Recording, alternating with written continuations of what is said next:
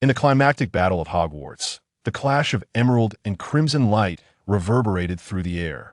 Voldemort shattered into a myriad of fragments, and at long last, Harry peacefully closed his eyes. His mission was accomplished. Upon opening his eyes again, he found himself transformed into the visage of a 1-year-old child. What is happening? Must he begin anew? Wait a moment. Why hasn't Voldemort sought them out? What exactly is ABO? Why was I sorted into Slytherin? The world, so drastically altered from the one he knew, left Harry in a state of bewilderment. Fortunately, he now had the opportunity to relish the presence of his parents and loved ones. Hold on. Malfoy, why are you so close to me? I never indicated a desire to engage romantically with my arch-nemesis. Chapter 1. The End and the Beginning. The final confrontation at Hogwarts concluded. The Savior, having narrowly escaped death, triumphed over his arch-rival, the Elder Wand tracing a resplendent arc through the air. With a visage marked by the passage of time and weariness, Harry shed all defenses. His first 17 years were fraught with complexities and bitterness unlike any other. Each fruit plucked from the coffee tree was a bitter harvest he was compelled to swallow, driven by the pain that urged him to rise and forge ahead. Yet at this moment, his mission finally reached its conclusion. Those eyes, reminiscent of his mother's and reflecting the serene blue of a tranquil lake, could at last rest. Harry collapsed upon the ravaged grounds of Hogwarts, this land he could rightfully call home. His breaths grew labored, his heart ached with dull pangs, and a buzzing sound filled his ears.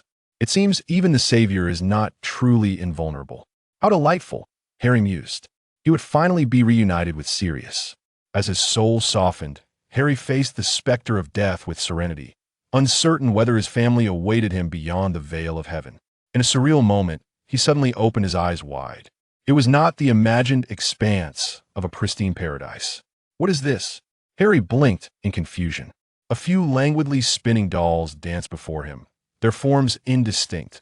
From his vantage point, he could only see their bottoms and 4 tiny legs. Harry reached out his hand, yearning to grasp one, but could not reach it no matter how he tried. How has my hand become so small? Harry stared blankly at his diminutive, infantile palm. The lines of his fingerprints still faint, and the calluses earned from wielding a wand had vanished, leaving no scars behind. The small infant squirmed uncomfortably, a warm sensation surging forth. Harry felt a tinge of embarrassment. Good heavens, he could not even control his bodily functions. His rosy lips puckered, and before he could comprehend the bizarre situation he found himself in, his innate infantile instincts compelled him to wail. Wow! Oh, the baby is awake! A gentle, unfamiliar voice chimed, as a pair of dry, large hands tenderly lifted the soft form of the infant. Come here, let mommy see. Did baby Harry make a stinky? The woman hummed softly, gently swaying her arm to soothe the precious child. With a flick of her wand, a diaper flew to the crib. Harry was once again placed in the small bed, his cries still unabated as he struggled to manage the physiological reactions of infancy. The woman wielded her wand, unfastening the soiled trousers that clung to him, tenderly cleansing him before adorning him with fresh diapers. With his body restored to comfort, the infant's cries gradually subsided, and he gazed vacantly at his mother with his emerald green eyes. Lily Potter, observing her son's silly demeanor, could not suppress a laugh. What's the matter, darling? Do you not recognize your mother? Come, shall we go downstairs to play for a while? Once more, he was lifted into the air, seated in his mother's embrace, his tiny hands instinctively wrapping around Lily's neck.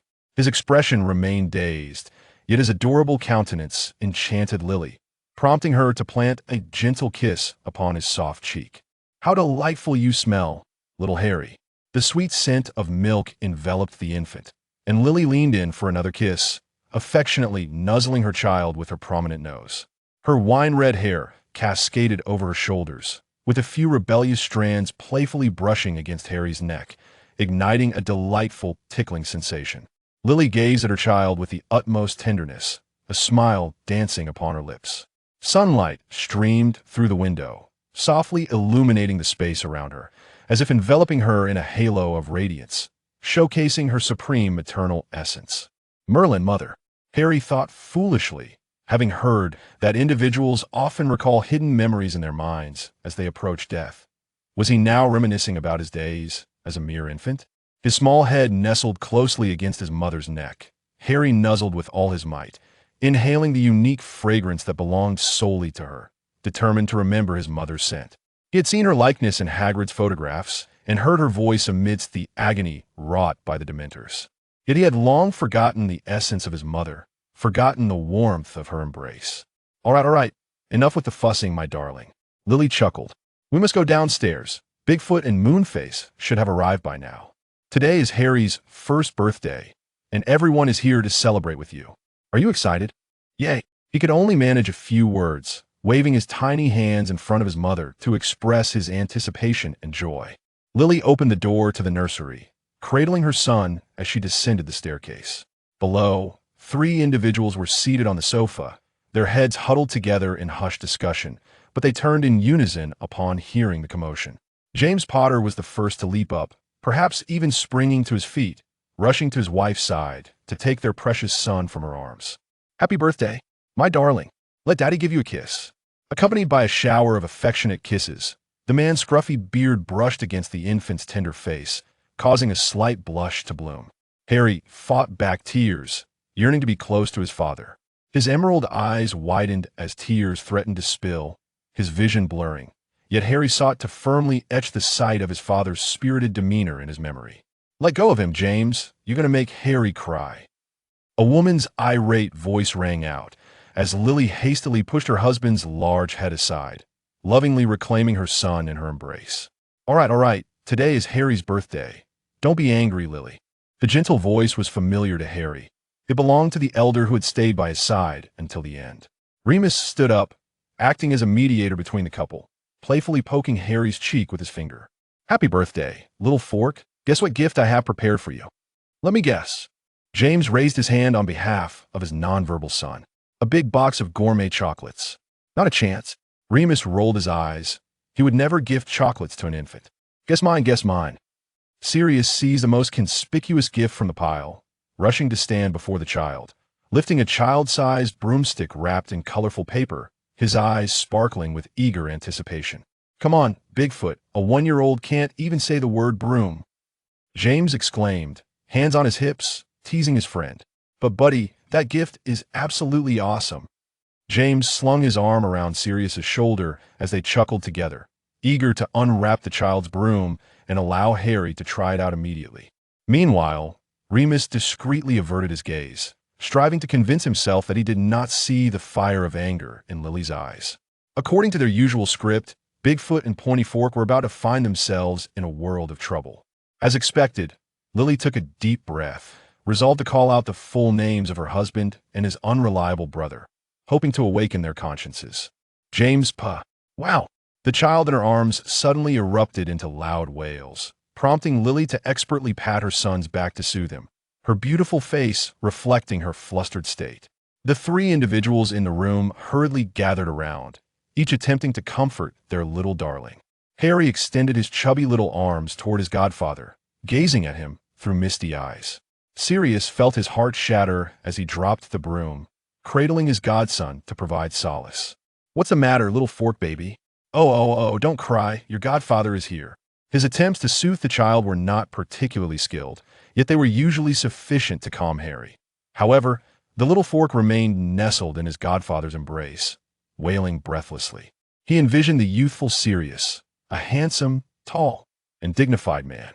Tears welled uncontrollably as Harry recalled how this spirited Sirius had become disheveled and emaciated, surviving on mere scraps, and ultimately lost his life due to Harry's miscalculation. He felt regretful, lamenting his past recklessness. If only he had learned the art of mental shielding and had not fallen for Voldemort's trap. Would there have been a chance to rebuild a family with Sirius? If only he had been stronger, perhaps he could have saved him. Entwined with longing and remorse, Harry nestled in his godfather's embrace, weeping until his voice became hoarse. This sight alarmed the 4 adults, with Sirius particularly flustered, yet he found himself utterly incapable of soothing the child in his arms. Sirius, had he been tormenting Harry again? Given that the canine godfather had previously sneaked Harry out for a ride on the flying motorcycle, nearly giving him a cold in the process, His dubious reputation rendered him a target of suspicion in the eyes of the other three, each casting a doubtful glance in his direction. Sirius truly experienced the essence of being at a loss for words. He had been preoccupied with caring for Remus, and had spent his spare moments repairing cars in the garage at home, never once taking Harry out without permission.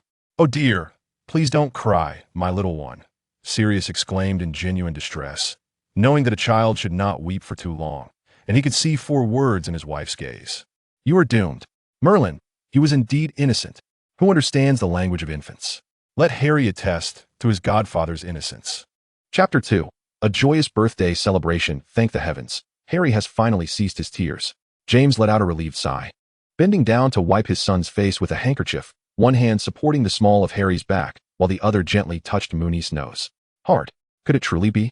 Merlin's beard, Harry thought in terror. Is he not dead, and instead merely dreaming? Sis? This was all he could muster, his eyes wide with astonishment. Ah yes, a sister. The large feet and pointed forks chimed in unison, having long anticipated a lovely little princess in their home. Almost enough. Remus slightly bent down to lift Harry from the 2 unreliable alphas, giving a gentle kick to Sirius, his eyes bearing a hint of warning. Sirius immediately settled. "I was wrong, darling." "Darling? What on earth? Has my hearing and brain deteriorated with age?" Harry incredulously pondered. Did Sirius just refer to Remus as darling? It couldn't possibly be referring to the large feet. Taking advantage of the embrace, Harry successfully caught sight of the prominent Adam's apple on Professor Lupin's neck, a clear marker. Wait, what was that bulge next to his neck? And was there a sticker on it? It seemed like there was something similar on his mother's neck as well. Harry turned his little head to see that both his father and Sirius also bore the same mark, albeit without a sticker. What on earth could this be? Go cook. Remus playfully scolded the foolish dog. Upon receiving the order, Sirius promptly headed to the kitchen, his comical demeanor causing laughter to erupt. James hurried after him, calling out, "Wait for me, big feet. The kitchen belongs to every alpha. Don't start." Sirius shouted back with gusto. "Don't blow up the kitchen, you kitchen killer." "Alpha? What does that mean?" Harry mused, bewildered by words he could not comprehend. He was once more cradled in his mother's arms as Lily pulled Remus down to sit beside her on the couch. Leaving the birthday party entirely in the hands of the 2 alphas, Sirius was quite adept in the kitchen, while James merely needed to assist. "It seems you and Sirius are truly compatible," Lily teased with a smile. "The higher the pheromone matching level, the more comfortable it is. You must have been showering him with pheromones regularly, haven't you?" Remus's cheeks flushed slightly, feeling shy to respond. Lily chuckled, finding it most amusing to tease the bashful Remus, a pastime she had enjoyed in school. Harry, nestled in his mother's lap, strained to tilt his little head, beginning to realize that this might not be a dream, yet he still could not grasp what was happening to him. Perhaps he had crossed into another world. The individuals before him existed within his worldview, yet they were still different from his recollections. For instance, Remus bore no scars upon his face. And the strange vocabulary they uttered. What even were pheromones? "Oh dear, why is the baby drooling?" Lily remarked, wiping Harry's chin with a little bib. Harry turned his eyes to his mother, beaming with a silly grin. Regardless of the reality, he thought, even if it were a dark magical trap set by Voldemort, he would willingly leap into it. All that mattered was being together with them. Remus summoned his gift box with a levitation spell, retrieving a pouch of baby food as his present for Harry, a complete set of baby food and recipes, sure to delight Lily. "Come, darling, give it a try. See if you like it." Harry, perched on his mother's lap, eagerly sucked, instinctively wanting to gather as much information as he could from the 2 adults. Having lived a life of vigilance, he now felt somewhat apprehensive. "Oh right, when is Rail arriving? He should be here soon." He mentioned an unexpected meeting and would come right after. "Who is Rail?" Harry pondered, his cheeks puffing adorably. This fruit puree is delicious. He could not recall if he had ever tasted such baby food as a child. Aunt Petunia probably wouldn't have prepared any for him. "Good afternoon, ladies." Just as he was mentioned, Regulus Black emerged from the fireplace, attired in a sharp black suit, a serpentine brooch adorning his chest, offering a polite and gentle smile to the 2 Omega sisters-in-law. "Good afternoon, Rail," Lily greeted as she rose to welcome him. "Has the head of the family been too busy?" Regulus sighed, removing his coat and hanging it on a hook, feigning exasperation as he spread his hands. "Indeed, especially with a brother who does nothing. Alas, Remus can't assist me at present." Lily smiled subtly, aware that Remus had temporarily suspended his role as the defense against the dark arts professor at Hogwarts, and had neither the energy nor inclination to help his brother manage the Black family business. Sirius, too, had declined all racing competitions for 2 years, dedicating himself entirely to caring for his wife. This renowned racer in the Muggle world had disappointed many fans. Enough chatter. Sirius's shout resonated from the kitchen. "Hurry over and lend a hand." Regulus shrugged, uninterested in his brother's antics. He approached the birthday star of the day, tapping his wand. A beautifully wrapped box appeared before Harry, the green silk ribbon enticing the child to reach out. "Happy birthday, little Harry." Thank you," Harry stammered, his eyes sparkling with delight. Gazing at the man who bore a striking resemblance to his godfather, he instantly deduced his identity. The hero who had concealed his identity during the war and sacrificed himself early on, Regulus Black. He was still alive. Merlin, what splendid news. And he could attend his birthday party. He must be quite close to Sirius. Harry grinned at Remus, nestled in his embrace, prompting Regulus to affectionately pinch his little cheek. James began to bellow from the kitchen, having just been splattered with uncontrollable cream. The kitchen was in dire need of another Alpha's assistance. Regulus straightened his posture, rolled up his sleeves, and turned towards the kitchen. "Can't you refrain from causing chaos?" Wasn't he particularly skilled in cooking? No one could expect a bachelor without a wife or children to be a culinary master. But he was certainly better than James. At least he could differentiate between sugar and salt. This was the happiest and most joyful birthday Harry had ever experienced. His father and godfather had adorned their dining room with streamers and balloons, extinguishing all the lights in the house. Harry sat in his high chair, flanked by his parents, as they pushed a massive cream cake before him. Amidst the family's harmonious singing of the birthday song, he blew out the candle for his first birthday. Well, the little infant couldn't extinguish the candle himself. His father took on that task. The adults raised their goblets in celebration, while little Harry waved his hands, summoning the nearby water bottle to sway and float in the air, attempting to clink glasses with his family. "Oh, goodness. Our baby is a genius. Look, Lily." James steadied the glass for his son with his wand, all the while engaging in playful banter with his wife. Harry grinned widely, also smiling at his mother. Merlin. How Harry wished time could freeze at that moment. With no threats or worries from Voldemort, his elders were young and vibrant, gathered together in joyous celebration, reveling in peace and happiness. Why had he not heard even a whisper regarding Voldemort? Was it possible that this world was devoid of such a figure? Harry, using his tiny hands to grip the genuine leather sofa for support, endeavored to approach the coffee table to glimpse the Daily Prophet. Considering that Voldemort had been in his prime during his first year, the newspaper should have contained some mention of him. Why was their sofa positioned so far from the coffee table? Harry puffed out his cheeks in displeasure. This place did not seem to be the Godric's Hollow where his parents had last resided with him. During his previous garden stroll with his mother, Harry had observed that this was a grand house that could be aptly described as a manor, imbued with the ancient mystique characteristic of magical families. Why did they reside here? An overwhelming multitude of questions clouded Harry's young mind, yet he struggled to articulate even the simplest words, his steps unsteady. With a thud, he lost his balance and fell onto the carpet, tears welling in his eyes. Pouting, he attempted to stifle his cries, only to be lifted by his mother's warm embrace. "Oh dear, did the little one fall? No need to cry, no need to cry." Harry, lacking in composure, clung to his mother's neck, sobbing softly. Although he was accustomed to enduring pain, the proximity of his parents or his beloved moon-faced giant magnified his discomfort, prompting him to seek solace in their warm embrace. Infants possessed this privilege. As Lily comforted him, she approached the coffee table to discover what had captured Harry's attention. "My dear, would you like to play with the newspaper? Shall I fold some paper for you?" With a sniffle, Harry leaned his head towards his mother, shaking it like a rattle, his small hand grasping a corner of the newspaper as he babbled. "Listen. Oh, you wish to hear the news, Harry?" Lily's eyes twinkled with amusement. "Mama will read it to you." Chapter 3, The Good Baby. Once again, it was about Grindelwald. Lily held her son close, unfolding the Daily Prophet of the day. The central feature was a sprightly, elderly gentleman with white hair, each strand standing upright, possessing mismatched eyes that conveyed an extraordinary presence and regal demeanor. Discussion of avoidance strategies and treatments for the obscurus phenomenon? A fascinating topic, indeed, befitting Mr. Grindelwald. Huh. Harry tilted his head, curiosity gleaming in his wide eyes. Grindelwald? He recalled that he was the former Dark Lord imprisoned by Dumbledore in Nurmengard, his name gracing the chocolate frog cards. How curious. Had this world altered so? Lily pinched her son's cool earlobe, a smile gracing her lips.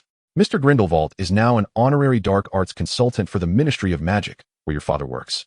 And he is also..." Pausing to gauge her son's puzzled gaze, Lily continued with a chuckle, "You'll understand when you start school. This topic is quite significant, my darling. It could save many little witches and wizards. Mama's workplace will be involved too." Lily was employed in the Dark Arts Therapy Department at St. Mungo's, a rare establishment in the wizarding world that was friendly towards Omegas, offering a year's maternity leave along with the option for unpaid leave to allow Omega mothers to care for their children until they reached a certain level of independence. after which house elves would assist. However, this policy only applied to affluent families like the Potters. Ordinary households lacked house elves, and most Omegas would forfeit their jobs after becoming pregnant. Ironically, wealthy nobles or ancient pureblood families often relegated Omegas to childbirth and domestic duties, with most choosing marriage immediately after graduation, resulting in very few Omegas entering the workforce. Consequently, positions offering such benefits to Omegas were exceedingly rare, and Lily had chosen St. Mungo's after careful consideration during her graduation. The Ministry of Magic was predominantly populated by alphas and betas, leaving no room for Omegas. Even with Lily Evans's outstanding all-O grades, she had been unable to secure a position at the ministry. Lily felt immense gratitude that her beloved husband supported her career. James had now become an elite Auror at the ministry, yet his focus remained steadfastly on his wife and child. Whenever Lily expressed a need, he would rush home without hesitation. Since Harry's arrival, James had been diligent about leaving work on time, taking over from his wife, who had been overwhelmed by their baby. A stark contrast to his previously relentless hours spent in the office or pursuing dark wizards. Lily would encourage James to invest more effort into his career. Especially since he had just received a promotion and needed to solidify his footing, she could manage Harry on her own. James vehemently shook his head, disagreeing with his wife's perspective. The child needs both of us to contribute. It is unfair to have you stay at home without pay, Lily. I wish to do my utmost to compensate for that, allowing you time to keep pace with St. Mungo's developments. And besides, Harry needs his father's presence, does he not? Though her gender faced societal rejection, she was fortunate to have a loving and understanding husband. Occasionally, she felt grateful to have found such an exceptional alpha. Harry did not quite comprehend why his mother would suddenly laugh while reading the newspaper. He scanned the entire article and found not a single mention of Voldemort. The little fellow furrowed his brow, perceiving this as a great disappointment. He had no idea if Voldemort existed, had perished, or if he, like Grindelwald in the newspaper, had never truly been a Dark Lord. Surely, no one had supplanted him as the boy who lived? Why couldn't this wretched newspaper report on something he wished to see? A faint popping sound announced the arrival of the Potter family's house elf, Coco, who appeared before the mother and son, balancing a tray. Master Harry should have his vegetable puree now, madam. Lily set aside the newspaper, taking a porcelain bowl from the tray and scooping a spoonful of vegetable puree to feed her son, who obediently opened his mouth, swallowing each bite with eagerness. A sight that melted Lily's heart. Her dear son was truly both well-behaved and adorable. If only he hadn't inherited James's tendencies. This was the 5th time Lily had caught Harry attempting to ride a broomstick, utterly oblivious to his surroundings. The grand living room of the Potter family's ancestral manor was spacious, adorned with a thick carpet, which emboldened 1-year-old Harry to play with the flying broomstick in secret. No Potter could resist the allure of a broomstick, none, especially since he hadn't played Quidditch in quite some time. But Lily Potter could. She not only forbade it, but also locked away the broomstick that the giant had gifted Harry, placing her hands on her hips and pointing at her son's little head. You can have it back once you can run and jump. Harry, with a face full of sorrow, pouted, yet he knew he must obey his mother's command. No amount of coaxing would change her mind. However, it was all right. Harry was a clever boy, and he could simply go to his godfather's house to practice. Why had no one informed him that the giant's house was under moon-faced authority? Not allowed, little fork. Remus gently confiscated the broomstick from Harry's hands, ignoring Sirius's pleading gaze. Lily says you cannot play with the broomstick yet. Be a good boy, all right? Would you like some blueberries? Very well, Harry nodded. Allowing Sirius to place him back in his walker, he would be a good baby. By the way, he quite liked the nickname Little Fork, as no one had ever addressed him so affectionately at his aunt's house. Once again, he thanked Merlin, especially for his family's safe passage through the events of October 31st. With the aid of his walker, Harry now adeptly navigates his surroundings, his little legs propelling him eagerly towards the coffee table. He eagerly snatches a handful of blueberries and raspberries, gesturing for Luna to partake. Thank you, darling, you should have some too. Not for me. Sirius interjects, leaning in as he helps his wife settle onto the sofa, never failing to tease his godson. Lowering his head in a feigned display of sorrow, he draws Harry closer, who promptly scrambles into his godfather's embrace, offering the berries to Sirius's awaiting mouth. What a splendid little treasure you are, Sirius exclaims joyfully, lifting Harry high into the air by his armpits. Fly, fly. The fireplace in the living room flares to life, and without turning around, Sirius knows all too well who has arrived at this hour, his gluttonous brother. I brought you the latest chocolate set from Diagon Alley, Remus, Regulus announces, straightening his attire as he presents the gift to his sister-in-law, unperturbed by Sirius's disapproving gaze as he plops down onto an adjacent armchair. Thank you, Reg, Remus replies, a smile brightening his face. Upon seeing this, Harry promptly wiggles his way over, his little bottom swaying as he approaches. Oh, little one. Shall we see what's inside this splendid box? Remus suggests, deftly using his wand to untie the ribbon, revealing a heart-shaped milk chocolate. He breaks off a small piece and offers it to Harry, who, with delight, nibbles on the treat, smudging his cheeks in the process. Regulus chuckles as he leans in to wipe Harry's face. If you like it, I can get you a few more boxes. Harry shakes his head. His mother has instructed him not to indulge in excessive sweets, and he is quite content with just a taste. Such a good boy you are. Remus coos, pinching Harry's cheek lightly. Hey, Harry, the little one beams back, determined to be the good child he aspires to be. It is a delightful thought for him. Despite the burdens of a weary soul, in the embrace of his loving family, he can fully express his true nature, allowing himself to indulge in the innocence of being a 1-year-old. He yearns to experience what childhood truly feels like. Well, the gift has arrived. We should be heading back now, right? Sirius grumbles, displeased that Regulus has commandeered his spot, as if he were the alpha of the household. Regulus, unfazed by his brother's petty jealousy, declares, for dinner, I desire Scotch eggs and peppered lamb chops. You've even ordered dishes. Sirius exclaims, nearly choking on his breath. Go back to your own home. Did the house elves perish or something? He had willingly relinquished the inheritance of the Black Estate and the position of family head to Regulus. So why must this fellow constantly intrude upon their family meals and disrupt his time with Remus? I want that too, Remus interjects, licking his lips in anticipation. Having developed quite an appetite lately, especially with Sirius's culinary skills improving. Could we also have a corn chowder? And I'd love a meat pie as well.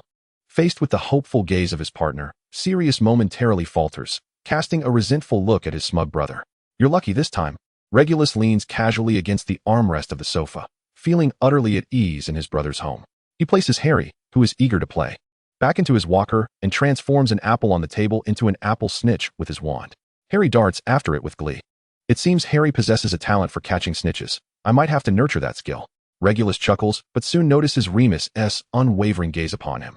After a brief moment, he relinquishes his facade of nonchalance. I went to visit Lucius today, he murmurs softly. Remus raises an eyebrow knowingly.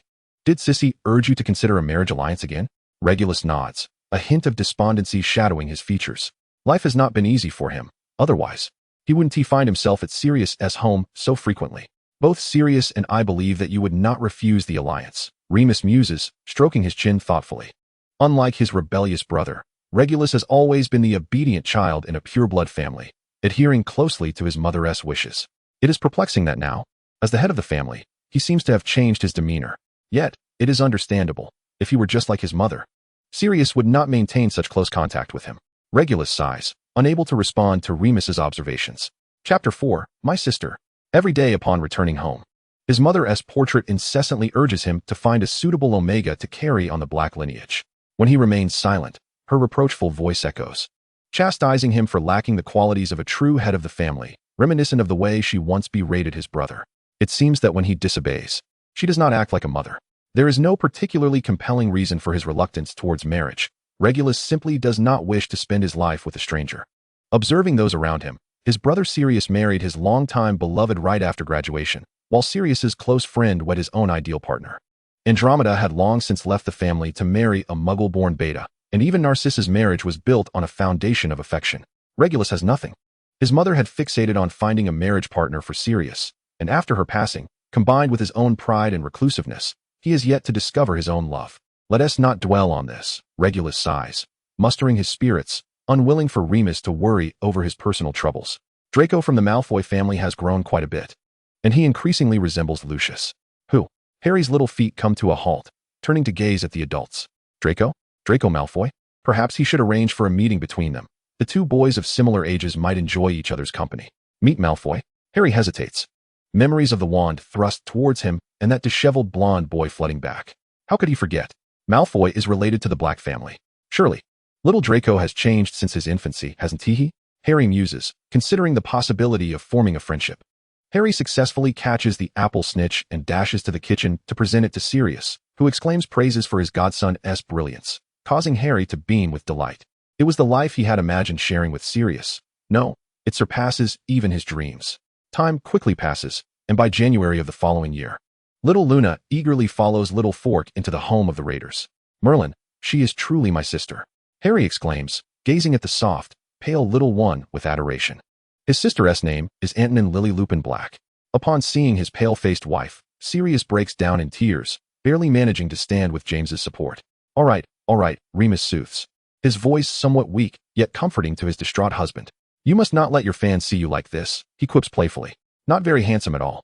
Sirius immediately stifles his sobs, hastily wiping away his tears, nearly casting a spell on himself to appear rejuvenated, fearing Remus might find him unkempt and cause Harry to gawk. Ah, love truly blinds one. Of course, little Fork remains oblivious to the fact that his godfather won over his godmother with that very face. Antonin is a remarkably healthy baby, inheriting the beauty of her alpha father, simply adorable. Harry extended his little pinky finger towards his sister's gently curled hand, which was inadvertently grasped by the tiny moonbeam. How adorable. Harry yearned to cultivate a bond with this sister, with whom he shared only a tenuous blood connection. He recalled another sibling, his cousin Dudley, whose demeanor was far from amiable. His good friend Ron had several brothers, and they seemed to get along splendidly. Upon his arrival at Hogwarts, Harry had also felt a pang of sorrow, questioning why he was subjected only to the bullying and fists of his cousin, despite having grown up in the same household. However, over time, he gradually reconciled with Aunt Petunia's family, though Aunt Petunia had not treated him kindly. She had never abandoned him in any circumstance. As of now, Harry had yet to meet his aunt and was uncertain whether she maintained contact with her family after marrying. Yet, at this moment, he found far more joy in amusing his sister, who babbled merrily with her toys. Regulus believed that the full moon feast for little Moonbeam should be a grand affair, as she was their family's first child, a symbol of lineage. Moreover, it provided him with a compelling reason to silence his mother's incessant prattle. Sirius had already passed on his legacy, mother. Regardless of how Walburga lamented that a half-blood Omega child was unworthy of inheriting the Black family legacy, Regulus remained resolute, even contemplating passing the family head position to Antonia. Regardless of whether she would transition into an Alpha or Beta, even if she were an Omega, he could still invite a husband to join their family. Walburga had not anticipated that even after her death, she would be so infuriated by her beloved youngest son. Sirius applauded his brother's late rebellion, extolling its brilliance. However, he did not concur with Regulus regarding the inheritance of the so-called family head position, which, he believed, should be determined by Antonia once she matured. Furthermore, the full moon feast could simply invite a few relatives and friends. There was no need for extraneous individuals. Little Antonia, still swaddled in her crib, was blissfully unaware that her uncle was eagerly wishing she could graduate from Hogwarts and take over the family's mess. Even though she could not yet flip over, she simply gazed at the doll before her with a sweet smile. This magical toy was of the same variety as her brother's, and Harry later observed that it featured only deer and dogs. Remus bore no scars from his lycanthropy, and he had never heard tales of the full moon night. In this world, Remus Lupin was likely not a werewolf. But why was he still referred to as Moonface? Could it be that Remus's animagus form was a wolf? The toy should have depicted a little wolf, yet he had never seen Remus transform. He had only witnessed his father's stag and his godfather's black dog. Harry pondered this conundrum, though it was of little significance. He was currently clad in a dapper little suit, stationed beside his sister's cradle. Among the guests present today, he recognized only a few, including Sirius's cousin Andromeda and the Malfoy family. There were also several faces he vaguely remembered from photographs taken during the Order of the Phoenix, likely friends from Sirius's school days. To his surprise, he spotted Severus Snape, who had a close relationship with his mother and was still the potions master at Hogwarts, a colleague of Remus. Upon seeing this brave Slytherin, Harry was overcome with a myriad of emotions, guilt for his father's past mistakes mingling with thoughts of the affection he had for his mother. Yet, he wondered if this version of Professor Snape still harbored feelings for his mother. Harry was uncertain, but it appeared that he remained at odds with his father and godfather. While maintaining a good rapport with Remus, he had heard that he had been invited to his birthday party, but he happened to be out of the country at the time, sending only a gift. Harry yawned. He no longer needed a walking aid. Yet the 1.5-year-old still easily tired. Nevertheless, he intended to stay by little Moonbeam's side. Who are you? A delicate voice inquired, prompting Harry to turn and meet a pair of gray-blue eyes. Draco Malfoy, adorned in a similarly splendid little suit, blinked curiously at the black-haired boy beside the cradle. The two 1-year-old children struggled to articulate complete sentences, rendering their exchange somewhat laborious. Harry began with an introduction. I am Harry Potter. I am Draco Malfoy. The boy replied politely, tilting his head in confusion. Why are you here? Faced with the boy who had inadvertently assisted him in various ways in his past life, Harry felt a twinge of discomfort. He recalled Draco's anguished and desperate demeanor atop the astronomy tower, his reluctance to kill Dumbledore, and how he had recognized Harry yet refused to betray him, ultimately handing over his wand at the last moment. His nature was inherently kind. If given the chance to start anew, he would gladly befriend the true Draco Malfoy. So Harry patiently replied, I'm here to keep my sister company, pointing to Antonia, who was peacefully asleep, silenced by a spell. Your sister? Draco furrowed his brow, recalling his mother's words that Antonia was his cousin and that he was her only cousin. Who was this interloper? The obstinate young master shook his head, firmly rebutting. She is my sister. Harry blinked in surprise. How could he explain that Antonia was their shared sister? Why do you call her your sister? Draco mumbled, but oddly, Harry could comprehend every word. Bad boy. Harry felt a twinge of displeasure. Why did Draco have to be so unlikable at just 1 year old? I'm not a bad boy. She is my sister. My godfather-ass. Draco lacked a godfather and thus did not grasp the nature of that relationship. He assumed it could not be as close as his mother's bond with Uncle Sirius. Perhaps it was non-existent altogether, and so he declared loudly, she is my sister. Harry's emotions were easily stirred. That Malfoy. The boy puffed out his cheeks in irritation, wondering why Draco had to be so disagreeable even as a child. She is my sister. To heck with your so-called kindness. What friendship are you talking about? Harry was determined to stand his ground. The rivalry from his previous life etched deep within his consciousness. She is my sister. Draco's face turned crimson. Moments ago, he had found this black-haired little imp adorable. But now he found him insufferable. She is my sister. Harry mirrored his indignation, the two boys glaring fiercely at one another beside Antonia's cradle, neither willing to concede. Chapter 5, Remote-Controlled Car. Draco could no longer contain himself, tears brimming in his eyes as he managed to utter, I'm going to tell my dad. Harry's pupils widened in shock. Merlin's beard. Could Malfoy have been born with this classic line? He had once envied Draco for being able to rely on his father without reservation, while he himself had nothing, save for the support of two friends. Yet now, Harry clenched his tiny fists, his cheeks flushed, feeling justified to shout that very phrase. I'm going to tell my dad too. Upon saying this, he felt a twinge of regret. Merlin, why had he mimicked Draco's words? What's wrong, darlings? Neither father made an appearance. But the two jovial mothers approached their sons. Lily scooped Harry into her arms, a look of puzzlement crossing her face. What do you want to tell your dad? Narcissa, however, seemed to have an inkling of what was amiss, picking up her tearful son with a hint of exasperation. Draco, you mustn't teach your little brother such things. Draco, still sobbing, clung to his mother's neck, leaning sideways to point accusingly at Harry. He's bad. He stole my sister. Harry, like a gamecock, immediately retorted as soon as Malfoy spoke. No, you're the bad one. You stole my sister. The two children, nestled in their mother's embrace, pointed at each other. Their words a jumble of incoherence, yet somehow they managed to catch every syllable of what the other was saying. Lily and Narcissa exchanged glances, unable to suppress their laughter. What on earth were these two little ones babbling about? The sound of their mother's laughter abruptly halted the children's quarrel. Draco turned back in disbelief, his gray-blue eyes wide open, wondering why his mother was laughing instead of defending him. Harry, finally realizing how childish he was being, felt a bit embarrassed and buried his head in his mother's neck, sulking inwardly. It's all Malfoy's fault. All right, Narcissa said, gently patting her son's back. It's about time. Dear, the little ones should be going to sleep now, shouldn't they? Lily took the opportunity to invite her to take little Draco upstairs, where there was a room for Harry at the Black residence, perfect for the two little friends to take a nap. Oblivious to the world outside, the main character, little Antony, also woke up. Sirius carried his daughter out of the room, intending to show her to his sister, Andromeda. Come. Lily softly hummed a lullaby as she laid the weary child down on the bed. The 1-year-old, with limited energy, closed his eyes under his mother's gentle guidance. Narcissa placed her son beside Harry, and the two little ones, shoulder to shoulder, hand in hand, tucked under the same little blanket, drifted off to slumber. Draco, who enjoyed sleeping with his dolls at home, found only the large doll of Harry Potter beside him. In his dreams, the little master smacked his lips and rolled over, draping his legs across Harry's body, wrapping his arm around his shoulder, and fell into a deep sleep. Harry was not so fortunate, plagued by a nightmare of being pinned down by a great yellow bull. Since arriving in this world and staying with his parents, he had seldom experienced nightmares. The boy frowned in discomfort, unconsciously moving his arms, trying to push the heavy bull away. Why is the doll moving so much today?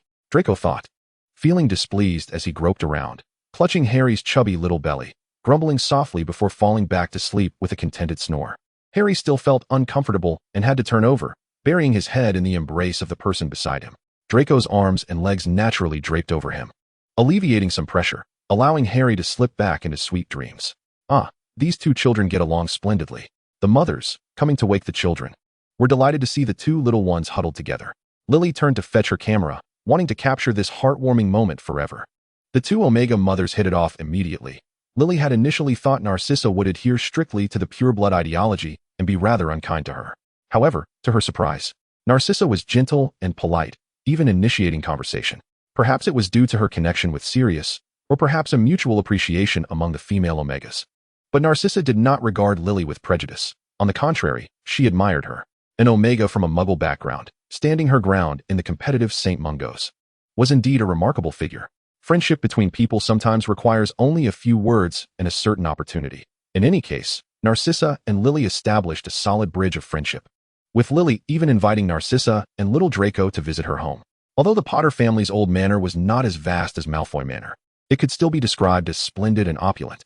Harry had no knowledge of whether the Potter family in the original world owned this house, but it seemed that with his death, the house, devoid of an heir, would remain forever sealed. However, he had no desire to dwell on such thoughts now. As the irritating platinum-haired boy had come to their house again, the two boys sat on the carpet in Harry's room, staring at each other.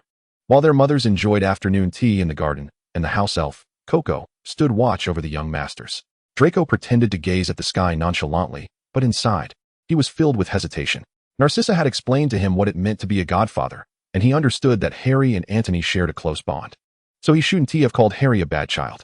Yet, he couldn't bring himself to apologize to this dark-haired boy.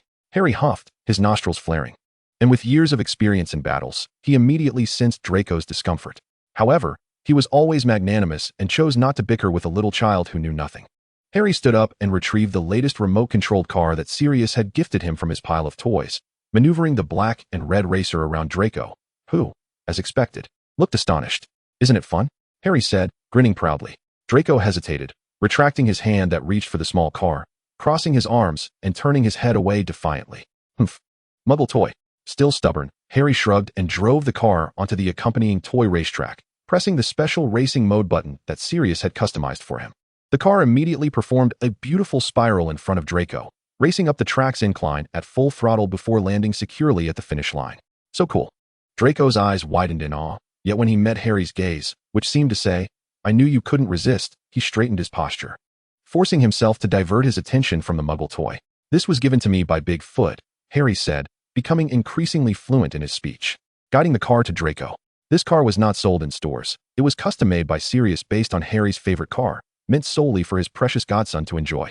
"Big Foot?" Draco asked, looking at him in confusion. "Oh, that's Sirius." Harry plopped down in front of Draco, extending the remote control towards him. "Why don't you give it a try?" Draco silently stared at the dark plastic shell in front of him, a gift from Sirius to Harry. He didn't have one. Did Uncle Sirius prefer this kid more? "I don't want it." Draco turned his head away, his eyes brimming with mist. Harry was puzzled. Malfoy seemed to enjoy it. Didn't he? He climbed back in front of him, tilting his head and extending another invitation. "Want to play together?" Meeting Draco's clear gaze, he sniffled and awkwardly took the remote control from Harry's hands, pressing a few buttons haphazardly. "Isn't it fun?" Harry beamed, his eyes crinkling with delight. "Just like that." Still defiant, Harry chuckled softly. The little master was clearly excited, nearly jumping up to play, his eyes sparkling. "Next time, you can come to my house," Draco said quietly, holding his mother's hand as he made the offer. "I have lots of toys and coloring books." "Sounds great." Harry's eyes lit up, wondering if this meant they had become friends. Sirius had certainly gotten himself into trouble, as Draco returned home, pitifully asking his mother if Uncle was only fond of Harry and not him. Lucius, unable to bear seeing his son upset over a Muggle toy, waved his hand, intending to buy him every model of remote-controlled car available on the market. However, Draco still spoke with a quiver in his voice. "But Harry's is from Uncle Sirius." The overly indulgent parents had no choice but to approach Sirius, hoping to send Draco a gift in his name. Upon learning of the situation, Remus chastised the biased individual, leaving the self-righteous Sirius no choice but to present his nephew with an identical toy car. "I was unaware that young Draco harbored an affinity for Muggle toys. Please, do not be angry, Remus." Unwittingly, Harry remained oblivious to the extent of his godfather's tribulations caused by his generous act, nearly resulting in Sirius being deprived of his right to sleep indoors. Nevertheless, he was convinced that Malfoy was still an insufferable Malfoy, as he later found himself embroiled in a quarrel with the pompous young lord during a visit to Malfoy Manor, merely over whether biscuits were more delectable when flavored with butter or chocolate. Lily and Narcissa found themselves at a loss with these two rascals. Upon meeting, they would argue, only to later sit back to back munching on biscuits, and soon after, they would be playing with toys together. What indeed is the nature of their relationship? Lily and her husband recounted this episode as a light-hearted jest, yet it dawned upon her that she had never taken Harry to visit her sister, and he had yet to meet his blood cousin. Rarely did James oppose his wife's decisions. After all, Lily's sister had never been fond of him since their marriage. And to be precise, she held an aversion to all wizards. Their visit to the Dursleys' home post-wedding had also failed to yield the familial warmth typically expected. However, Petunia Dursley was Lily's own sister, and he could not bring himself to obstruct their reunion. Thus, James silently prepared gifts. Cradling his neatly dressed son as they stood before number 4, Privet Drive. Why can't we use the fireplace? James tightened his embrace around his son, for it was winter, and snowflakes danced in the air. Using the fireplace would mitigate the risk of Harry catching a cold. Chapter 6. The Dursley Family. Remember, dear, Petunia is not fond of magic, Lily gently reassured her husband, aware that James was not particularly keen on interacting with his sister-in-law and brother-in-law, yet they were, after all, family. Harry, bundled snugly in his father's arms, wearing a fluffy hat that left only his glistening eyes exposed, gazed at the familiar house, feeling a tumult of emotions. This was the very doorstep where he had once been left as a mere child, having just lost his parents, enduring a dark childhood. The child in his arms seemed to tremble slightly, prompting James to quickly cast a warming charm, holding Harry tightly and urging his wife to knock on the door. Lily rapped on her sister's door, and moments later, Petunia Dursley opened it, her expression far from welcoming. Choosing to disregard her sister's demeanor, Lily greeted her with a bright smile. "Good afternoon, Petunia. Long time no see. Please, come in." Petunia stepped aside to allow her sister's family entrance, revealing the rotund Dursley men seated on the couch. Even at the tender age of 2, Dudley was significantly broader than Harry. "Hello, Dursley brother-in-law," Lily greeted politely, receiving only a lukewarm nod in return. Observing this, James was about to confront him, but was restrained by Lily. "Please, have a seat," Petunia offered, having been informed in advance of their visit, and she had even planned to prepare dinner for them. Nevertheless, her family still harbored a disinclination towards James Potter, as well as magical folk in general, which naturally extended to little Harry. Yet this was not her first encounter with her sister's little wizard. She had visited shortly after Harry's birth, but had left soon after, feeling uncomfortable in Lily's remarkably spacious home filled with wizards. "It's good to see you again, little Dudley." Lily endeavored to foster goodwill, offering her chubby nephew a box of sweets. Dudley, predictably drawn to the food, waddled over to his aunt. Harry, nestled in his father's embrace, peered out, surveying the Dursleys' abode. It bore little difference from the place he had previously inhabited, yet now he was not obliged to stand on a stool to prepare meals for this family, nor was he tasked with all the household chores. He could snuggle against his father's chest, finding solace in his father's broad frame, shielding him from the subtle malice of the Dursleys. James wore a scowl, convinced they ought not to have come. This family exhibited no semblance of courtesy, and it was Lily who had to initiate every conversation. Lily and Petunia still found common ground to discuss, their sisterly bond not yet frayed beyond repair. Seated on the couch, James and his brother-in-law found themselves at a loss for words, merely whispering soothing sounds to their precious son. He could not conjure little stars or moons to entertain his son in this setting, nor could he perform small magical fireworks. As Lily preferred, he refrained from using magic in front of her sister. Nonetheless, James Potter was a devoted husband, willing to accommodate Lily's wishes. "Hey, why not let Harry and Dudley play for a bit?" Lily suggested gently, holding her nephew's plump arm. "Would you take your brother to your room to play for a while?" "Absolutely not." For the first time, James found an unexpected alignment with the Dursleys. Both parties opposed the idea of the two children playing upstairs alone, and their reasoning was astonishingly similar. What if this child, capable of magic at such a young age, injures our precious Dudley? "They can play in the living room," Petunia pouted, indicating a clear space at the bottom of the stairs that would keep the children in sight of the adults. She ascended to retrieve toys for Dudley, thrusting them into Harry's hands. "This boy truly resembles a Potter, save for those eyes which are unmistakably like her sister's." "I'll prepare dinner," Petunia declared. "I'll assist you," Lily replied, rising from the sofa and pressing down on her husband's attempt to stand, following her sister into the kitchen while leaving the fathers and the two children in the living room. James let out a heavy sigh. Their household rarely permitted Lily to enter the kitchen, as it was typically the domain of house elves or himself. Despite his displeasure, he swallowed his irritation and remained seated, reminding himself not to complicate matters for Lily. Harry sat dazedly with the ball in his hands. He had never had toys at his aunt's house. His cousin Dudley possessed an abundance, but once broken, they would simply be discarded without a thought of sharing. Dudley lazily scrutinized his wizard cousin, deeming him rather unremarkable. There was an air of foolishness about him, as he clutched the ball without knowing how to throw it, his gaze fixated on the staircase. "Hey, what are you staring at?" The familiar haughty tone jolted Harry, momentarily disorienting him, as the sense of reality he had accumulated over time began to fade. He stared blankly at the cupboard under the stairs, where he had spent many years, feeling a surge of fear. He dreaded that this entire experience might be a mere dream.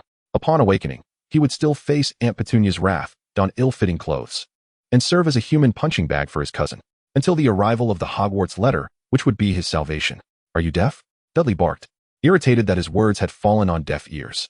He clumsily pushed Harry, who was significantly smaller, causing him to tumble to the ground, the ball slipping from his grasp and rolling into the corner. "Are you deaf or something?" Dudley growled, his demeanor resembling that of his father. As Harry remained engulfed in fear, Dudley's aggression only intensified his turmoil and anxiety. The pain from the fall registered in his mind. For a moment, Harry struggled to distinguish between memory and reality. He was a resilient individual, having endured countless hardships over the years. Was the Dursley family truly more terrifying than Voldemort, who sought his very life? The answer is a resounding no, yet Harry found himself ensnared in the blissful embrace of a happy family, cherishing every moment to the point of fearing its loss. He had no desire to return to a life plagued by bullying, where his existence hung by a thread. Forced into a perpetual state of hiding, tears streamed down his face, the manifestation of his inner turmoil, as he could no longer contain his sobs, wailing openly. "Please, Merlin above, do not punish me further. Do not bestow upon me sweet confections only to snatch them away cruelly." In his heart, Harry prayed fervently for his parents to lift him up once more, to cradle him tenderly and offer him solace. "What are you doing, you little rascal?" James's roar arrived before he did, the man teleporting directly to his son's side, enveloping the weeping Harry in his arms. His countenance was one of grave distress. He could endure the disdain of the Dursleys, their contempt for wizards and magic, but no one would dare harm James Potter's son. The man, pushed to his limits, cradled his son with one arm, brandishing his wand at the loathsome Muggle boy, casting a spell that bestowed a pig's tail, snout, and ears upon Dudley. That he refrained from transforming him entirely into a pig was merely out of respect for Lily. Vernon Dursley bellowed as he rushed to his son's side, demanding that James lift the curse, his words laced with threats and curses. As if James, a former head boy at Hogwarts, an elite Auror of the Ministry of Magic, and the current head of the Potter family, would be intimidated by him. James raised his wand, pointing it directly at Vernon's nose, declaring loudly, "I warn you, make that pig-headed child of yours apologize to my son. Otherwise, I shall transform both you and your house into the Thames." The commotion drew the attention of the two sisters in the kitchen. Petunia screamed as she rushed to her son, berating her sister and demanding an explanation for her child's treatment. Lily, observing her husband's ashen face, her son's tear-streaked cheeks, and the deflated ball lying nearby, understood all too well. In silence, she lifted the curse from James, waved her wand to dress her husband and son in warm coats, cast a glance at her stunned sister, and, without uttering a word, took James's hand and hurried out of the Dursley home. Lily deeply regretted coming here. She had not anticipated that her pampered nephew would show such disrespect towards little Harry, mercilessly attacking him. Her precious boy, who had never been harmed before, was now in tears within mere hours. "Let us return home," she whispered. "Harry must be hungry." James felt a pang of anxiety. He had broken the promise he made to Lily before their visit. Even upon returning to the warmth of their home, an air of unease lingered on his face. Lily pulled Harry close, using magic to inspect him thoroughly. The Dursleys' home lacked the child-proofing necessary, leaving Harry's bottom bruised and red from his fall. Thankfully, with her adept healing magic, Lily swiftly restored her son's delicate skin to its original softness. Harry had long ceased his crying, his eyes glistening with unshed tears, his cheeks slightly flushed, and his nose occasionally twitching from the remnants of his sobs, looking utterly pitiable. Lily held her son close, showering him with comforting kisses upon his forehead. The house elf, Coco, had begun preparing Harry's porridge as soon as they entered, now presenting it to Lily with utmost respect. "Please, Coco, could you feed Harry first?" Lily requested as she placed her son in the high chair at the dining table, while she returned to the living room. James sat anxiously on the sofa, fretting that Lily might be upset with him for using magic on that boy without her consent. Lily fixed her gaze on her husband, whose eyes darted away, and let out a heavy sigh. She moved to sit beside him, resting her head against his strong chest, wrapping her arms around his waist. James, taken by surprise, instinctively embraced his wife in return. Recalling that Harry was in the dining room, and noting the distance, he decided to lift Lily onto his lap, gently kissing her fiery red hair. "I'm sorry, Lily," James murmured. Lily shook her head, tightening her hold around him. James had done nothing wrong. He was merely defending Harry, and she understood that. Yet, she felt a twinge of sorrow, pondering why her becoming a witch had distanced her from her sister as they once were in their youth. Time would heal these emotional wounds, she hoped. Petunia would eventually accept her family. However, for the time being, She resolved to keep Harry and James away from the Dursleys, unwilling to see her son and husband compromised for her sake. Chapter 7. A Day of Rest. The events at the Dursleys had made Harry acutely aware that he need not worry about his life. He could be a joyful little boy every single day. As time passed, Harry grew more adept at speaking fluently, running, and jumping. After he turned 3, Lily returned to work at St. Mungo's. While a house elf cared for his needs during the day, Coco was a devoted little elf, and whenever Harry saw her, he couldn't help but think of Dobby. That brave, free-spirited elf. He had visited Malfoy Manor many times, but had yet to encounter Dobby among the multitude of house elves. Nor could he accurately pronounce the name of their elf in front of Draco, so he temporarily shelved the idea of inviting Dobby to work for them. Not dwelling on such thoughts, Harry stood before the fireplace, his little backpack slung over his shoulder, listening to his mother chat with Regulus. It was a day of rest, and his parents were taking him to Regulus's home, claiming they had matters to attend to. Harry was well aware that it likely involved either a romantic outing for his parents or the prospect of siblings. Finally, after Lily finished her conversation with Regulus, she handed Harry a pinch of flu powder with a smile, saying, "Be a good boy and listen to your uncle." Harry nodded vigorously, waving goodbye to his mother as he stepped into the fireplace.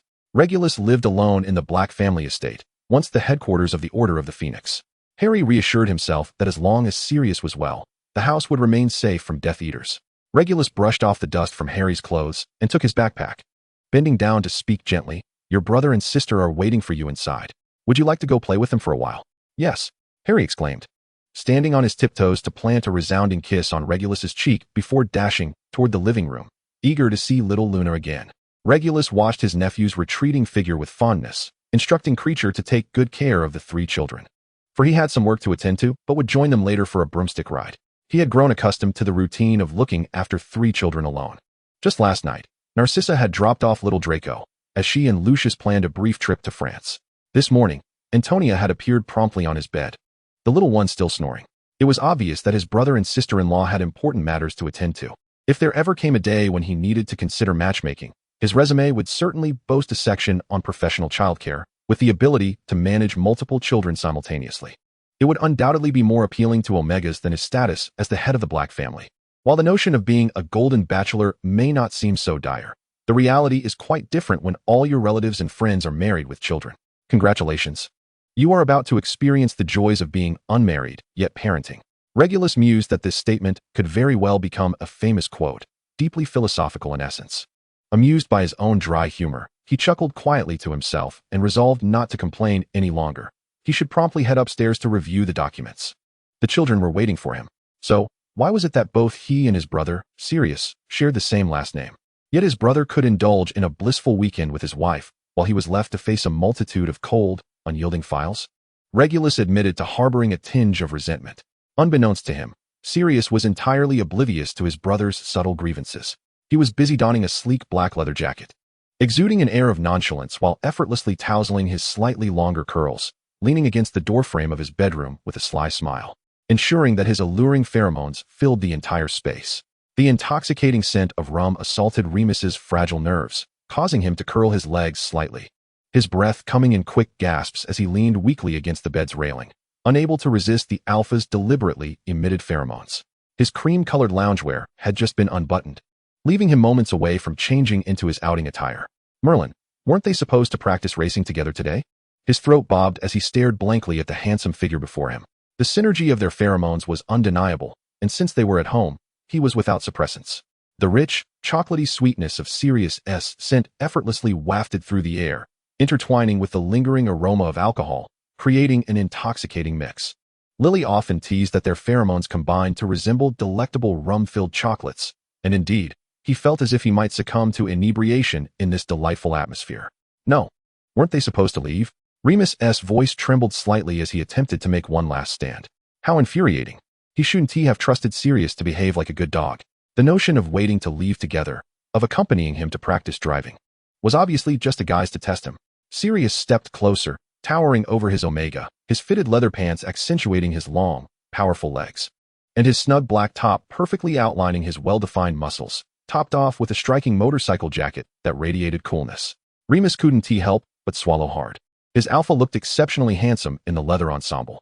The racing suit from the competitions was also quite dashing, but it appeared that he wouldn't be seeing that today. With a delicate touch, Sirius lifted Remus's chin with his slender fingers, and Remus found himself entranced by a face that could only be described as a rare beauty. Akin to a classical sculpture, the classical elegance clashed with the modern, edgy attire in a captivating manner. To put it mildly, Remus felt his legs weaken. Indeed, they should be heading out, Sirius said languidly, his gloved hand trailing along Remus's exposed waist, the icy touch sending shivers down Remus's spine. Yet Sirius was not inclined to relent, venturing further into more intimate territories. The rough leather of his gloves glided across Remus's delicate skin, applying just enough pressure to leave behind angry red marks, his emerald eyes clouded with desire. Remus felt his strength and reason slip away in the presence of this enchanting figure. Alas, his principles were about to yield to Sirius once more. Noticing his wife's body yielding to his touch, Sirius's smile widened. "But can you still move now, my dear?" And mentioned just yesterday that she wanted a little brother or sister. Ridiculous. Their little moonbeam was hardly capable of articulating such lengthy sentences. She was just over a year old. Remus wanted to refute this, but alas, his feeble body was easily toppled by Sirius, leaving him completely ensconced in the soft bedding. "All right, that's enough," Remus weakly protested. They still had to pick up and he was still thinking of their daughter. "What's the rush?" Sirius replied nonchalantly. "She would surely have a splendid time at Regulus's house. And besides, why should you be concerned about anyone else when I am right here with you?" Remus's unfocused gaze suddenly widened in disbelief. Had this man lost his mind? "That was your biological daughter." His voice was somewhat hoarse. "Can't you refrain from consuming all the jealousy?" "Absolutely not." Chapter 8, Thousand Paper Cranes. The Alpha, immersed in their love, was unreasonable. Sirius insisted that Remus declare whom he favored more, him or Anne. At times, Remus wished he could cast an Avada Kedavra on him. He simply could not fathom the Alpha mentality. Did they possess boundless energy? Sirius seemed more excited than Remus during his monthly heat, always appearing as if he were perpetually hungry. Moreover, this was not even the heat period. He truly felt overwhelmed. The weekend had been thoroughly ruined. Remus was thankful he had graded his students' assignments the night before, for if he had to endure this man's antics all day, he would hardly have the energy to work. He wondered if he would even get to see his precious daughter that evening. At the same time, Anne, having been subjected to her father's exaggerations and comparisons, was tilting her head, observing her mumbling cousin. Draco was employing every trick he had to teach his sister to call him by his full name, Dra, and could only manage a part of it. Her rosy lips breaking into a smile for her brother. "No, it's Draco," Draco exclaimed, utterly exasperated, and could say table and chair. Yet she couldn't pronounce his name. Little Moon was developing her language skills later than her two brothers, and the entire family was guiding her in speech. They were making some progress, but Draco was more eager for his sister to learn his name rather than Harry's. Little Moon, just as Draco had mentioned her. Harry raced into view, exuberantly running to Anne's chair, effortlessly shoving aside the annoying Malfoy, pulling a stack of origami from his small backpack. "I'll fold you a puppy." "All right," and clapped her hands gleefully, her baby voice clear and articulate. "Harry, yes, yes." Draco turned his head stiffly. "What? Why wasn't already able to call Harry's name? Were you cheating?" "Potter." Harry now fully understood the significance of Draco's fluctuating names for him, which often reflected different emotions. For instance, Potter indicated Draco was somewhat angry but still had room for negotiation, while calling him simply Harry represented a normal state, allowing them to play together. And the explosive Potter was an unmistakable sign of furious anger, often leading to a heated argument, with the possibility of Harry having to appease him. He couldn't ignore it. Let us not mention that Harry prided himself on being older and not wanting to dwell on matters with a child. It must be said that this fellow was quite the troublemaker, and Harry did not wish for his mother to worry over such trivialities. In summary, Harry could now grin broadly, mischievously making faces at Draco. "I didn't It's clearly you not teaching her properly." Draco's eyes widened in disbelief. How could he be negligent? All right, she will learn eventually." Harry waved dismissively, prioritizing teaching his sister how to fold paper over anything else. He called Creature to lift and from her high chair to the carpet, and together with Draco, they gathered around to explore how to create the perfect little puppy. What a mess. The young master impatiently crumpled the colored paper into a ball and tossed it aside, turning his back and crossing his arms in a huff. "Can't you exhibit a modicum of patience?" Harry furrowed his brow, bemused by how easily this fellow seemed to give up. His sister stood nearby, her eyes glimmering with anticipation, wondering how one could be so capricious. Not a shred of brotherly demeanor. Harry muttered to himself. No wonder little Moonbeam couldn't grasp his name. Draco continued to present his back to him, prompting Harry to roll his eyes in exasperation and attempt to fold a little dog for his sister, following the instructions. Meanwhile, little Antonia sat obediently beside her brother, fidgeting with her doll, eagerly awaiting a surprise. "This is so difficult," Harry lamented, his spirits sinking. He was not particularly skilled in crafts, and he lacked a wand. If only he hadn't chosen such a challenging task. The pristine sheets of paper dwindled while the wastebasket overflowed, and with a heavy heart, Harry contemplated discussing with his sister the possibility of granting him some time to learn. Suddenly, a delicate origami crane fluttered into his line of sight, startling him. He followed its departure with his gaze, noticing several cranes of various colors dancing around Antonia, who erupted into delightful giggles. For a moment, Harry felt as though he were transported to another realm. He recalled a time in 3rd grade when the far more irksome Malfoy had presented him with a similar crane. Though that gesture had been steeped in mockery, turning back, he observed the awkwardly styled blonde boy standing before Creature, demanding that the house elf use magic to animate the remaining cranes. "This is what I learned from Father. It's the only creature I can fold," he thought defiantly, convinced he was not the type of brother Harry described. The remaining cranes, propelled by the charm of the pixies, swirled around Harry, performing a graceful ballet. "Do I possess one too?" Harry seemed to murmur, as if questioning the boy. "Humph." Draco, with an air of haughty pride, remained silent, arms crossed. After all, Harry Potter was merely 2 months his junior. He was still a younger brother. Reluctantly, he decided to fold a few for him. Harry reached out to catch a dark green crane, allowing it to flutter its wings in the palm of his hand. The less than pleasant memories were momentarily overshadowed by a smile as he gazed at the shared protagonist in 2 disparate memories, his green eyes twinkling with emotions Draco could not fathom. Was he feeling moved? The little boy struggled to comprehend, viewing it merely as a casual act. He certainly did not wish to spare Potter embarrassment. That was unequivocally not his intention. He simply wanted to amuse Antonia and to showcase something to this sheltered Potter. A pink crane soared silently into the air, catching Antonia's keen eye, and she squealed with delight, drawing the attention of the 2 brothers, who were staring at each other in perplexed silence. Following her gaze, Harry saw the crane land upon the wall of the living room, just above a portrait partially obscured by a green curtain. Wait a moment, that looks somewhat familiar. Antonia, stumbling and tripping over toys strewn on the floor, made her way toward the portrait, nearly tumbling face first. Fortunately, Regulus, just descending the staircase, witnessed this precarious scene and swiftly used his wand to steady his niece, scooping her up in his arms. Antonia was a bold child, unfazed by the scare. Upon recognizing her uncle, she erupted into laughter. "Uncle," she exclaimed, this being the 3rd word she had learned after Daddy and Papa. Regulus basked in pride for quite some time, believing it to signify Antonia's affection for him. James, on the other hand, despaired at this development, lamenting why she hadn't learned to call him Godfather first. Are Godfather and Uncle truly on the same level of terms?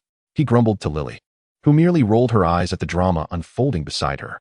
Antonia had also begun to utter James's name, albeit with a certain ambiguity, which still provided a modicum of comfort to her beleaguered godfather. "Look," Antonia pointed at the crane above. Regulus raised his wand, prepared to use the levitation spell, but was halted by his niece's persistent hand. Antonia stretched her arms upward, eager to retrieve the crane herself. "You wish to do it on your own?" "Yes," she affirmed. "All right then." Regulus, ever indulgent, lifted her under the armpits and raised her high enough for the little girl to grasp the crane, causing her to dance with joy. As the saying goes, too much joy can lead to sorrow. In her excitement, the little one yanked down the curtain, unveiling a face that bore an uncanny resemblance to her own grandmother. A person? Antonia tilted her head in confusion, wondering why there was a moving figure within. Walburga, confronted with the visage of her eldest son, found herself torn between shrieking for the impure-blooded child to vacate her abode or greeting her, considering she was the last remaining descendant of their lineage. Antonia, oblivious to the turmoil within Walburga, gazed at her with wide, curious eyes, biting her little fingers in delight. Just before her uncle could lower her, she broke into a wide grin. "Yay!" She slapped her slightly damp hands against the intriguing portrait, expressing her dissatisfaction with a few more playful slaps. This prompted a genuine scream from Walburga, who ordered Regulus to swiftly remove this little imp. "Huh." Antonia withdrew her hands, blinking innocently, her adorable demeanor silencing Walburga, who feared scaring her. It seemed the bond between generations truly existed, as Regulus marveled at his mother's sudden calmness. Just as he intended to set his niece down, she playfully slapped the portrait again, causing his mother to scream once more, much to Antonia's delight. "This toy is fun. It makes noise when I hit it, and then it's quiet." Harry swore he had tried to suppress his laughter, but he could not help it. Little Moonbeam had mistaken her grandmother for a toy car horn. "Just a press, and it sounds off." "Enough of that, Antonia." Regulus set his niece on the ground, patting her back. "Why don't you go find your brother? Creature, please wipe her hands." Keeping a watchful eye on Antonia, Regulus found himself facing his mother, who glared at him with a stormy expression. The silent standoff between mother and son lingered until Regulus, conceding, raised his wand to draw the curtain once more. I apologize. Mother, she is still just a child. I shall cover it up. Wait, Walburga interjected suddenly. Let her call me grandmother, and I may overlook her transgression. Harry found this amusing. How could someone within a portrait hold such grievances? It was a curious thought process indeed. If she wished to converse with Antonia, she might as well admit it. Harry was well aware of Walburga's sentiments towards Sirius, and thus he was reluctant to allow Antonia near her. Yet, this was Regulus's home, and Antonia was his niece. Furrowing his brow, Harry was taken aback when Regulus disregarded the suggestion entirely, hanging the curtain back up while reinforcing the silencing charm above it, then turning to the three children with a warm smile. Shall we play with the brooms? He was no longer the obedient son to his mother. There was no need to compromise his beloved niece's happiness. Mother had never expressed satisfaction with Sirius and Remus as a couple, once declaring that if Sirius did not part ways with Remus, he should leave the Black family. After Sirius's departure, she relentlessly cursed and berated him. Even before Ananine was born, she had directed her venomous words at him. Now she suddenly remembers she has a granddaughter? Perhaps she is simply worried about her own reluctance to marry and bear children, concerned about the Black family's lineage. In his youth, Regulus failed to understand why his brother defied their mother, why he would resist even in the face of punishment and confinement. He even held a certain disdain for Sirius at one point. Now, however, he might comprehend the extent of their family's dysfunction and depravity. Of course, he wishes for Antonine to remain oblivious to these sordid tales. She deserves to be a blissfully happy child. As the sun began to set, Lily and James arrived to pick up little Harry, bringing Draco along as well. Lily thought the two boys had been getting along splendidly, and James could teach them how to play Quidditch the following day. As the evening glow faded, Sirius arrived late. If he delayed any longer, the moon would insist on sharing a room with him in their basement, where the small window would let in a sliver of moonlight. Regulus couldn't help but smirk, unable to bear the sight of the bite marks on his brother's face. What had Remus, such a gentle soul, been driven to bite so fiercely? And the scent of chocolate liqueur clung to him. Merlin's beard. Could he not restrain himself? Was he so eager for the world to know what they had done today? Did he not know to tidy himself up before stepping out? Must he flaunt it before Regulus? Daddy! Antonine exclaimed, raising her tiny hands towards her father's embrace, affectionately rubbing her little face against Sirius's chest, missing them both. Papa is waiting for the baby at home. Sirius gently reassured her, feeling a tinge of guilt. Remus, whom he had been teasing, had yet to rise, naturally unable to come and fetch their daughter. Shall we go home? Antonine tilted her body halfway out of his arms, her small hands reaching towards Regulus, expressing her reluctance to leave. Uncle. Sirius smiled helplessly. Antonine seemed to enjoy her time with his brother quite well. He turned to Regulus. Come to my house for dinner. You've worked hard today. Regulus raised an eyebrow, noting how Antonine seemed to care for him, an unlikely gesture from Sirius given his character. He drawled lazily, at least you have a conscience. Upon entering, Sirius promptly handed Antonine over to Regulus, needing to rouse Remus for dinner. He couldn't let him sleep on an empty stomach after such a long day. Exhausted from the day's toils, Remus whined and snuggled against him, blaming Sirius for his incessant teasing. Don't tempt me, darling. Rael is here too, Sirius replied bitterly, lacking any self-control in front of Remus, yet feeling utterly powerless to act. He could only pacify his sulking little princess before hurrying to the kitchen, burdened with the responsibility of preparing dinner for the entire family. Chapter 9. The Adopted Son. As they grew older, James and Lily began Harry's early education. Lily initially wished for Harry to attend a Muggle preschool, but James argued that a young wizard attending a Muggle school would face exclusion, as Harry had yet to master the control of his inherent magical abilities and could easily be perceived as an oddity. He could teach Harry, much like his father had taught him, imparting fundamental worldviews, literacy, and more. Lily agreed, hoping for a smooth journey in her son's life, wishing to shield him from undue hardships. Moreover, they had an exceptional Hogwarts professor at home. Remus could teach little Harry to read during his free time, and of course, Draco would be included. With Draco's presence, Harry would grasp the pace at which ordinary children acquire knowledge, allowing him to mimic it without Remus discovering that he already possessed such skills. The mothers unanimously agreed that educational matters should be entrusted to professionals. As the only Omega professor at Hogwarts, Remus's expertise was widely recognized, earning the trust of both mothers. At the age of 5, Harry received a book on gender education, which struck him as the most dissimilar aspect of his previous world. This world embraced not just the binary genders of male and female, but also the concepts of alpha, beta, and omega. Every individual would undergo a differentiation period at the age of 11 or 14, with varying life trajectories, depending on their gender. The glands mentioned were likely the soft flesh protruding from the necks of alphas and omegas, while betas lacked such glands and pheromones. The text stated that omegas were the most vulnerable group, yet they excelled in reproduction. Even with the aid of magic, they were easily influenced by alpha pheromones, necessitating the use of suppression patches. Both the magical and muggle worlds advocated for the protection of the omega community. Harry felt somewhat perplexed by this. If alpha pheromones could impact omegas, why not allow them to wear suppression patches? Alphas were the strongest group, endowed with greater talents. In the muggle realm, alphas formed the primary workforce, and even in the magical world, those with superior abilities were often alphas. Historically, the most renowned wizards were alphas, such as the illustrious Albus Dumbledore and Gellert Grindelwald. Harry dismissed the book as nonsense. How could one judge an individual's capabilities based on exceptions tied to gender? Take Moony. For instance, his magical prowess was undeniably exceptional, and there were times when even Sirius could not triumph over him in magical duels. Furthermore, he had served as the defense against the dark arts professor at Hogwarts for years, receiving considerable acclaim, earning a reputation for nurturing countless talented students. However, he also understood the significant weight of Remus being the sole Omega professor. He had overheard adults discussing how Dumbledore had ardently recommended Remus, vouching for his capabilities as a professor. Remus had never let him down. His photograph often adorned the school's honor roll, and both students and parents were highly satisfied with his abilities. Even after marrying Sirius and changing his registered name to Remus Lupin Black, Remus maintained his original surname in external affairs. Students referred to him as Professor Lupin, not Professor Black, although they adhered to legal and marital protocols. Sirius felt this was a mark of respect for Remus. If Remus were to identify himself as Professor Black in public, how many would attribute his achievements solely to the support of the Black family? That would be profoundly unfair to Remus, who was striving to dismantle gender stereotypes. The final gender, beta, was merely described as the most common gender, one unaffected by pheromones. When Harry read this, he furrowed his brow, sensing that the beta group was overlooked by society. He had accompanied his father to the Ministry of Magic's Auror office and knew that most Aurors were alphas, while administrative roles were predominantly filled by betas, with limited opportunities for advancement. The children's educational book contained about this much content. Harry closed the book with a heavy sigh, pondering what his own differentiation would be in the future.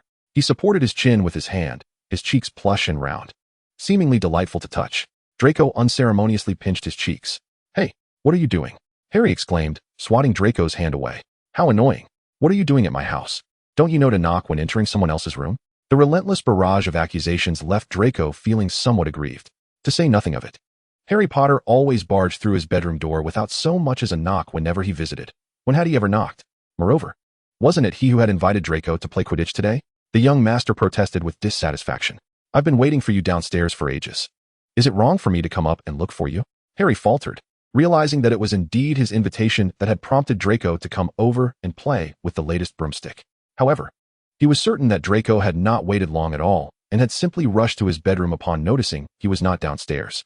"Fine, fine," Harry said, feeling too weary to argue with the little brat who stood with arms akimbo, seeking justification. "Shall we head downstairs, my lord?" "Don't call me my lord," Draco pouted, clearly displeased with Harry's choice of address. All right, Harry exclaimed, rising to his feet and gently pushing Draco's back, coaxing him to descend the stairs together. Draco acquiesced somewhat reluctantly, his expression still sour. What a spoiled little lord, Harry sighed inwardly, already regretting his impulsive invitation. At that moment, he found himself longing for Ron, his good friend who would never be so melodramatic. It would be several more years before he could reunite with Ron and Hermione at Hogwarts. Thus, he resigned himself to playing with Malfoy. "Why aren't you wearing the glasses I gave you?" The young master began once more, puffing out his cheeks in discontent. He had gifted Harry a pair of expensive and fashionable gold-rimmed glasses for his birthday, yet Harry hardly ever wore them. Harry twitched his lips. How could he wear those stylish glasses, akin to something out of a fashion magazine, with his short-sleeved denim shirt? They clashed terribly, even with his wizarding robes. Little did he know, his nearsightedness was not a result of his upbringing at the Dursleys, but rather a hereditary trait passed down from his father. It seemed only natural that his mother had given his father a thorough dressing down. "You must wear them on important occasions." Harry adeptly navigated the art of placating the young master. Sure enough, Draco cast him a sidelong glance, huffed, and turned to mount his broomstick. Harry stifled a laugh. He had never realized how easily Draco could be managed with just a few words. Had he known in his previous life that he could have avoided so much trouble by simply indulging him, he would have done so. After spending the morning playing Quidditch in the garden, the two children took a nap. It was a weekday. and only the two of them and the house elf remained at the Potter residence. Suddenly, Harry was struck with the idea of rummaging through the old newspapers stored in the basement. Why are we sifting through this mess? Draco frowned, albeit patiently, as he accompanied Harry into the slightly chilly basement.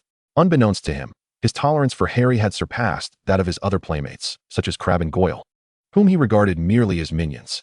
Harry did not respond to Draco's query, his hands diligently flipping through the neatly stacked newspapers in search of any articles concerning Voldemort. Perhaps it was a psychic connection forged through years of enmity, but he could not shake the feeling that Voldemort still lingered somewhere in the world. He vividly recalled the significant milestones in his nemesis's life, such as 1945, when Voldemort graduated from Hogwarts. Harry found the newspapers from after 1945, hoping to uncover some clues. "What exactly are you looking for?" Draco inquired, his impatience growing, yet Harry remained silent. Draco craned his neck to peer at the newspaper in Harry's hands, randomly pointing to one of the articles. "This Tom Riddle, I know him.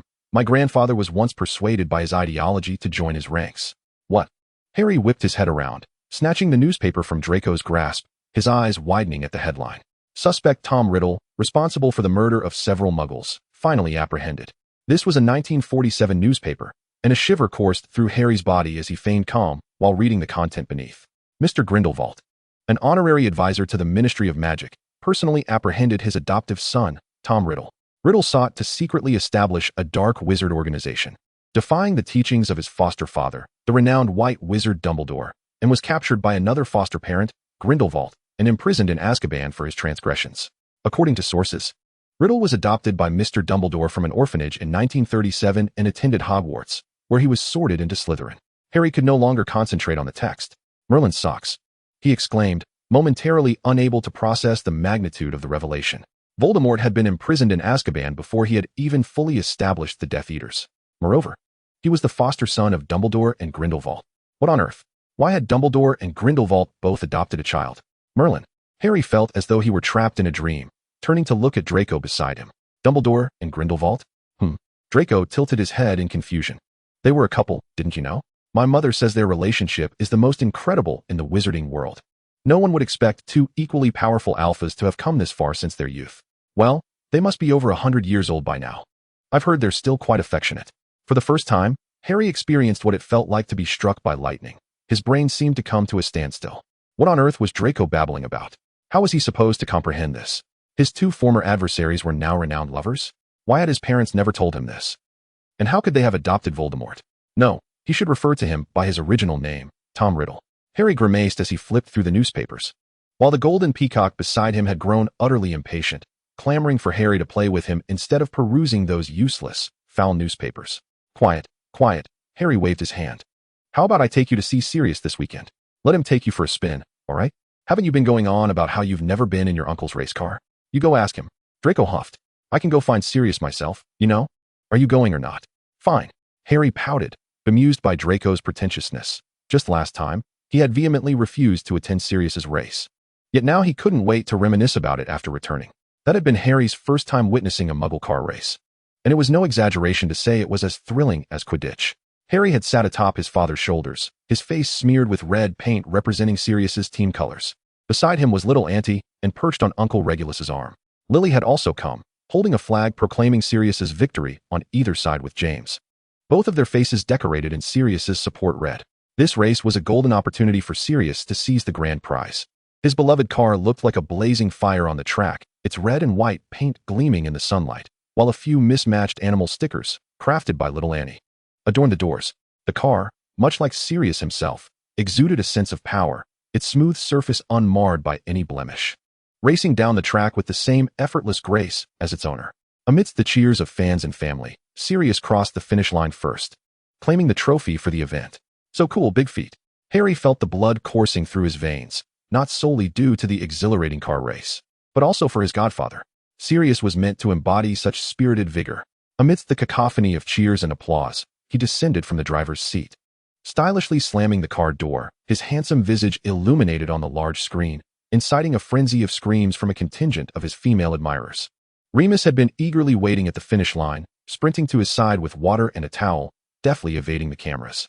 This action, however, did not sit well with his alpha. Sirius swiftly pulled him close, forcefully enveloping him in an embrace. The exhilaration of victory had yet to dissipate. and he was eager to share this elation. Thus, he grasped Remus's head and fervently kissed him. The large screen broadcasted the lover's kiss in its entirety to the audience, with James nearly losing his voice in a raucous cheer, reminiscent of his school days when he would vocally support the affection of two dear friends. Lily and Regulus could hardly bear to witness his antics, while young Harry, mimicking his father's exuberance, was at a loss as to whose mouth to cover first. Mortifying. Chapter 10. Guests. The newspapers offered scant information, and given the passage of time, Harry could not possibly peruse each one. The imaginative boy then turned his thoughts towards Dumbledore, determined to uncover any details concerning Voldemort. However, how could he possibly arrange a meeting with Dumbledore? Harry resumed, leaning his head on his hand, vexed by his tender age of 5, lamenting his inability to attend Hogwarts. He had attempted to persuade Remus to take him, but despite his best efforts at charming and pouting, his unyielding mother had remained resolute. "You mustn't spoil the surprise of turning 11, dear," Lily had said, leaving Harry to exhale a long sigh under the moon-faced gaze of his powerless mother. Truly, Hogwarts felt familiar enough to him. It hardly constituted a surprise. With his head drooping, he could not disclose his experiences in their entirety. His parents would surely be pained to learn of them. Seated at his desk, Harry listlessly flipped through the now tedious newspapers, using a quill to jab several holes in Voldemort's still recognizable visage. Disheartened, he slumped over the table. His pale, youthful face pressed against the cold surface, the boy pouted in discontent. Glancing at himself in the mirror, he realized how childish his actions seemed, blinking his long eyelashes. It appeared that spending too long with his parents had rendered him somewhat juvenile, unlike before, when he had to force himself to mature. Harry turned his head, presenting the dark crown of his hair to the mirror behind him, contemplating how he might meet Dumbledore. As his thoughts began to drift, he pondered what delectable dish he might request from the house elf for dinner, or whether he should simply drop by his godfather's home for a meal. Indecision was not synonymous with Harry Potter. After a prolonged bout of rubbing his head against the table, further tangling his already unruly hair, he resolved to leap from his chair, seizing the old newspaper and bursting through his bedroom door. Never mind, I shall simply ask Dad. He would not squander any more brainpower on this. It was a day of rest, and James was in the living room, engrossed in examining the Muggle desktop telephone that Lily had brought back. To be honest, it was challenging for a pureblood wizard to comprehend such Muggle contraptions. However, it seemed somewhat more convenient than the fireplace, as it afforded him a means to annoy Bigfoot. "Dad," came the bright, childlike voice of Harry, who stood on tiptoe, peering over the sofa with the newspaper in hand, waving it enthusiastically. "Look at this." James scooped his son into his arms, momentarily abandoning his quest to decipher how to dial a number, and joined his precious boy in reading the article on the old newspaper. "Dumbledore's adopted son? I hadn't heard of that, my dear." The man scratched his head sheepishly, his hair as tousled as his son's. "Well, it's not surprising that Dad doesn't know. Voldemort is much older than him." Harry pouted, accepting that his father's ignorance was understandable. Seeing his son's discontent, James immediately contemplated how he might procure information. At that moment, an irksome voice echoed from upstairs, capturing all his attention. The bothersome Snivellis had finally emerged from the study. Severus had come to discuss his latest potion invention with Lily. Had it not been for their friendship, he would never have set foot in this house steeped in Potter essence. Lily, with a warm smile, escorted Severus downstairs, directly meeting her husband's watchful yet resentful gaze. She truly felt a headache coming on. Why was it that James and Severus were perpetually at odds? After much persuasion, she had barely managed to convince him to allow Severus into their home. That was clearly a threat. James did not agree with the notion of persuasion, as Lily had been quite straightforward in telling him that if he did not comply, he would be banished to the guest room. How insufferable, that wretched bat. Even during school, he monopolized Lily's time. Now that they are married, he still insists on dropping by. Were it not for his trust in his wife, James would have been eavesdropping at the study door.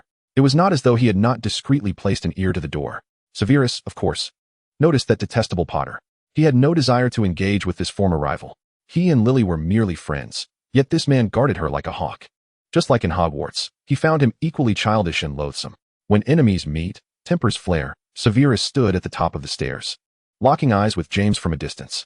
Harry imagined that their gazes could launch 1,000 piercing daggers, or perhaps even a killing curse. Lily had long grown accustomed to this. During their school days, she had often mediated between her lover and her best friend. She focused solely on inviting Severus to stay for dinner. "What, you want him to stay for dinner?" James exclaimed, rising from the sofa in protest, startling Harry, who shivered at his father's sudden outburst. Truth be told, he was unaccustomed to witnessing his typically humorous and gentle father in such a volatile state. His rebellion was mercilessly quelled by Lily, who, with a smile, inquired of her friend what he would like for dinner, offering to have the house elf prepare it in advance. I'm fine with whatever, Lily, just let me know. Severus smirked subtly, deliberately provoking James Potter. James clenched his fists, eyes wide with fury. Yet he received nothing but Severus's triumphant mockery in return. Harry felt as though his father might transform into a stag, ready to charge Severus out of the house. Unexpectedly, after the peak of his rage, James composed himself. The sharp daggers of his gaze vanished, replaced by a courteous smile. With esteemed guests in attendance, how could I allow the house elf to cook? It is my duty as the host to take charge of the kitchen. What? Harry's eyes widened in horror. No. Why must his father drag him into this rivalry with Severus? Merlin, he did not wish to dine on charcoal, nor scraps. He was still a child, in need of growing. Mum, save me. Catching the pleading glance from her son, Lily steeled herself to speak. Perhaps we could let the house elves handle it, James. Absolutely not. James countered, rarely contradicting his wife. That is not the proper manner of hospitality in the Potter household. Isn't that right, Harry? Harry jolted at his father's ominous stare, nervously swallowing hard. I think, oh yes, Little Moon mentioned wanting to see me about something. I, having dined away from home with mother, found myself at the abode of the Bigfoot. Harry, quick as a flash, darted toward the blazing cupboard, seized a handful of flue powder, and hastily recited the address of his godfather's residence. My heavens! Upon witnessing the warm decor of the Bigfoot's home, Harry exhaled a heavy sigh of relief. He had no desire to be ensnared in the tumult of his parents' generation, perhaps due to the presence of his mother. Severus treated Harry with less harshness and scrutiny than in the original timeline, occasionally bestowing upon him small gifts. Although he often wore a scowl, he would tenderly apply ointment to Harry's scraped knees, even permitting him to call him Severus. Yet, he perpetually found himself in a rivalry with his father and godfather, or at least on the path of one. Harry?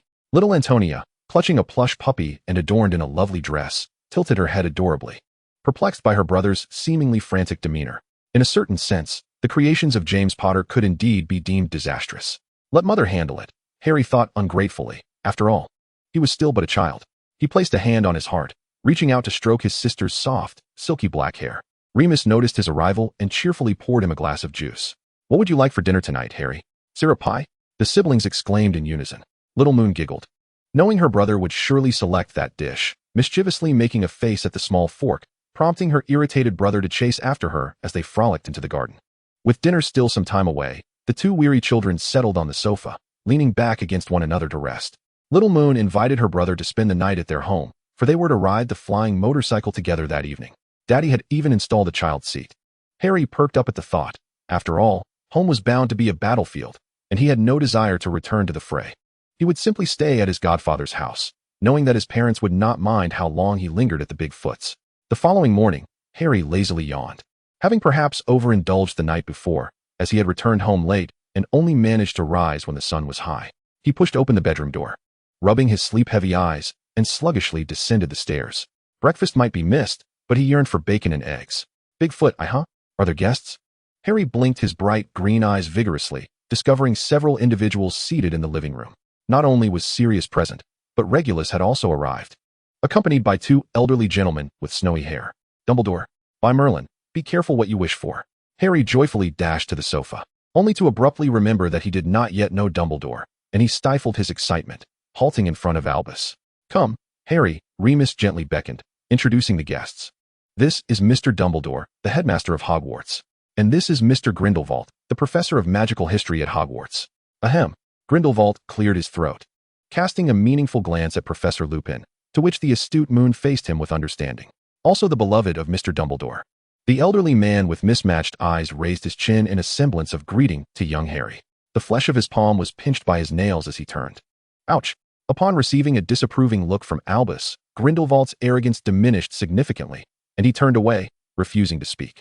Harry dutifully greeted the two elders, earning a lemon sherbet from Albus.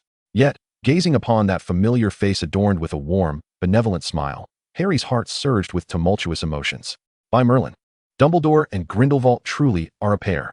Dumbledore had come to discuss matters concerning the Black brothers' investment in Hogwarts, and one particular fellow insisted on tagging along. You frequently visit the Lupin household. I cannot rest easy about it. I do not go there all the time, Albus defended himself. It's merely that Remus occasionally invites me for dinner. Why does he only invite you? That incessantly jealous old coot. Albus helplessly explained that Remus also extended invitations to Severus and had even sent him a formal invitation. Moreover, this is a business matter. Could you refrain from causing a ruckus? What? Accuse him of causing a ruckus? Grindelwald must tag along. Furthermore, the Lupin household harbored the greatest threat in a century. That insufferable little imp who could jeopardize his standing in Albus's heart. Antonia, yawning like her brother, descended the staircase and made a beeline for Albus, extending her small arms toward him. Albus, I'm so sleepy. When did you arrive? Antonia adored her father's friend and colleague, and from a young age. She had enjoyed clinging to him. Albus adeptly cradled the little girl in his arms, gently patting her back in a soothing manner. Having never had children of his own due to both he and his partner being alphas, he had previously fostered Tom, with whom he shared a distant connection, especially considering the rot that lay beneath the surface of his otherwise exceptional adopted son. Antonia was the first child willing to approach him, and he found himself unexpectedly fond of her, often visiting her at Remus's home. Grindelwald swore that this little imp was sent by Merlin to disrupt his twilight years. How annoying. Why must she worm her way into someone else's arms? Her two fathers are right there. Gellert shot a menacing glare at his colleague, prompting Remus to rise to retrieve his daughter. Yet, Antonia clung stubbornly to Dumbledore's robes, pouting and whining. Albus hasn't come to see me in ages. Meeting Antonia's watery eyes, Albus felt a pang of guilt, though he was well aware of who was the root cause of Remus speaking up. Grindelwald resumed glaring at the little nuisance. But to no avail. Antonia was already immune to his antics and possessed an impeccable countermeasure. Albus, he's bullying me. You. Oh, Gellert, you really are something. Albus said with exasperation. He ruffled Antonia's hair, speaking softly. Antonia, how old are you? 3. Antonia replied cheerfully. Albus shot another glance at Grindelwald, signaling him to rein it in. Did you hear that? She's only 3. What could a person over a century old possibly argue with a 3-year-old about? Can't you change that jealous disposition of yours? Albus recalled the kitten he had raised in his youth, who had also been subjected to Grindelwald's disdain, causing him to frown and regard Grindelwald with a less than amiable expression. Grindelwald truly did not wish to appear weak in front of the younger generation, but the threat and displeasure reflected in Albus's eyes were unmistakable. He begrudgingly turned away, shifting the conversation to Regulus regarding the investment issue. It's all that annoying little brat's fault. Harry sat obediently beside his godfather, observing this revelatory scene. By Merlin. Was this what Grindelwald looked like when he wasn't the Dark Lord? Chapter 11. The Ungrateful Wolf. The discussions proceeded swiftly, and the decision for the new member of the Hogwarts Board of Governors fell to Sirius. Officially, it was said that Regulus was too busy and lacked the time. But who was unaware that he merely sought a title that would grant him access to Hogwarts whenever he pleased to visit Remus? Dumbledore and Grindelwald were invited by Remus to stay for lunch, contemplating farewells to several members of the Black family, when little Annie clung to Albus's arm. Grindelwald's brow furrowed. Trouble was brewing. As anticipated, the little rascal, who couldn't possibly speak anything wise, piped up with, I want to spend a day at your house, Albus. No. Oh, come on. Albus chuckled. Having children around certainly livens up the atmosphere. How about you, Harry? Would you like to join us? It was as if someone was offering a pillow to a sleepy head. Harry, with a demeanor of restrained inquiry towards his godfather, grasped Albus's hand after receiving Sirius's approving nod, a delightful smile adorning his face. Grindelwald tightened his grip on his old wand. Was one little troublemaker not enough? Now there were 2? Albus, he forced a smile. We have matters to attend to this afternoon, remember? What matters? Albus shot him a sidelong glance. You can go attend to your business, Gellert. I am free. Grindelwald's retort was caught in his throat. He knew all too well the stubbornness of his old friend. Any dissatisfaction he harbored would lead to dire consequences. All right. Grindelwald sighed, massaging his temples. He had no choice but to bring home 2 little debt collectors, likely needing to prepare dinner for them as well. His last act of defiance was to tuck little Harry Potter under his arm, refusing to let Albus bear the burden of carrying both children alone. Why can't I hold his hand? Harry lamented, stuck awkwardly under Grindelwald's arm, his expression one of exasperation. He didn't forget to wave back at Sirius, noticing the bright smile illuminating his godfather's handsome face. Come along, children, let us spend a day with the grandfathers. Sirius, with eyes sparkling like a starry sky, seemed delighted. However, upon turning around, he nearly collided with his unfortunate brother's nose. Why aren't you leaving yet? Sirius's brows furrowed, as if he had encountered something distasteful. He waved his hand dismissively, urging, go back where you came from. Hurry. Regulus took a deep breath, genuinely believing his brother's brain was made of yellow scrap. You're blocking the fireplace. How can I return? You can't apparate. Sirius shot back, appraising his oblivious brother with disdain. Have you read too many books? Regulus wanted to turn him upside down. His brother, who seemed perpetually under the influence of 5 tons of love potion, receiving Regulus's resentful glare, Sirius instinctively knew what his brother was muttering in his heart. He crossed his arms and snorted heavily through his nose. You've never even held an Omega's hand. What do you know? His words struck a nerve with Regulus, who immediately felt the urge to argue with his seemingly unbrotherly brother, yet found himself at a loss for a rebuttal, merely glaring at Sirius. What are you staring at? Sirius tossed his hair, speaking with an air of self-satisfaction. You refuse to enter into a marriage. Even Sissy and Lily have tried to introduce you to Omegas, yet you decline. What good does glaring at me do? Perhaps reflect on why Omegas aren't attracted to you, dear head of the family. You. Sirius Black. Regulus's face flushed with anger, nearly reaching for his wand to challenge his brother in a legendary duel. Fortunately, Remus timely intervened to quell the impending civil war between the siblings. Casting a disapproving glance at the unruly Alpha and awkwardly offering an apology to Regulus. Be quiet, you big oaf. Don't mind what he says, Regulus. He's just a barking dog, and the owner must apologize. You will surely encounter your destined beloved. Regulus's ire subsided somewhat at Remus's gentle words. He sometimes found it perplexing why such an admirable Omega as Remus would be interested in someone like Sirius. Was it merely because of his looks? Regulus waved goodbye to Remus, intending to return home to attend to family business. After bidding farewell to his sister-in-law, he departed, leaving behind Sirius, who was now panting and sticking out his tongue, playfully tilting his head at Remus. With a sigh, Remus reached out to ruffle the fluffy dog's head, using a summoning charm to bring forth a collar specifically for Sirius, fastening it around his neck. He settled onto the sofa to groom his disobedient dog. Could you be a little more obedient? Sirius let out a couple of playful growls, his powerful hind legs lifting his massive body upright, enveloping Remus. And with a surge of momentum, he toppled Remus onto the sofa, resting his head in the crook of his neck, nuzzling affectionately and making soft sounds of contentment. Oh, stop it, Sirius. Remus attempted to push the rambunctious dog away, but to little effect. Back and forth they went, ultimately unable to escape the fate of being thoroughly exhausted. Without children around for the weekend, it was truly paradise for Sirius, overflowing with affection. The two little ones were currently seated on the sofa at Dumbledore's home, sipping orange juice from cups gifted by Albus, while the disgruntled Grindelwald sat nearby. Albus had gone upstairs to change, leaving the two children temporarily in Grindelwald's care. Harry tried his best to suppress his urge to look around. He lacked the courage to act up in front of Mr. Grindelwald, as his impression of the elderly gentleman still lingered as that of a historically violent and terrifying dark wizard. Annie gulped down the last of her orange juice, placing the cup on the table with a loud thud, which drew the attention of the meditative Grindelwald. The little girl didn't even spare him a glance. In her eyes, Grindelwald was merely an old man who didn't like her and who claimed the title of Albus's beloved. She took her brother's hand and walked over to the wall nearby. Is she not back yet? Glancing at the wall painting, Annie murmured, though Harry didn't comprehend who she was referring to. Little one, do you not realize this is someone else's home? Running about without decorum. Grindelwald maintained his pose, arms crossed as he sat on the sofa, opening one eye to glare at the two children. Harry shivered at the sight. Reminiscent of Professor Moody's magical eye from his previous life, Annie merely pouted, entirely unfazed by Grindelwald's deliberate attempt to intimidate the children, and in a sweet, childish voice, retorted, "You have no manners. This is Albus's home, not just anyone's." Failing to mention that she also disliked Grindelwald, her words inadvertently struck a nerve with him. He detested when anyone flaunted their close relationship with Albus in his presence. The elderly man abruptly stood from the sofa, intent on dealing with the impudent child. However, at that moment, the portrait was interrupted by a white-haired woman.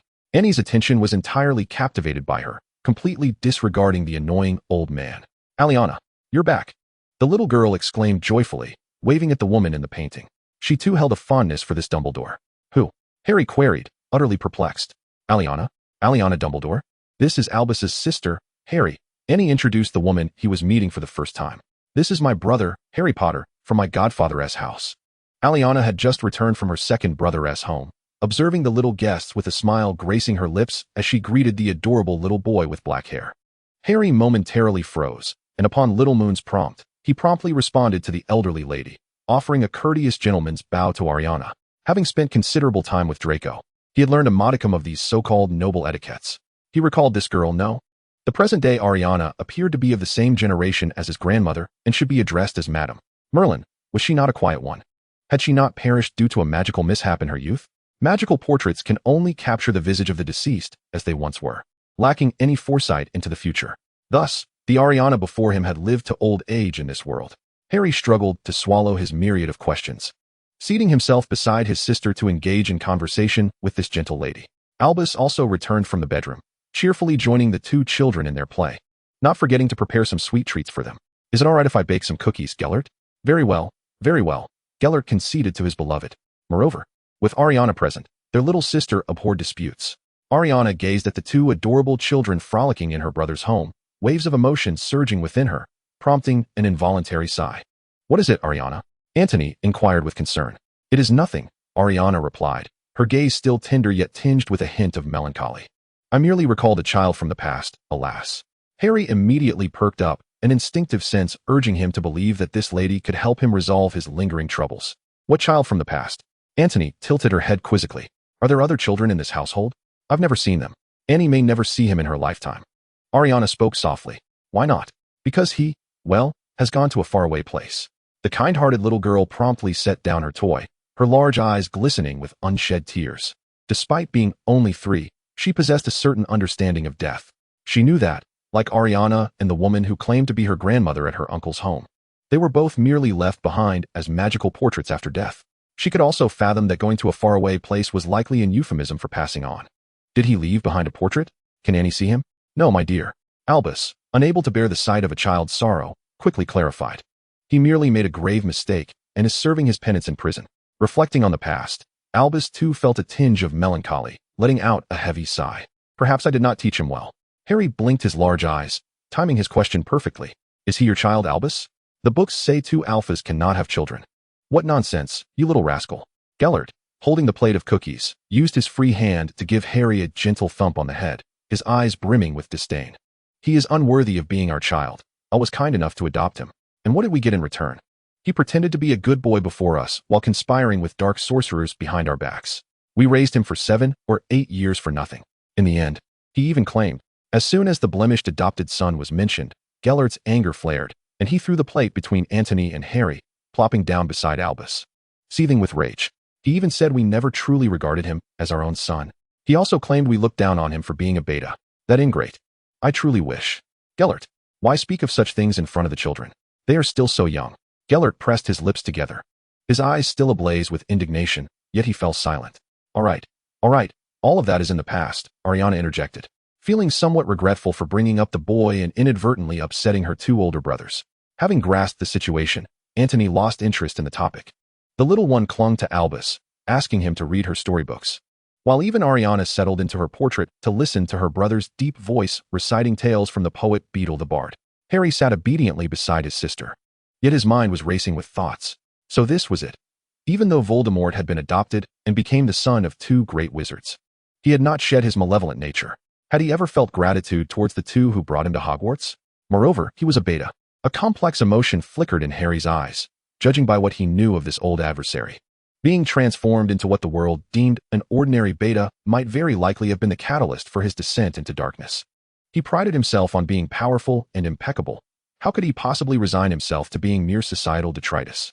Even after returning to his godfather's home, Harry remained restless, always sensing that Azkaban could not truly contain him. He was convinced that Tom Riddle would one day return as Voldemort. Harry had long observed that neither Regulus nor Lucius bore the dark mark, nor did Severus. It was best if they never did. It was best if Voldemort remained in Azkaban for life, never to emerge and wreak havoc upon society or threaten his family. Harry Potter could not withstand any more loss. After all, he was only 5 years old, and there was so little he could do. This realization often left him sighing.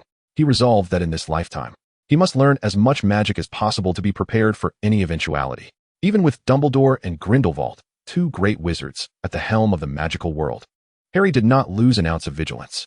He had to possess the ability to protect each and every one of his loved ones. Chapter 12, The Past. Harry was anxious, yet as he was now, a small child unable to properly control his magical power, he could do nothing. No matter how desperate he felt or how fervently he wished to accomplish something meaningful, he was powerless against Voldemort languishing in Azkaban.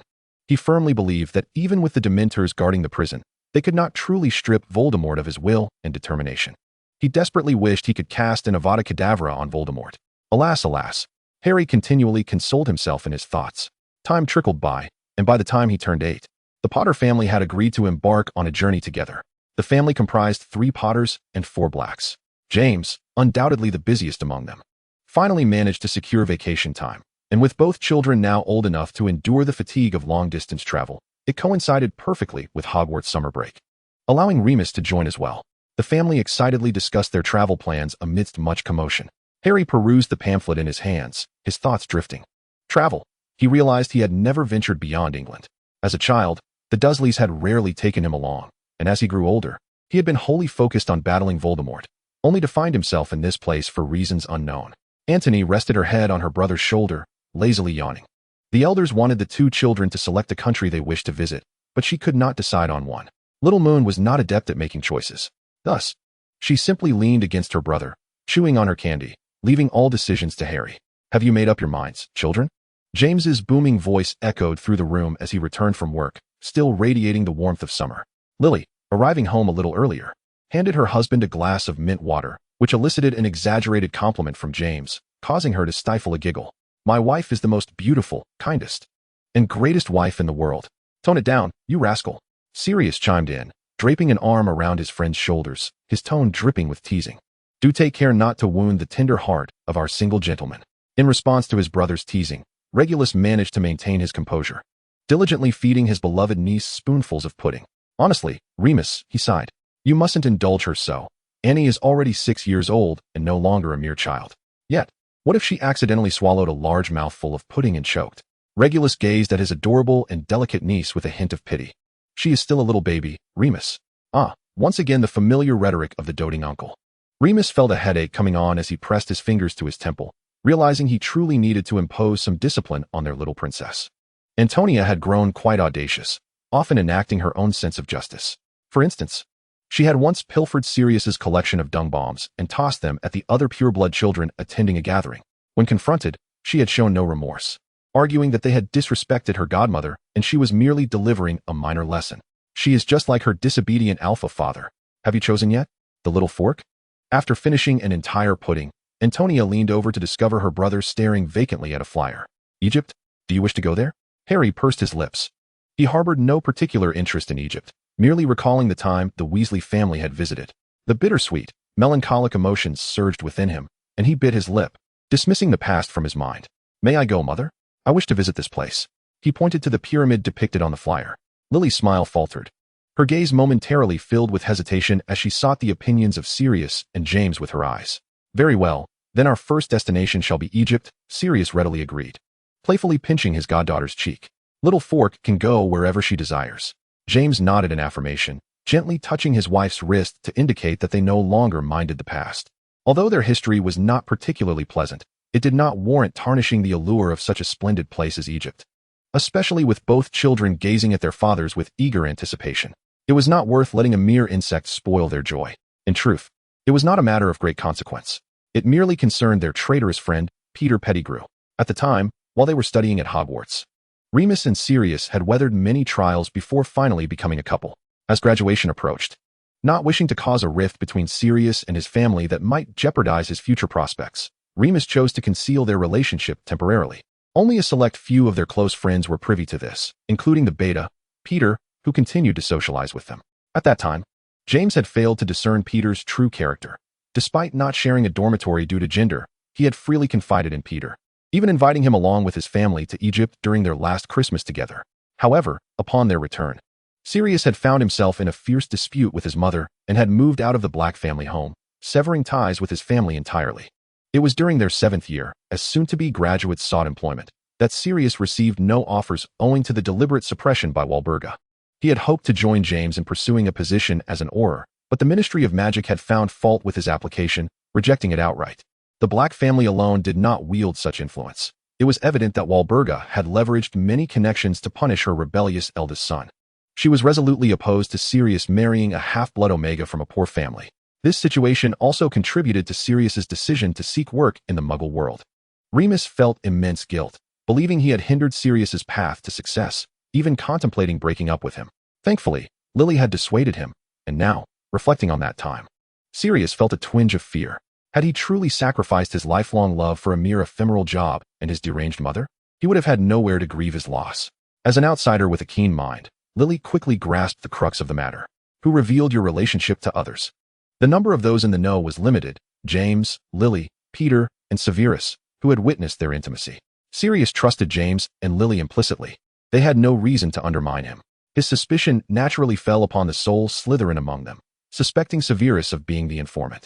Yet, such an action would bring him no benefit, and as Remus calmed himself and pondered, he realized that Sirius and Severus had no real stakes in one another aside from their usual banter. Moreover, they would both become professors at Hogwarts post-graduation, with no need to offend a colleague and friend beforehand. And regardless, out of respect for Lily, Severus would certainly not stab them in the back. In the end, the outcome became clear. The sole culprit was none other than Peter Pettigrew, who, despite lacking the qualifications, had been granted entry into the Ministry of Magic.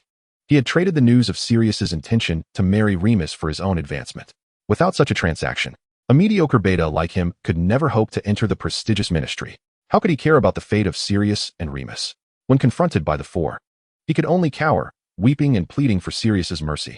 You are a formidable alpha, Sirius. There are countless jobs you could pursue, while I have but this one opportunity. Moreover, that is your own mother. Can't you just appease her? Remus is so exceptional, she would surely allow him in. Peter trembled, his hunched form resembling that of a mouse. What a classic case of the perpetrator claiming innocence. James still felt a surge of anger when recalling this incident. He had financed a trip to Egypt for his friend, only for Peter to take the opportunity to send word to Sirius's mother, betraying their friendship and trust. He had the audacity to justify his own lack of ambition by trampling over his friends. However, that was all in the past. James was willing to accompany his family to Egypt once more, hoping to erase the unpleasant memories.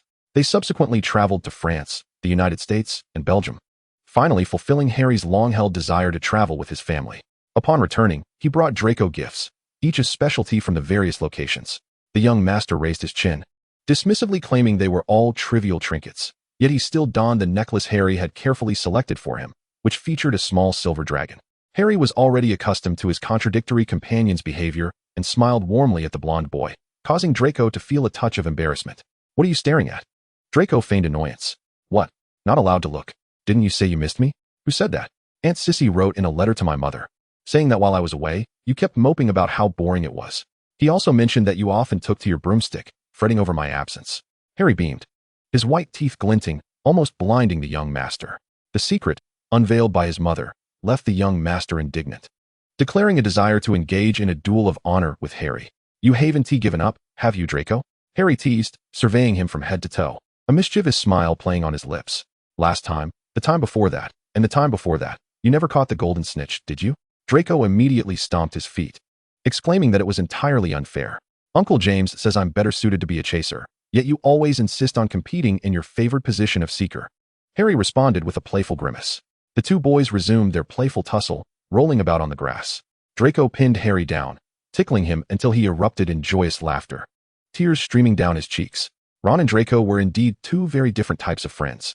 With Ron, they rarely quarreled, always giggling together like father and godfather. However, with Draco, their lighthearted bickering served as a testament to their close bond. They revealed their most authentic selves only in each other's presence. After years of playful antics with his childhood companion, time slipped away unnoticed, and upon celebrating his 111th birthday, marking his transition into adulthood, Harry finally received the long-awaited letter from Hogwarts. He was to embark on his magical education at Hogwarts. James lifted his son high, laughing heartily. Our little fork is going to Hogwarts. Aren't you excited, son? Excited, Harry echoed, raising his arms in jubilant cheer, the two of them merrily lost in their revelry. The most composed witch in the household, Lily, perused the letter, contemplating when to take her son to Diagon Alley to prepare for school. This was not Harry's first visit to Diagon Alley with his parents. He was quite familiar with its winding paths. While his mother procured textbooks and cauldrons, his father left him in Madame Malkin's robes for all occasions, mysteriously promising a surprise that required him to wait patiently.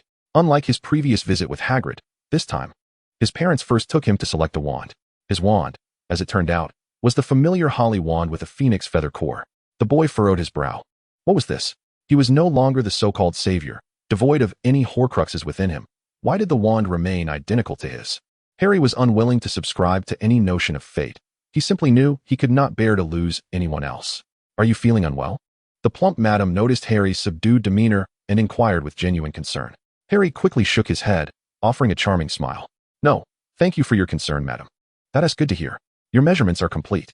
Harry obediently hopped off the platform, and upon turning, he saw his father holding a large cage, a broad smile adorning his face. Harry's heart leapt with joy.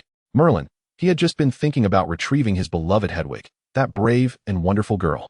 His father truly was in tune with his thoughts. Overjoyed, Harry took the owl's cage, examining it closely. It was indeed his Hedwig. I love you, Dad. Thank you so much. James' eyes crinkled with delight as he affectionately tousled his son's dark hair. Have you thought about a name? Harry feigned deep contemplation. Hedwig. What do you think? A splendid name. James was never stingy with his praise for his son. After collecting the freshly made robes, father and son, full of joy, made their way to the bookstore, where Lily was likely waiting for them. Upon reaching the entrance, the Potters spotted the beautiful red-haired witch. Lily had just finished purchasing books and stood at the door, awaiting her husband and son. Harry shoved the cage containing Hedwig into his father's hands and dashed to his mother. In his haste, he accidentally collided with a passerby. Oh dear! The person, caught off guard, nearly tumbled to the ground, but James, quick on his feet, caught his arm just in time. I'm so sorry, Harry exclaimed, quickly apologizing. Upon meeting the clear blue eyes and freckled face of the boy, Harry stifled his excitement, hastily covering his mouth with his hand. Ron. It's Ron. Hold it in. Hold it in, Harry reminded himself. He couldn't utter Ron's name in front of his parents, as he had yet to truly meet him. It's all right, Ron scratched his head, reassured that he was unharmed. He glanced at the energetic black-haired boy before him, momentarily puzzled by his actions. Oh, let me think. James stroked his chin thoughtfully, sizing up young Ron. You wouldn't happen to be a little Weasley, would you? Ronald. Just then, a woman's voice rang out nearby. Molly Weasley had finally located her wayward son and hurried over, taking long strides. Ron, realizing he needed to evade his furious mother, attempted to hide behind James but failed, resulting in her grasping his ear, causing him to grimace in pain. Ouch, ouch, ouch. I'm sorry, Mom, I'm sorry. A surprised male voice called out, James? James turned to see a familiar face, breaking into a broad smile. I knew it was your family. Long time no see, Arthur. James greeted his colleague warmly. Although he and Arthur worked in different departments at the Ministry of Magic, they occasionally crossed paths and had developed a friendly rapport. The two men shook hands amicably, introducing their families to one another. Lily gazed at the line of little Weasleys trailing behind Percy and Ron, her heart secretly astonished. So many. Hello, I'm Harry Potter. Harry said politely, following his father's lead to greet the Weasley family. They were all familiar faces. The first to respond was the older, serious-looking Percy, who merely shook Harry's hand. The shy youngest, Ginny, peeked from behind her mother, revealing only one eye. The identical twin brothers, mischievous and lively, approached him, giggling and challenging him to guess who was George and who was Fred. Harry pursed his lips, scrutinizing the two identical faces, then glanced at George's intact ear. While others might struggle to tell them apart, he could. Wow, impressive, young Harry. You guessed correctly. George and Fred attempted to swap positions, urging Harry to guess again. Predictably, the two rascals received a stern reprimand from Molly, resulting in them sulking beside their father. Harry leaned in, quietly inquiring of Ron, who was still covering his ear and taking shallow breaths. Feeling better? Ron shook his head slightly, his eyes glistening with unshed tears.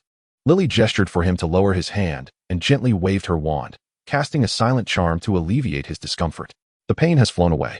Lily smiled warmly and softly at Ron, making him feel a little emotional. Your mother is amazing, Ron marveled. Oh right, I'm Ron Weasley. Can I call you Harry? Of course. Harry grinned widely, realizing how fortuitous this was. Even before attending Hogwarts, he was already making friends with the Weasley family. He would forever cherish the warmth that the Weasley family brought into his life, a rare beam of sunlight in his otherwise shadowed existence. Harry hummed a cheerful tune, skipping joyfully on his way home, unable to conceal his delight. James and Lily ambled leisurely behind him, although they could have taken the Floo powder or opera home. The Potter family relished their time strolling under the setting sun. Suddenly, Harry turned around, arms clasped behind his back, his little hands entwined, leaning slightly forward with a playful demeanor, calling out to his parents.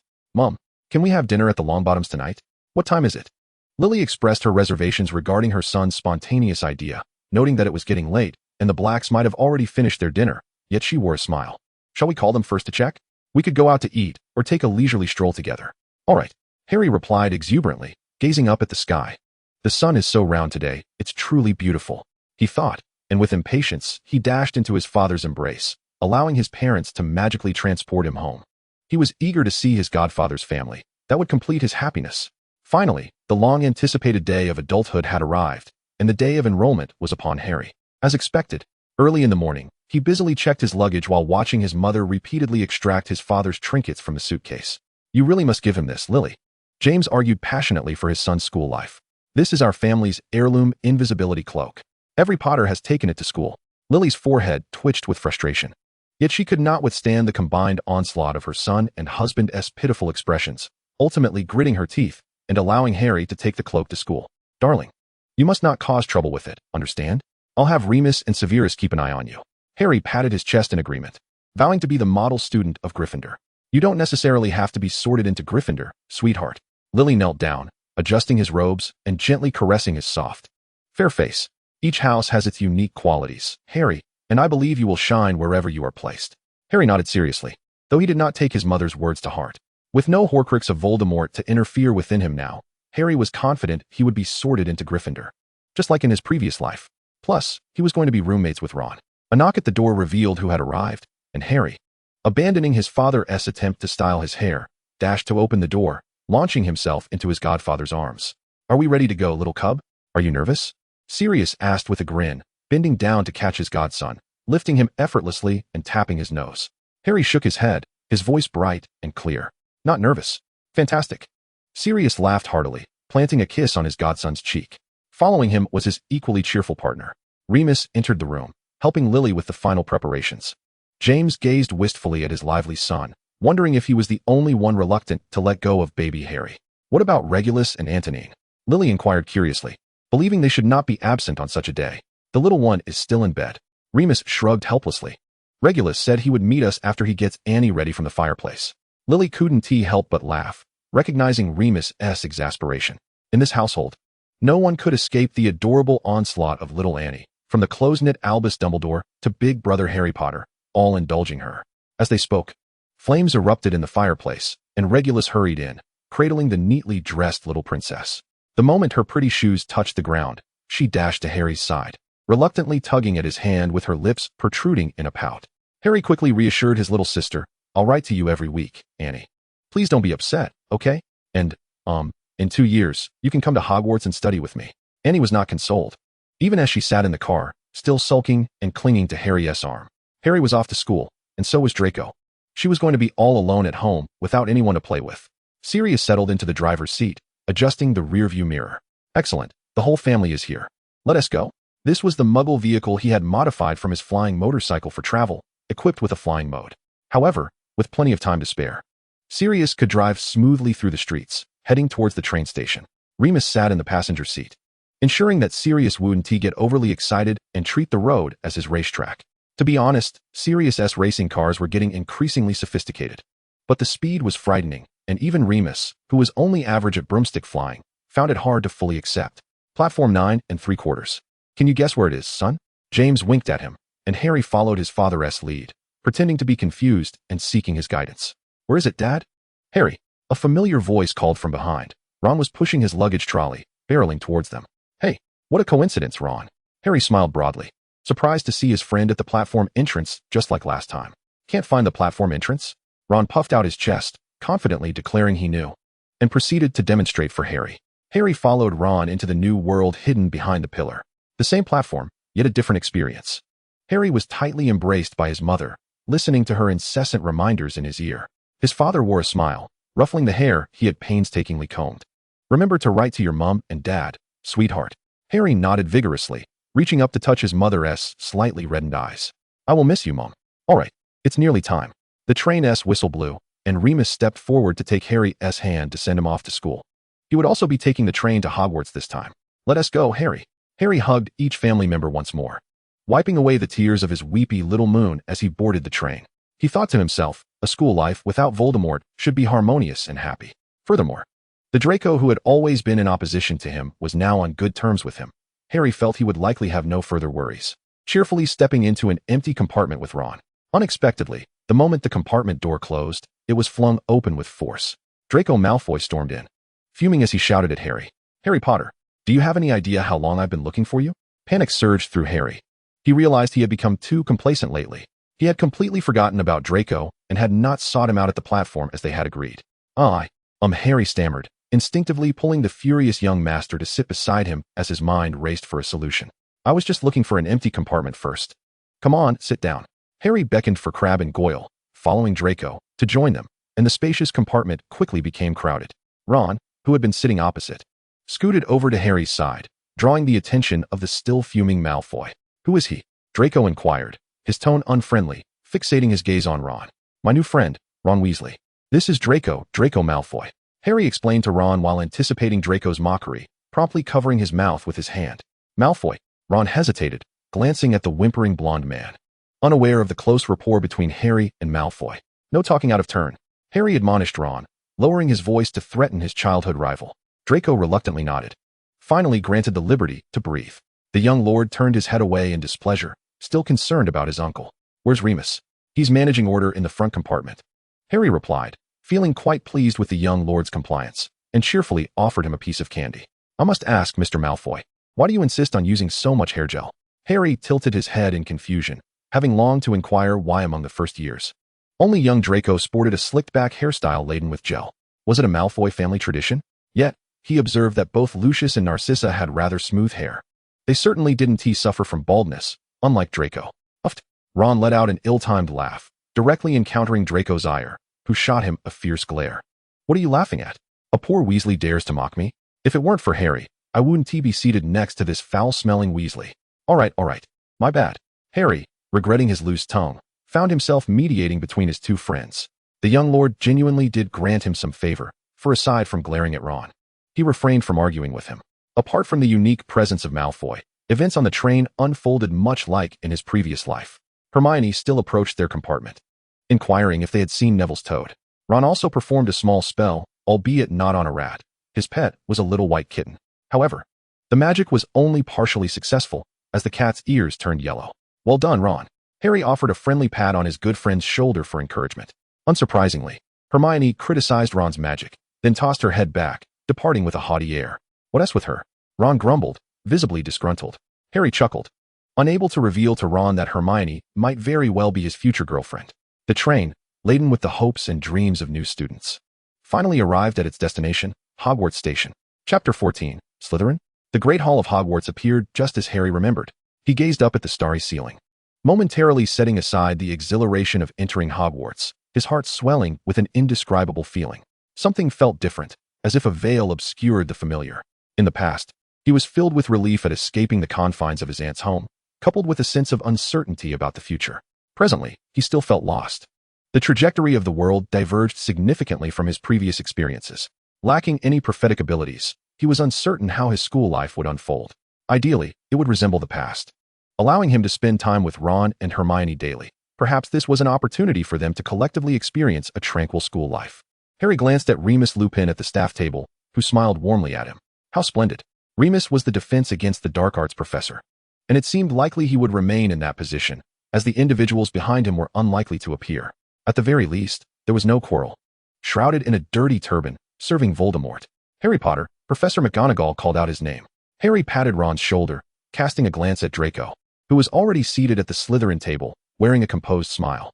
He approached the podium, offering a gentlemanly bow to Professor McGonagall. He was now the most polite person, raised by his parents. McGonagall nodded at him, feeling a fondness for this seemingly well-mannered Potter.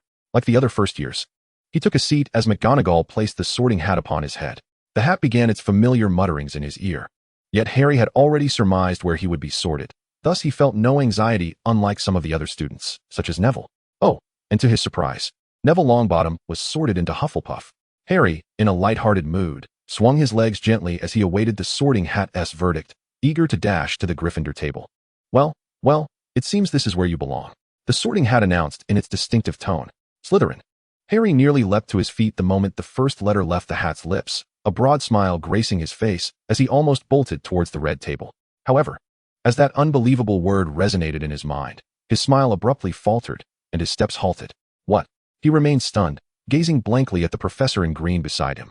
McGonagall assumed he was unsure which table was Slytherin and kindly pointed it out. "Go on, the one at the far end is Slytherin." A bright shock of disbelief washed over his face. Under the gaze of all present, he remained immobile. What was happening? Why had the sorting hat placed him in Slytherin? Yet rationality broke through the soil of confusion. Harry chose to swallow his bewilderment and suppress the urge to argue with the hat. Making his way to the Slytherin table and sitting in the spot Draco had vacated for him, he endeavored to maintain a neutral expression. He glanced up at the staff table, feeling an unsettling anxiety. What if Remus disapproved of his sorting? He bore no prejudice against Slytherin. He understood that the house had also produced valiant heroes. However, both his parents had been Gryffindors, as had his godfathers. Suddenly, Harry comprehended Neville's despondent expression. After all, the sorting outcome was not what they had anticipated. Yet, Remus's smile remained warm, even raising his goblet in a simple gesture of celebration, celebrating his entry into Slytherin. Perhaps, Harry remained apprehensive.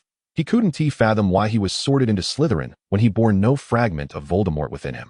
He glanced towards the Gryffindor table, where Ron was celebrating with his brothers, and Hermione was smiling, chatting with a new classmate beside her. It's all right, Harry reassured himself internally, reasoning that experiencing a different house might not be so bad.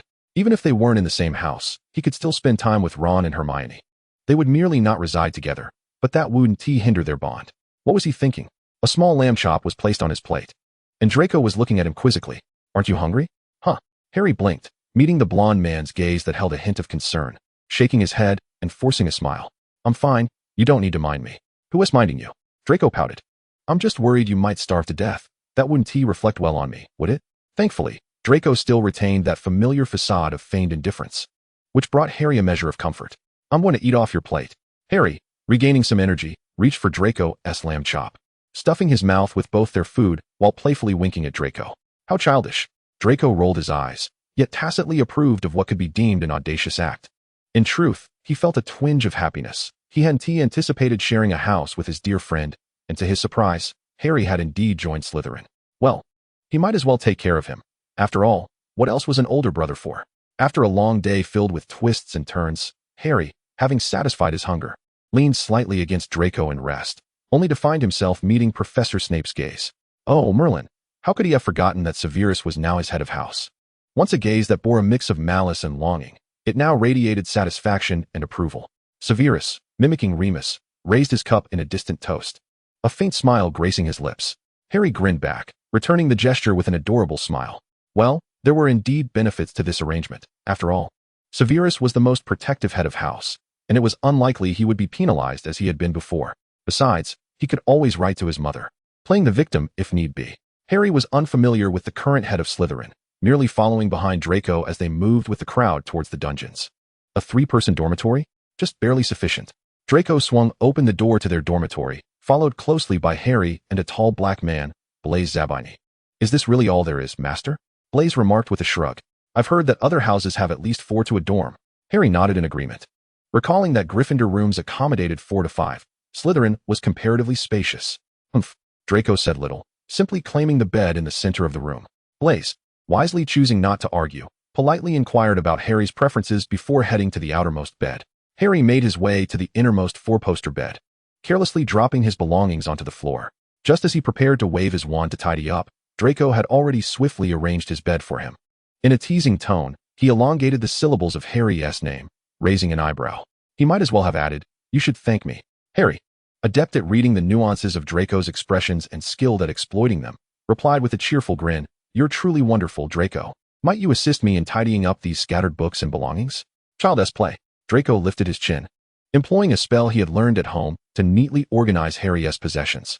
Harry sat on the bed, legs crossed, watching Draco's flurry of activity with a contented smile, even daring to pull a face at Blaise, who looked on in astonishment. Not quite understanding, are you? This is my meticulously crafted method to ensure the young master does the work for me. Confidential. Rise and shine. Harry, the man, ensconced in the soft cocoon of his blankets, grumbled a few sounds as he pushed away Draco's arm from his shoulder, rolling over while mumbling, "Draco, why are you here so early? I haven't had enough sleep. I don't want to play." Who said anything about playing? Draco tugged at his arm. "We have classes. Get up." Classes? Merlin's beard. Harry's eyes flew open, sitting upright in bed and colliding forehead first with Draco's nose, causing the latter to yelp in pain.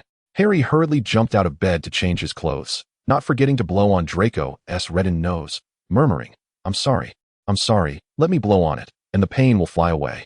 Since childhood, he had employed this tactic to soothe a wounded Draco, and it had become a well-practiced response. In a frantic rush, Harry donned his robes and dashed out. He could not afford to be late for his first class. "Hey, where are you running off to?" Draco called after him. "We're going to the Great Hall for breakfast." Harry skidded to a halt, realizing, oh right, this isn't the time when he and Ron would wake up late and miss breakfast. Draco, ever punctual, would ensure they had time to eat. "Honestly, why are you running?" Draco panted, catching up to him, grabbing his arm to straighten his disheveled robes and tie. "How can you leave the dorm looking like this? Merlin, can't you be a tidily dressed Potter?" Harry visibly relaxed, allowing Draco to fix his tie as he walked alongside him and Blaise toward the Great Hall. "You two seem quite close," Blaise remarked casually. He had heard of Malfoy, an esteemed pureblood heir known for his notorious temper. Yet he now appeared to be Harry Potter's devoted caretaker, trailing behind him to clean up his mess. Just like that, Draco waved dismissively, still adjusting Harry's hood. "What do you mean by just like that?" Blaise scratched his head in confusion. Neither of them answered, as Harry continued to push Draco's hand away, attempting to tame his unruly hair while grumbling that their family's potions could never achieve such a feat. Nonsense. Draco countered. The two fell into a familiar banter, launching into a debate over whether the Potter family's potions could indeed tame Harry's wild curls, leaving Blaise utterly bewildered. He stepped back, quietly inquiring of Goyle and Crabbe, who were trailing behind them. "Are they fighting or getting along?" "Oh, they're always like this, you'll get used to it." Goyle shrugged. "What on earth?" Blaise was even more perplexed. He observed as the two men bickered over trivial matters along the way, only to find themselves seated at the dining table, sharing food as if nothing had transpired. No one paid any mind to the darker complexion of the man. Harry savored the syrupy pie, relishing the flavors that were quintessentially Hogwarts. Owls soared into the Great Hall, illuminated by the sunlight.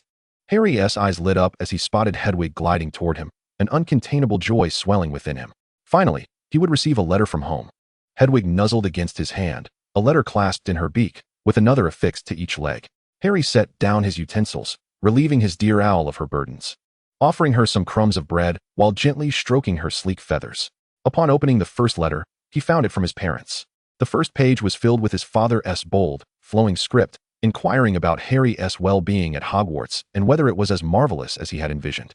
He even mentioned that if Harry faced any bullying in Slytherin, he should reach out, and he would ensure justice was served. This line was crossed out, replaced by his mother's neater handwriting below. "If anything arises, seek out Remus and Severus first. Your father will be a bit delayed. Of course, do write to us as well," James added in large letters. "I'll be the first to arrive. Anyone who bullies you will be dealt with." Harry chuckled softly, feeling warmth spread through his chest as he read about his mother's rational approach juxtaposed with his father's more impulsive nature. It felt as though something within him was slowly swelling, on the verge of bursting. The remaining letters were filled with his mother's endless concern, including inquiries about Draco. Harry pointed it out, and the young master huffed softly. "Still, Aunt Lily cares about you. My mother also asked me to look after you, you know. Go on, go on." Harry rolled his eyes, uninterested in engaging in a quarrel with the now annoying brat, and resumed opening the remaining letters. Regulus's letter was succinct, merely congratulating him on his acceptance into Slytherin and urging him to take care of himself. Harry carefully tucked the exquisite stationery away and opened the final letter, one adorned with the footprints of Bigfoot and a small moon. Sirius's handwriting was even more flamboyant than James's, approaching an ornate script. Within his lengthy discourse lay both encouragement and concern for Harry. They all worried that Harry might struggle to acclimatize to the Slytherin environment. Yet none expressed any dissatisfaction with his unexpected placement in this house. Just as his mother had said before her departure, in the eyes of his family, he would shine brightly wherever he went. Harry sniffled, suppressing the urge to weep, and turned to the last sheet of paper. It was a note from the little moon to her two brothers, inquiring whether Hogwarts was enjoyable and questioning if there were snakes in Slytherin, as she had seen a serpent embroidered on Regulus's old-school uniform. The childish words of the little one elicited hearty laughter from Harry, prompting him to share it eagerly with Draco. The two leaned in close, reading their sister's letter together. In closing, the little moon penned a rather audacious remark. "Wait for me 2 years, and anyone who dares to cross you will have me to reckon with." This statement referred to those who had previously cast aspersions on Harry due to his muggle-blooded mother. Antonia was quite adept at dealing with such snobbish individuals, perhaps a consequence of her formidable genetic inheritance. Chapter 15. The first census breakfast had long passed, and Harry followed his Slytherin companions toward their first history of magic class. Sleepiness prompted him to yawn repeatedly as he traversed the corridors. The early rising time at Hogwarts felt somewhat premature for him, as he was accustomed to engaging in mental duels with his parents to linger in bed at this hour. Harry rubbed his left eye, and even upon reaching the classroom door, he still lacked much energy. Draco casually pulled him over to a seat, and the classroom was sparsely populated, likely due to many first years still unfamiliar with the capricious staircases. Blaise sat behind them, leaning forward to engage in whispered conversation with Draco. "Do you know who the professor for history of magic is?" "Of course I do." Draco rolled his eyes. "My father is a governor at Hogwarts." "What do you think his teaching style will be like?" Blaise inquired with anticipation and excitement. That would be Grindelwald, one of the most renowned politicians and a remarkably powerful wizard. Moreover, he is recognized by the Ministry of Magic. Stop, stop, stop! Draco interrupted impatiently. Every wizard knows about Mr. Grindelwald. You needn't provide a lecture on him. You'll find out shortly, the two friends whispered together, while Harry chose not to join in. Instead, periodically glancing toward the classroom door.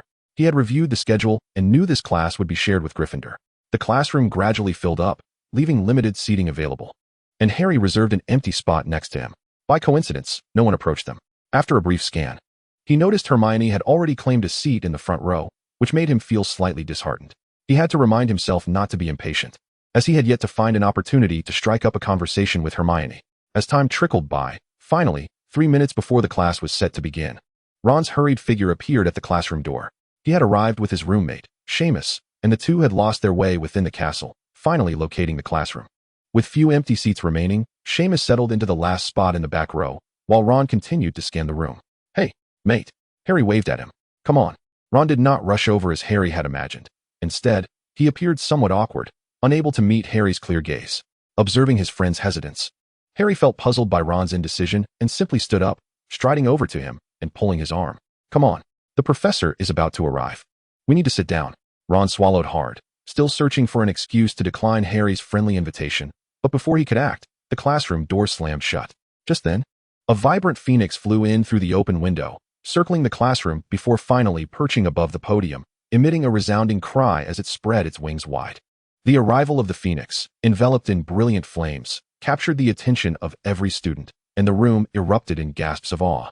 Blaise was particularly thrilled, his eyes fixed eagerly on the figure slowly emerging at the front of the classroom. As the fiery glow subsided, Grindelwald made his grand entrance, allowing Fawkes to land on his shoulder, nuzzling against his chin affectionately before soaring out the window. Good morning, fresh blood of Hogwarts. He greeted the students below with a nod, prompting a round of applause. I am your History of Magic professor, Gellert Grindelwald. As he spoke, his name materialized on the blackboard above. Grindelwald raised his left hand, and the students followed suit, their gazes drawn to him. The previously uneven curtains all lifted simultaneously, allowing a flood of sunlight to stream through the glass, illuminating the classroom. A bit of brightness is essential for a more spirited atmosphere, wouldn't you agree? His unconventional entrance and commanding presence heightened the first year's anticipation for what Hogwarts had in store for them. Their youthful faces were painted with excitement, eager to discover what wonders this esteemed wizard would unveil. To begin, which student has reviewed the textbook before class? Hermione was the first to raise her right hand, and behind her, several other students eagerly followed suit, hoping to be called upon by this charismatic professor. Excellent. Then, Grindelwald descended from the podium and approached Hermione's desk, gently tapping on its surface. And your name, miss? Hermione sprang to her feet, a flush of excitement coloring her cheeks. Even as a Muggle-born student, she had learned of this renowned professor during her time at Hogwarts. Hermione Granger, sir. Very well, Miss Granger. Please tell me, who is the author of this textbook? Hermione had just mentally reviewed all the knowledge she had acquired, but she had not anticipated Grindelwald would pose this question. She hesitated momentarily, but quickly regained her composure. Glancing down at the book's cover, that would be Bathilda Bagshot. Take a seat. Grindelwald, having retrieved his wand without anyone noticing, gently tapped Hermione's shoulder with it, signaling her to sit down before returning to the podium. This is the only piece of information you must remember from this book. Just remember that it was penned by his great-aunt. Grindelwald did not believe that a rigid textbook education would be beneficial for learning. When he first assumed the role of professor, he had even contemplated foregoing textbooks altogether. However, Albus insisted that lessons must include them. He would not allow any deviation from tradition. Moreover, some students might require the assistance of textbooks for better understanding. Thus, he reluctantly selected his great-aunt's book, as he could not defy Headmaster Dumbledore. After all, he was merely a humble professor. Professor Grindelwald naturally chose to overlook the numerous advantages he had gained during that time. Headmaster Dumbledore had to sacrifice his own interests to protect the well-being of the unfortunate students, a testament to his boundless love. Returning to the classroom, the elderly man waved his wand, causing the crests of the 4 houses to materialize on the blackboard, accompanied by 4 unfamiliar faces for the students. Today, we shall explore the origins of Hogwarts. Before you stands the founder of the 4 great houses. The ethereal figure of Salazar, Slytherin, emerged from the blackboard, his silvery form hovering before Harry and his companions, seemingly offering them a warm smile. Remember him, Mr. Potter, Grindelwald drawled slowly, his piercing gaze sweeping over every student beside Harry. lingering momentarily on Ron before moving on. A Gryffindor nestled within Slytherin's ranks. How intriguing. This was undoubtedly the most extraordinary and captivating history of magic class Harry had ever attended. Unlike Professor Bin's monotonous, sluggish teaching style that could easily lull anyone to sleep, Grindelwald wielded his formidable magic to bring the drab historical scenes to life before them. They were even questioned by figures from history who appeared right before their eyes. Do you recall this time and the events that transpired? Such powerful magic rendered the visuals more vivid than a Muggle television, immersing them in an almost tangible experience. Truly, he was a wizard who could rival Dumbledore. Merlin. Harry vowed he had never looked forward to a history of magic class as much as this one. Professor Grindelwald is simply the best, Blaise exclaimed. You haven't yet encountered the other professors. Harry countered, let's not speak too soon. We haven't even had a defense against the dark arts class with the moon-faced one. How could Blaise be so one-sided? He turned back, instinctively seeking his good friend's opinion. Don't you think so? Hey, where's Ron? He was right behind us just now. Left early, Draco replied lazily, resting his hands behind his head and casting a sidelong glance at Harry. I could tell he was uncomfortable the entire class. Harry scratched his head, not quite grasping Draco's implication. What was Ron uncomfortable about? Did he not appreciate Grindelwald's teaching method? Fool. Draco discerned Harry's confusion, a hint of exasperation in his tone as he tapped Harry's smooth forehead. How could a Gryffindor feel at ease surrounded by Slytherins? Clearly, Harry was unaware of this issue. He found nothing amiss about sitting alongside Ron. They had been together for the past 6 years, after all. However, even he had yet to fully integrate and embrace his new house, his new identity. Why are you hitting me, Malfoy? Harry retorted, dismissing Ron's discomfort. He was confident that he and Ron, along with Hermione, had been through so much together that they were already the closest of friends, destined to remain so. Thus, he still had the energy to jest with the insufferable Draco Malfoy. Remus' class is indeed quite popular. Blaise's beaming expression confirmed it. Oh my, Professor Lupin is truly the best. Blaise mused. Harry raised an eyebrow. I recall you saying the same about Professor Grindelwald just a couple of days ago. Have your sentiments shifted so swiftly? They're different. Blaise replied. Professor Grindelwald possesses a more commanding presence. Professor Lupin is the only Omega professor, humorous and handsome. Harry frowned. He disliked Blaise's remarks. As if Lupin's identity as an Omega and his striking appearance could overshadow all his accomplishments. His teaching style was undeniably impressive and his magic formidable. Blaise remained oblivious to Harry's displeasure, continuing his chatter. Did you know? He is also the spouse of the eldest son of the Black family. My mother conducted business with the Blacks and has met him before. She said he is quite a remarkable Omega. Again with the Omega references, fixating on his gender. Could a person's entire identity be encapsulated by their sex? Harry found Blaise's words exceedingly distasteful, yet he understood that Blaise did not intend to tarnish Lupin's reputation. It was merely a habit formed from childhood. He is indeed remarkable, Harry stated earnestly. Remus excels as a full-time professor and still manages to assist Regulus with the family business. Such capability. Blaise paused, taken aback. He recognized Regulus' name and knew of Professor Lupin. Yet Harry's tone conveyed a familiarity he could not decipher. Are you and Professor Lupin quite close? His partner is my godfather. And Remus is also another of my godfathers, Harry explained. Oh, no wonder. Blaise exclaimed, realization dawning upon him.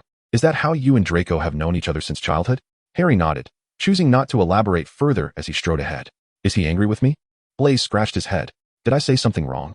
Draco shrugged, having an inkling of the reason behind Harry's discontent, but not in the mood to explain it to Blaise. He quickened his pace to catch up with Harry, walking shoulder to shoulder. Harry silently clutched Draco's robe, grappling with the tumult of emotions swirling within him. Perhaps he had been overly sheltered by his parents. Upon entering Hogwarts, even as a first year, he could sense that gender seemed to act as a barrier between individuals.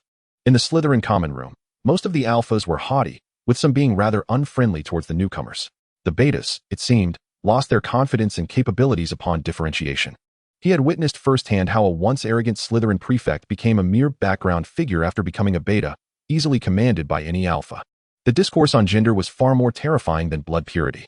The only solace was that this was Hogwarts, sheltered by Dumbledore.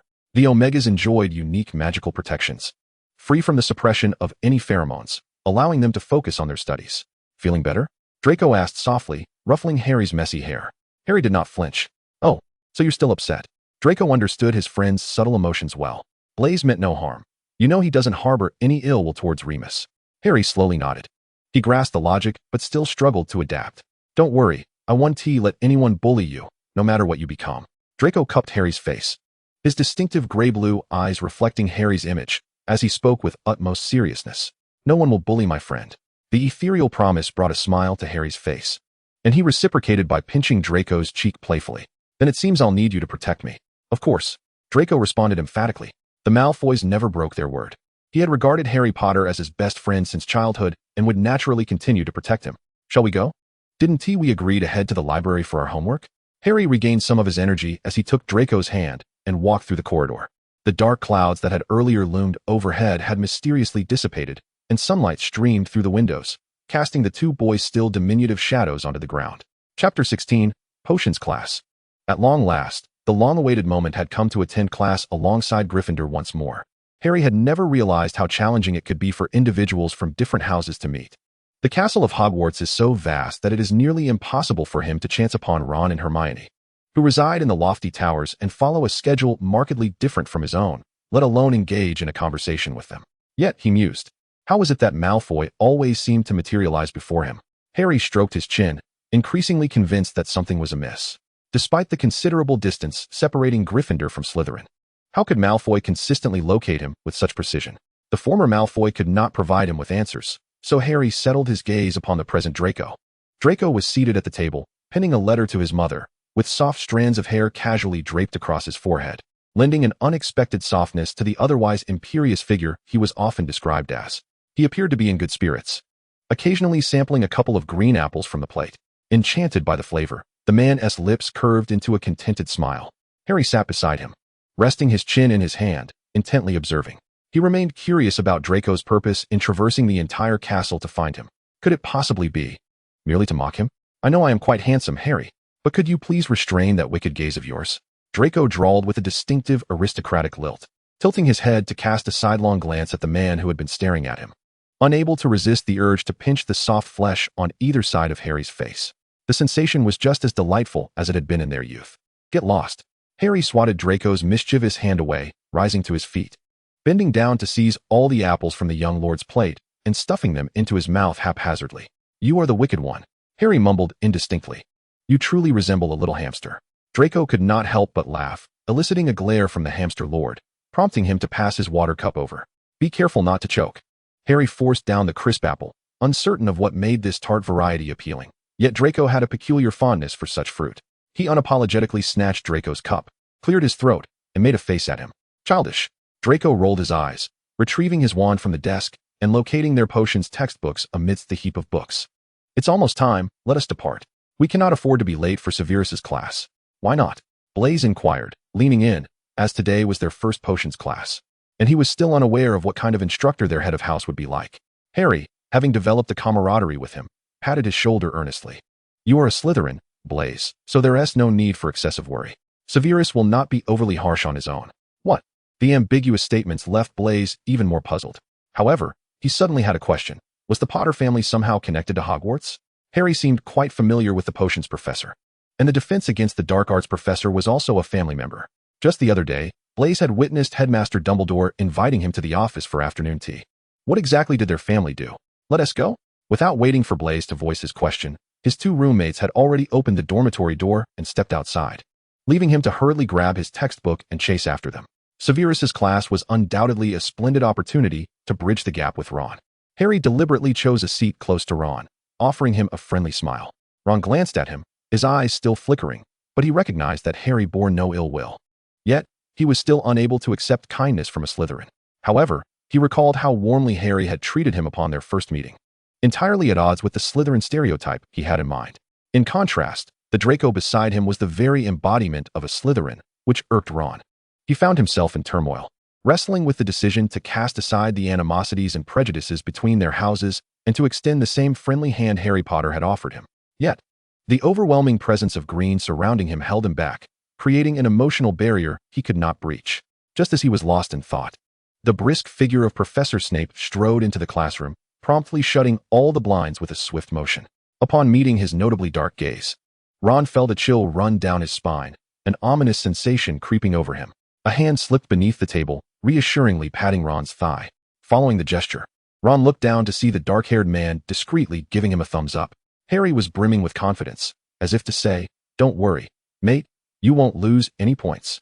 For a fleeting moment, Ron felt an odd sense of reassurance, instinctively nodding at Harry, who smiled back at him, revealing a set of perfectly aligned white teeth. Draco shot a glance at the two engaging in covert antics, snorted lightly, and said nothing further. Snape's class, as expected, mirrored that of his previous life, oppressively serious and stifling. Yet Harry was no longer the same Harry. After a year of potions, he had become quite adept, with Draco as his partner, whose talent in potions was exceptional.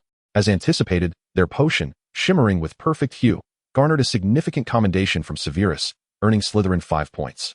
Ron sat beside Harry, watching as the potions professor's terrifying gaze slowly shifted towards him and Seamus, who had concocted a potion of peculiar color. It would not be an exaggeration to say Ron felt as though he had seen Merlin. Merlin, someone save me. Suddenly, a small hand intruded into Ron's field of vision, seemingly carelessly tossing a handful of herbs into their cauldron, successfully salvaging a potion on the verge of failure. Seamus's eyes were nearly popping out of his head, initially believing this Slytherin meant to sabotage them, but upon witnessing the potion's miraculous recovery, he swallowed back the words that had risen to his lips. Harry winked playfully at the two, swiftly retracting his hand. However, Professor Snape, with keen eyesight, had observed the entire interaction, casting a scrutinizing gaze towards the trio. Ron held his breath, as if he could hear the sound of the Gryffindor emblem rattling. It was over, he and Seamus thought in unison, both lowering their heads in trepidation.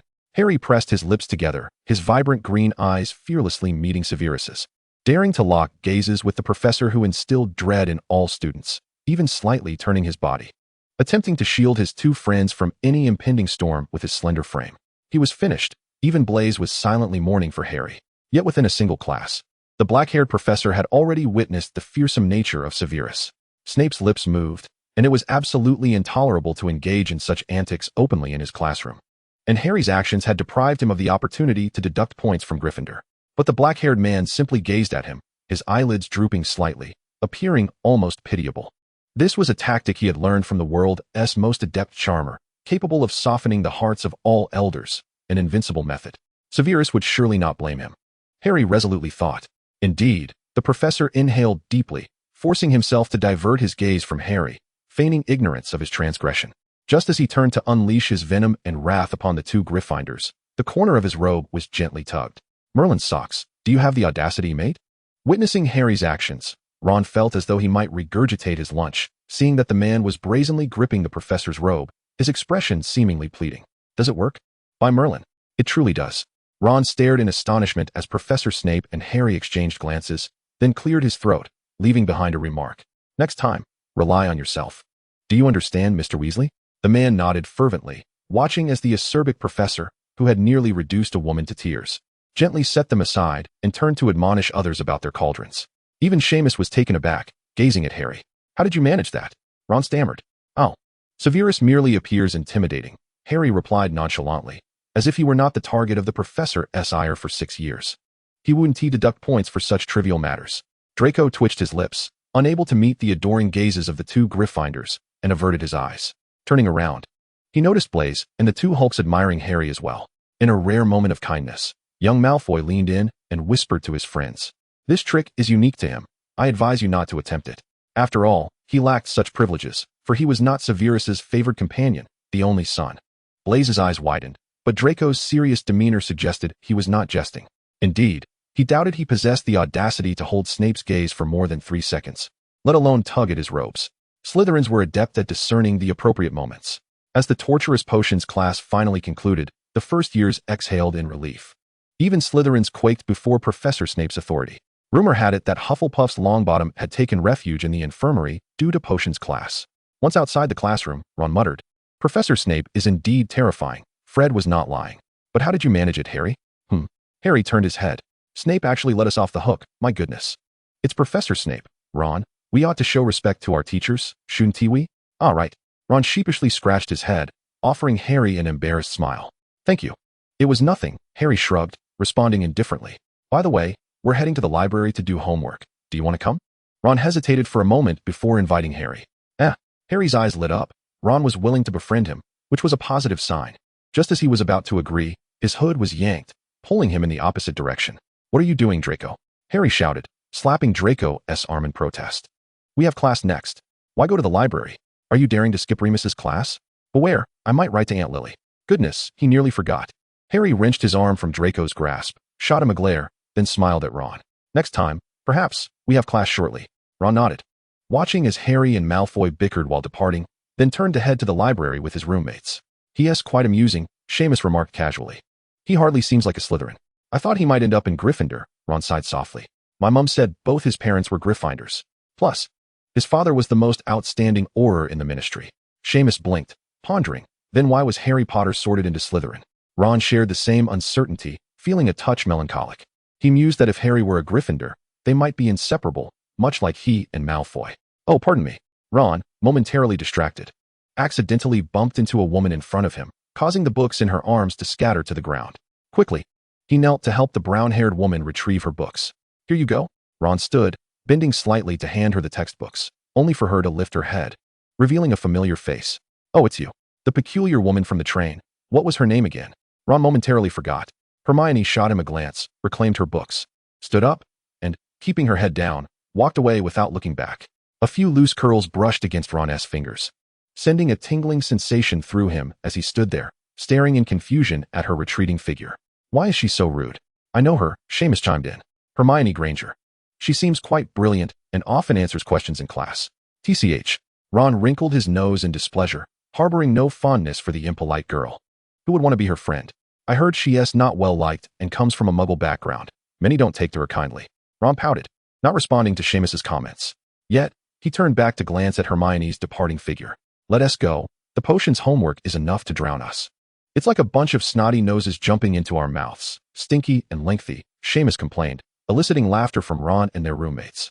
The men slung their arms around each other's shoulders, their laughter echoing through the corridor, creating a harmonious atmosphere. The brown-haired woman peeked around the corner, glancing at the red-haired boy's back before averting her gaze, leaning against the wall to release some tension.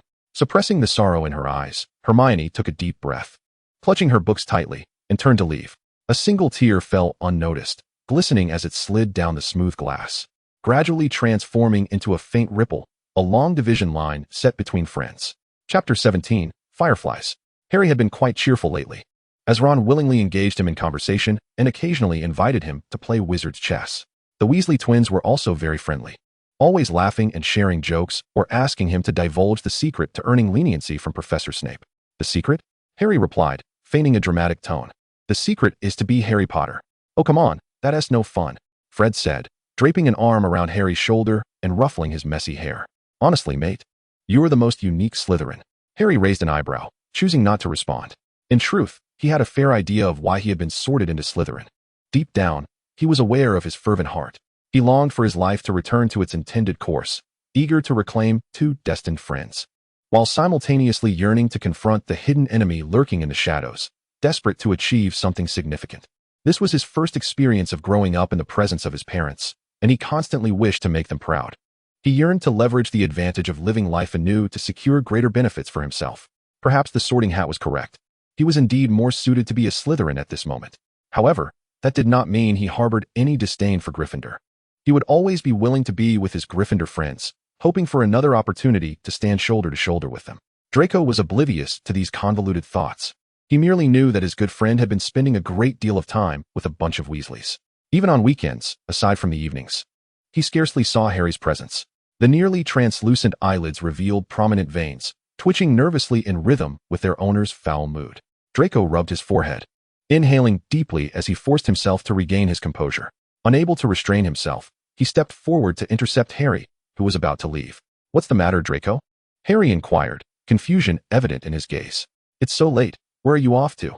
Draco barely suppressed the discontent simmering within him, striving to maintain a tone that resembled his usual demeanor. "Didn't I mention I have plans with Ron?" Harry waved the invisibility cloak in his hand, a playful smile gracing his lips. Draco knew their little secret and understood his implications. "Harry, you are a Slytherin. So what?" Harry tilted his head in confusion, impatiently pushing past the man blocking his path. All right, we can talk when I get back. Ron is still waiting for me." With that, the man's figure vanished once more, the door slamming shut with a resounding thud. Draco clenched his fists, taking several deep breaths in an attempt to tame the anger ignited within him, though it proved futile.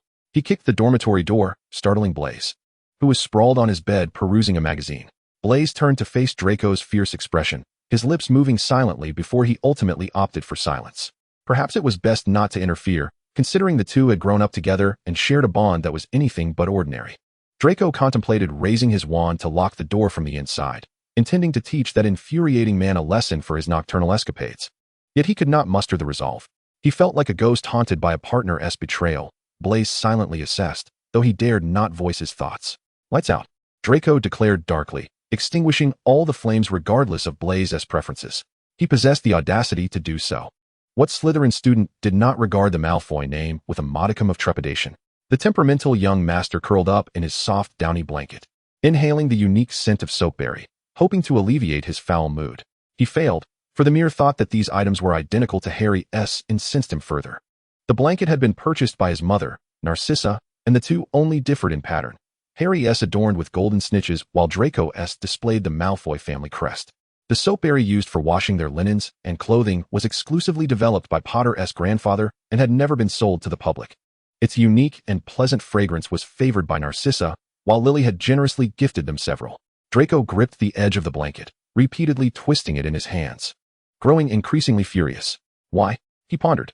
He had grown up alongside Harry, who had once been his closest confidant, yet now he seemed to gravitate towards that Weasley. Why had the intimate conversations they once shared been transferred to someone else? And of all people, a Weasley, who was neither wealthy nor particularly handsome, lacking in academic prowess, and frequently costing points for their house.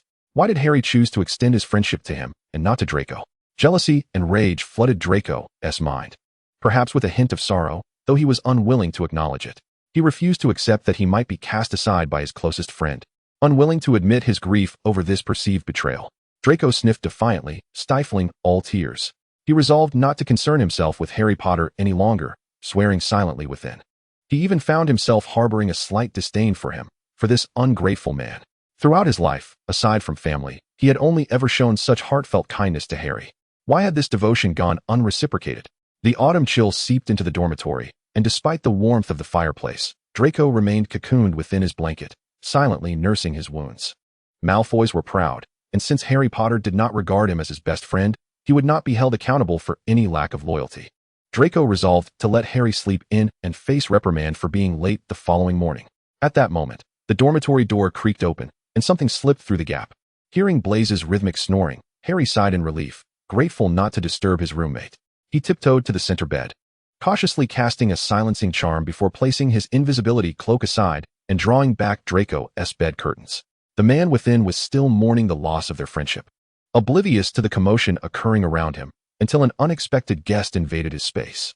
Harry, still bearing the chill from the outside air, shivered as he hastily slipped beneath Draco's blankets. "What are you doing?" Draco exclaimed, his eyes widening in surprise as the very man he had been mentally berating appeared before him, grinning foolishly. "I think I left a bit too little on when I went out. I'm cold. Warm me up, Draco." He thrust his chilly hands and feet into the nape of Draco's neck and between his calves, sending a jolt through Draco. "You."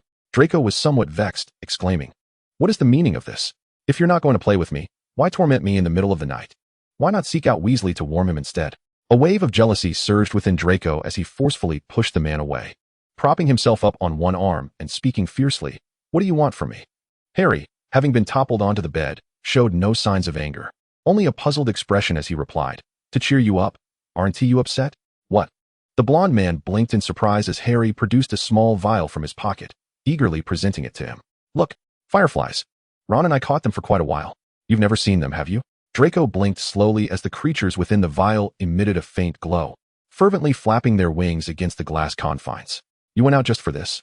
"Pretty much," Harry admitted sheepishly, scratching his nose. He had merely intended to take a stroll by the Black Lake with Ron, but recalling Draco's earlier displeasure, he had whimsically decided to prepare a small gift for his inexplicably glum friend. In truth, despite the magic, catching fireflies had proven somewhat challenging. Harry had even contemplated picking a couple of flowers instead, but when he voiced this idea, Ron had looked at him in horror. "You want to give Malfoy flowers?" "No, that is not appropriate. They haven't even sorted yet, and it's only their first year. That is far too forward." Clearly, little Ron had misunderstood. Yet Harry, who inexplicably resonated with Ron's thoughts, found merit in his reasoning, believing that Draco might consider commonplace flowers unremarkable and thus be disinterested. However, rare fireflies would surely bring a smile to the young master's face. Harry and Draco lay together under the same blanket, both holding the small vial, watching the flickering lights of the fireflies. In truth, the glow was no brighter than that of a spell, but it was sufficient to dispel the gathering gloom in the eyes of the two young men. Draco genuinely appreciated this gift, though it was merely a mundane insect. He cherished the effort Harry Potter had put into it, relishing the feeling of being valued. He planned to employ some magic to keep the little creature aglow for a few more days, or perhaps to preserve it as a specimen. Thus, Draco resolved not to hold Harry's recent neglect against him. The esteemed young master of the Malfoy lineage chose to forgive Harry's transgressions. The clock ticked rhythmically as two men, both aged 11,111 years, succumbed to their drowsiness, nestled beneath a shared blanket in a deep slumber. Just before drifting off, Draco sleepily grasped Harry's hand, mumbling, "You can only be my best friend. Did you hear that? Dreaded Potter." Harry responded with a soft grunt. Leaning his head further into Draco's embrace, overwhelmed by fatigue, at this moment, he would agree to whatever Draco said. "Just sleep, Draco." At the break of dawn, the punctual Blaise was the first to awaken. After dressing, he noticed that Draco's bed curtains had yet to be drawn back. Surely, he hasn't suffocated himself in a fit of sulking? Blaise's thoughts, it seemed, were rather fantastical and decidedly unrealistic. Approaching Draco's bedpost, he knocked gently. "Wake up, Draco." A rustling sound emanated from within the curtains, followed by a low response from Draco. Blaise then moved to Harry's bed, only to find it empty. "No way. Harry didn't come back all night?" Blaise exclaimed, suddenly realizing he might be exacerbating the situation. He instinctively covered his mouth, feeling inexplicably anxious. Draco pulled back the curtains, stifling a yawn and rubbing his eyes, only to find Blaise wearing a rather perplexed expression, his brow furrowed in confusion. "With features twisted like that, you may never return to normal, Blaise." "Ugh, so loud." Harry, still lost in slumber, was roused by the commotion, voicing his displeasure. Yet, he had no intention of getting up just yet, curling deeper into the blanket for a few more moments of sleep. "Get up, you ancestral being." Draco nudged his shoulder, attempting to pull the covers away. "No," Harry protested, evading Draco's meddling arms and mumbling, "Isn't there no class this morning? Let me sleep a little longer. Aren't you going to have breakfast?" Draco, temporarily at a loss, decided to get out of bed and change clothes.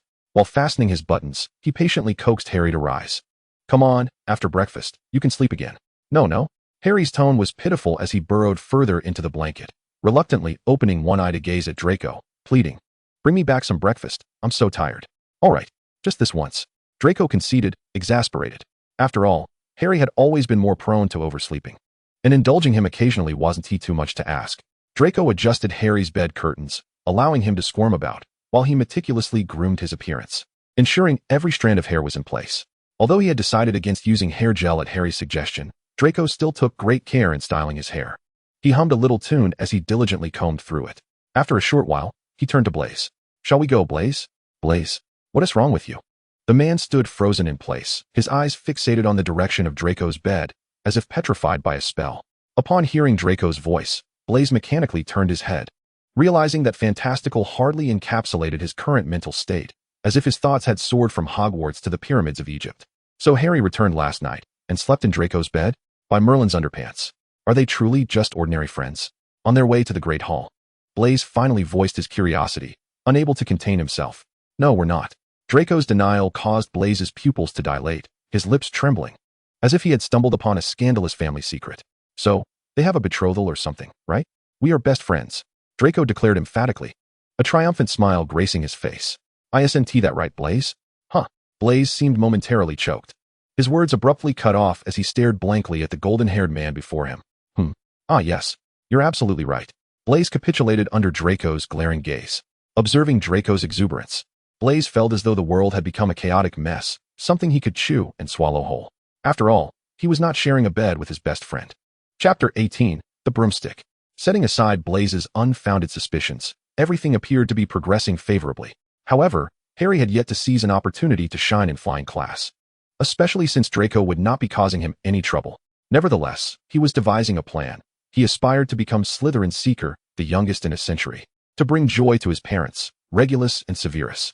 Yet, he certainly could not approach Severus to ask for his selection. That would be unfair to the others. Blaise often claimed he had connections, but Harry had no intention of solidifying that reputation.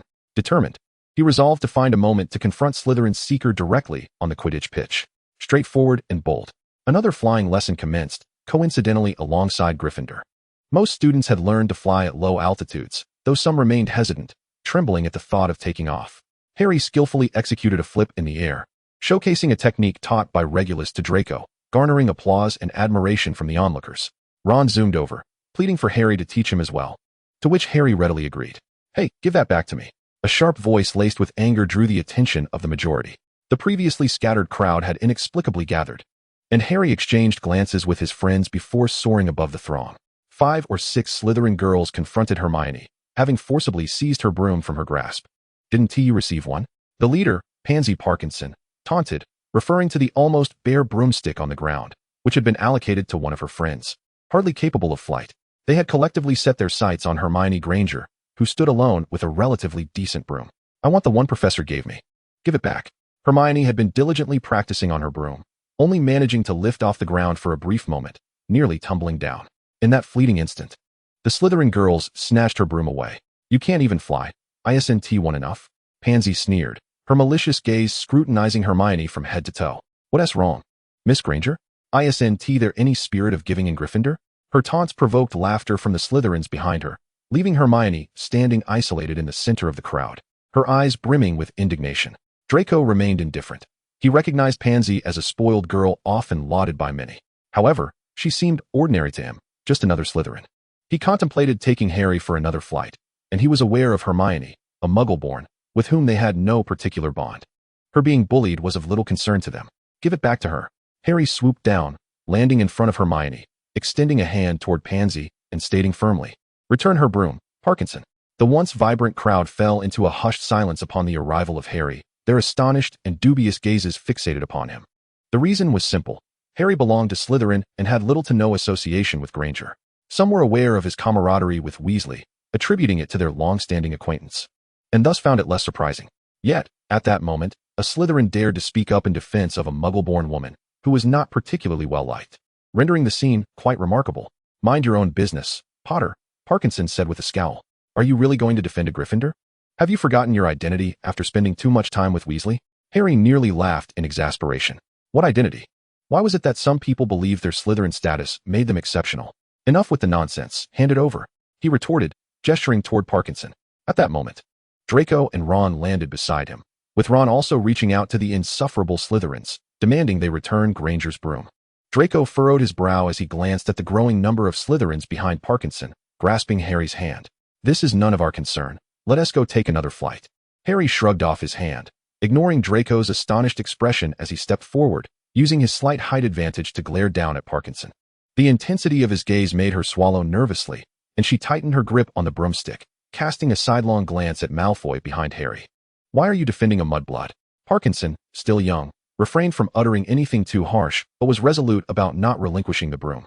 She glanced back at Malfoy's darkening expression, gritting her teeth, unwilling to show weakness in front of so many. In a swift motion, she tossed Hermione's broom into the air, casting a levitation spell, and shouted at Harry, "If you want it, go get it yourself." Harry quickly mounted his broom, and, as it ascended higher due to the enchantment, he exerted every effort to chase after it. Ron followed closely, attempting to cast a spell to freeze the broom in midair. But he missed. The sun blazed down, its harsh rays scorching Harry's face, yet he pressed on, determined to retrieve Hermione's broom before she faced punishment from their professor. "Stupefy," Ron bellowed, his voice strained as the wind rushed into him, distorting his expression. Fortunately, his spell finally struck true. Meanwhile, Harry stretched his arms skyward and grasped the broomstick. Phew! Harry exhaled in relief, slowly descending with the broom alongside Ron. As soon as they touched down, Ron broke into a fit of coughing, the wind having taken its toll. Harry handed the broom to Hermione, offering her a gentle smile, brighter than the sun itself. Beads of sweat dotted his forehead, and he wiped them away with his sleeve, only smearing himself further, yet he paid it no mind. He exchanged a glance with Ron, and the two men immediately threw their arms around each other, laughing heartily. One was pale from choking, while the other's face was smeared with dirt. But they found each other utterly amusing. "Brilliant job, mate. You soared so high," Ron exclaimed, patting Harry's back in admiration. "You were impressive too, managing to hit something while airborne." Harry replied, shaking off the sweat and playfully nudging Ron's chest with a raised brow. A handkerchief was suddenly thrust before him, and Harry paused, noticing Hermione's flushed ears. Without saying a word, she turned back to Ron, pointing her wand at his abdomen and murmuring an incantation neither had heard before. Ron let out a loud belch, and the discomfort vanished. "Wow, you're amazing, Granger," Ron marveled.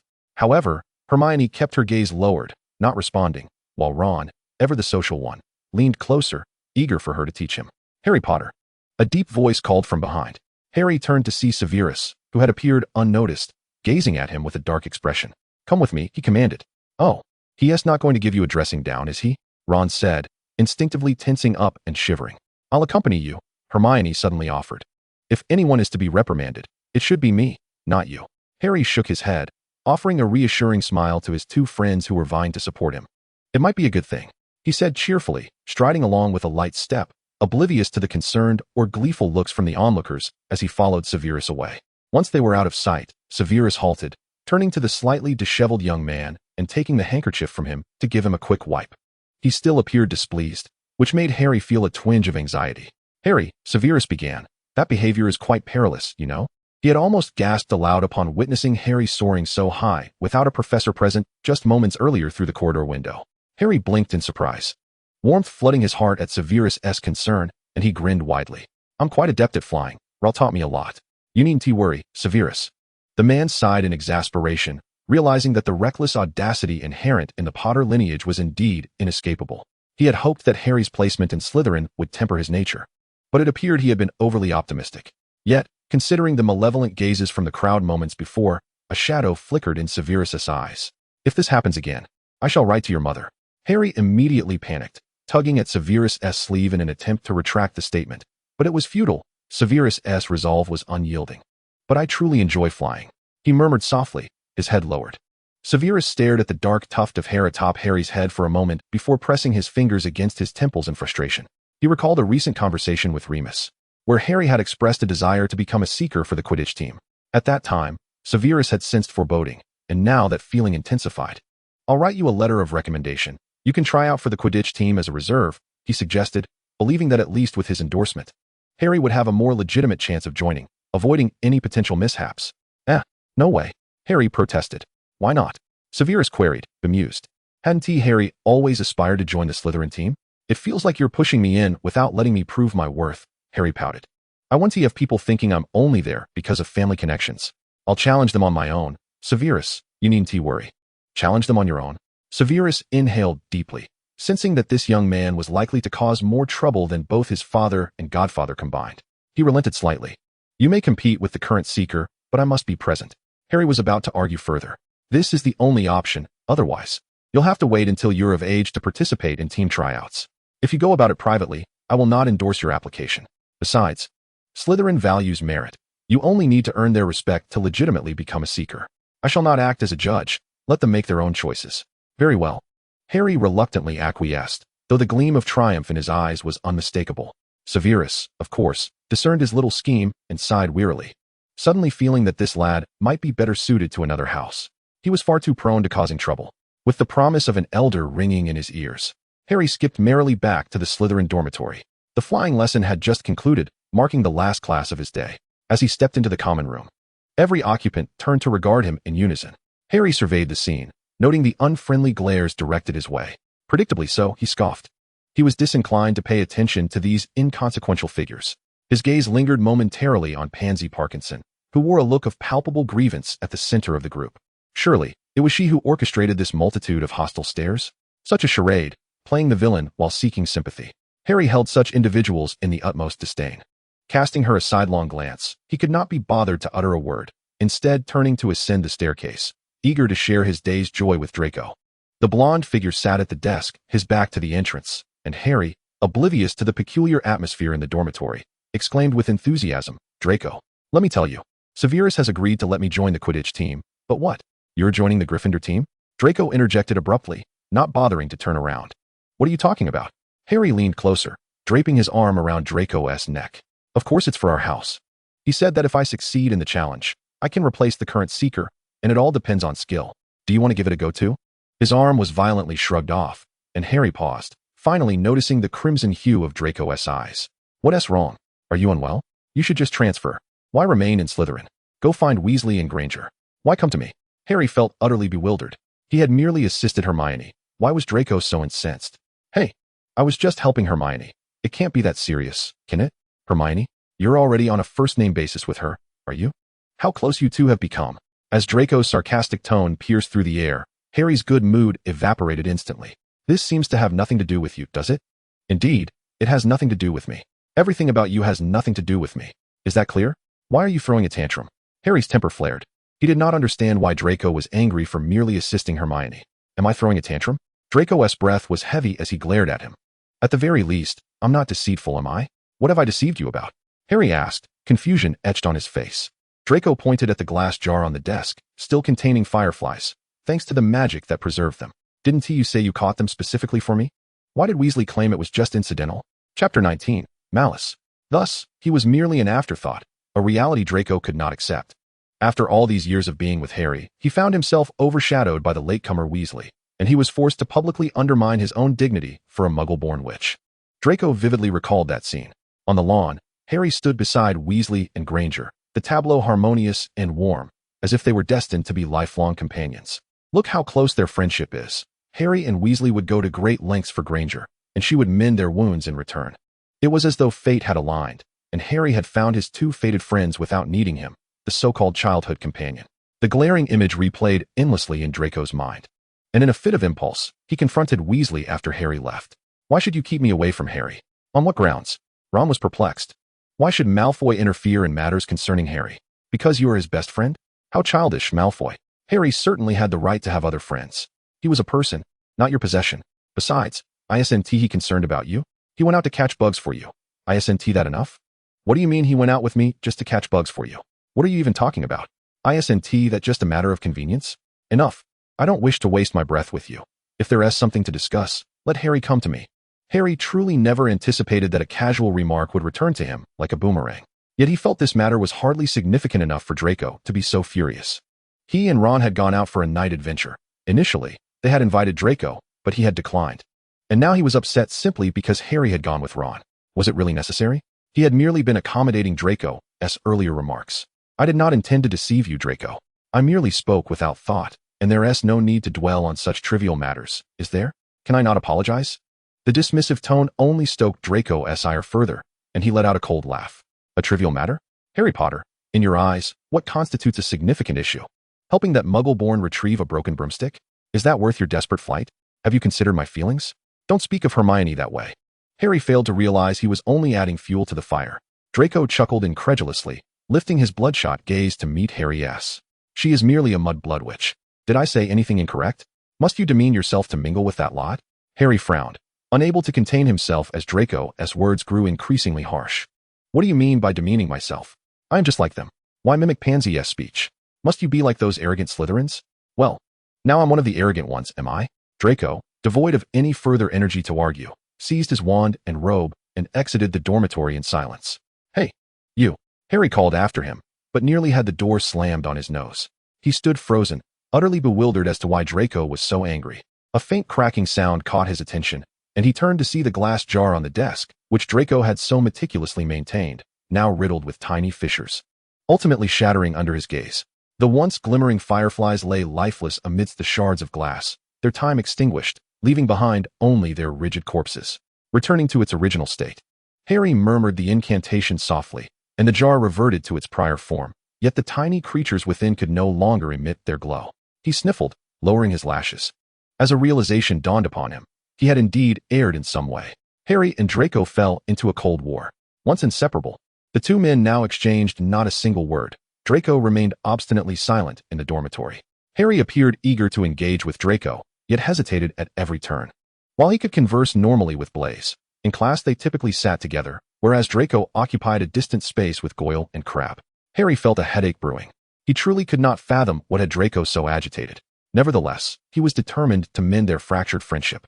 He longed to engage in playful banter with Draco just as they used to. Life had taken a rather dismal turn for him, even though he had achieved his goals.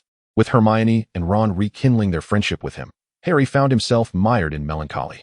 He lacked the enthusiasm even to consider trying out for the Quidditch team.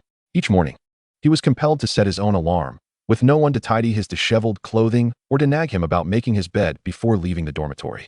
During meals, there was no one to remind him to maintain a balanced diet. Moreover, he had no one to share tidbits from home with. Who else could possibly appreciate the humor in the happenings of their families? He could no longer engage in playful disputes with Draco, a facet he found himself missing. From the moment he could speak, he had quibbled with the young Malfoy almost daily. Teasing Draco into a fit of anger only to soothe him again had always amused Harry. He had never realized how significantly Draco had become a part of his life until he was unceremoniously extricated from it, leaving a gaping void akin to a seed that had been uprooted from the soil it had taken root in. Furthermore, ever since Draco had distanced himself, Harry had keenly observed an influx of restless individuals within Slytherin. He paid little mind to them, considering them mere transient figures in his life, and not worthy of his concern. Yet, there were those who, lacking foresight, sought to instigate trouble. One afternoon, Harry found himself confronted at the common room entrance by two burly figures wearing malevolent grins. "What do you want?" Harry inquired nonchalantly. "Potter, I hear you wish to challenge for the position of Seeker on the Slytherin team?" The leader, Richard Hill, scrutinized him with derision. "Is that so? How presumptuous of you. The current Seeker is my cousin, and I have every intention of safeguarding his position. Perhaps you should spend that time over in Gryffindor drinking milk with your friends." His companions erupted into laughter, and soon, the entire common room was filled with hostile glares directed at Harry, who was perceived as a traitor for his closeness to Gryffindor. Moreover, with the rift between him and Malfoy, many who had long harbored resentment towards Harry seized this opportunity to cause him trouble, hoping to gain favor with the young Malfoy and bolster their own standings. Harry let out a cold laugh, his fingers brushing against the wand nestled in his pocket. It seemed he had been far too unassuming, inviting provocations from all directions, drawing upon his experiences as the battle-hardened savior.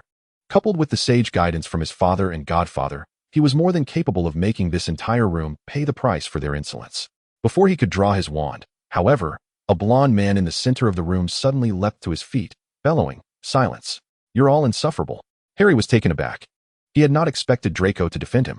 Yet, Draco did not spare him a glance, instead sweeping away in a flourish of robes towards the stairs, slamming the dormitory door behind him. That rascal! A flicker of joy ignited within Harry. It seemed Draco still possessed that soft-hearted nature. Perhaps he could find a moment to discuss things with him. He needed to mend fences with the young Malfoy. However, he could not rely solely on Draco, could he? A smile crept across Harry's face as he surveyed the now dumbfounded brutes. He recognized one of them, Hill, who had a penchant for causing trouble. "Your name is Hill, is it? What do you intend to do?" Hill, though intimidated by the Malfoy family's influence, attempted to maintain his bravado, glaring fiercely at Harry. Harry chose not to elaborate. He recalled that this family had previously approached the Blacks to negotiate a partnership, though partnership was a generous term for what was merely an act of desperation, seeking aid during their financial woes. A realization struck Harry. Leveraging his family's influence might not be such a bad idea. After all, Regulus was prudent enough not to escalate matters, ensuring that neither his father nor godfather would be informed. Harry merely intended to teach them a lesson, not to take their lives. It was a bit exaggerated, but if the heavy-footed and sharp-tongued were to discover that their precious kin had been wronged, they would surely come knocking for an explanation. As for the means, well, in a society governed by law, it likely would not be excessively violent. Yet Harry could not guarantee that, so he penned a letter to Regulus. Hedwig landed on the balcony of the Black ancestral home the following morning. As fate would have it, Regulus was in the parlor meeting with the elder Mr. Hill. Watching the man before him tearfully recounting their hardships, Regulus felt a twinge of impatience, occasionally glancing at his niece beside him.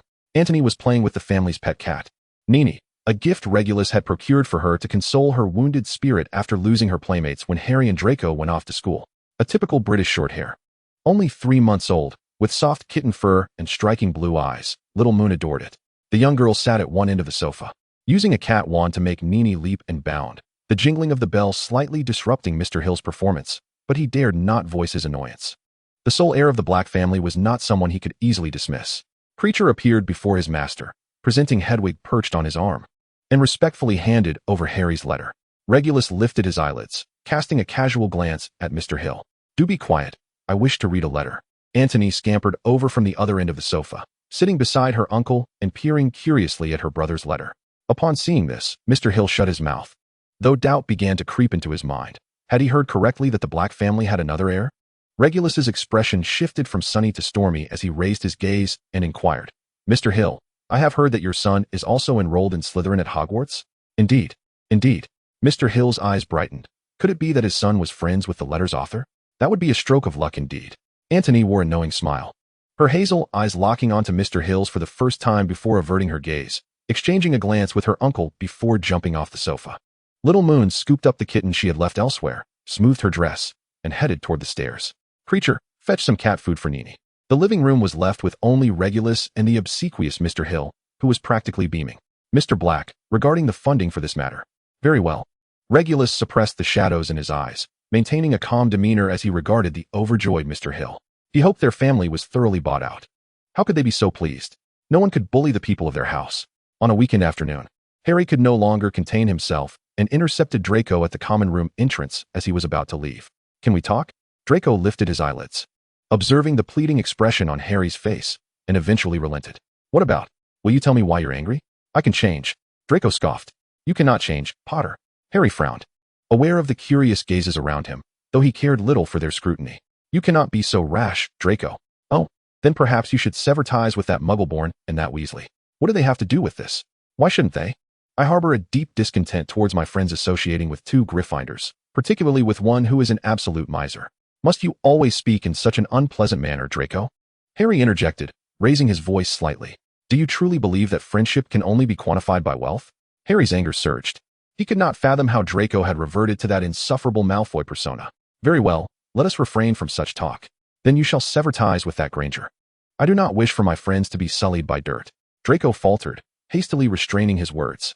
No, he could not utter that term, especially in Harry's presence. It was too late. Harry's already intense emotions reached a crescendo at Draco's audacity to use such an insulting word, a term that even insulted Harry's mother. Draco, too, recognized the gravity of his misstep. The disdain and mockery that once danced in his eyes evaporated, panic flushing his cheeks. He had erred grievously, nearly cursing in front of a respected elder. No, that was not my intention. Harry's chest heaved with each breath. As a torrent of painful memories surged forth, Draco's humiliation of Hermione, her tears, and the myriad of torments he had endured. Draco was indeed still a Malfoy. Harry shoved Draco forcefully. Sever ties, then Malfoy. Go befriend your pure-blooded kin. With a roar, he turned and fled the common room, leaving a stunned Draco on the floor. Chapter 20. The Wretched Malfoy. Harry sprinted desperately, seeking to expel the tumult of anger and sorrow within, but it was in vain. How had Draco reverted to being a Malfoy once more?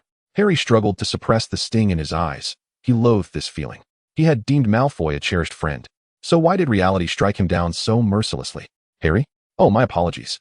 The reckless young man collided with someone, hastily offering his apologies. What is amiss? Severus frowned. His eyes, so reminiscent of his mother's, bloodshot and shimmering with sorrow. Kneeling down, Severus mimicked Lily's gentle caress, inquiring about Harry's distress. Harry did not wish to encounter anyone's concern at that moment, for such care would render him vulnerable. Pouting, he sniffled, ultimately unable to suppress his emotions. Collapsing into Severus's embrace and weeping profusely. Severus was taken aback. This was a first for him. When Harry was younger, Lily would occasionally leave him in Severus's care. But Harry had always been obedient and cheerful. What could have so deeply saddened him? Severus lifted Harry as one would a small child, albeit awkwardly, for it was the only method he knew. Thankfully, his office was not far. He swiftly carried Harry back, placing him on the small sofa within. He hastily summoned a handkerchief and a cup of warm water, offering them to the still sobbing boy, tentatively patting his back in an unpracticed manner. Perhaps it would be more appropriate to summon Remus, Severus mused, for he was not adept at comforting others. But wait, it was the weekend. Remus was not at school. Severus sighed heavily. Perhaps he should directly seek Lily's assistance. Just as the silver bat emerged from his wand, Harry pressed his hand down. He spoke through his sobs, imploring. Please do not tell Mom, all right? Very well, but you must tell me why you are crying. Severus expended his rare patience on this young man he had watched grow, remembering Lily's wishes to care for Harry Potter. Has someone bullied you? His first assumption was that Harry had been tormented by those troublesome Slytherin students, and he would seek justice on Harry's behalf. Harry shook his head, his nose reddened from crying, defiantly asserting, they are not worth my concern. I will not let them bully me. Then it is Draco. Harry wrestled with his thoughts before ultimately deciding to lodge a complaint. He was no longer the boy who could only cower in a cupboard and cry silently. He had those who loved him standing behind him. The man stumbled through the events of the past few days to Severus, omitting the hurtful word Draco had nearly spoken. He was uncertain if Severus and his mother still bore any lingering rift. The kind man did not wish to unearth old wounds. The more Severus listened, the tighter his brow furrowed. That Malfoy lad was utterly immature. How old is he to still engage in such possessive antics? Yet, Severus lowered his gaze, finding a modicum of understanding. Is he not being excessive, Severus? How dare he dictate who my friends should be? Severus wiped away Harry's tears, racking his brain for how to console him, but all he managed to utter was, do not cry. Harry's sobs intensified. The more he thought, the more wronged he felt. Burying his head in Severus's embrace, Draco is the most despicable nuisance in existence. I shall never play with him again. Let him do as he pleases. Harry lamented through his tears. Amusingly, he rambled on for quite some time, yet Severus could not comprehend a single coherent sentence. The taciturn man remained silently by Harry's side, gently wiping away his tears and occasionally patting his back to soothe him. Gradually, Harry began to calm, realizing how childish he had been. Embarrassed, he touched the stained shirt of Severus, quietly casting a cleaning charm. He had luxuriated in comfort for far too long, becoming increasingly juvenile. However, he did not wish for his elders to perceive him as immature. Yet, he was still young, entitled to indulge in childishness and ignorance. James and Lily had never wished for their precious child to grow into a paragon in the eyes of others. They only hoped for Harry to thrive in health and happiness. Harry had yet to fully comprehend these truths, thus he averted his gaze, quietly apologizing to Severus. "You have not disturbed me, Harry. On the contrary, I am delighted that you are willing to confide in me." Harry's head snapped up, a faint smile graced Severus's face. The Severus of this world has truly transformed, Harry thought, staring at him in awe, a foolish grin spreading across his face. It turns out that without Voldemort, Severus need not perpetually wear a somber expression. Without those irrevocable losses, Severus could indeed smile gently. Harry was more determined than ever to vanquish Voldemort. He embraced the elder who was willing to listen to his troubles before departing Severus's office. He sought a place to gather himself, not wishing to return to face Malfoy. Perhaps he should first seek out Ron and Hermione, for Harry now needed the company of friends. He made his way toward the Gryffindor common room at the top of the castle, feeling somewhat lighter after venting his frustrations. He resolved to put aside thoughts of that indiscreet fellow for the time being. Meanwhile, Draco paced anxiously in the dormitory, his heart racing as if it might leap from his chest. He was acutely aware of his misstep and knew Harry must be furious. How foolish! Draco chastised himself, wrapping his head lightly. Harry had come to him seeking reconciliation. Why had he uttered such hurtful words? After all, Harry had frequently expressed his disdain for Draco's acerbic nature. Merlin, it is now his turn to apologize. Draco anxiously awaited in the dormitory, acutely aware that he had truly wounded Harry's heart. He was determined to resolve the matter swiftly, intending to clarify to Harry that he had not meant it in that way. Draco now sought to expunge the term mudblood from his mind, vowing never to utter it again, not even a single letter. He had committed an unforgivable sin merely by uttering 2 letters. A knock on the dormitory door sent his heart racing. Was Harry back? Blaise stepped forward to open the door, only to be met with the grim visage of Professor Snape. "Professor Snape, do you need something?" Blaise stammered, frantically considering whether he had erred in some way. "Bring Malfoy out," Severus commanded, causing Blaise to breathe a sigh of relief. Yet, he also understood one critical truth: Draco was doomed. The blond man steeled himself and approached the door, lacking any courage, not daring to meet Severus's gaze. "Go," Severus uttered tersely, turning away and sweeping his robes aside as he strode forward. As Draco passed Blaise, he noticed a flicker of compassion on his friend's face. Perhaps even pity. Blaise was silently praying to Merlin for Draco's safe return. It was the only thing he could do as a friend. "What are you staring at?" Sirius inquired, wrapping his arms around Remus's waist from behind, resting his head upon his shoulder and gently rubbing his chin. "The letter from Severus," came the reply, which did not satisfy Sirius, who reached out to snatch it away. It would be a miracle if Remus allowed him to succeed. As Sirius could already guess what his partner intended to do. "Don't even think about it." He swatted away the approaching paw, his attention still fixated on the dark green parchment. Sirius was genuinely displeased. Why should his mate concern himself with something written by another alpha? The assertive man seized Remus's chin and planted a fierce kiss upon his lips. "Look at me." Remus retaliated with an elbow jab, pushing away the man who was prone to jealousy. The contents of the letter were of greater importance. Severus had mentioned that their 2 precious ones had quarreled, and Harry had even shed tears over it. The man furrowed his brow. Something that could make Harry weep surely was no trivial matter. Yet, the 2 little ones had always shared a close bond. What could possibly have transpired? He contemplated returning to Hogwarts immediately, but the hour was late, and the outside world had succumbed to darkness. The dormitories would likely already be observing curfew. Nevertheless, he felt uneasy. He could always fetch the 2 treasures back for a day, and a word to Albus should suffice. Professor Lupin resolved to act swiftly, turning to return to the bedroom to change clothes. Seeing this, Sirius's eyes brightened, radiating with excitement. "So soon? My dear, you are rather impatient. Any isn't asleep yet?" His movements were decisive as he rushed to scoop up his daughter from the sofa, disregarding her protests and swiftly ushering her back to her room. "Get to bed early, darling. Daddy will buy you a lovely little dress tomorrow." Remus paid him no mind as he entered the room to change into his outdoor attire. Upon turning, he collided with Sirius's solid chest. "Is Annie asleep? Perfect. I'm off to Hogwarts for a spell." "What?" Sirius exclaimed incredulously, his eyes widening. "Isn't this about roleplay? You'll be back later, Mind the house. Remus evaded him, heading toward the fireplace, only to have his arm seized. Listen, Bigfoot. I truly have important matters to attend to. What matters? Why won't you tell me? Remus was momentarily at a loss for words. If this fiercely protective man were to learn that Harry and Draco had had a serious falling out, then neither Lucius nor Narcissa would find any peace tonight. It's work-related. Remus attempted to be vague, knowing it prudent to keep the truth from the Bigfoot and the sharp-tongued one until he understood the situation fully. You're going to see that old bat? Yes. No, what old bat? Severus is our age. Sirius's expression darkened in an instant. How could he permit his Omega to venture out at night to consult with another Alpha? If he allowed Remus to leave, he might as well change his last name to Black. Hey, Bigfoot, put me down. Remus was hoisted over Sirius's shoulder, the latter employing a bit of finesse to carry him back to the bedroom. The Omega's struggles felt no more significant than a light drizzle, while Sirius's face grew ominously dark, as if a storm were brewing. Don't go, Remus. Sirius suddenly transformed, burying his head into Remus's neck, showering him with affectionate nuzzles and leaving behind delicate kisses. Remus rolled his eyes skyward, recognizing the routine. The suppressive charm he had just affixed was promptly removed by Sirius's eager mouth, the familiar scent of wine wafting as his glands were coated in sticky saliva. Did you even give me a chance to say no?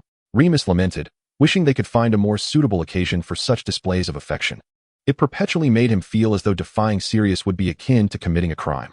Sirius let out a triumphant chuckle, raising an eyebrow with satisfaction. He knew that an unattractive old bat could never compare to his own allure. Remus would not pay him any mind. Finally, the large black dog, having exerted all his efforts, reveled in the blissful labor, completely disregarding their precious daughter.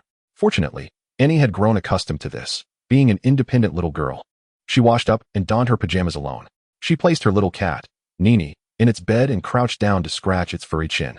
The kitten purred contentedly, nuzzling against her fingers. Oh, only Nini keeps me company. When would she be able to attend Hogwarts? Annie felt a pang of melancholy, truly missing the days when her two brothers were nearby. Even though they often bickered, it was far more entertaining than her current company of the little moon and the kitten. Propping her chin on her hands, her mind whirled with thoughts of whether she could visit Albus and perhaps persuade him to take her to Hogwarts for a couple of days. After all, Papa had strictly forbidden her from appearing at Hogwarts unaccompanied, going so far as to summon a house elf to watch over her. How frustrating. Papa had no idea how bored she was. Annie sulked, disheartened, but she could not defy her father. Perhaps next weekend she would visit Albus. She had not played with him in ages and hadn't tea-chatted with Ariana for quite some time. It had been a while since she had caused that gravity-defying haired old man any vexation. Annie felt that life had become rather dull without it. Grindelwald was sound asleep when he suddenly sneezed, begrudgingly opening his eyes and furrowing his brow. Who dared to insult him at such an hour? In his embrace, Albus was disturbed from his slumber, his eyes yet to flutter open. His immediate instinct was to reach out and adjust the covers, ensuring he was not left to shiver in the cold. Don't catch a chill, Gale. An old man's cold is not as easily remedied as that of the youth. Chapter 21. He must seek clarity with him. Remus had overslept, but fortunately, he had no classes scheduled for the morning, thus no pressing matters were delayed. However, this disruption had thrown his plans into disarray. He had intended to engage in conversation with two treasures that morning. Today, you can only sleep on the sofa, or rather, in the basement. Useless Sirius. Even if you transformed into a complete canine, it would avail you not. A cat is of no use either. We already have one in our household. Hurriedly donning his robe, Remus averted his gaze from the fallen three-piece suit, a set chosen with Lily. The thought only fueled his ire further. Turning, he found the culprit, pitifully ensconced in the bedding, attempting to win his forgiveness through a display of innocence and charm. With a flick of his wand, Remus neatly folded the silk duvet and placed it at the head of the bed. The wardrobe door swung open with a bang, and a blanket flew out. Sirius was all too familiar with this particular blanket and understood that he was likely doomed. Indeed, the very next moment, he, along with the blanket, was unceremoniously hurled out of the bedroom. Sirius sat despondently at the threshold, with Remus offering him no room for negotiation. Yet he truly did not wish to sleep in the basement. If only Remus would accompany him, that would be acceptable. Oh dear, Anthony could not stifle a laugh, aware of the impropriety in jesting about her father. Yet it was undeniably amusing. Little Luna stroked the soft fur of the cat in her arms and leaned closer to Sirius, offering her words of comfort. It's all right, Daddy. After all, you've become quite the regular in the basement, haven't you? She was reveling in his misfortune, of that Sirius was certain. The man cast a mournful glance at his only biological daughter, attempting to awaken her sense of compassion. Anthony erupted into laughter, clearly devoid of any pity for her beleaguered father. She would certainly recount the tale of Daddy's eviction to her godfather and uncle. Oh dear, let us go, Nini. We are Papa's good little children, aren't we? In the end, a flicker of conscience prevented Anthony from pouring salt into the wound. If she were to cuddle and sleep beside Papa, Daddy would surely sulk. Remus shot a final glare at the oblivious mutt and instructed his daughter to behave at home before departing through the fireplace. Blaise believed their dormitory was presently the coldest in Slytherin, perhaps even chillier than Antarctica. The wind within the dormitory shifted abruptly, prompting Blaise to reflect.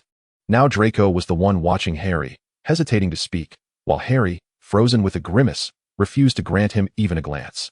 How long were they planning to prolong this? Was it all because of Granger? Or Weasley? Blaise leaned closer to Draco, whispering, "Surely not, mate. Do you both fancy Granger?"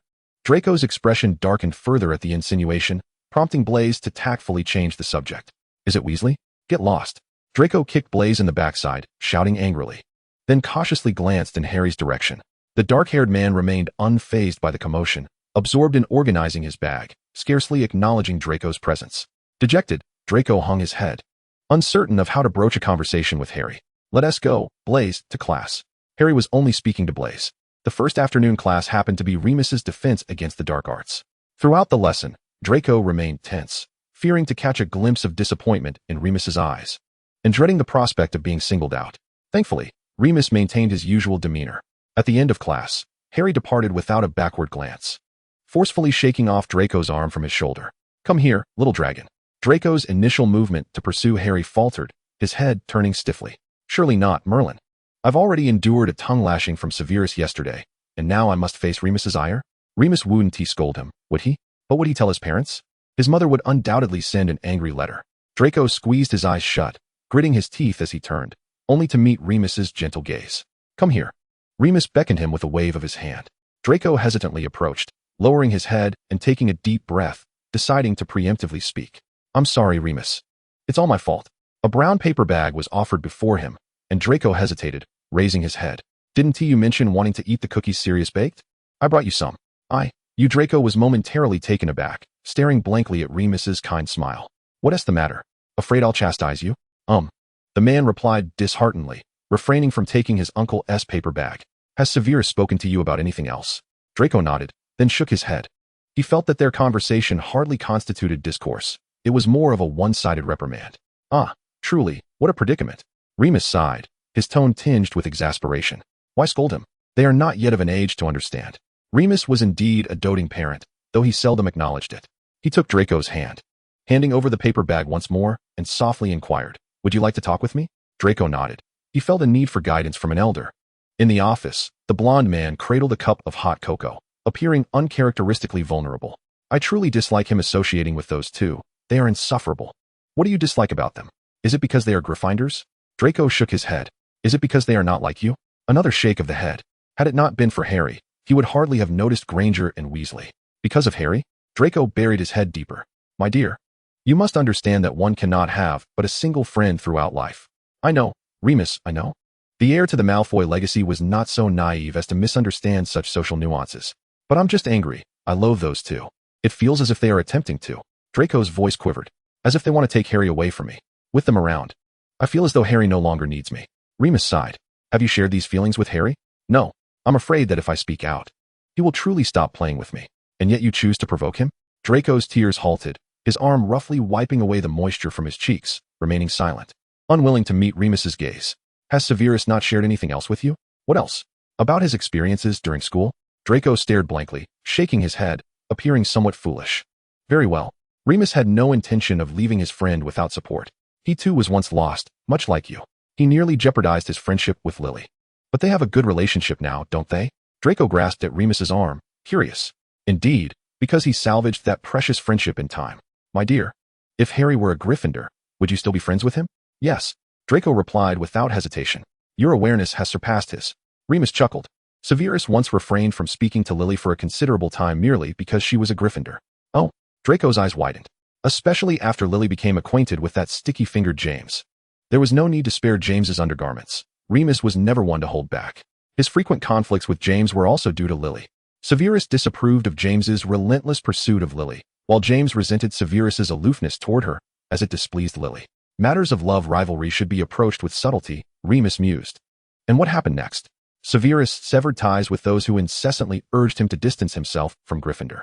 He no longer cared for the so-called house prejudices and was willing to stand openly by Lily's side, for he understood well that friendship outweighed prejudice. But Draco, you harbor biases against Harry's friends, yet not against him. Why not attempt to set aside these feelings and have a sincere conversation with Harry? You know him. He is a reasonable person and cherishes every friendship. You are his closest confidant. Remus winked playfully at him. I understand. Draco placed his cocoa cup on the table, his expression resolute. Thank you, Remus. He needed to clarify things with Harry.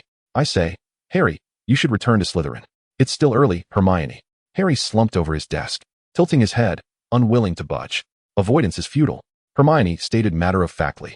Sooner or later, you must confront him. Harry pouted, leaning closer to Ron. The red-haired man waved his fist at him. I say, it's not your fault. Let us just go beat Malfoy up. This suggestion resonated with Harry, his eyes brightening as he propped himself up, only to lose his enthusiasm again, his head drooping. Hermione sighed, rolling her eyes at Ron, who looked utterly baffled, then set down her hefty book and patted Harry's shoulder. Are you really not going to have a proper talk with him? I've tried, Hermione, Harry weakly replied. But he refuses to engage with me properly, and even makes things worse. When I say a proper talk, I mean you need to understand why he was upset in the first place. You know? Harry tilted his head toward Hermione, opening one eye. A flicker of anticipation in his heart. I can probably guess a bit, but I can't guarantee it's correct. Hermione shrugged. Harry sprang up from the desk, excitedly grasping Hermione's hand. You must be right. Tell me, Hermione. Hermione, feeling helpless, was uncertain why Harry had such trust in her, yet she voiced her thoughts. Think about it, Harry. You two grew up together, with each other as your only playmate. We both have a sister. Hermione shot him a disbelieving glance. How can a sister be compared to a friend? Suddenly, you're spending every day with others. He would find it hard to adjust. I don't come looking for you and Ron every day, and besides, you've been neglecting him. Hermione stated succinctly. Malfoy is inherently proud. He has already invested what others have in tea. Do you understand? Harry took a deep breath, pondering for a moment, then turned to look into Hermione's clear eyes. Thank you, Hermione. This clever woman had guided him through many of life's mazes, and this instance was no exception. He needed to clarify things with Draco. The man hurriedly dashed down the corridors of the castle, for the first time feeling that the moving staircases were an obstacle. Alas, Hogwarts did not permit apparition, otherwise he would wish to be right beside Draco now. He had grown weary of the Cold War. Harry hastily muttered the password, anxiously awaiting the stone door to open. Rushing into the Slytherin common room, uncertain if Draco was present. At this hour, he should be in the common room or dormitory, Harry thought nervously. Potter. His path was abruptly obstructed by an unseeing individual. Harry frowned, recognizing that hulking brute, Hill. Good dogs don't block the way. What did you do, you? Hill's lips quivered, his sunken eyes and noticeably gaunt face presenting an image of someone who had been thoroughly beaten down, devoid of his former arrogance. How had their family been reduced to a mere appendage of the Black family? Get lost. Harry had no patience to engage him in idle chatter. Drawing his wand and pressing it against Hill's nose, a vicious dog cornered would make a desperate last stand. Yet for Harry, it was merely a futile struggle. Hill, a fourth year, believed he could easily overpower the first-year Harry Potter. The family had fallen. He no longer cared if he could continue attending Hogwarts. A heart-wrenching blow. How laughable that the savior Harry Potter could be struck down by a mere boy still in his infancy. Harry deftly dodged, just as he intended to disarm Hill. Someone was quicker. Disarm your weapon. Draco's furious voice rang out, pulling Harry behind him. Richard Hill, it seems you no longer wish to retain your surname. The man's expression was menacingly dark. How dare he? No one can harm Harry. Harry stared at the golden crown of Draco's head, momentarily stunned, before breaking into a grin. Don't mind him, Draco. In another life, he wouldn't be able to do anything to me. Draco had no intention of letting this matter rest. He would write to his father to expel Hill for using dark magic against the student. This was no trivial issue. To resolve this trouble completely, one must leave no room for retaliation. It was not enough to inform his father. Draco planned to send a letter to Uncle James as well, seeking to leverage some influence from the Ministry of Magic. Fathers would seek justice for Harry. Faced with Malfoy's overt disdain and threats, Hill's heart quivered, the facade of calm he had maintained crumbling. He realized he had truly crossed the line, provoking someone he shouldn't have. He was a fool, who could befriend Malfoy, but a person not to be trifled with. Harry was too preoccupied with his own thoughts to consider Hill's musings, focused instead on pulling Draco's hand as they hurried back to the dormitory. For there were more pressing matters at hand. He needed to reconcile with Draco. Chapter 22. Home. As soon as he entered the dormitory, Harry was enveloped in a warm embrace. What's this? He struggled to suppress the smile tugging at his lips, only to hear the man murmur in his ear. You were bullied. Why didn't you tell me? Tell you? Didn't you say I should go find Ron and Hermione? Harry couldn't contain a mischievous grin, his eyes rolling playfully, the embrace conveniently masking his expression. Upon hearing this, Draco tightened his arms around Harry's waist. It's all my fault, he thought sorrowfully. I'm sorry. Harry heard him clearly, but wanted the young master to speak louder. I won't stop you from playing with them anymore, Draco murmured softly. But you must take me with you. Harry was utterly astonished. He had not anticipated that the young master would concede this much. Aren't you against them? Draco pressed his lips together, silently sighing in a place where Harry could not see. Yet, he yearned to remain by your side indefinitely. This was the most candid expression he could muster. The man was acutely aware that this was not the moment for awkwardness. Harry was momentarily taken aback. He had not anticipated Draco to utter such sentimental words. Why did it feel slightly off? The oblivious savior soon dismissed this triviality. For the man who had been embracing him had released his arms, his eyes glistening with unshed tears, gazing at him with a look that could only be described as pitifully endearing. Was that not allowed? Really? Harry suddenly felt as though he were dreaming. You can coexist peacefully with them? I do not converse with them. Draco pouted, clarifying that he had not intended to engage with those two fellows. Harry could not contain his laughter, clutching his belly and laughing heartily. Draco remained the same proud and obstinate young master. Yet, he felt a swell of emotion. This man, who was accustomed to being showered with affection, was willing to compromise for him time and time again. What are you laughing at? Draco exclaimed, flustered and indignant. He had laid his feelings bare, and Harry dared to mock him. Ha. I apologize. Harry steadied himself, gradually stifling his laughter. I am simply overjoyed. Thank you, Draco. However, I must admit I was at fault earlier. I should not have been so engrossed in playing with new friends that I neglected you. I promise to balance everything from now on. Moreover, Harry felt a twinge of embarrassment, touching his nose before continuing. You are my first and best friend in this world. Shall we make amends? Shall we? He realized he had become rather sentimental, but Harry found that feeling quite pleasant. In truth, it was primarily his fault. He had become too engrossed in the memories and emotions of his past life, overlooking everything in this new world, especially neglecting the man who was so close at hand. He had been playing with Draco for 9 years, longer than he had known Ron and Hermione. How could he have forgotten? Draco turned his head away, refusing to meet Harry's gaze, yet within, he was quietly celebrating with fireworks. You had better keep your word. If you deceive me again, I shall not be so accommodating. And how would you be unaccommodating? Harry rested his head on Draco's shoulder, unable to stop laughing. He truly could not conceive of how Draco would retaliate against him. Draco's cheeks flushed, and he refrained from responding, instead asking, aside from Hill, has anyone else been bothering you lately? Tell me. Harry, still leaning on his shoulder, rolled his eyes at the question. Did Draco perceive him as some delicate little princess? Who could possibly bully him? That's good. With that answer, Draco felt somewhat relieved, though he continued to tug at the robe on Harry's back with a slight frown. Severus scolded me thoroughly. You had that coming. What made you speak so impudently? Aren't you going to comfort me at all, Potter? Draco complained, his brow furrowed. Am I not comforting you? Is a hug not sufficient? Harry snuggled closer, missing the scent that lingered on Draco. Despite being a scion of wealth, he always carried a hint of apple fragrance. Draco, I heard you and Harry have reconciled? Blaze's booming voice preceded him as he pushed open the door, momentarily stunned by the sight of the two men embracing. Wow, you two. Should I say, Blaze scratched his head. Happy reconciliation? Draco looked utterly speechless. Blaze's tone sounded as though he was wishing them a happy marriage. He released Harry, gesturing in a friendly manner toward Blaze before turning to face the wardrobe. Tomorrow marks the beginning of the Christmas holiday. Harry, have you packed your things? Of course. Not at all. I was waiting for you. Harry giggled, leaning closer to drape his arm over Draco's shoulder. If you keep being this lazy, you'll turn into a pig. Then my parents will raise me plump, and then eat you in one bite. Draco raised an eyebrow, his expression teasingly mischievous. Can I have a pig's foreleg then? Get lost. Harry kicked his thigh playfully. I don't eat pig-ass feet, Harry. Besides, I'll have my father give you a beating. Always running to your dad, the immature little piglet Potter. Malfoy remains the same insufferable Malfoy. Harry was convinced of this, and he unapologetically kicked him again. And he, after all, was the one who was the best at complaining.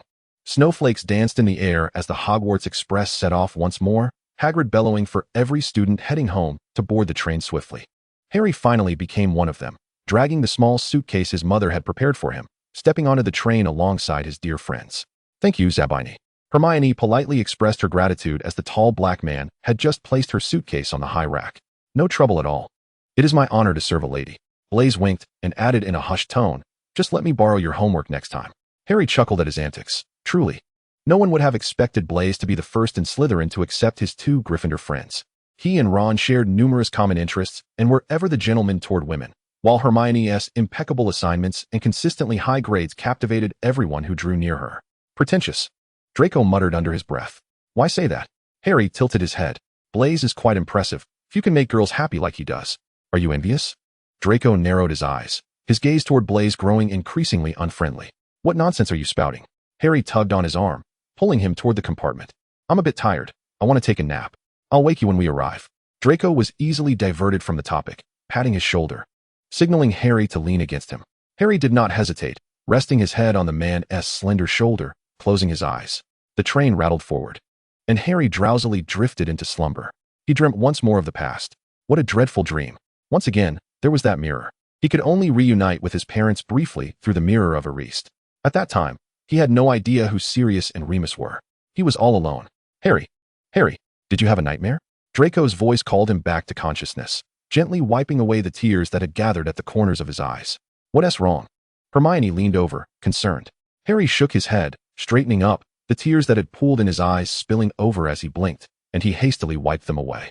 I had a terrible dream, he murmured.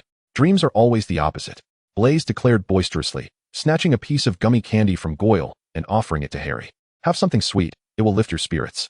Goyle offered no resistance, instead pulling out a handful of candies from his pocket and extending them to Harry. So many will give you cavities. Draco only took a piece of chocolate, shoving it into Harry's mouth. He knows Harry loves chocolate.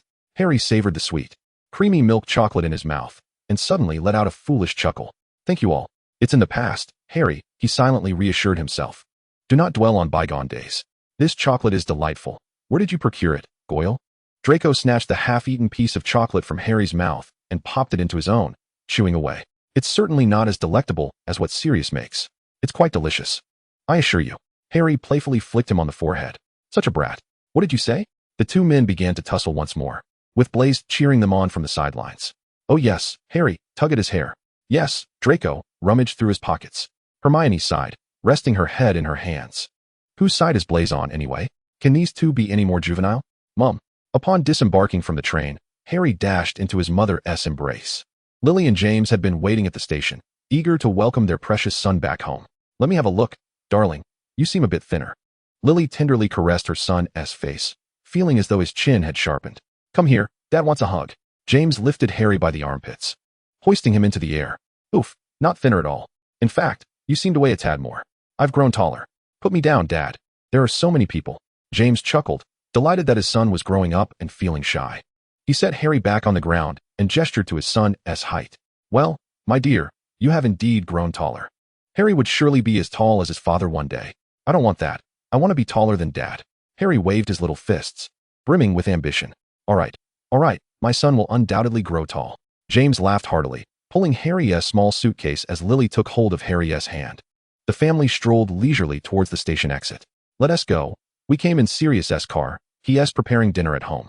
Dad, you can drive a car now? Harry inquired with curiosity. Of course, what can't your father do? James proudly lifted his chin, completely oblivious to the knowing glance from his wife.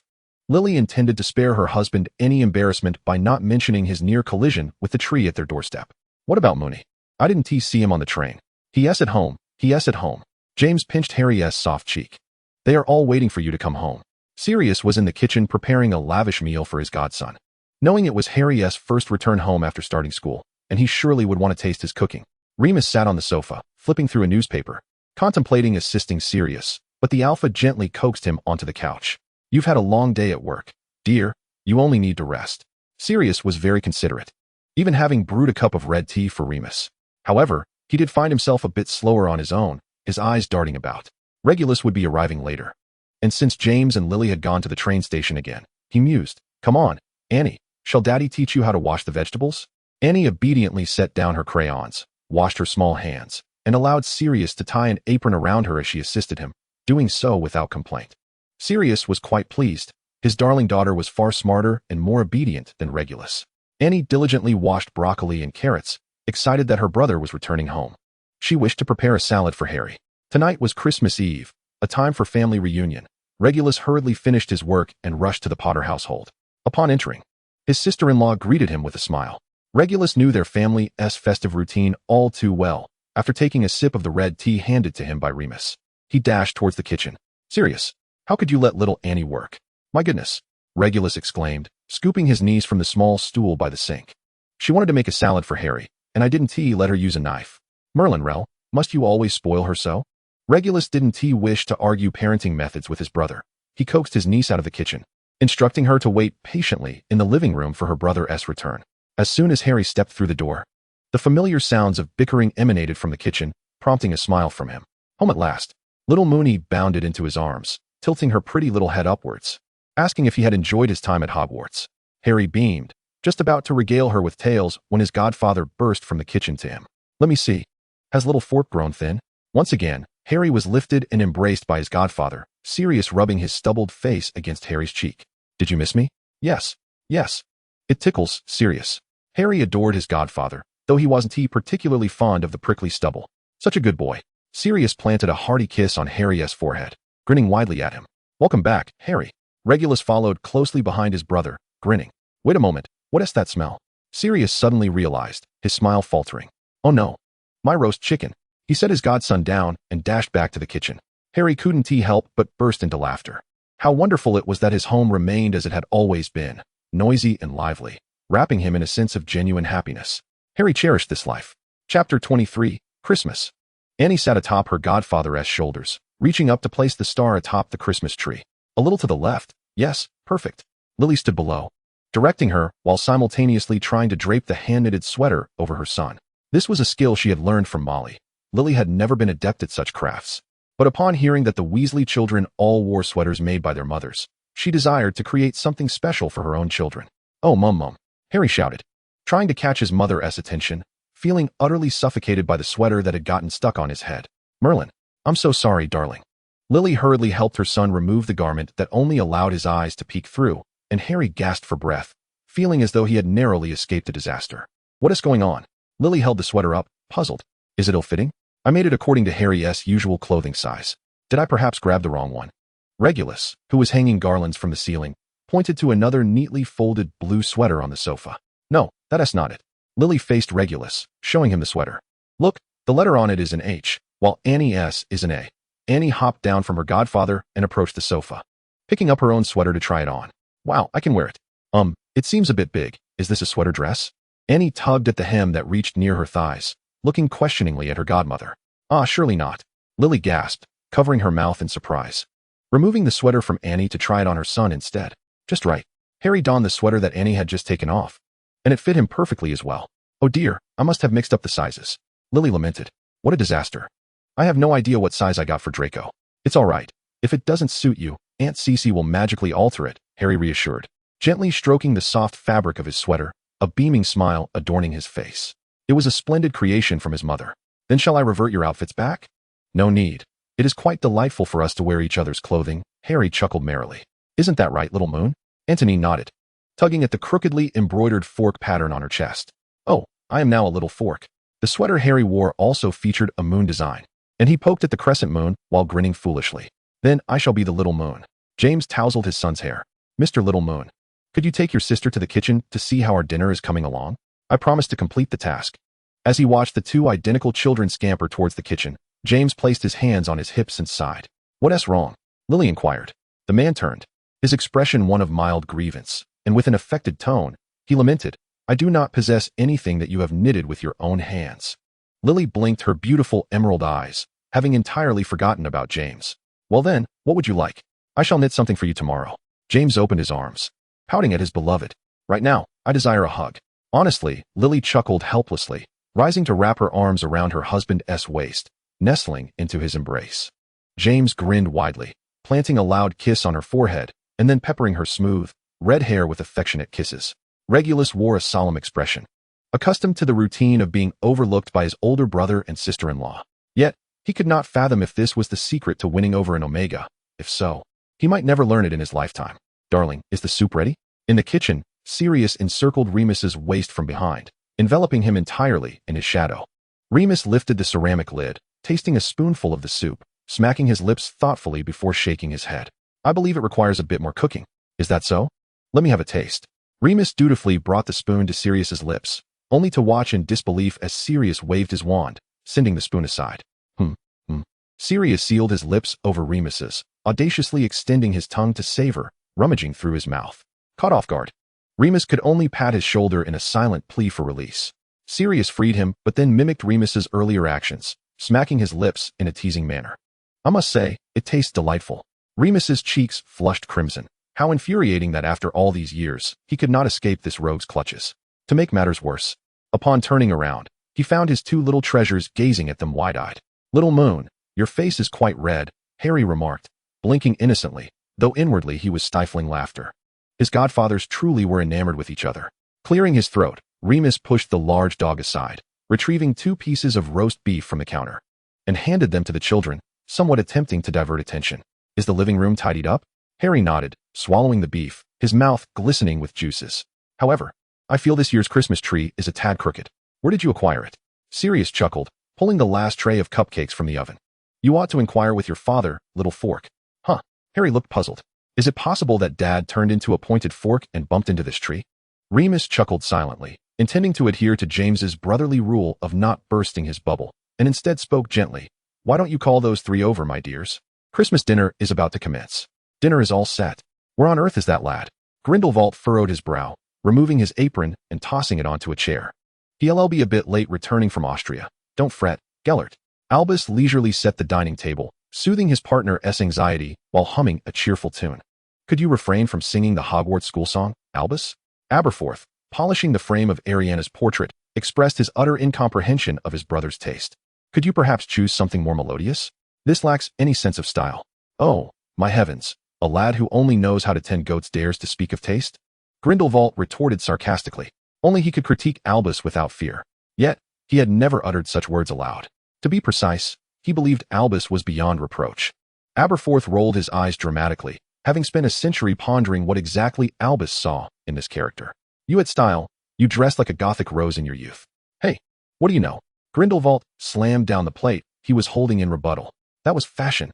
Only in your eyes, Gellert exclaimed, turning to his beloved. Al, wasn't he eye-appealing back then?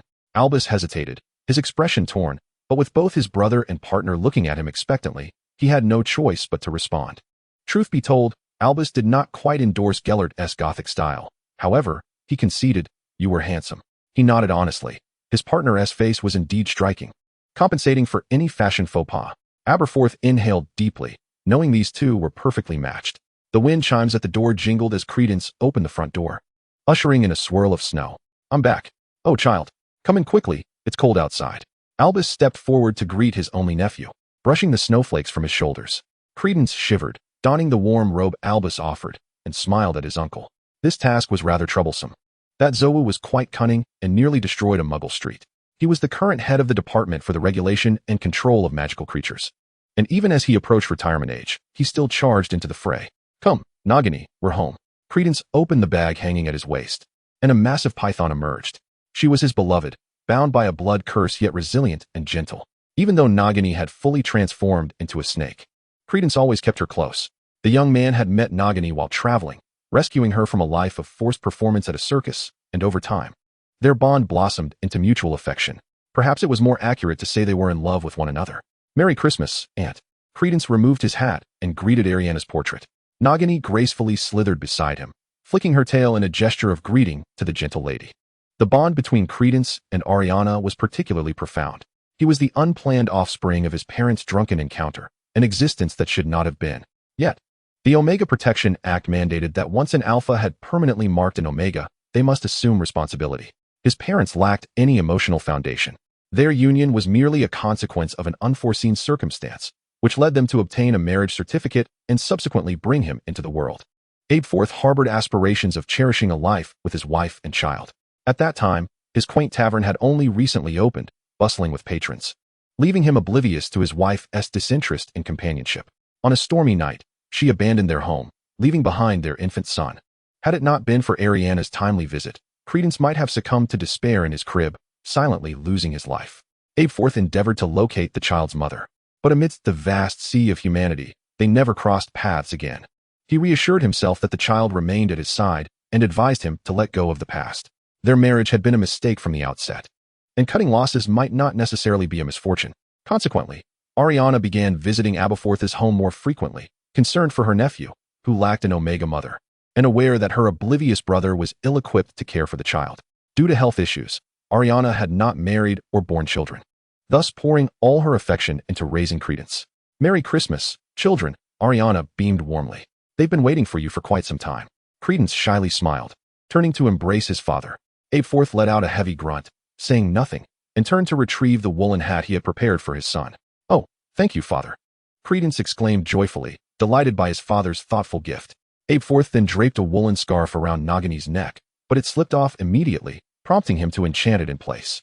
Nagini nuzzled his palm in gratitude before swimming over to the dining table, eagerly devouring the separate meal Grindelwald had prepared for her. "Merry Christmas," Abeforth stood, raising his glass first to celebrate this festive reunion with his family. "Oh, Gellert, your roasted turkey is indeed the most delectable." Credence voraciously chewed the chicken, casually wiping his mouth with the napkin Abeforth had handed him. Back home, he could once again embrace the innocence of childhood. "I can teach you," Grindelwald said slowly, presenting a plate of steak to Abeforth along with a side of vegetable salad. "No pickiness, Al. You've been influenced by that little brat, that insufferable fellow. What do you have against little Annie?" Abeforth retorted, momentarily speechless, as no one had mentioned that child until now. "Stay away from her. And I won't say another word," Grindelwald persisted, refusing to abandon his petty jealousy over a child younger than himself. Abeforth merely twitched his lips, choosing not to confront him during the holiday. His pickiness was certainly unrelated to Antony. It was simply that Grindelwald was perpetually irked by her. Antony sneezed, tightening her blanket and snuggling closer to her godmother. "Are you cold, darling?" Lily inquired, using her wand to stoke the fire in the hearth. "Are you scared?" The family sat on the couch, watching a Muggle horror film that Sirius had stumbled upon. Antony shook her head, declaring that the exaggerated ghouls and ghosts were nothing to fear, for she was a witch. "It's probably just the cold," she sniffled, oblivious to the old man's critique of her once again. "I'm not afraid of such things," she proclaimed proudly. "Not even as frightening as the anatomy book Grindelwald showed me." "What did he show you?" Lily asked, taken aback, her gaze darting to the little angel in her arms. Not just her, but the entire room was astonished at the revelation. Antony hesitated. "Is it not allowed to see?" He said it was just some books about Muggle medicine. Lily inhaled sharply, exchanging a worried glance with Remus, and resolved to thoroughly organize Antony's bookshelf the following day. Absolutely no forbidden books were to be present. Furthermore, she needed to have a word with Abeforth. Chapter 24. A storm approaches. December in England often brings heavy snowfall, and Hagrid, wielding a pink umbrella, trudged through the snow-laden streets, leaving behind a trail of enormous footprints. His destination lay not far ahead, the Dumbledore residence, which still bore colorful decorations for the Christmas holiday. Hagrid pushed open the iron gate and hurried to the front of the house, folding his umbrella and shaking off the snowflakes that clung to him before knocking on the door. "Hello, Hagrid." The door was opened by Credence, Dumbledore's nephew, who recognized the half-giant friend of his uncle and warmly welcomed him inside. "Good afternoon, Credence. Is Albus home?" "Yes, he has been waiting for you." Credence smiled gently as he took Hagrid's damp umbrella. Hagrid awkwardly rubbed his hands together, only to be pulled by Credence to the fireplace to warm up. After a moment's hesitation, he leaned closer to Credence and quietly asked, Is Mr. Grindelwald at home?" Credence stifled a laugh.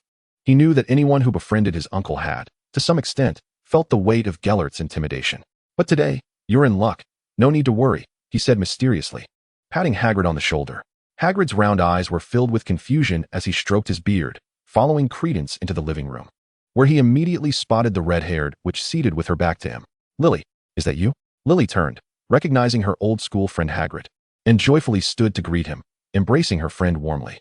"It's been ages, Hagrid. How have you been?" Hagrid chuckled foolishly, catching up with his long-lost friend. Suddenly, a little head popped out from behind Lily, startling Hagrid. "Oh dear, is this your second child, Lily?" He had met little Harry Potter during his time at Hogwarts, but had yet to converse with him. "No, wait." Hagrid stroked his beard, scrutinizing Antony. "This must be from the Black family, right?" Antony dashed out from behind her godmother, beaming a particularly adorable smile at Hagrid. Lily ruffled her goddaughter's hair, introducing her. "Uncle Hagrid is a dear friend from school, the keeper of keys and grounds at Hogwarts, and he works with your papa. Say hello to Uncle," Lily encouraged. "Hello, Uncle. I'm Antony Black." The charming young girl was quite endearing, prompting Hagrid to pull out a box of homemade fudge as a small welcoming gift for Antony. "Oh, Merlin," Hagrid exclaimed, unable to contain his admiration. "You look just like your father." Antony's eyes sparkled as she unwrapped a piece of fudge and popped it into her mouth. "Delicious." Hagrid chuckled. "I'm glad you like it." Antony, ever sociable, nestled close to Hagrid, grasping one of his large fingers with anticipation. Is the Forbidden Forest at Hogwarts really fun? Hagrid's smile faltered momentarily as he pondered how to respond to her question, distant yet vivid memories resurfacing in his mind. He wondered, could the child of Sirius truly be so similar to him in every way? He raised his head, intending to seek the opinion of the child's godmother, only to meet Lily's serious gaze. Lily fervently shook her head, hoping Hagrid would grasp her meaning. Oh, there's nothing amusing about it. Hagrid understood her implication. It was merely an ordinary forest. Very well. Anthony swung her little legs, obediently nodding, saying little more. Only a fool would believe it. Hagrid pulled out a handkerchief to wipe his forehead, beset by an ominous premonition. Though he could not articulate its nature, he decided to change the subject. What about Albus? He is upstairs with Mr. Grindelwald, said Lily, claiming they would be down shortly. Uffed. Anthony suddenly burst into laughter. Shortly might prove somewhat challenging. Credence served tea to the guests and happened to catch sight of Anthony's mischievous grin. Little Annie, what mischief have you been up to? Anthony looked up, presenting her best innocent smile. I haven't done anything. I merely slipped something into that pile of books. They had come to return books today, and Lily and Remus had discovered many titles unsuitable for her age, all acquired from Grindelwald.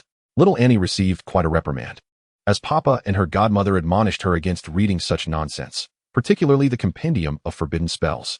The gruesome tales of Muggle murders were certainly off limits as well.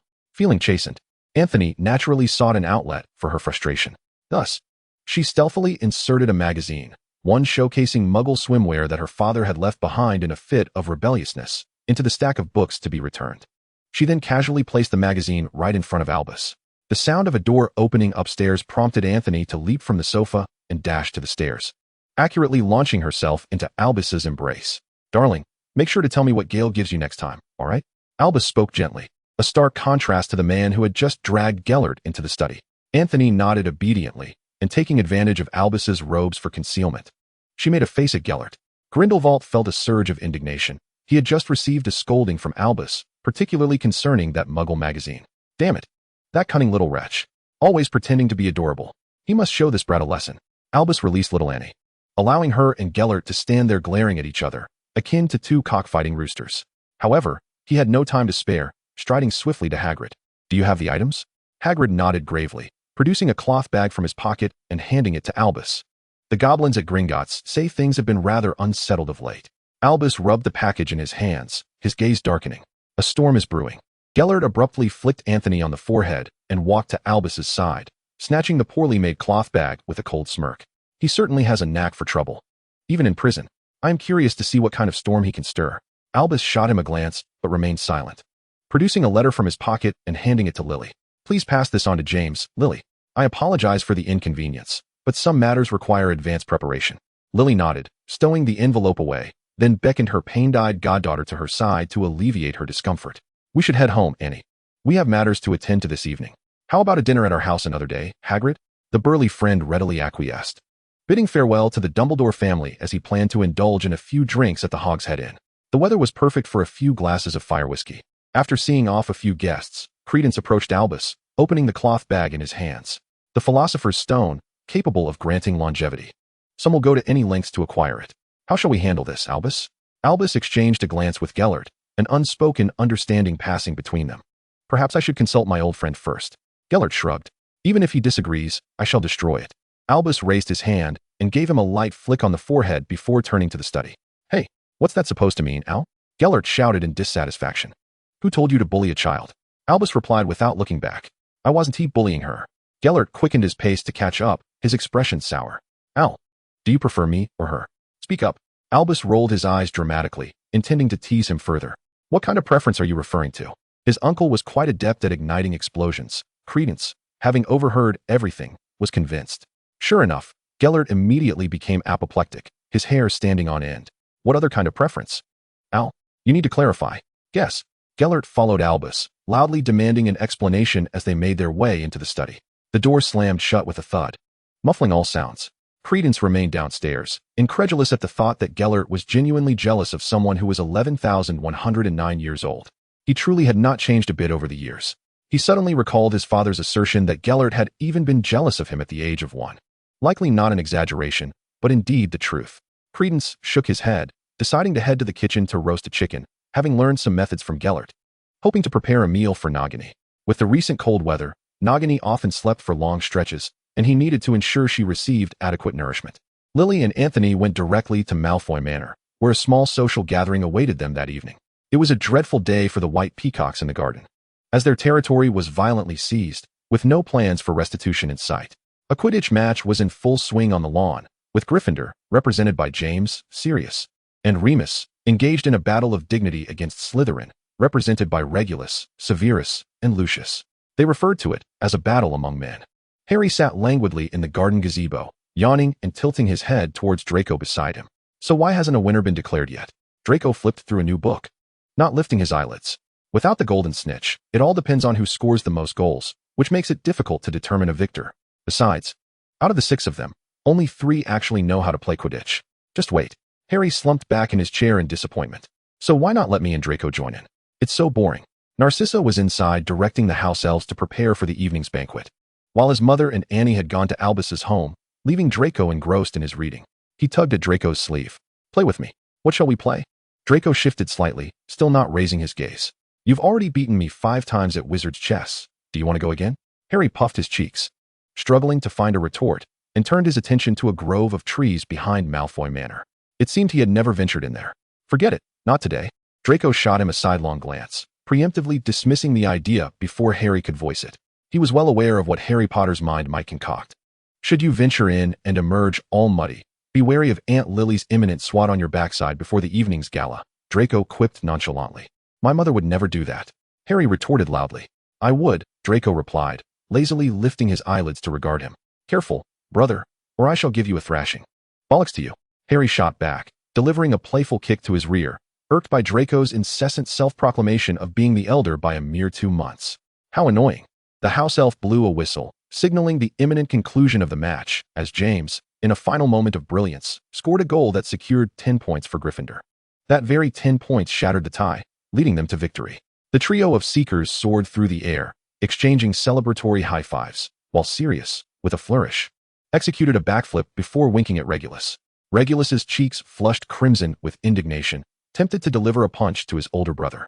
Severus, with a scowl, landed gracefully on the ground, accepting a glass of lemonade from the house elf with a disgruntled huff. Lucius, however, appeared indifferent, finding his wife more pressing. He abandoned a few companions to stride directly inside, casting a significant glance at Regulus before departing. Harry donned his suit jacket as Draco adjusted his crimson bow tie. Why the sudden soiree today? Is it to celebrate Christmas? You're such a dolt. Draco rolled his eyes. Today is a mixer. Do you understand the meaning? Harry rubbed his chin, contemplating until enlightenment dawned. Oh, is this yet another scheme for Regulus? Indeed, came the response from Anthony, a young girl who had just finished arranging her formal dress. Sissy had resolved earnestly to address Regulus's long-standing bachelorhood. But this sort of thing usually relies on fate, doesn't it? Harry scratched his head, considering himself the only one in the room with any romantic experience. One can't force it, can they? Yet my mother believes that if one does not act, the fruits in the field will be picked clean, Draco stated solemnly. However, it doesn't concern us, so we might as well enjoy it. Harry pouted. I find it exceedingly dull. I absolutely refuse to accompany you on any escapades into the woods. No way, absolutely not. Undeterred, Harry leaned in, affectionately nudging Draco's shoulder. Draco maintained a stoic demeanor. No, there are far too many guests today, as the host. I must remain present and cannot indulge Harry's whims. Fine, but you must join my nocturnal exploration project after school, Harry countered, adept at retreating to advance. He had long desired to introduce Draco to the thrill of adventure, to bolster the young lord's confidence. You can't remain timid as before, that simply won't do. Very well, Draco conceded with resignation. Let us go, the time is nigh. Chapter 25, Spring Arrives. Extricating oneself from a throng of omegas is a formidable task. Yet Regulus navigated it with remarkable ease. I believe I hear my niece weeping. Pardon me, he uttered politely, nodding to the lady before him and elegantly turning away with his glass of wine. At that moment, he yearned for the solace of the garden. The Malfoy estate boasted a vast expanse of rose bushes, and Regulus cherished the solitude there, where he could liberally release his pheromones scented like roses. He relished the intoxicating fragrance, though his brother Sirius often mocked him for the overly effeminate aroma, deeming it lacking in masculinity. The thought incited a desire to spit at him. Downing his glass of rum, Regulus exhaled deeply, gently caressing a rose still adorned with droplets of water, before sighing heavily. I should return. Sissy must be searching for me. He wished to avoid the gazes of those omegas, each laden with palpable desire, a sensation Regulus found deeply unsettling. He refused to allow his love and marriage to devolve into mere transactions.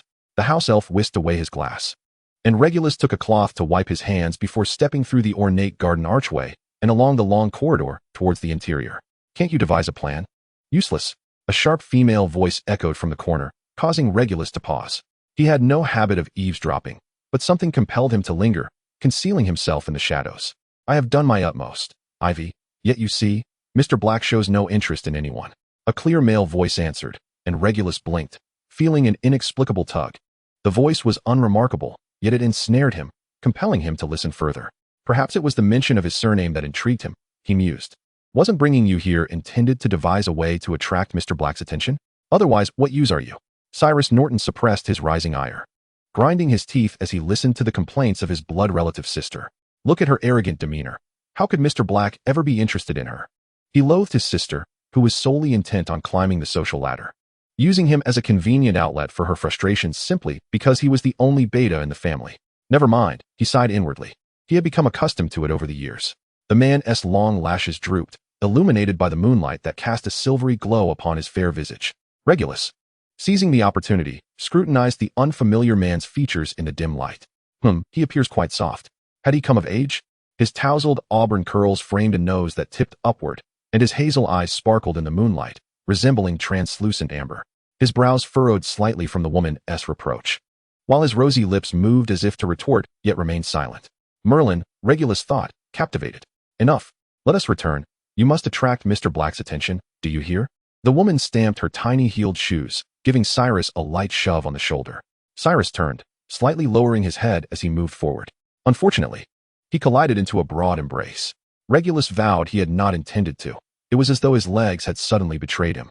Observing the man up close, Regulus noted he only reached his shoulder. A mere inclination could send him tumbling into the man's tousled hair.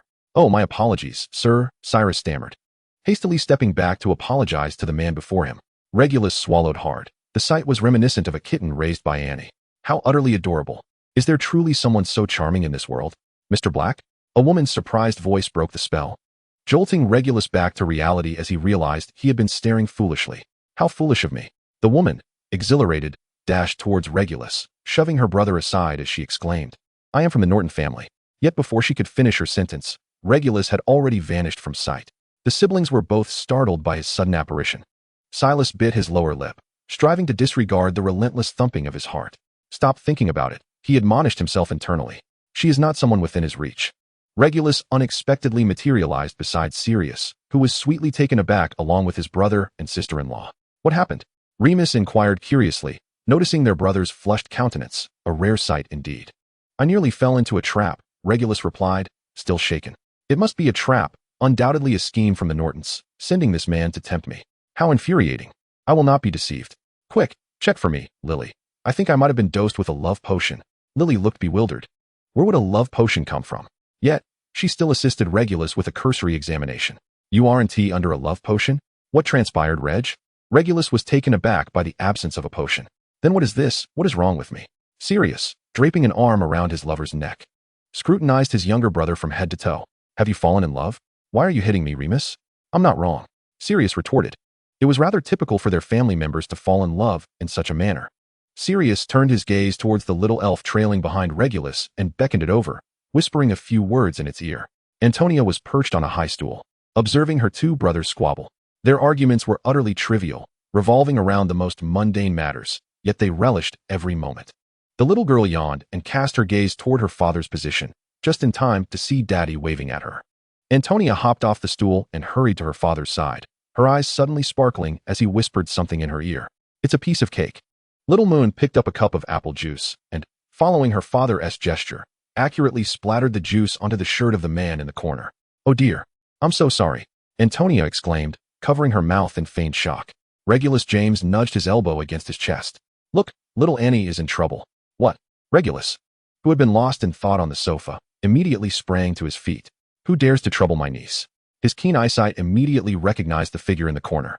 "Hurry, Annie is waiting for your help," Sirius urged anxiously, the teasing expression on his face barely concealed. "Yes, take him to the guest room to change. After all, you are practically the host here, aren't you?" James chuckled wickedly, slinging an arm around Regulus's shoulder and winking at him mischievously. This is happening too quickly. Regulus fidgeted, too shy to look up, fearing others would notice his crimson cheeks. What are you thinking? Sirius rolled his eyes. I'm giving you an opportunity to get closer to someone, not to act like a rogue. Regulus wished to retort, but was pushed and shoved by his two brothers until he found himself beside Antonia. Oh, my uncle is here. Antonia turned around, meeting the knowing gazes of her father and godfather. Could you help me change into something else? I truly apologize. I want to be able to sleep soundly if you don't. She gazed at Silas with the most adorable, innocent eyes, effectively silencing any objections he might have had. Silas swallowed hard, bewildered, but he simply could not refuse such a charming request, even though he recognized it was an obvious ploy. Regulus cleared his throat and pointed towards the stairs. Come with me. James and Sirius, linked together, watched the departing figures of Regulus and Antonia, both exclaiming in unison. Spring has arrived. The most notable event of this holiday was undoubtedly Regulus's unexpected blossoming, yet the Christmas break was always fleeting. Harry had yet to ascertain whether Regulus would muster the courage to invite someone out before he had to board the train back to school. Hey, Harry. Hermione beckoned him and Draco to sit in the compartment, and before they could settle in, she eagerly exclaimed, Have you heard? A dark wizard invaded Gringotts. I know. My dad was involved in the capture. Harry replied, a hint of pride evident in his voice. His father's excellence and bravery were his tokens of boasting, as well as his role model. Do you have any insider information? What was he after in Gringotts? Hermione asked, her eyes sparkling with anticipation. Harry leaned closer to Hermione's ear, just as Draco tugged at his shirt collar. Why are you pulling me, Draco? If you want to talk, just say it. No need to get so close. Harry had no time to argue. He straightened up and whispered, My dad said someone was trying to steal the Philosopher's Stone. Of course. It was not something James had explicitly told him. Rather, it was something Harry had overheard. However, he was taken aback by Dumbledore's decisive action, instructing his father to execute a plan that ensnared Voldemort's minions with ease. Yet, he remained oblivious to whether the Dark Wizard was Quirrell, as his parents had intentionally kept him out of the loop, revealing nothing to him. The Philosopher's Stone? What does it do? Hermione inquired, her curiosity piqued. Harry shook his head. I don't know. Even if he did, he had to feign ignorance. He could not expose his greatest secret. I know, spoke Blaise Zabini. According to my mother, the Philosopher's Stone can grant immortality. Perhaps that dark wizard was seeking eternal life. Blaise stroked his chin, showing little interest in the subject. Hermione pondered for a moment, but chose not to pursue the topic further. With Dumbledore and Grindelwald, two great wizards, safeguarding the wizarding world, there should be little danger.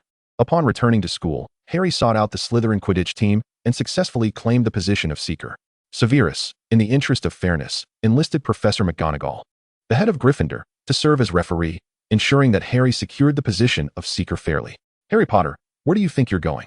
Draco seized Harry's arm, halting his escape. We have Quidditch practice today, Harry declared earnestly. You know, Draco, I just became the Seeker. I need to practice more than others. Otherwise, how can I lead Slytherin to victory? You used that excuse yesterday, and besides, it's raining today. There's no Quidditch practice. Draco flashed a standard insincere smile, dragging the would-be escapee back from the library. Frankly, Harry, you've been copying my homework for a whole week. Oh, but practicing in the rain feels more exhilarating.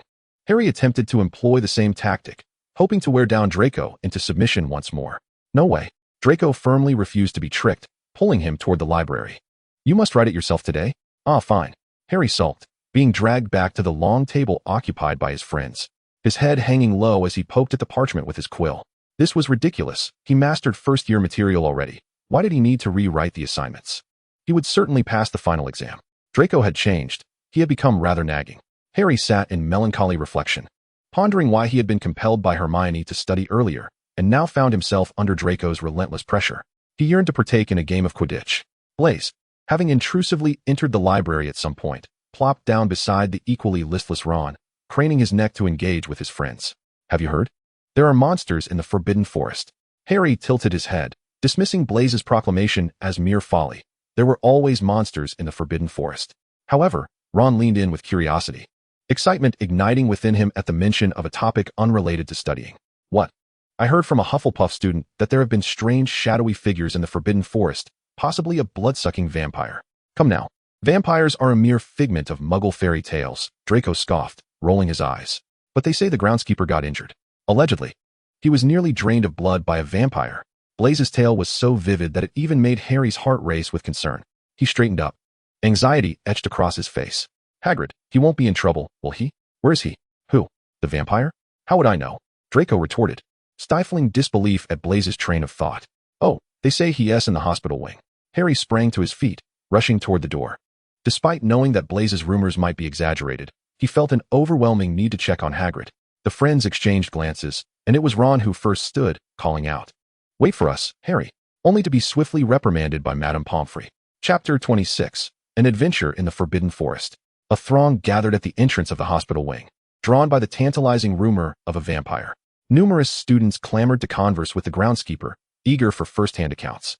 Madame Pomfrey, resolute in maintaining the tranquility of her domain for the sake of the patients, shooed away the unruly crowd. "If anyone remains here, I shall report you to Professor Dumbledore, and your house will lose points." The moment the students heard this, they dispersed, and Harry and his companions arrived just in time to witness the scene. Naturally, they too were met with Madame Pomfrey's stern gaze. "Pardon me, madam, I just wish to see if Hagrid is injured," Harry implored, his urgency palpable. "He is my friend, and my parents' friend." Suddenly, Harry recalled that he had never actually spoken to Hagrid, though he had heard his parents mention their friendship with the half-giant during their school days. His concern and impatience were unmistakable. Madame Pomfrey, observing his features, recalled another Potter, one who was confident, kind, and charming. Surely, James Potter and Lily Evanschild would not lead him astray. "Very well, you may enter, but do not disturb the patients." Hagrid lay in a hospital bed, savoring a pie. His sizable frame necessitated that Madame Pomfrey had pushed 2 beds together for his comfort. Harry immediately noticed the bandage wrapped around Hagrid's left arm and hurried over. "How did you get hurt, Hagrid? Is it serious?" Hagrid swallowed his last bite of pie, visibly pleased to receive visitors, and recognized Harry. "I'm fine, little Harry," he chuckled, his eyes crinkling with joy. "Thank you for coming to see me, and of course, your friends too."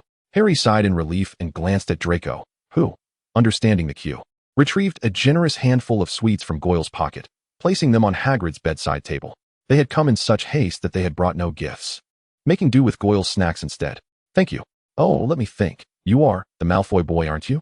Hagrid continued to smile. "Draco Malfoy," he replied simply. For Harry's sake, Draco begrudgingly tolerated being in the same room as the dirty half-giant, but that was the extent of his goodwill.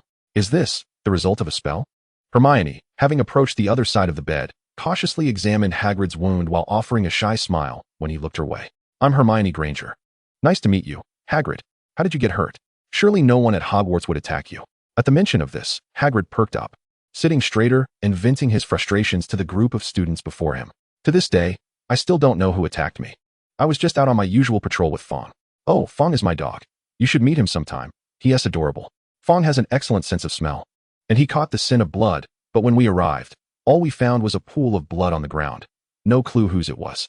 Fong is a clever dog. He immediately sensed an unfamiliar presence in the bushes, but when I arrived, that cunning fellow actually used dark magic against me."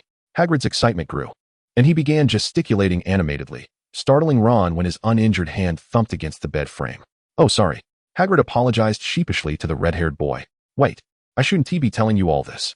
He suddenly realized, futilely attempting to cover his mouth. "You've already spilled it all," Blaze chimed in from another vacant bed. "So, no vampire is rumored? It's a dark wizard?" Hagrid raked a hand through his hair in frustration, remembering Dumbledore's admonition against sharing details. Yet he had inadvertently revealed everything, especially to the son of James Potter. Hagrid glanced at Harry, whose bright green eyes sparkled with interest, and felt a pang of trepidation. That ominous feeling returned, but Hagrid could not quite grasp it. "What vampire?" Blaze's words had captured Hagrid's attention. "They say you were drained of blood by a vampire, and that there are vampires lurking in the Forbidden Forest. By the way, I'm Blaze Zabini." "Merlin, how did such absurd rumors even arise?" Hagrid's features twisted in confusion. No wonder a minor injury had attracted such a crowd. Yet, upon reflection, it was perhaps a good thing. The presence of dark wizards at the school would certainly incite some degree of unrest and fear, and if a ludicrous tale could help manage the situation, then so be it. Moreover, Dumbledore was already coordinating patrols with the professors to capture the troublemaker in the Forbidden Forest. "Please, don't let this information spread beyond this room, all right?" "Of course, don't worry, Hagrid." Harry nodded earnestly, appearing quite credible. "We will keep this to ourselves." The man smiled endearingly, prompting Hagrid to affectionately pat his head, momentarily reminiscing about how much like Lily her child was. He was so absorbed in this thought that he failed to notice the exasperated expression on young Malfoy's face. The more innocent Harry Potter's smile appeared, the more ominous Draco felt. After over a decade of knowing him, I can assure you, Harry is never up to any good. Then why? Knowing full well how perilous the Forbidden Forest is at the moment, would we venture inside? Draco scowled, fully aware that Harry would never pass up such a thrilling opportunity for adventure. Yet, he could neither comprehend nor desire to understand it. Come on, Malfoy. Can't you stop being so tedious? We're almost there, Ron muttered under his breath, clearly irked by the fact that this fellow had usurped Blaze's position yet insisted on tagging along, all the while prattling on. Oh, my foot, Hermione. Don't step on my foot. Keep it down. Hermione raised her hand to cover Ron's mouth. It wasn't intentional. The four of them were crammed under the invisibility cloak, and space was decidedly limited. Quiet. It seems there's someone ahead. Harry halted his advance, huddling with his friends behind a large tree, waiting for the light ahead to fade. Phew. Harry exhaled in relief, only to inadvertently bump his head against Draco's collarbone. Ouch. That hurt. Draco, why are your bones so hard? Draco winced in pain, but didn't he forget to exchange barbs with Harry? You ought to question why your head is so thick. Could you be a bit more careful?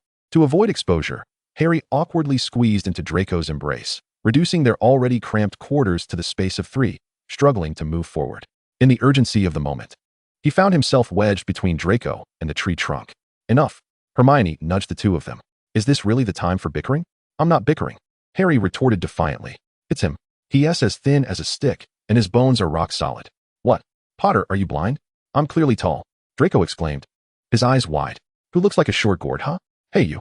Harry, fueled by irritation, straightened up to confront Draco, only to find that even standing tall, he merely reached the other boy's nose.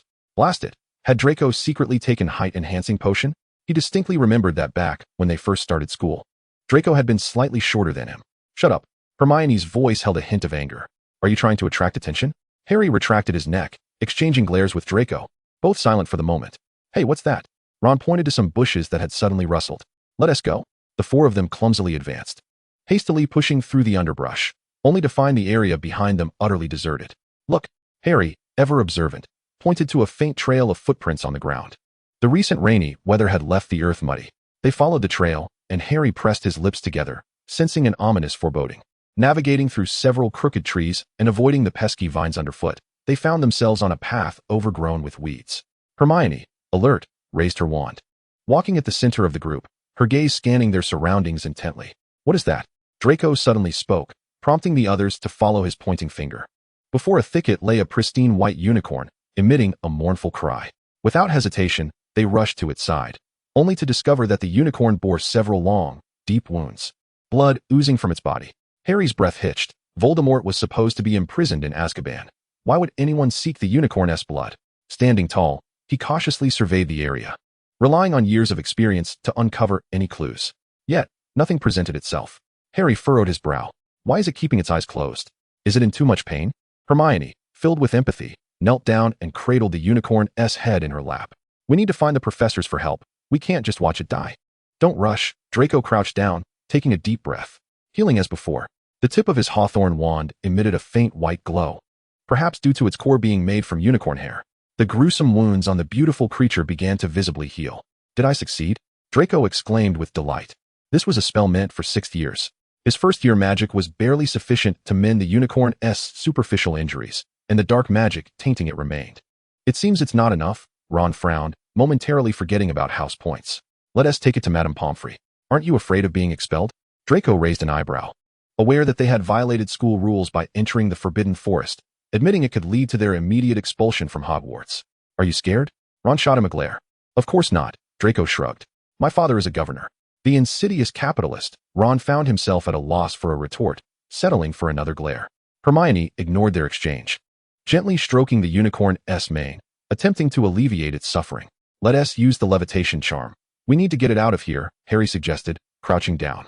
He thought that with the invisibility cloak, they could place the unicorn on a hospital bed in the infirmary, and Madame Pomfrey would surely discover it without them facing punishment. Suddenly, the unicorn let out another cry, still with its eyes shut, but now mustering some strength to nuzzle Hermione's palm. Hey, are you feeling better? The three boys leaned in, their expressions tense, their hearts filled with anger. Who could be so cruel as to harm such a sacred and beautiful creature? The unicorn emitted a low whimper, resting its head in Hermione's palm, slowly opening its tear-filled, exquisite eyes. It turned its head, committing the appearances of the four companions to memory. Tears streamed from its eyes as it called out, gently tapping Harry's pant leg with its foreleg. Is it asking us to collect its tears? Hermione voiced uncertainly. To their astonishment, the unicorn subtly nodded. No one had brought a vial. So Harry fashioned a funnel from a large leaf, carefully placing it beneath the unicorn's eye to catch several glistening drops of its tears. Hermione secured the leaves firmly, and the unicorn let out a satisfied cry. This sacred creature, possessing a unique resilience, regained some strength, using its limbs to support itself. From afar, a chorus of cries echoed, and the unicorn affectionately nudged Hermione's palm once more before glancing back at the three boys, then dashed into the dark thicket, disappearing from view. Does it not need us to take it for treatment? Ron scratched his head, puzzled. None of the three could provide an answer. Perhaps it had its own means of healing. Harry tucked the unicorn's tears safely into his robes. Let us head back, it's getting late. They retraced their steps along the original path, finding themselves alone, intending to don the invisibility cloak once more at the exit of the Forbidden Forest. A biting chill swept through the night air, prompting them to huddle closer together. A rustling sound emerged from the underbrush, and Draco turned his head, his pupils narrowing in an instant. Be careful. Draco suddenly pushed Harry to the ground as a flash of green light grazed their arms, striking the ground. Hermione and Ron quickly surrounded them, wands raised in vigilance. Stupefied, Hermione unleashed her recently learned offensive spell into the shadows of the bushes, but she missed her target. Realizing it had been exposed, the shadow vanished into the cover of the trees once more. They scarcely had a moment to exhale when the thicket behind them rustled once more. Harry deftly exchanged positions with Ron, vigilantly brandishing his wand. He now felt a twinge of regret for his reckless decision to venture into the Forbidden Forest with three first-year friends in search of some elusive answer. Yet, there exists no potion for regret, and he must now devise a way to lead them all back unscathed. For little rascals, who permitted you to roam about at this ungodly hour? Grindelwald seethed, cursing under his breath. He was so close to apprehending that cunning, slippery serpent. Little did he know that these four students had disrupted his plans. Chapter 27. The Tears of Blessing. Grindelwald, clad in his most frequently worn white robe, glared furiously at the quartet obstructing his path. Come here, he barked, roughly seizing Harry's arm as the Elder Wand glimmered ominously in his grasp. Consider yourself fortunate. If I strike you, you shall meet Merlin. Harry recoiled, too frightened to utter a word. Grindelwald's fearsome reputation as a dark wizard loomed over him, even more so than during his quarrels with Antonin. Gale, must you be so brutish? They are still children. Dumbledore's gentle voice wafted into Harry's ears, akin to the most melodious music bestowed by Merlin himself, providing a sense of salvation. The four shivering students finally mustered a modicum of courage to straighten their spines. Humph. Grindelwald snorted, crossing his arms and elevating his chin arrogantly. I was just about to capture him. What shall I do with these little nuisances, Albus? From the underbrush emerged two figures, and as Harry recognized the familiar chestnut-haired man behind the other, he found himself at a loss for whether to laugh or cry. Well, I believe an explanation is in order as to why you find yourselves here. Albus spoke, his tone still kind and warm, causing the students to lower their heads in guilt. Harry, I recall you assuring your mother before the school year began that you would not cause trouble under the invisibility cloak. Remus directly tugged at the cloak draped over Ron's arm, exhaling a weary sigh. We weren't causing trouble, Moony, Harry pleaded, grasping the hem of Remus's shirt with an imploring gaze. We just saved a unicorn. Please don't tell Mom. You saved a unicorn? Grindelwald inquired incredulously. You for little tykes? Noticing his disbelief, Harry hastily retrieved the vial of leaves from his pocket, presenting it to the professors. Look, this is its token of gratitude. Ron fervently nodded in agreement, hoping to evade punishment. Albus accepted the layered leaves from Harry's hands, unveiling the luminous liquid contained within, his eyebrows arching in surprise. It actually bestowed its tears upon you? Oh, it appears you inadvertently aided us. Dumbledore chuckled lightly, and just as Harry began to breathe a sigh of relief, he felt the shift in the elder's tone. However, a punishment is still warranted. A small lesson is in order, is it not? 1 month of detention.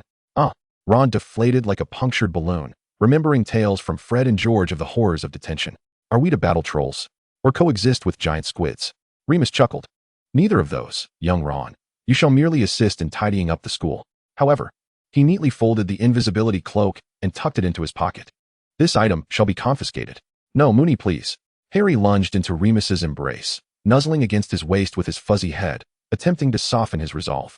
This was a tactic from his childhood. Whenever he found himself in trouble, he would burrow into the arms of an elder, knowing it had an 80% success rate. Not a chance. Remus maintained his stern expression. Had we not arrived in time, could you ensure that you and your friends would have left the Forbidden Forest unscathed? Harry, this was dangerously reckless. You must remember this. Your friends, too. All right. Harry sighed, his head drooping, pouting as he gazed up at Remus with wide eyes. Will you tell Mom? Please. Remus sighed again, knowing that Lily would surely have words with him. Well, it wasn't quite as bad as James's unrestrained antics. Consider this a warning. No further transgressions. He cast a glance at Draco, who was silently pleading with his eyes. You as well, Draco, should this happen again. I shall not be so lenient. Thank goodness Remus remained the kind-hearted figure he always was. Harry and Draco exchanged glances, exhaling in relief. Albus transformed the leaves into a glass vial, returning the unicorn's tears to Harry. The tears of a unicorn's blessing possess extraordinary effects in the most unforeseen circumstances. This is your gift, cherish it. A unicorn only sheds its blessed tears once in a lifetime, rendering them an exceedingly rare substance. Legends surrounding them are shrouded in mystery. Some say that drinking these tears enhances one's magical abilities, while others claim they can cure all ailments known to mankind. There are also whispers that unicorn tears can restore lost vitality. Unicorns are mystical beings, possessing an innate ability to discern good from evil. They do not shed their precious tears lightly, nor would they ever succumb to threats. Thus, even the darkest of wizards, no matter how cunning, would never acquire such a genuine blessing. His ambitions would remain forever unattainable. Are we still pursuing him? Grindelwald queried of his beloved. Albus shot him a sidelong glance. Recalling how brutally he had acted only moments ago. Let it be. He cannot possibly exit this forest alive. Let us return. Grindelwald raised an eyebrow. A hint of pride evident in his demeanor. Hurry along, you little scamps. He called to the four youngsters. Albus observed Grindelwald's retreating figure, feeling a headache coming on. Remus. Yes? Sirius did not mention accompanying you? Though only Dumbledore and Professor Lupin were on duty that day, Grindelwald had insisted on tagging along, leaving Albus feeling exasperated. I did mention it, Remus nodded. Then how did you persuade him? Albus leaned in, curious to glean wisdom from Remus on this matter. The child is home alone. I worry about Annie if he ventures out at night. Ah, I see. Albus felt a twinge of disappointment. That reasoning did not apply to their situation. Perhaps next time we could invite Annie to our home? He was not ready to give up. After a century, Albus longed for a modicum of freedom. Surely that was not too much to ask. Having a partner who was overly clingy could be quite wearing at times. Remus regarded him with a bemused expression. Are you certain they can coexist peacefully? Well, Albus pondered. This path appeared unfeasible. He began to contemplate whether he could transform Credence into a child. So that next time, he could concoct an excuse to keep Gale dutifully at home. What are you two discussing? Grindelwald interjected, suddenly inserting himself between Albus and Remus, shooting Remus a warning glance. Alas, Albus sighed heavily. It seemed that in this lifetime, freedom would remain forever out of reach. As time progressed, the bond between him and Gellert only deepened. Although Albus relished the sensation of being in perfect harmony with his beloved, perpetually ensconced in the warmth of love, he occasionally yearned for a breath of free air. Upon reaching the castle entrance, Grindelwald unceremoniously entrusted all four children to Remus, taking Albus by the hand and departing. Remus first escorted the two little Gryffindors back to the tower before leading the other two treasures towards the Slytherin dungeon. Moony, is something wrong? Thank you. Thank you for what? Remus queried, glancing quizzically at Harry, while Draco leaned in to peer at him. Harry shook his head, pressing his lips together in silence. He was reminded of less pleasant memories, the harrowing times spent with Ron and Hermione. In those moments, he too had longed for the appearance of family, to receive a warm embrace. Yet, upon awakening from those dreams, all he was left with were the cold traces of tears upon his cheeks. Finally, someone was there for him in his times of distress, offering him the security he so desperately needed. I miss Mum and Dad, along with Bigfoot and Regulus, Moony. Remus paused, kneeling to gently caress Harry's face. How about tomorrow night you come to my office? You can use the fireplace to speak with them. Or, if you prefer, we could wait until the weekend, and I'll take you home for a couple of days. How does that sound? Did I scare the little ones? Surely not. Harry has always been so brave. He glanced anxiously at Draco, who maintained his usual demeanor but mirrored Remus's concern for Harry. Harry shook his head, sniffing back tears. This time, he was remarkably composed and did not cry. I can just write to them. All right then, Remus conceded reluctantly. I'll bring you some chocolate cake tomorrow. Would you like that? Yes. Harry's mood shifted swiftly, a smile blooming on his face at the mere thought of cake. Now, you should head back. See you tomorrow. Unbeknownst to them, they had already arrived at the entrance to the Slytherin dungeon. Harry waved goodbye to Remus and pulled Draco into the common room. The two climbed the stairs in silence until they reached the dormitory door. Upon opening it, they found Blaise sprawled haphazardly on his bed, sound asleep. He said he'd wait for us. Draco muttered under his breath. He sleeps like a pig, Harry replied. Have you considered what time it is? Harry approached the wardrobe, stowing the vial of tears in the most concealed spot, before shedding his outer robe. Hey, Don't you have anything to say to me? What? Harry turned to look at the self-satisfied expression on Draco's face, which seemed to scream for praise. I saved your life, Harry. You haven't even thanked me yet. Harry chuckled, suddenly finding the younger Draco quite endearing. Thank you. Is that all? Draco raised his voice slightly, moving closer to Harry, his wide eyes demanding acknowledgement. What more do you want? Keep your voice down. Blaise is sleeping. Harry whispered, continuing to change into his pajamas. What do you mean? What more do I want? Draco huffed, clearly displeased, as he was accustomed to basking in his own glory. Having saved Harry's life, shouldn't Harry Potter express gratitude? Suddenly, he felt his waist encircled by an affectionate embrace as Harry leaned in, whispering in his ear, Thank you, Draco. I'm truly glad to be your friend. Those words were sincere. Harry felt fortunate to have forged a friendship with Draco, granting him numerous unique life experiences. The once timid lad, who would flee from challenges, had now shown remarkable bravery for him. Harry was elated, convinced that the power of friendship was indeed formidable. Draco's cheeks flushed, his voice faltering. Just so you know, those who wish to be friends with me line up from Hogwarts to Durmstrang. You're truly one in a million. All right. Harry quickly raised a hand to cover Draco's incessant chattering. I'm so tired. Let us sleep. We have lessons tomorrow. In detention, Draco added weakly, swiftly changing into his nightclothes and collapsing onto his bed, lamenting inwardly. Please, am I really expected to clean? Let us do it together. No complaints. Good night. Harry nestled under the covers, inhaling the familiar scent of their laundry detergent, and closed his eyes. Good night. As Remus stepped out of the fireplace, he collided with the firm chest of his alpha. Sirius eagerly enveloped him in an embrace, his hands roaming over Remus's body. Are you hurt, Remy? No. Albus and Mr. Grindelwald are here. What could possibly happen? Feeling a bit fatigued, Remus leaned fully against Sirius, seeking a measure of comfort in his warmth. Basking in the energy of his loyal pup, Sirius cradled him in his arms, lifting him as if he were a child, and settled onto the sofa, allowing Remus to recuperate in his embrace. Before long, Remus lifted his head and, as a reward, pressed a kiss to Sirius's chin. Sirius's gaze turned somewhat mournful as he cast a pointed glance at the blankets strewn across the sofa. Remus found his expression amusing and buried his face back into the crook of Sirius's neck. You performed well today. You don't have to sleep on the sofa. Earlier, he had told Albus that Sirius was dutifully staying home for the children, yet he felt somewhat guilty. After all, Antonin was not home, having spent the day at the Black Estate comforting Regulus over his romantic troubles. Remus had resorted to the rather cruel tactic of making Sirius sleep in the living room for a month to ensure the big dog would obediently await his return. Sirius, feeling utterly wronged, promptly used his wand to return the blankets and pillows from the sofa back to the wardrobe, nuzzling Remus as he began to whimper. All right, you're the best, aren't you? Remus gently reassured him, pressing closer. You can't keep threatening me with such things, Remy. You know I love being with you. Okay, my mistake. Remus stroked his silky hair, his thoughts momentarily captivated. Don't you think it's time for a haircut? It seems a bit long. Hey, I remember how handsome you looked with your short hair when you just graduated. Why not give it a try? Stop changing the subject. Sirius replied, visibly displeased, feeling as though his partner was undermining his rightful claims. Remus blinked his large green-brown eyes, realizing that their pup was no longer so easily deceived. All right. I want to make you sleep on the sofa next time. Not even in the basement. That depends on your behavior. Sirius was exasperated. How infuriating. That mischievous Omega. He resolved to regain his authority, promptly pinning Remus against the sofa, asserting his position as the head of the household. Chapter 28. The Quidditch match. This is your task for today. Clean every trophy in the collection room. Filch brandished a tattered oil lamp, glaring with bloodshot eyes, his visage of fright. Get in there, you two misbehaving little rascals. He shoved Draco's back with his hand.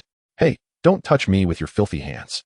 Draco called out in frustration, wishing fervently for a complete refresh, but with his wand confiscated, he begrudgingly strode into the collection room, seething with anger. I must give him a lesson when I get out, Draco muttered, casting a glance at the visibly excited Harry Potter beside him, his brow furrowed in annoyance. Have you lost your mind, Harry? Are you really this happy to be in detention? Huh. Harry turned around, his eyes brimming with mirth. Observing Draco's disdain as he discarded his robe, Harry followed suit, taking off his own and offering it to him. Or mine. It might get a bit chilly tonight. You don't mind this one? Not at all. Very well then. Draco shook out his robe and handed it to Harry, donning Harry's in return, glancing down at the hem with a sudden chuckle. What's so funny? Harry, now clad in Draco's robe, looked at him in confusion. It's a bit short. The blond man lifted his head, mischief dancing in his eyes as he raised an eyebrow, igniting a flicker of irritation within Harry. Heartless Malfoy. He delivered a playful slap to Draco's back, pouting as he said stiffly, "Hurry up and fetch a cloth." "Yes, yes, Lord Potter the Short. You're insufferable." Harry gritted his teeth, giving Draco a playful kick in the rear. After their banter, the two finally remembered their task and diligently began to dust off the trophies coated in grime. "So, why can't we go exchange water for Remus S. Grindylow like Weasley and Granger? I'd rather clean the tank." Draco grumbled incessantly while polishing a trophy. "And then play the cute card to soften Remus's heart, so we can avoid work, and sneak a sweet treat in his office."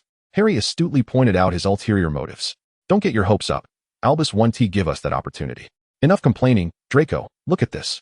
Harry presented a trophy he had polished meticulously, pointing to the inscription on the base. "James Potter. It's my father S, the Quidditch trophy he won." A smile graced Harry's lips as his fingers gently traced his father's name, a complex array of emotions swirling in his eyes that Draco couldn't decipher. "Oh, I recall Uncle James mentioning this. It was his pride during school." Indeed, Harry's tone carried a hint of nostalgia. He had a chance to hear his father speak of their youthful escapades. "You're not happy?" Draco tilted his head, noting Harry's earlier excitement. Harry shook his head, opting not to elaborate as he retrieved a small muggle camera he had hidden away, snapping a picture of his father's name alongside the trophy. "Just a keepsake. Dad would be pleased to see this photo. And then he'd know we're in detention?" Harry mischievously winked at him. "You still don't know my dad, do you?" "He'd surely say." Harry mimicked his father's voice in a deliberately exaggerated tone. "Fantastic, my dears. You must explore every inch of Hogwarts."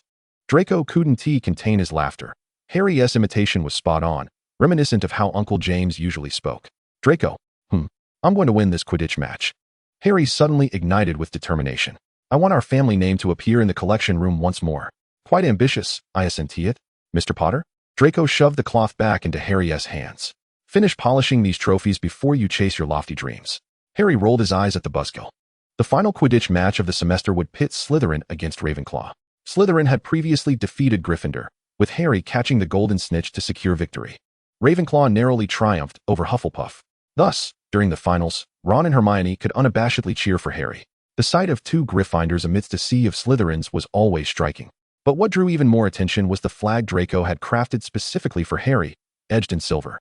Draco and Blaise stood at the center of their friends, proudly hoisting the eye-catching silver and green banner, while Goyle and Crabbe flanked the edges, each holding up a massive banner that proclaimed, "Harry Potter for the win." Ron and Hermione stood at the front of the stands, flanked by a few friends from Slytherin.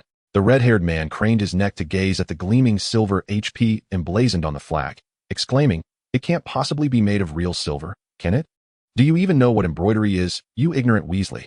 Came Malfoy's derisive taunt from above. Ron shot him a furious glare, feeling a twinge of class envy for the first time. Those insufferable wealthy folks. Suddenly, Hermione erupted in cheers. "Look, Harry's coming out." As Harry walked to the center of the pitch with the Slytherin team, he spotted his friends and waved enthusiastically to the stands. His broomstick, the latest model, had been sent by his father, the Nimbus 2000. With the sound of a whistle, the bludgers and quaffles soared into the air, Captain Flint chasing the bludger as he shouted, "Catch the golden snitch." Harry nimbly mounted his broom, his eyes fixated on the elusive snitch. His opponent was Ravenclaw's current seeker, a familiar face, Cho Chang. Perhaps ex-girlfriend would be a more fitting title, but that was of little consequence now. Harry had no time to dwell on who his opponent was. He simply knew he had to win this match. As he soared through the air, he caught a glimpse of the stands where Severus and Remus had come to watch him play. Not only that, but the massive black dog was also seated beside Remus. Sirius was watching him. This singular thought raced through Harry's mind. He must win. The day was clear, free from thunderstorms or Dementor attacks.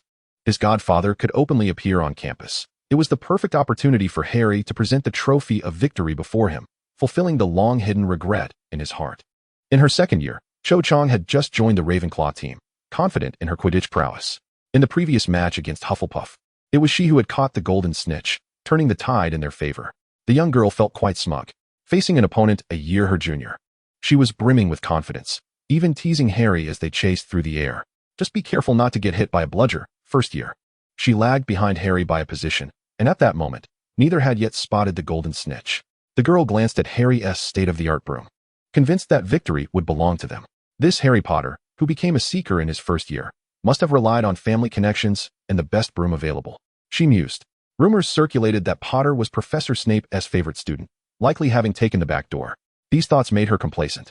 Harry paid her no mind. Even though the second-year girl was beginning to blossom into a beauty, the thrill he once felt was long gone. He knew Cho was a good girl. but she held no significance in his current life. With his emerald green eyes narrowed, Harry suddenly darted towards the stands. Xiaozhang was momentarily taken aback, but quickly regained her composure and hastened to follow in his wake. The golden snitch appeared before Hermione, and just as the girl was about to exclaim, that mischievous glimmer vanished into thin air. The two seekers charged towards her like lightning, swiftly veering around. As Xiaozhang passed by, she remarked, "Not bad at all." Was she referring to Harry? Ron turned his head, glancing at Hermione in confusion. "I suppose so," the girl said hesitantly. Draco frowned, inexplicably irked by this Ravenclaw. She certainly couldn't be a good person. Young Master Malfoy hastily concluded, drawing a curious glance from Blaise. "Why do you say that? She's quite beautiful." Draco shot Blaise a glare. "Is that all that occupies your mind?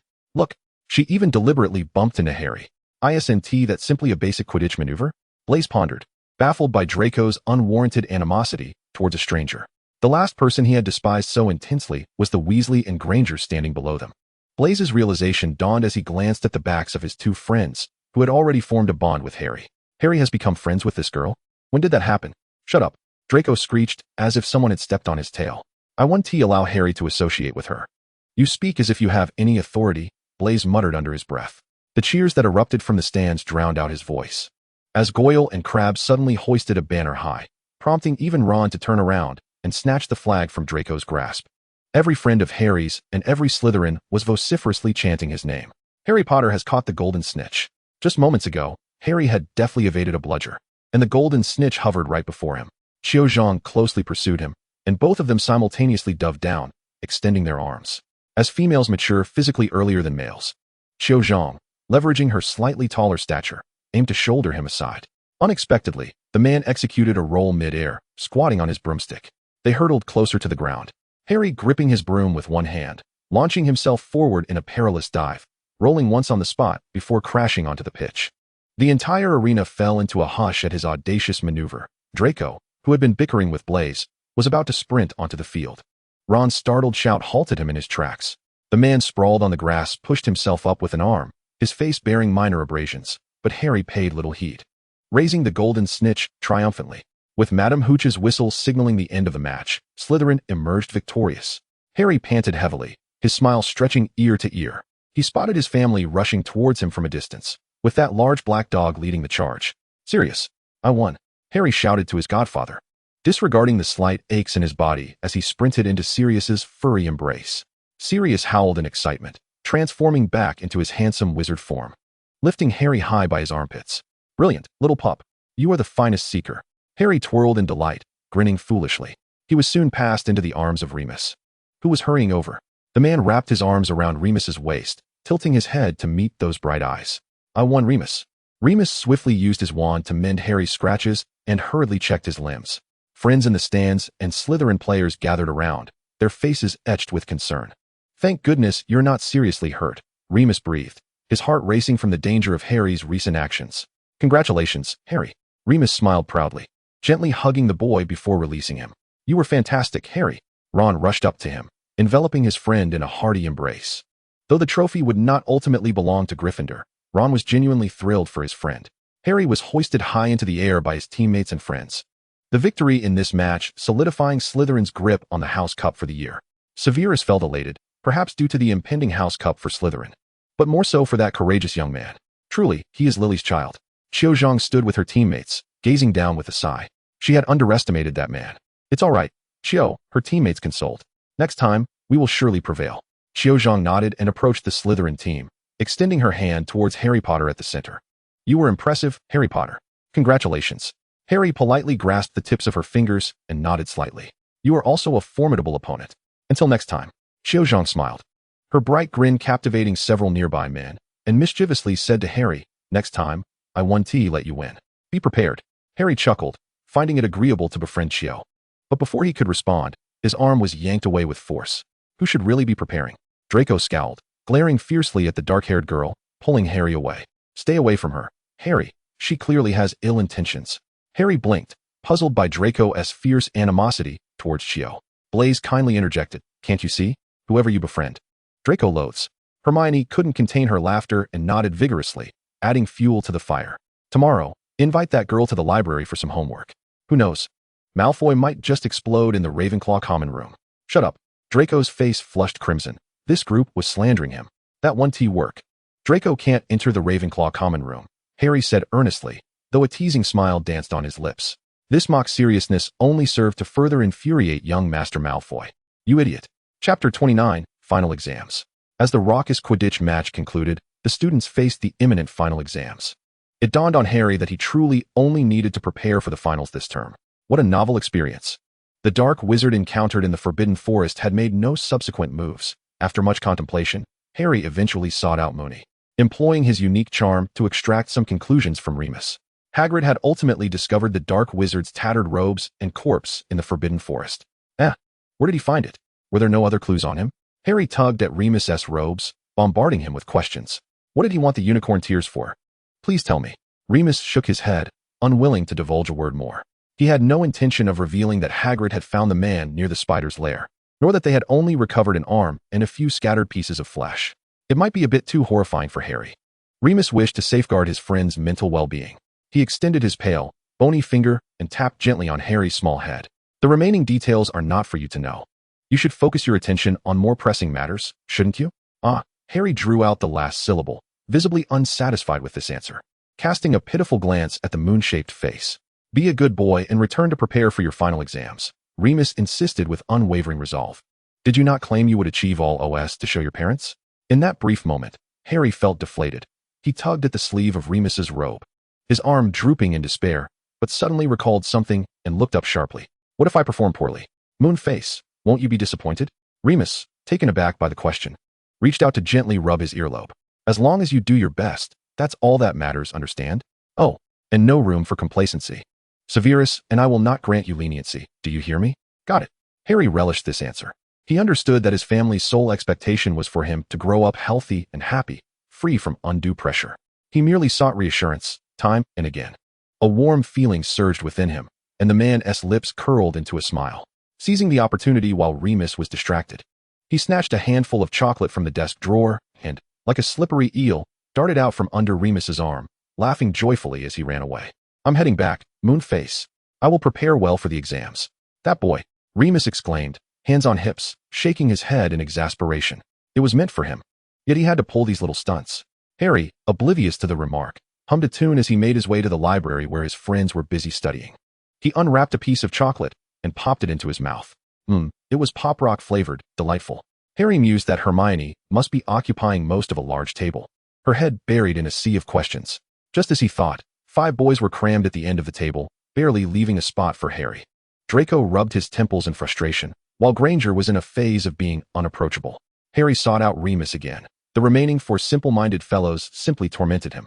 If you don't even know how many types of wolfsbane there are, you might as well drop out, Blaise. Weasley knows more than you. Why the need to belittle? Ron wished he could kick him, but alas, only Malfoy could help him with his queries. Even the most stubborn Weasley had to bow to reality. Draco took a deep breath and abruptly stood up from his chair. He couldn't take it anymore and needed to step outside for some fresh air. Helping these fools solve questions dumber than goblins was bound to severely affect his intelligence. Hey, watch where you're going, he snapped. Fool. Harry collided painfully with the collarbone of the golden-haired boy, shocked that he had been the one to retaliate. Dreaded Malfoy. That hurt. Harry shot a fierce glare at the blonde before him. True, he had carelessly barged into the library with his head down, but Draco had definitely done it on purpose. He knew exactly what he was doing. You did that on purpose. Dreadful Malfoy. The smirk on Draco's lips never faltered. Teasing this fool was far more entertaining. He raised his hand and flicked Harry on the forehead, relishing his cry of pain. Now that was intentional, you dimwit. Just as Harry was about to retaliate, contemplating whether to kick or punch Draco, a hand suddenly seized his arm and yanked him into the library. Shoo, we mustn't make a racket in the library.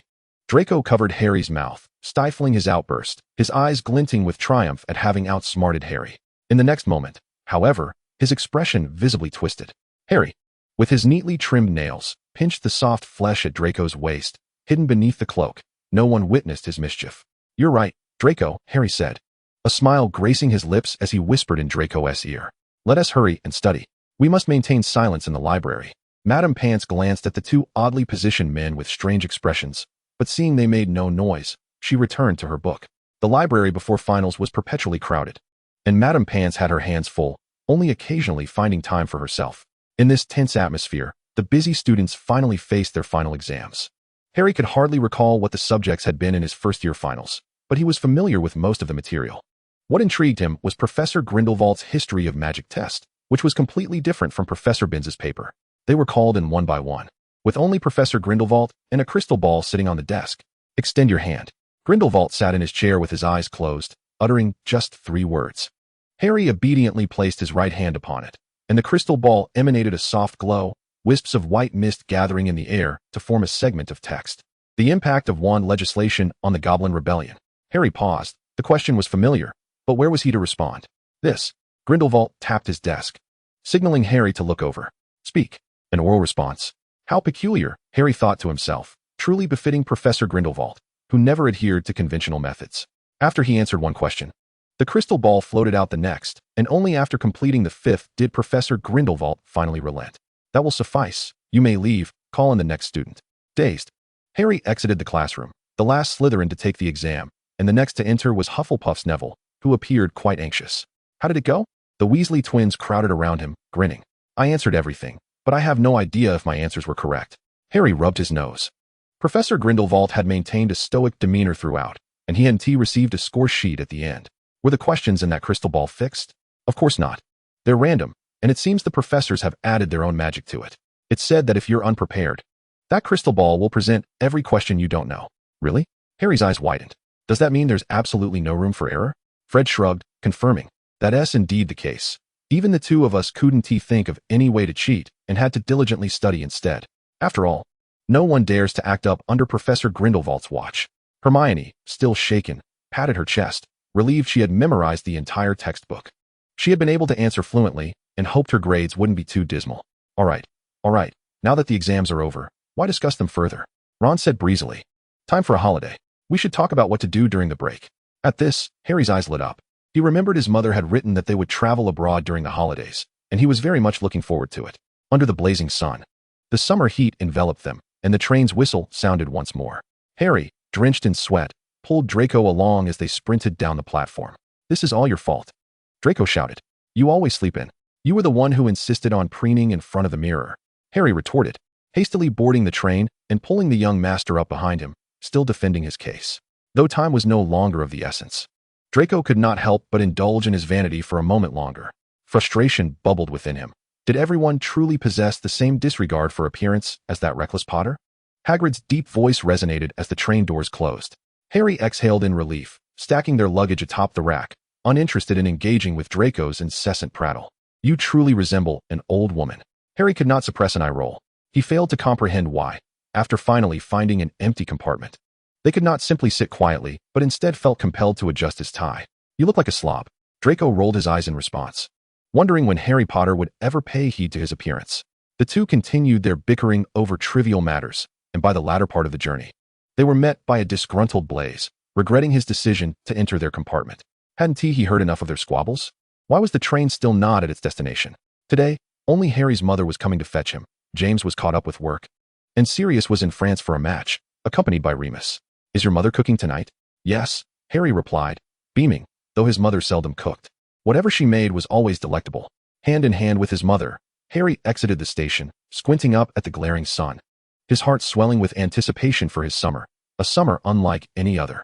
In previous years, while confined to the cramped, dilapidated room at his aunt's house, Harry had often daydreamed about what it would be like to spend his summer in his own home. Would his parents be like Ron S.? The boy who had been forced to wear oversized hand-me-downs could only rely on the visions conjured by the mirror of Ariste or the countless times he had perused the album Hagrid gifted him.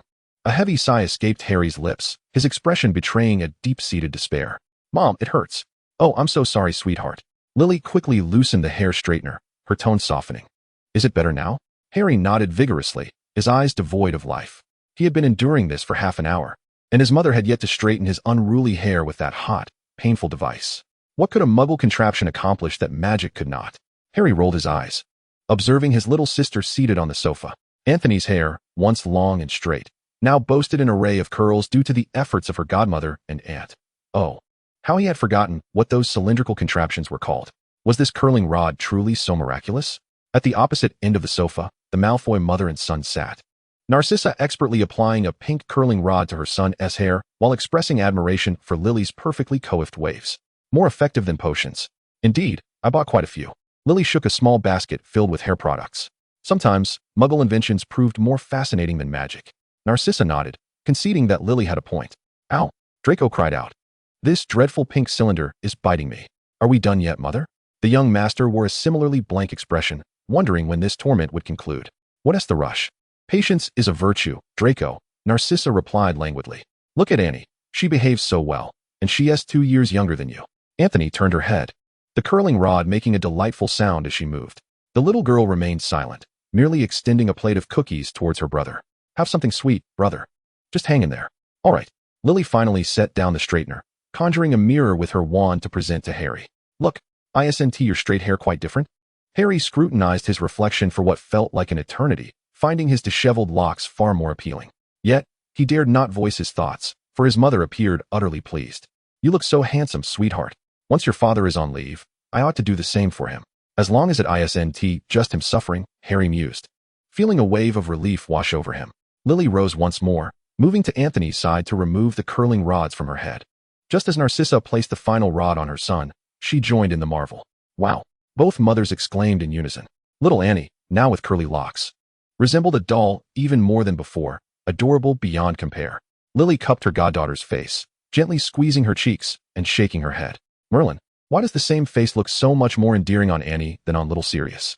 Narcissa covered her mouth, chuckling as she patted Lily's arm. That has subjective bias, you know. Lily shrugged, taming Anthony's cascading curls that mirrored her own. Not bad at all, quite successful. I shall curl your hair like this later. Sissy, no rush, I'll see what little Draco's is like first. Narcissa absently stroked her son's dark, golden hair, failing to notice his look of despair until suddenly recalling, where's James? Isn't today is day off? P.S. working late. The ministry is in election mode. So, P.S. running for deputy director of legal affairs?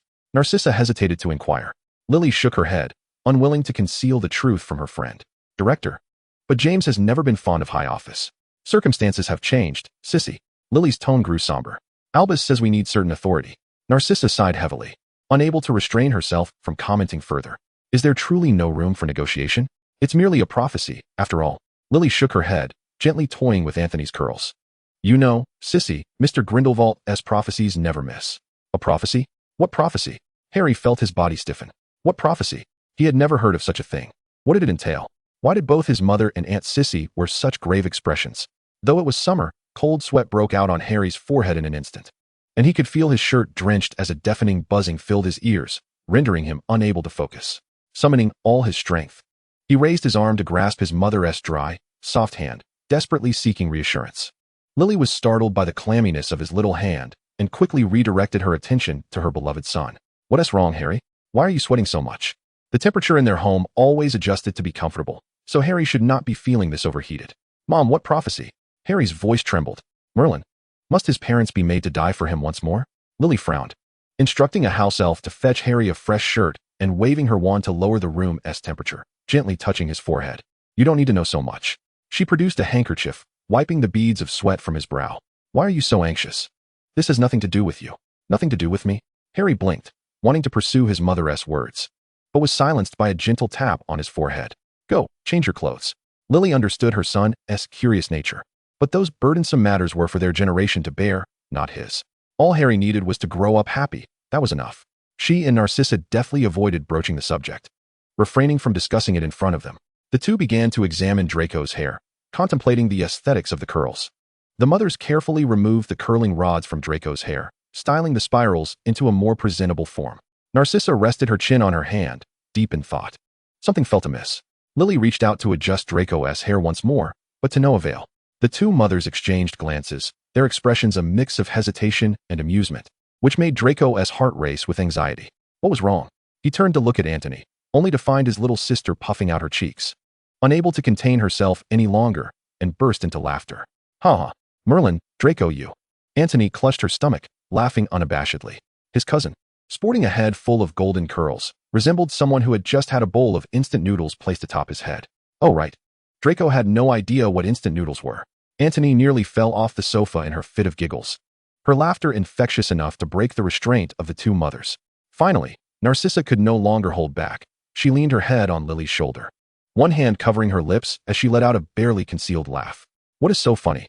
Draco called out, summoning a mirror to scrutinize his reflection. His eyes nearly bulged out in shock. Was that wild, frizzy hair reminiscent of an elderly lady from the last century truly his? For a moment, he was at a loss whether to faint or to obliterate the memories of everyone present. Alas, he could not simply erase their memories. For the first time, Draco loathed being merely 11 years old, with limited magical prowess. Narcissa finally recalled that this was her own son, and she struggled to suppress her laughter as she whispered to her friend, "Oh, I suppose I should not have rolled the curling rods all the way to the roots." Half would have sufficed. Lily nodded, fighting back her own laughter as she helped the still laughing Antony back to her feet. "Stop laughing, Antony. It's not that amusing, is it? What are you all so merry about?" Harry, freshly dressed and smoothing out the creases in his t-shirt, returned to the mothers and immediately spotted Draco's noodle-like explosion of hair. Ha ha ha. The man, who was just moments ago anxious due to an unexpected prophecy, now clutched his mother's arm, laughing uproariously, while Lily could no longer contain herself and joined Narcissa in uproarious laughter. Draco's face turned as dark as a soot-covered pot. The entire room erupted in mockery, even the passing house elf. How infuriating. His image was utterly shattered. Why were even his bangs curled? Even when tossed into the garden to play, Harry continued to laugh uncontrollably, reaching out to mess with the few curls on Draco's forehead, only to be evaded by Draco's flailing head. Draco had never felt so humiliated in his life. And to think that the instigator was his own mother. "Are you crying from anger?" Harry teased, leaning closer to poke at Draco's puffed lower eyelid. "Get away. It's not that serious. We just swapped hairstyles. Besides, my mother said it would return to normal in a few days." Draco cast a resentful glance at him. Harry's straight hair was undoubtedly far more appealing than his own chaotic, frizzy curls.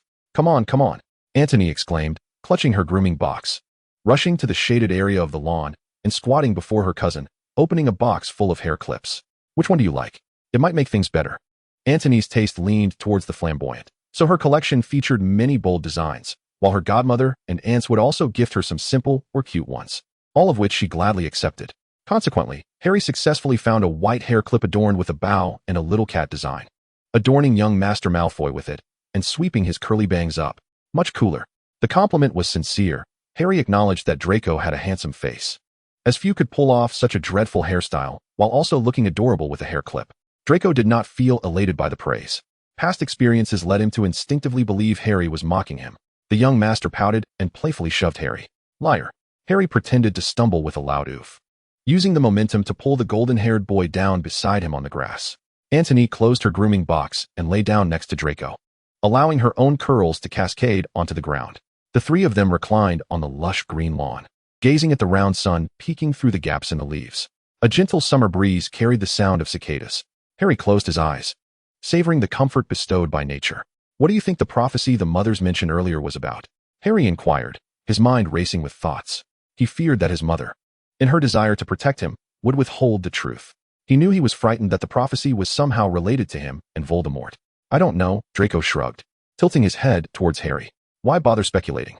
"I know," Antony chimed in. "What?" Harry shot up, staring intently at his little sister. "Is it true?"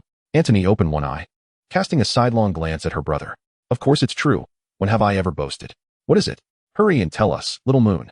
Antony, not intending to beat around the bush, sat up, crossing her legs on the grass, and spoke earnestly.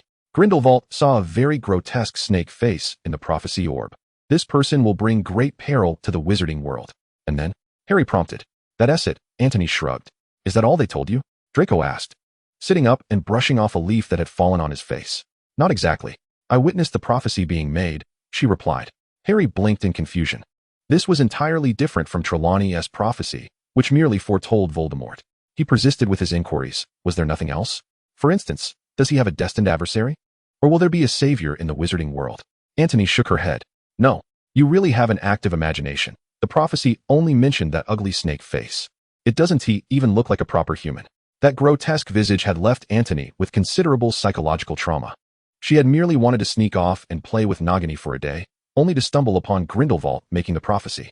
She recalled the sinister laughter of that snake-faced creature and the dangerous green light emanating from his wand. Albus and Gellert had looked quite grim. Antony remembered clearly how they seemed to recognize who the figure in the vision was, but were unwilling to reveal it to her. "We must prepare in advance, Gellert," Albus said gravely, patting Antony's back, signaling her to leave the study. Their study had excellent soundproofing, so even with her ear pressed against the door, Antony could not discern what the two elders discussed. Just before she left, Albus had given her 2 letters to deliver to her godfather and father. Harry furrowed his brow. His sister's words confirmed his suspicions that the person in the prophecy was indeed Voldemort, but he was still imprisoned in Azkaban. How could he escape to wreak havoc? He was not like Sirius and likely did not possess an animagus form. How would he manage to break free? Harry took a deep breath and raised his hand to touch his forehead. The iconic lightning scar had vanished, yet he still sensed a dull ache lingering there. Perhaps it was merely a figment of his imagination, he pondered. What should he do next? The man felt utterly bewildered, grappling with anxiety and uncertainty regarding the unknown. He had no inkling of when Voldemort might escape from Azkaban, nor did he know how to thwart him. It was far easier in the past. At least he could rely on Dumbledore's guidance to destroy Voldemort's Horcruxes. Wait a moment. Harry suddenly realized that Antonine had mentioned the prophesied individual bore a grotesque serpent-like visage. Did that imply that this world's Voldemort had also created Horcruxes? The dark-haired man abruptly stood up, startling the siblings. Harry paced anxiously, muttering incomprehensible phrases that Draco could not decipher. What to do? Were his Horcruxes similar to the previous ones? Were there still 7? But he was no longer a Horcrux. And he could not fathom what Voldemort might create to fulfill that number. Had Dumbledore discovered this matter? Should he inform him? Yet doing so would expose his identity as a soul from another world, and Harry could not guarantee the extent of the ensuing butterfly effect. He anxiously paced back and forth, unable to make a decision. Hey, what are you doing? Draco pressed his hand on Harry's shoulder, looking perplexed. What are you mumbling about? Harry swallowed hard, gripping Draco's wrist. The cool touch provided him a modicum of comfort. Draco had a rather unusual constitution, remaining cool even in the summer heat. As Harry's thoughts wandered, he suddenly became aware that his sense of urgency had diminished compared to before. Even trivial matters distracted him. He had grown too accustomed to a life of ease, rendering him less astute than he once was. Draco, do you think we should do something? Do what? Draco regarded him skeptically, beginning to doubt whether that muggle thing had affected Harry's mind. Thank goodness he hadn't agreed to let his mother straighten his hair. What can you do? Are you endowed with powerful magical abilities like Dumbledore or Grindelwald? Or can you compete for the position of Chief of the Department of Magical Law Enforcement like Uncle James? He felt compelled to douse Harry with a bucket of cold water. Harry was far too impassioned, wanting to involve himself in everything. Harry was momentarily speechless. Draco's observations were astutely valid. He had yet to develop his magical powers to a sufficient level, even if he were to master some advanced spells. Executing them fully would be a challenge. But was doing nothing an option? He questioned himself, as well as the person before him. The day we are needed may come. But it is certainly not now, said Antonine, rising to her feet and brushing off the grass clippings from her clothes. Otherwise, why would Lily and Cece choose not to inform us? Little Annie is far more astute than you, Draco remarked languidly, poking Harry's forehead with his index finger. You should focus on studying magic and refrain from contemplating such nonsense. Harry exhaled deeply, realizing that indeed, he could do nothing at present. The trajectory of the world had diverged significantly from his memories, and he surmised that his understanding of Voldemort was currently of no use. Moreover, he was no longer alone. There were no destined enemies or savior stars in the prophecy, and one could even argue that he had no direct connection to them. Harry yearned to safeguard all that he cherished, yet he need not impose all hopes and responsibilities upon himself. There would be others willing to share the burden. He simply wished that on this path forward, he would not be subjected to a continuous cycle of loss. All right, we should return for afternoon tea, Draco said, brushing off the debris from Harry's shirt and leading him back into the house, turning to inquire of Antonine. Have Sirius and Remus not returned yet? Antonine shook her head, letting out a resigned sigh. It seems they are having quite a delightful time in France. Weren't we supposed to go to Germany together this summer? If they don't return soon, school will be starting. Come on, it's only been a week since the break began. Harry regained his composure and began to bicker with Draco again. Remus is very sensible. They will surely return soon. Chapter 31, Thunder and Fire. Harry was correct. Remus was indeed very prudent. However, that did not imply that his lover shared the same quality. It was unclear what day it was, lost in the haze of exhaustion. Professor Lupin lay ensconced in the soft bedding of the hotel, sound asleep. In the final moments before unconsciousness, he had already devised 500 methods to dismember Sirius. Sirius felt utterly innocent. The heat of the season was not something he could foresee. Who could have predicted that their special periods would coincide? It was, after all, a tempestuous clash of thunder and fire. He could not be blamed for that.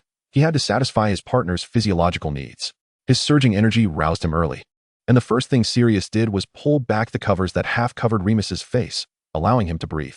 The night before, he had already cleaned Remus and employed several healing spells, knowledge he had specifically sought from Lily, to alleviate his lover's bodily discomfort, ensuring that Remus could peacefully drift into slumber. Sirius gazed at the constellation of marks on Remus's pristine neck, swallowing hard. However, upon noticing Remus's swollen glands, the remnants of his rationality sent a warning. He restrained himself from succumbing to the urge to bite down. Strong arms shifted beneath the covers, encircling Remus's waist. The disheveled morning was always the most suitable for tender moments.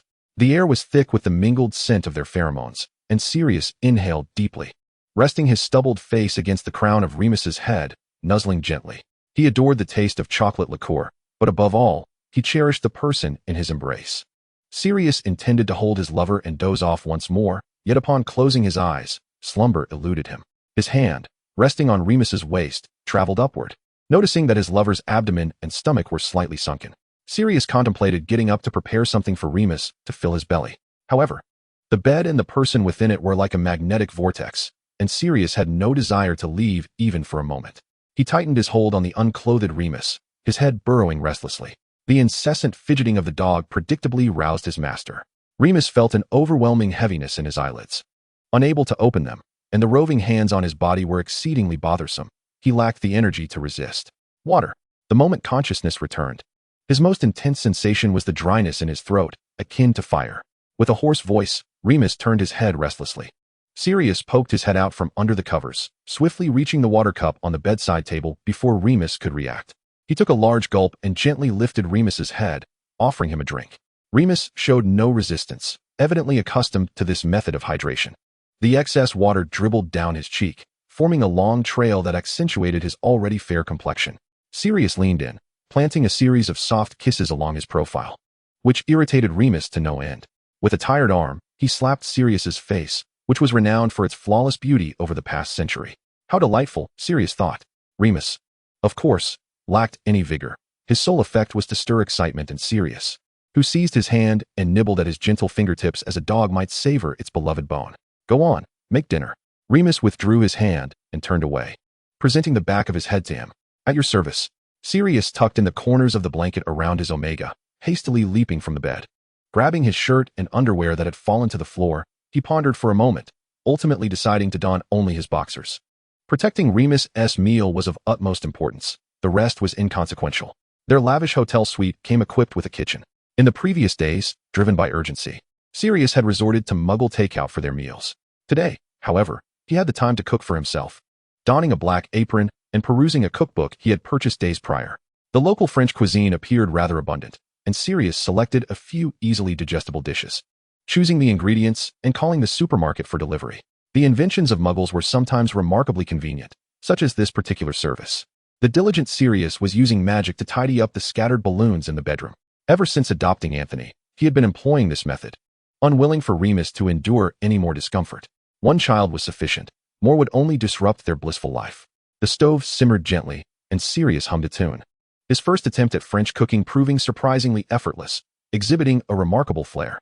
Indeed, those who had tasted his culinary creations could not help but acknowledge his extraordinary talent in the kitchen. Remus awoke to the tantalizing aroma of onion soup, having indulged in a long slumber and regained some strength. His eyelids were no longer as heavy as they had been in the morning, likely due to Sirius applying a cool towel to his forehead. He propped himself up, sitting on the edge of the bed, grasping the wand beside his pillow to draw back the curtains. Warm sunlight flooded the bedroom, and Remus lingered for a moment, finally regaining a sense of reality. Turning to glance at the hotel-provided alarm clock, he gasped at the date displayed. 5 days had passed. Merlin's beard. He had promised Annie he would return home last weekend, yet 2 days had slipped by since then. How dreadful. He prided himself on being a father who kept his promises, all due to that thoughtless mutt. Thankfully, she had been sent to Lily's home. With a heavy sigh, Remus rubbed his forehead. The enticing aroma wafting from the kitchen stirred his stomach to life. Slowly, he rolled out of bed, dressed, performed a quick grooming routine, and made his way to the kitchen. The suite's kitchen was open plan, allowing Remus to immediately behold his alpha, clad in an outfit that was excessively flamboyant. It was almost too much to bear. However, one could not deny that Sirius's broad shoulders complemented his perfectly tapered waist, paired with those long, powerful legs, creating a visual feast. Remus shut his eyes briefly, forcing himself to dismiss such unseemly thoughts. For now, satisfying his hunger took precedence. Seated at the dining table, Remus picked up a slice of bread, spreading some foie gras upon it before indulging in its rich flavor. Don't wait for me. Sirius trotted in, the last serving of onion soup in hand. Placing it on the table, leaning down with his arms propped on the surface, his head cradled in his hands, and flashed a grin at Remus. In his 30s, he bore no semblance of decorum. Remus took a hearty bite of bread, ignoring Sirius's puppy-like gaze, focusing solely on relishing the meal he had labored over all morning. Feigning disappointment, Sirius pouted, slid into the chair beside him, and rested his head under Remus's gaze, fluttering his long, thick eyelashes. Remus could no longer contain himself. "What more do you want?" "I haven't done anything," Sirius replied, feigning innocence, straightening up as the fabric of his apron rustled enticingly. Yet, the instigator remained oblivious, continuing to gaze at Remus. "Is it delicious, Remy?" "Indeed. Then can I scram?" "Oh, very well." Sirius acquiesced with a sulky tone, though it had little effect. Remus sampled the beef bourguignon, his eyes lighting up. Quite delectable. He would have to request Sirius prepare it for the others back home. He glanced at the dejected chef beside him, but ultimately relented, placing a piece of beef on Sirius's plate. "Let us eat. We need to head back today." "Huh, we're going back today?" Sirius, chewing the beef Remus had offered, infused his tone with reluctance. He hadn't had enough fun yet. Not referring to France. Remus shot him a sidelong glance, setting down his fork and poking at his bulging chest, his tone laced with threat. "You'd best behave. If we don't return soon, Annie might start to wonder if her fathers have abandoned her." "That's impossible," Sirius replied, fully aware of their daughter. "She's likely having the time of her life with Harry and Draco. Why would she concern herself with us?" Remus chuckled at this. Indeed, their little princess was quite adaptable, thriving wherever she found herself. Nonetheless, they had to return to England today, no negotiation. Recently, the situation in England had soured. A group of dark wizards had emerged, inciting several small-scale disturbances. James was in the midst of a career ascent, and encountering this group was uncertain at best. Ever since Dumbledore and Grindelwald had graced the wizarding world, England had enjoyed an extended period of peace, yet there were always those who could not remain still. As Remus swallowed the last bite of escargot, a knock resounded upon the floor-to-ceiling window. A snowy owl flapped its wings, tapping the glass with its talons, beckoning those within to take notice. It was Harry's owl, Hedwig. Remus approached, opened the window, and welcomed the little lady inside, retrieving the letter from her beak. Upon unsealing it, he recognized James's handwriting. It appeared young Hedwig was merely a messenger. However, the distance from England to France was no small feat, putting this little creature through a trial. Hedwig tossed the letter to Remus and flitted over to the dining table, using her wings to nudge Sirius, who was finishing Remus's leftover meal. She demanded food, and quickly. Sirius, ever attuned, broke off some bread for the little white ball of fluff, clapping his hands and rising. "What does it say?" He wrapped his arms around Remus from behind, resting his head on his shoulder while peering at the far-flung letter. "James has been appointed as the head of the Department of Law." Sirius's pupils dilated. The progression of events was smoother than they had anticipated. This election had involved a voting process among all members of the department. James's opponent was the previous head, Barty Crouch, who, while lacking James's acclaim and achievements, had nonetheless built a formidable network over the years. The letter revealed that the final and most critical vote had been cast by Mr. Grindelwald. As the only honorary Auror advisor to the ministry, Mr. Grindelwald possessed voting rights. Furthermore, he had pulled the previously postponed election date back to the original timeline, effectively quashing the ambitions of those who had hoped to manipulate the process. In truth, Grindelwald held only a ceremonial title, wielding no real power. Yet, simply by occupying his seat and toying with his old wand, none dared to oppose him. However, he had never before engaged in the internal affairs of the Ministry of Magic. This unexpected involvement and his conspicuous stance have significantly altered the prevailing dynamics within the ministry. It seems that Minister Fudge has begun to fret once more. Remus let out a cold laugh. The reason James's advancement in his position has been so arduous is largely due to this so-called good minister. James's rising prominence, formidable strength, and amiable disposition have long made him a thorn in the side of those stagnant elders occupying positions above him. This time, during the director election, numerous individuals have covertly conspired against him. Perhaps he even dreams of his position being usurped by Mr. Grindelwald or that insufferable Forks. Sirius wore a grim expression. They were all acutely aware of the convoluted machinations at play, and could not abide the insidious tactics of these inept old hands. The ministry cannot be entirely dominated by such parasites. Otherwise, when the storm arrives, it will deliver a catastrophic blow to the wizarding community in Britain. Let us head home. It's for the best. We should return and celebrate with Forks. Remus tucked away the letter, a smile gracing his features. Sirius shrugged, refraining from arguing this time, and obediently retreated to pack his belongings. He well understood the wisdom of patience. There were more pressing matters at hand. It must be said that Remus demonstrated a degree of foresight, having procured gifts to bring back on his very first day in France. For Lily and Narcissa, he chose the most renowned French perfumes, though he failed to remember the brand, simply purchasing 2 identical gifts as per the sales assistant's recommendation. A few bottles of wine and brandy were meticulously selected by him and Sirius, a gift that any gentleman would appreciate. Remus also sent several bottles to Severus and the Dumbledore household. So, we are left with nothing but a heap of pastries and hats? Draco pinched the corner of a beret with 2 fingers, his expression tinged with disdain. That's for little Luna. Harry snatched it away, handing over a pair of black leather gloves in a different hue that matched his own. This is yours. Now that's more acceptable. Draco sighed in relief. He had no desire to wear a lady's hat. After being stuffed with a macaroon, its sweetness overwhelming, young Master Malfoy frowned, not particularly fond of overly sugary treats. You might as well turn yourself into a toothpick, Draco. What do you mean? Draco begrudgingly swallowed the sweet. You're endlessly picky. Harry made a face at him, delighting in seeing Draco's annoyed expression, and shoved another sweet into his mouth. If you don't eat it, I'll just give your share to Ron. You wouldn't dare, wouldn't I? Harry stuck out his tongue, truly fearless, especially when it came to teasing Draco. How had he never realized how entertaining the young lord could be? Chapter 32. Shopping. James's work had become exceptionally busy, causing the family's planned trip to Germany to fall through. Harry felt a tinge of regret, yet at this stage, what excited him more was the prospect of dragging young Master Malfoy along to the Muggle Mall for a stroll. Dream on, Harry Potter. I'd rather die than go to a stinky, Muggle-infested place. Draco clung to the doorframe of Harry's room, making a vigorous display of his protest. He had only come to find Harry to play Quidditch, not to accompany him on some shopping spree. Oh, come on, can't you try something new?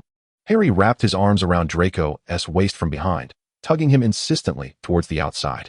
However, the young lord was utterly uncooperative, leaving Harry at a loss. What kind of new experience is this? Draco roared, desperately trying to retreat into the room, the finely tailored fabric of his shirt crumpling unattractively.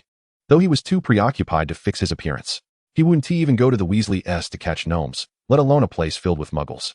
What are you two up to, darlings? Lily approached, her face beaming with warmth as she half-squatted, gently inquiring. Would little dragon like to accompany us to the mall? I've yet to take both my precious sons out together.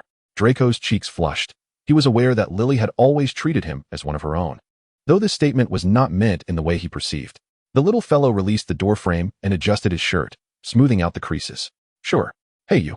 Harry widened his eyes, exasperated that his attempts had been futile, but his mother's presence had worked wonders. Such a good boy.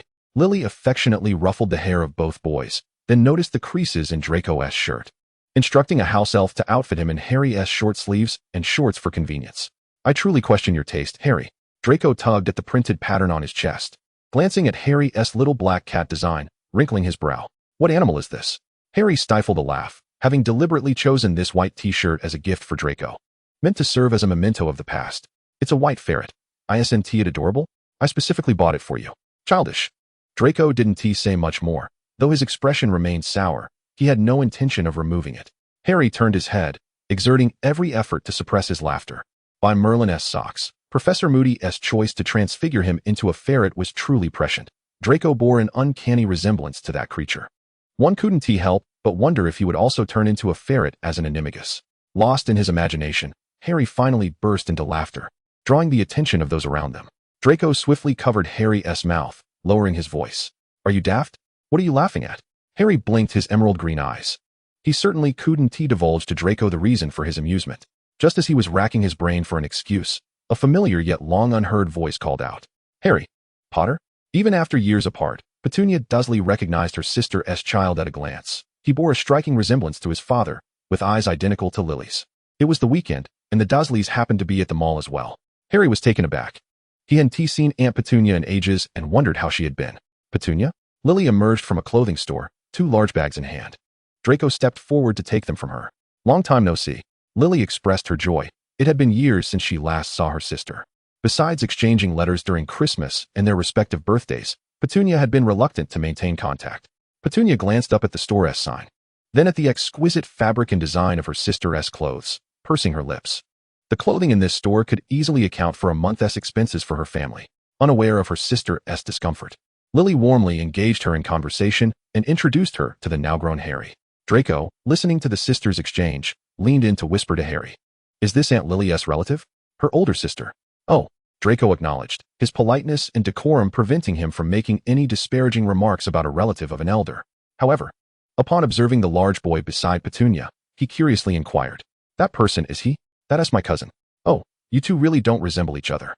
If Harry resembled a robust bamboo shoot, then his cousin could be described rather bluntly as resembling a rather dim-witted pig, perhaps overly harsh, considering it was their first encounter. Yet, Draco felt no affinity towards this boy, and thus muttered silently in his mind, "Mom, are we leaving or not?" Dudley had long since grown impatient, shouting loudly.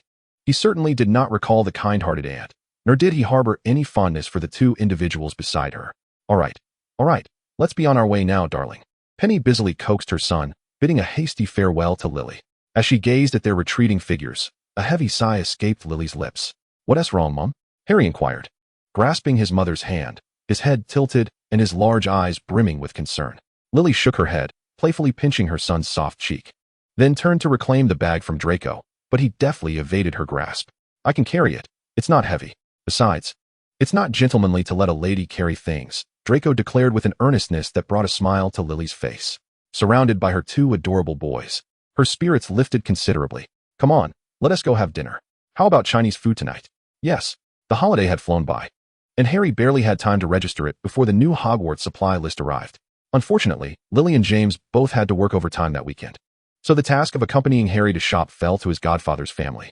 They were not lacking in other supplies. The magical equipment was all accounted for in their household. Remus led the two of them to the leaky cauldron first, while Sirius went off to procure ice cream for them. The bookshop was bustling with people, causing Harry's eyelids to twitch with an uneasy premonition. To be certain, he glanced up at Professor Lupin, who was organizing his list. "You're still our defense against the dark arts professor this year, right? Why would you think otherwise? Do you want me to teach something else?" "No, I was just asking," Harry replied, letting out a huge sigh of relief. He was glad to have him there, hoping fervently that the insufferable fellow would not reappear. Remus folded up the list and led the two of them deeper into the throng, the crowd pressing tightly around them, causing the man's lips to twitch in annoyance. "You're quite well known, aren't you?" "Who?" Harry's heart skipped a beat as he eagerly rose on his toes to peer into the center of the crowd. Before he could spot the celebrity causing the commotion, he caught sight of his friend, the Weasley family. "Hey, Harry!" A hand suddenly clapped on his shoulder, causing Harry to jump. He turned to find his friend Ron, letting out a relieved breath. "How was your holiday?" Harry was not in the mood for pleasantries, as he noticed Ron's mother, Molly, eagerly pushing her way through the crowd with an idolized expression. Ron followed his gaze, his face contorting into a grimace, and leaned closer to Harry, whispering, "I don't know why, but my mom has suddenly become obsessed with this Gilderoy Lockhart. Do you know him, Harry?" "Apparently.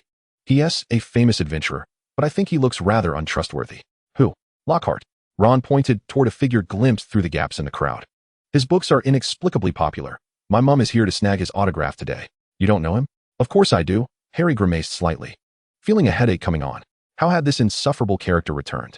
Merlin forbid. He hoped Lockhart wouldn't associate with Hogwarts again.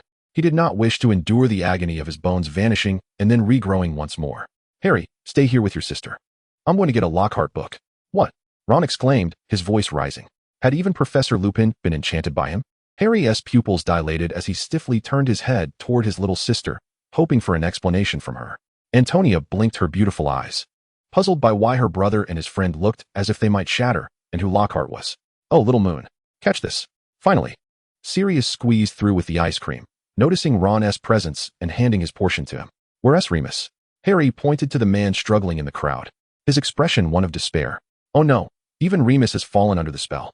"Oh, I'll go help him," Sirius offered generously. Harry could hardly believe it. Was this really his godfather? Had he been hit with a confundus charm? Lily really ought to reconsider. Why does she need a signed book? Aren't they all the same? Sirius handed the tray to his daughter, not forgetting to tease his friend as he maneuvered himself into the throng. "Who did you just mention?" Harry was utterly dumbfounded. "Your mother."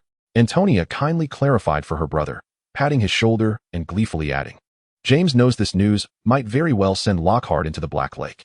Her godfather appeared carefree, but when it came to anything concerning his wife, he was incredibly sensitive. Antonia was eagerly anticipating the spectacle. Harry rubbed his temples, scooping a large spoonful of ice cream, which was fruit-flavored. It's fine. After all, Lockhart can't possibly become our defense against the dark arts professor. There's still room for maneuvering." Remus quickly secured the school supplies for Harry and stood outside the bookstore with them, enjoying their ice cream while waiting for their brave alpha to emerge with the goods. "By the way, you'll be seeing him quite often this year, Harry." "Who?" Harry licked the nut crumbs off his lips, not quite grasping it. "Lockhart." Dumbledore invited him to the school for a public lecture. I think my ears are malfunctioning. Harry stood frozen, forgetting to swallow the melting ice cream in his mouth. What could Lockhart possibly lecture on? Why did Hogwarts need him to speak? Why not use the ready-made orator, Professor Grindelwald? His adventure stories are quite renowned, and he seems to be very charming. Dumbledore wants him to use his experiences to subtly educate the students on the dangers of dark magic and raise awareness. No matter how eloquently Remus spoke, it could not engage every student's attention as interesting adventure tales could. Furthermore, one of Lockhart's reasons for fame was that he was the most celebrated beta adventurer. Dumbledore aimed to subtly alter students' perceptions of gender, making them realize that a wizard's success could not be defined by gender. The intention was noble. Albus was still the greatest and most loving white wizard. However, Harry truly questioned his judgment in selecting individuals. He could only pray that the upcoming year would not mirror the misfortunes of the past. With a heavy sigh, Harry quickly finished his bowl of ice cream, his eyes dull and unfocused as they stared ahead. The crowd suddenly erupted in commotion, likely due to Lockhart's alluring smile. A red-haired woman was pushed forward, stumbling slightly, her arm caught just in time by a helpful hand. "Are you all right?" "Thank you," Ginny softly replied, recognizing the person as Ron's friend. Harry's reflexes were quick. He caught the nearly falling Ginny, smiling warmly at her.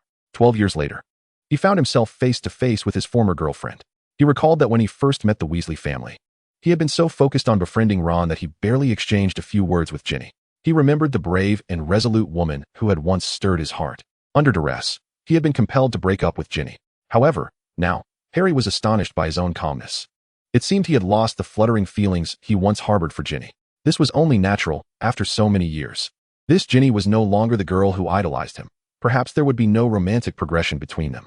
Being merely friends would suffice, Harry mused. The hand grasping Ginny's arm was violently wrenched away, and Draco's furious face loomed before Harry, causing him to blink in surprise. "Who is this? Why are you so close to her?" "She's Ron's sister. She almost fell just now, so I helped her." "Is that all?" Draco's gaze was skeptical, flitting between Harry and Ginny, as if searching for a flaw in Harry's words. "What else would it be? Why did it take you so long to arrive?" "I was upstairs and only just saw you," Draco replied, his eyes betraying a guardedness as he regarded Ginny. Ginny, bewildered, was meeting this blonde-haired stranger for the first time. Why did he seem to harbor animosity towards her? At that moment, Ron returned from taking out the rubbish, casually draping an arm over Harry's shoulders. "Hey, have you met Ginny? Remember her? She's starting at Hogwarts this year." "Of course I remember," Harry smiled at him, then recalled he needed to introduce Ginny to Draco and Anthony, but the hand resting on his shoulder was once again brushed away. Fortunately, Ron, accustomed to Draco's presence, ignored the tension and resumed his animated complaints about their mother not returning home. Soon, Sirius emerged from the crowd, brandishing a signed book he had successfully snatched. "All right, I can report back to Lily now. Let's head home." Harry waved goodbye to the weary Weasley siblings. The Malfoy family departed alongside them, Draco casting a fierce glare at the red-haired siblings. Observing this, Anthony felt her cousin might be losing his mind. She wondered if he might even grow envious of her one day. Could such jealousy even be inherited? How could Draco resemble her father so closely? Anthony found herself perplexed. "I bought you a gift, Harry," Draco suddenly announced. "Oh." Harry's eyes brightened. Who doesn't relish presents? "What is it?" "You'll find out when school starts." Chapter 33, A New Term. No matter how much Harry tried, Draco stubbornly refused to reveal the nature of the gift. The curious young man was driven to distraction, visiting Malfoy Manor daily in the days leading up to the start of term. What could it possibly be? "Can't you just tell me?" Harry whirled through Draco's bedroom like a whirlwind, but found no clues. Defeated, he slumped onto the floor, supporting himself with his hands as he cast a mournful look at Draco.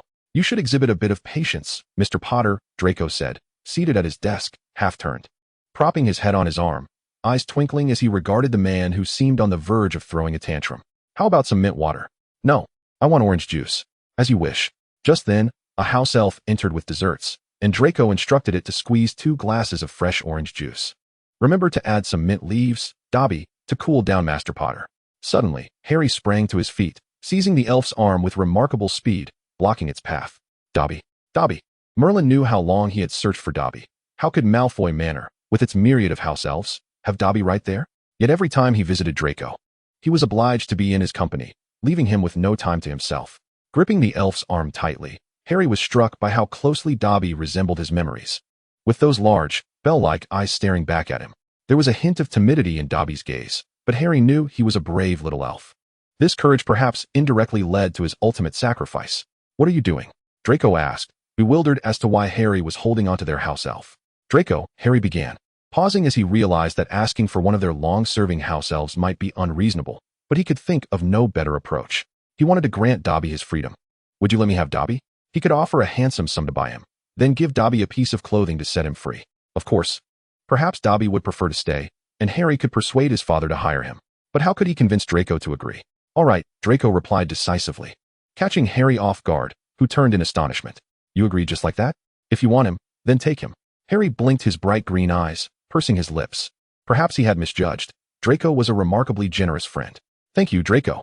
The young master shrugged nonchalantly, stating that whether it was a house elf or anything else Harry desired, it was no trouble at all. All right, I haven't asked you yet. Dobby, would you like to come home with me? Dobby sniffled, sensing the kindness radiating from the dark-haired man. It was the first time someone had cared for a humble little elf like him. I would be honored, Master Potter. You can simply call me by my name. Harry beamed, instructing Dobby to pack his belongings so they could leave together later.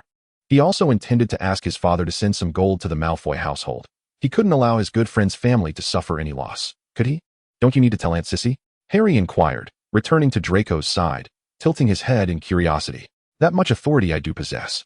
Alas, the house elves truly held little status. Harry sighed, wondering if Hermione would ever establish Spew again. He vowed to support her endeavors. Are you not curious as to why I suddenly wanted one of your house elves? Draco chuckled, his eyes sparkling with teasing mirth. I'm not asking. Your giant troll of a brain has so many bizarre thought processes that I can hardly keep up. Hey, besides, I can begrudgingly support whatever you do. Harry's recently ignited anger was doused, and he shot Draco a reproachful glare before stubbornly inching closer. Then tell me what the gift is. Indulge my curiosity. No. Draco poked Harry's approaching head with his finger, not wanting to divulge anything at present, especially since the Firebolt 2001 was still on pre-order and out of their reach. Moreover, watching Harry circle around him was rather amusing. In the end, Dobby chose to remain with the Potter family, but he had regained his freedom and would receive 5 silver sickles a month from James as remuneration. The Potter couple doted on their child. As long as Harry was happy, they would liberate all the house elves in their home. Unfortunately, apart from Dobby, no other house elf was willing to accept employment. They feared being discarded by their masters if they believed their work was inadequate, which only compelled them to labor even harder, resulting in the floors of the Potter residence gleaming brightly. Finally, the day of the new term arrived, and Harry sat on the Hogwarts Express, waving to his family outside the window. As the train started with a loud whistle, Harry reluctantly glanced back until his family transformed into mere dots in the distance. He turned back, patting the seat beneath him, savoring the reality of the moment, and let out a great sigh of relief. By Merlin's beard, he was finally taking the train to school this term. The second-year students would be riding in carriages to the castle, and as Harry pulled back the little curtain, he gazed upon the gaunt, pitch-black thestrals outside, feeling a mix of emotions. He understood death and had come to terms with it through everything he had experienced. Yet he was reluctant to confront it again, not even once. What are you looking at? Draco leaned in, peering outside. There was nothing there, just taking a casual glance. What do you think pulls the carriages? Draco surveyed the empty carriage with curiosity. I don't know.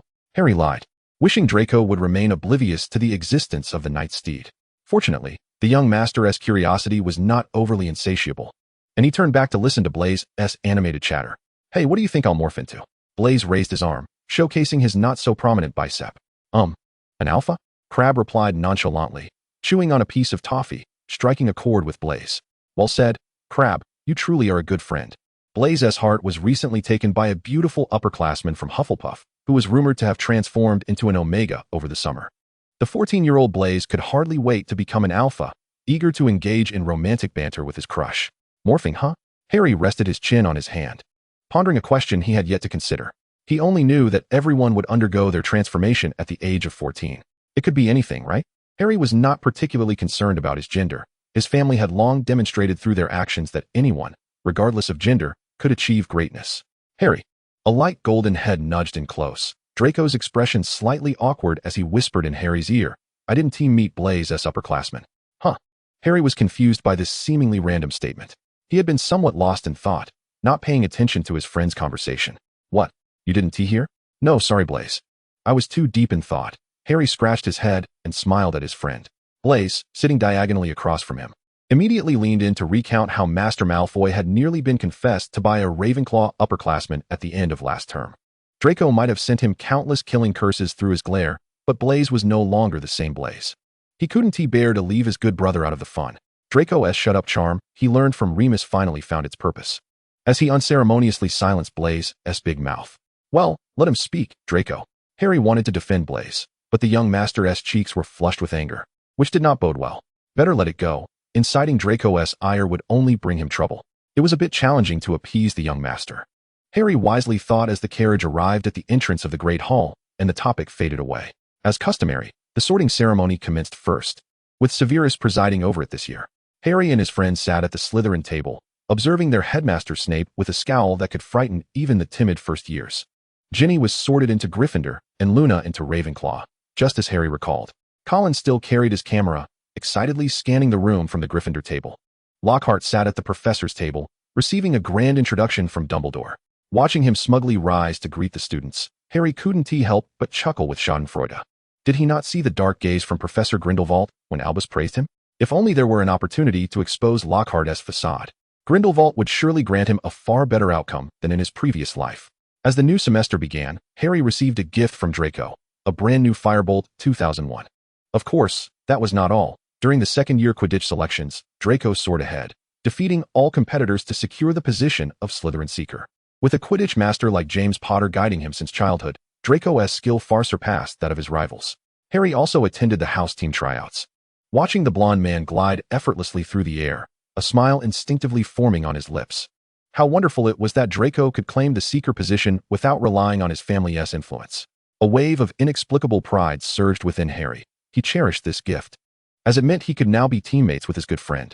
Draco's broom was also the latest Firebolt 2001, and some competitors complained that Malfoy only secured his place due to his superior broom. To this, Harry merely cast them a dismissive glance. If you lack ability, then strive to improve. Even the giant squid's tentacles are not as long as your tongues. The loquacious failures scattered like birds, fully aware of Potter's prowess. With the expelled seal in mind, few dared to provoke him.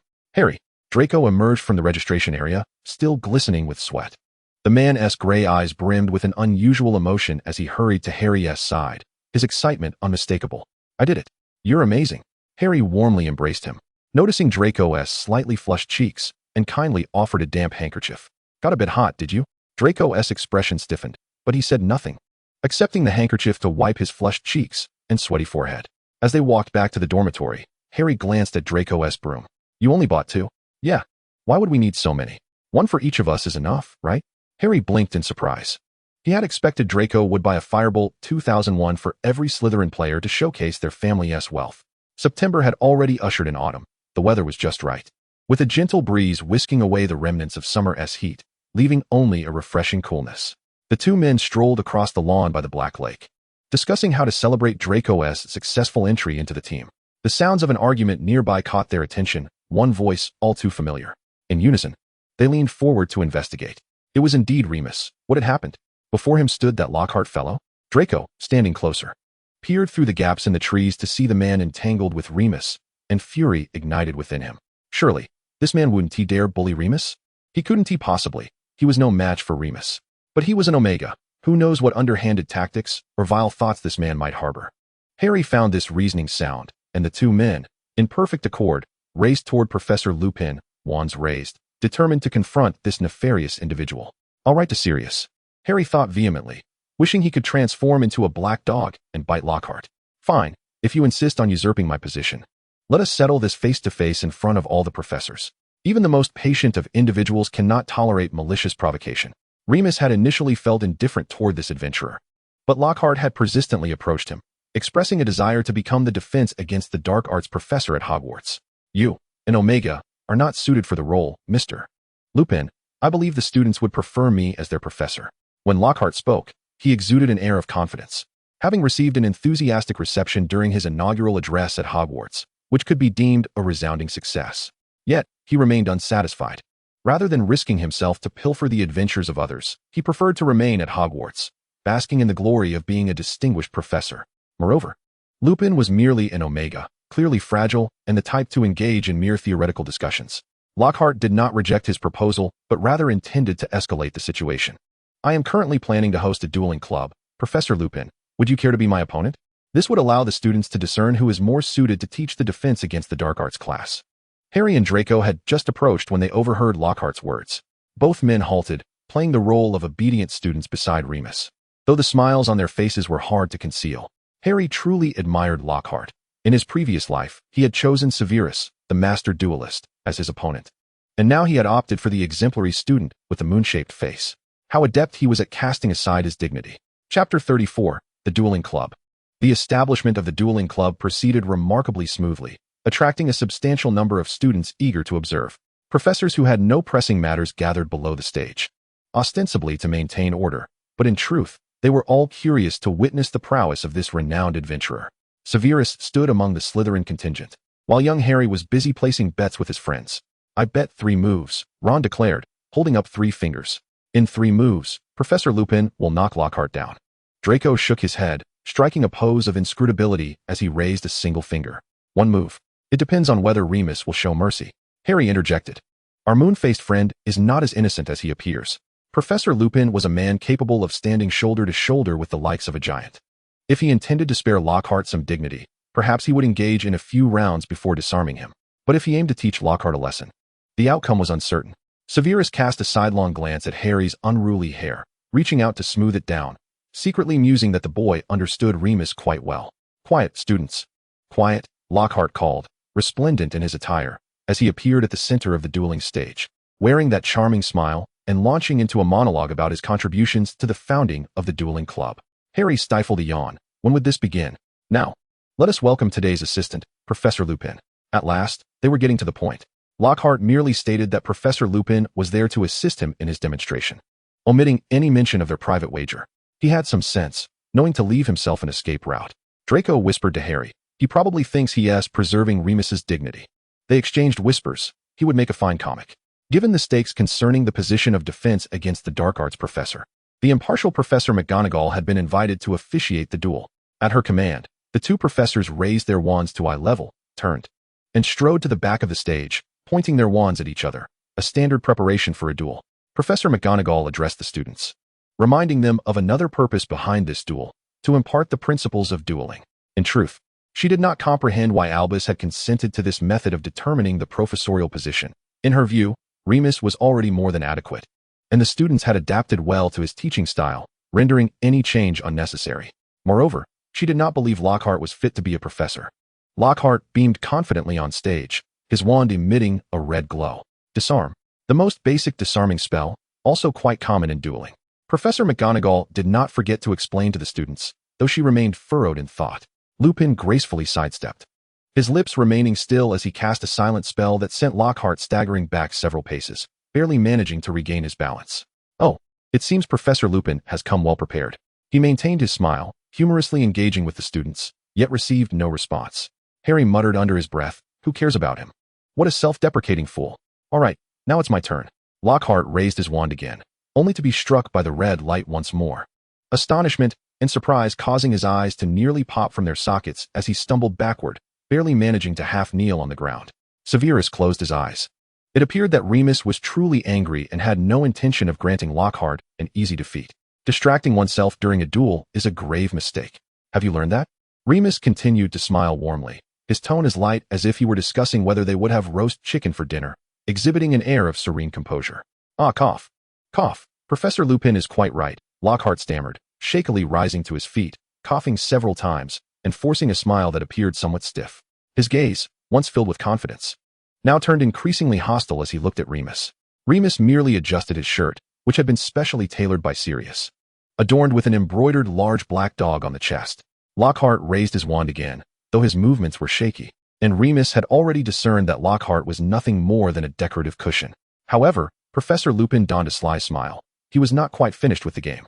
Once more, he cast the disarming spell, and Remus leisurely evaded it, not out of disdain for his opponent, but because the red light was so dim that it posed little threat. The hanging charm. He uttered the day's first spell, watching as Lockhart was suspended upside down from the ceiling, inwardly questioning, does this man only know the basic disarming spell? And why does he not avoid a single spell? Was he being a bit too harsh? Remus hesitated, recalling that on the surface, this was merely a friendly match. A sudden eruption of cheers from the audience dispelled Remus's doubts. Students raised their hands, cheering for their formidable defense against the dark arts professor. Harry and his friends shouted the loudest, with Ron exclaiming, "Did you see that? I said 3 moves. I won. Pay up, pay up." 10 nuts each.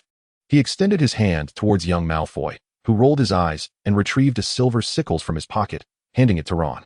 Here you go. I don't have that much change to give you. Ron gulped, impressed by Malfoy's generosity. You don't need to give me change. Consider it a gift, Draco replied.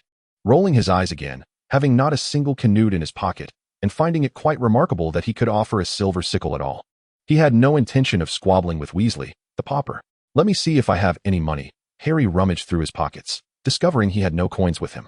He then reached into Draco's pocket, laboriously extracting a silver sickle and handing it to Ron. A wager is a wager. Here you go. In truth, Harry had technically won half of it, considering that Remus had indeed taught Lockhart a lesson, but he had no intention of keeping score with his good friend. Ron scratched his head, realizing he had struck it rich with young Malfoy today. This sum would afford him many purchases, and he turned to Hermione with a cheerful grin, inquiring if there was anything she desired, as he could buy it for her. Hermione cast a forlorn glance at him, shaking her head. Nothing could mend the disheartened state she found herself in. She had idolized Lockhart to such an extent that she even knew his favorite color. To her dismay, however, her idol turned out to be nothing more than a buffoon. Professor Lupin had indeed gone easy on him, as Hermione could clearly perceive. Otherwise, he would not have concluded with a prank spell. Ron, scratching his head of red hair, noted Hermione's evident sadness. She seemed genuinely enamored with Lockhart. What could he do to uplift her spirits? After much contemplation, he retrieved a piece of fudge his mother had made from his pocket and placed it into Hermione's hand. Ginny would always indulge in something sweet when she felt down, so he presumed that all females might share an affinity for confectionery. Hermione popped the fudge into her mouth. It was lemon-flavored, delivering a surprising tang, yet retaining a sweetness that was delightful. She glanced at Ron, the red-haired fool beside her, who was grinning foolishly at her, and her mood lifted considerably. After all, she held a fondness for Professor Lupin as well, and it was worth noting that Lockhart might not be as competent as Lupin. With her spirits somewhat restored, she surreptitiously stole a glance at Ron, who was chortling with Harry, and lowered her head to conceal her slightly flushed cheeks. The duel on stage concluded, and Lockhart was lowered by Professor McGonagall, who forced a smile to commend Lupin before attempting to salvage his own dignity, refusing to acknowledge his utter defeat. His pride was thoroughly shattered. He had initially planned to summon 2 students to demonstrate their learning outcomes, but now he lacked the will to proceed. After listening to McGonagall's customary admonitions and guidance for the students, he fled the scene in disgrace. Once Lupin stepped off the stage, he was immediately surrounded by students clamoring for him to teach them a few more spells. Numerous Omegas gazed at him with admiration. They were aware of Professor Lupin's expertise in a plethora of dark arts defense techniques. Yet none had anticipated his exceptional prowess in practical combat. His silent spells were executed with remarkable finesse. The power of a role model is immeasurable. Lupin's formidable and agile magical abilities left a deep impression on the students, who had yet to step into the world, shattering the preconceived notions of inherent fragility associated with Omegas. Albus stood in a corner, a smile playing on his lips. This was one of the reasons he had consented to the professor's duel. Lockhart might differ from the rumors, failing to meet Albus's expectations. Yet, it served as an opportunity for Remus to showcase his own capabilities. Stripping away the monotonous educational templates, the authentic duel scenario would resonate more vividly with the students, igniting within them a yearning for formidable abilities, particularly in light of Remus's Omega identity. It would further stir the passion and determination within those students who had been relegated to a perceived weaker gender, offering a glimmer of hope to those who often wallowed in self-pity. Grindelwald, standing beside Dumbledore, let out a heavy scoff. Lockhart was utterly pathetic, claiming to be an adventurer? Ridiculous. There was no necessity to retain such a person within the school. He glanced at Albus, who shook his head in response, letting out a soft sigh. Albus understood his lover's sentiments, but did not wish to push matters to an extreme. Perhaps Lockhart had indeed employed some underhanded means to achieve his current standing. Yet they could not dismiss him from Hogwarts without solid proof, as it had been an agreed-upon arrangement. Well, Grindelwald chose to remain silent, his heterochromatic eyes brimming with disdain. Yet he acquiesced to Albus's wishes. Whether it was sooner or later, they would eventually rid the school of this fool. After all, both he and Albus were at Hogwarts, and he could hardly stir up much trouble. Nonetheless, this meant that few students were inclined to attend Lockhart's lectures. Consequently, Lupin incorporated more practical teaching into his classes, and for a time, he enjoyed a surge of popularity at Hogwarts. This development infuriated Sirius, who would often lurk outside Lupin's office, scrutinizing every person that passed by. Chapter 35. He believes in him. The commotion surrounding Lockhart swiftly dissipated within the school, as the impending Halloween feast captivated the students' attention. Harry managed to evade the ghosts' banquet this time, seated at the Slytherin table with his friends, relishing the delightful dishes prepared by the house elves. He took a generous gulp of pumpkin juice, licking his lips, his gaze drifting toward the Gryffindor table. There sat Ginny Weasley, engaged in cheerful conversation with her friends, appearing quite content. Harry breathed a sigh of relief. Perhaps the Chamber of Secrets would not surface in this lifetime. What are you looking at? A golden head suddenly intruded into Harry's field of vision as Draco, with a mysterious glint in his eyes, plopped a piece of broccoli onto his plate. Eat up. Your vegetable intake for the day is lacking. Blaise nearly choked on his pumpkin juice, astonished at the sudden career shift of the young Malfoy to a nutritionist. Honestly, you sound like an old woman. Draco, Harry voiced Blaise's thoughts, pouting in discontent. I'm not eating that. Suit yourself. Draco rolled his eyes dramatically. He was merely ensuring Harry's attention remained off others. As the feast neared its conclusion, adhering to the principle of food conservation, Harry shoved the broccoli into Malfoy's mouth, completely disregarding his protests. Time to head back. At that moment, Harry was still reveling in the anticipation of a tranquil school life ahead, until Blaise burst into their dormitory. Breathless, exclaiming, "The Chamber of Secrets has been opened." What chamber? Draco turned from his desk, casting a disdainful glance at Blaise, whose tie was askew and who was panting heavily. Have you been running? No. Blaise wiped his mouth and strode up to Draco, hurriedly recounting the events. There's suddenly a blood-written message on the wall in the third-floor corridor. The chamber has been opened. Beware of the heir of Slytherin. Mrs. Norris, Philip's cat, has been petrified. Harry, still sneaking bites of pudding pilfered from Draco's cupboard, nearly choked at the revelation, but Draco promptly patted his back, allowing him to recover. What? Just when he thought this term would pass without incident. Wait a minute, Harry pondered, feeling perplexed. He had never heard of a basilisk's stirrings before. Although the fragment of Voldemort's soul had been expelled from him, he was certain he still possessed Parseltongue. He had tested it discreetly during a visit to the zoo with his parents when he was young. Oh, is that why he didn't get detention with Ron? Harry couldn't confirm, but at that moment, it hardly mattered. He needed to ascertain who currently possessed Voldemort's diary. It couldn't be Ginny. The girl seemed far more vivacious than at this point in his past life, and Harry had observed her closely. Her behavior was entirely normal. Then who could it be? With the multitude of individuals at Hogwarts, he could hardly keep track of everyone. Furthermore, there was an even more pressing issue. The diary. Where had it come from? In his previous life, it had been placed into Ginny's cauldron by Lucius, but that was not the case this time. He distinctly remembered Lucius never approaching the Weasley family at the bookstore. Could it be that Lucius was orchestrating this entire affair? Harry pressed his fingers to his temples, recalling that in this lifetime, Lucius bore no dark mark. Yet he remembered Draco mentioning in his youth that his grandfather, Lucius's father, had once joined Voldemort's nascent ranks. Would old Malfoy leave Voldemort's diary for his son before his demise? Or perhaps he had covertly compelled Lucius to rejoin Voldemort's circle.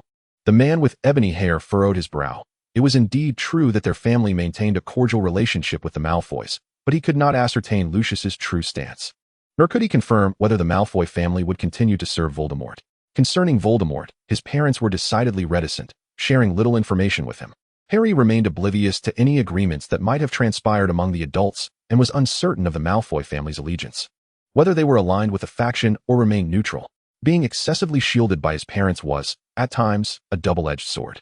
As his thoughts spiraled into confusion, Harry felt his heart racing, a physical manifestation of his inner turmoil. This was an exceedingly grave matter. Turning his head, he glanced at the golden-haired man conversing with Blaise, and a flame ignited within him, consuming him with an overwhelming dread. What if the Malfoys were to side with Voldemort? What then would Draco do?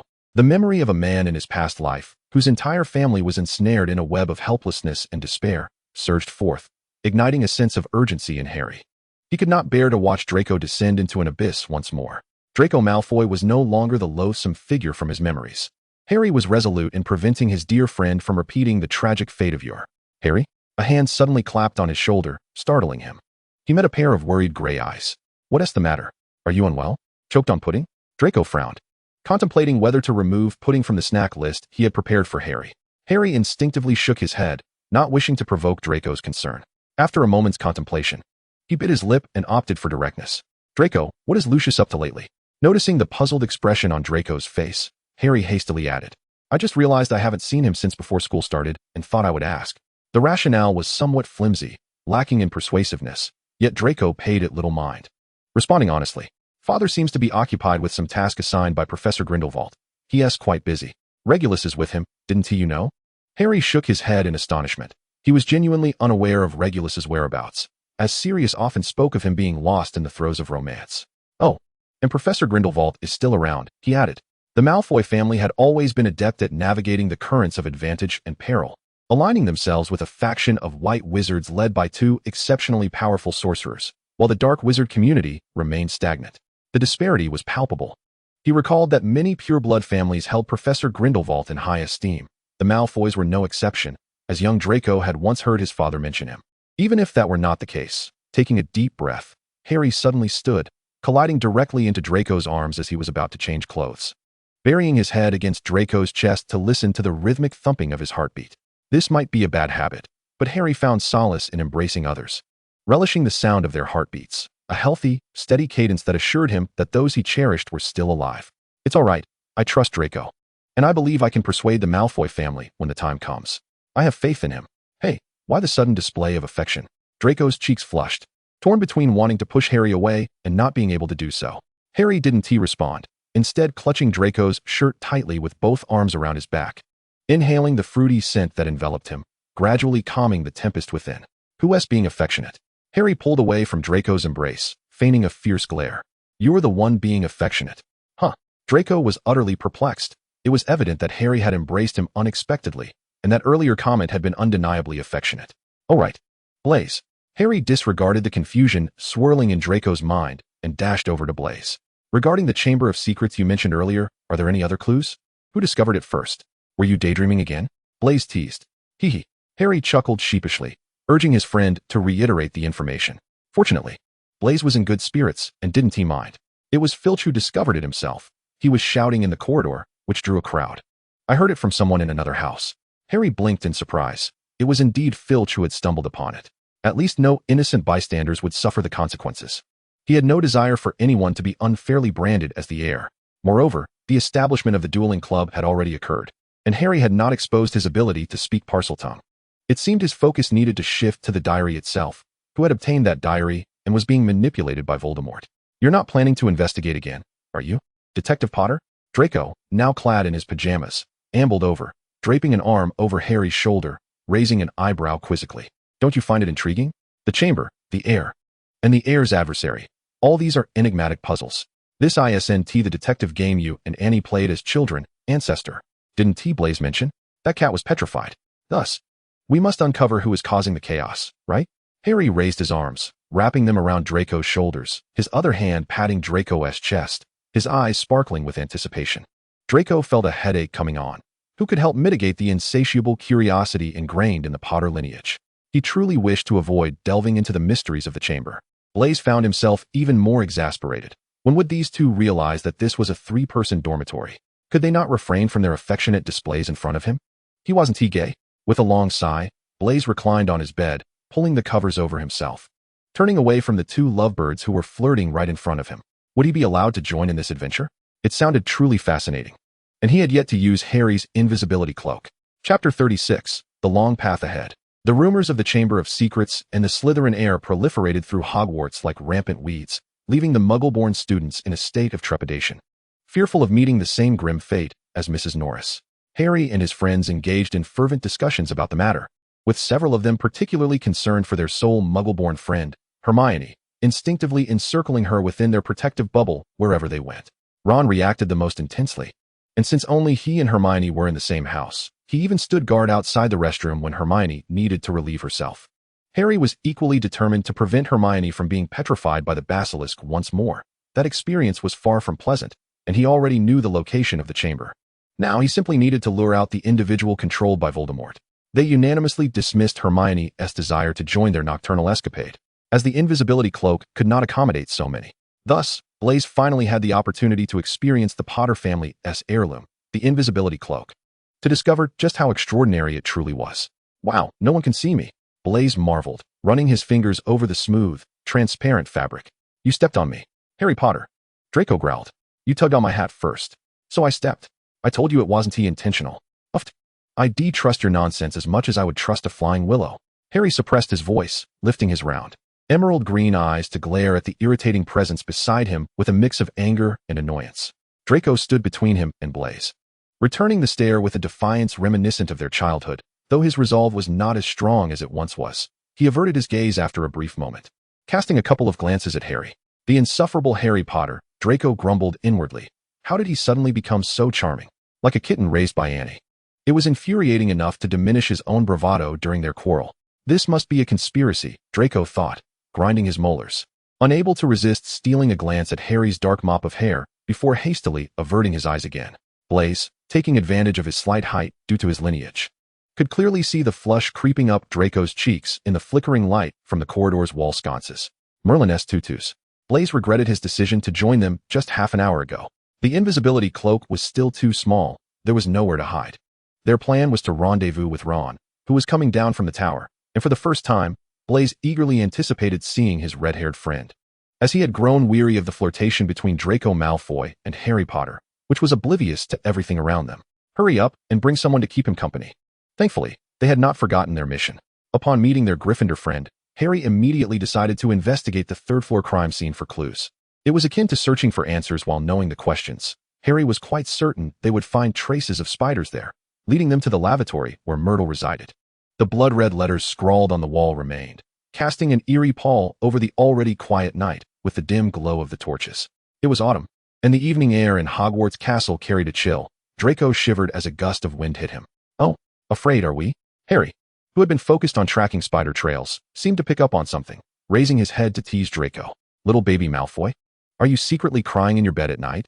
Draco, angered to the point of laughter, wished he could erase the moment when he had found Harry Potter adorable. Without hesitation, he yanked Harry's hood, pulling him up from his crouched position, and pinched Harry's soft cheek. Say that again. Harry's cheek was squished like dough, emitting incoherent sounds as he tried to swat away the hand causing chaos on his face. That hurts. Annoying Malfoy.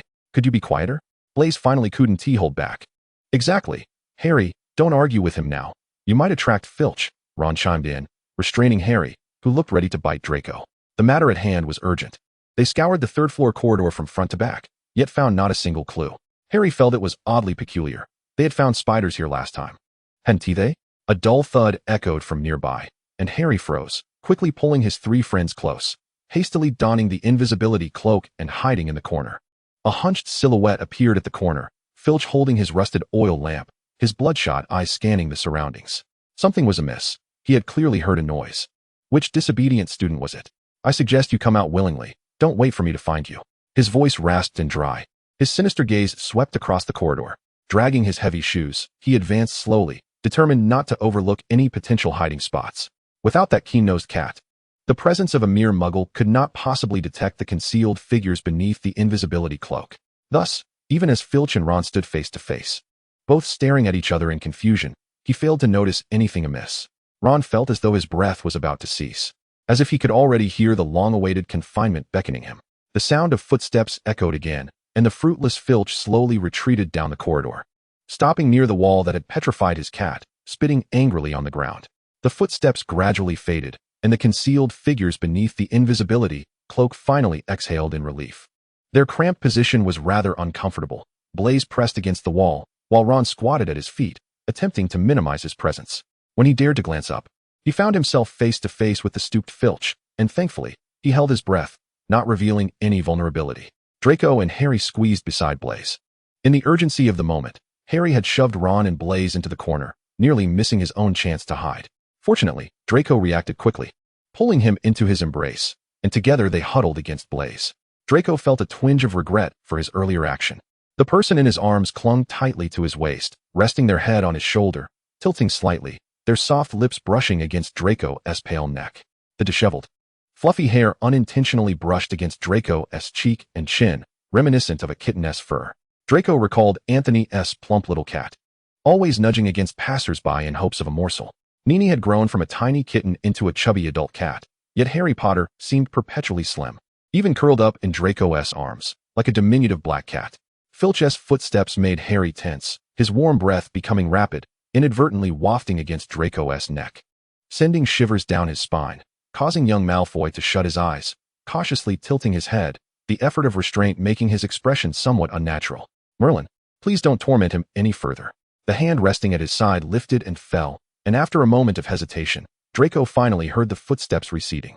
With a determined grit of his teeth, he slowly raised his arm, tentatively wrapping it around Harry's waist. How delicate.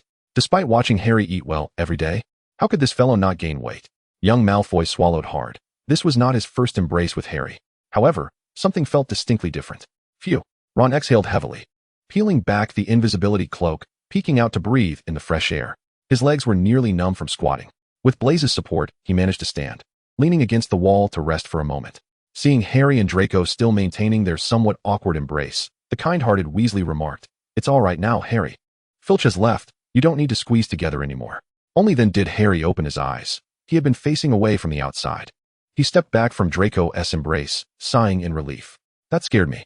That persistent fellow. Hey, what is wrong with you, Draco?" Harry asked, a hint of concern creeping into his voice as Draco's expression appeared rather off. Surely he wasn't genuinely frightened, was he? Ah.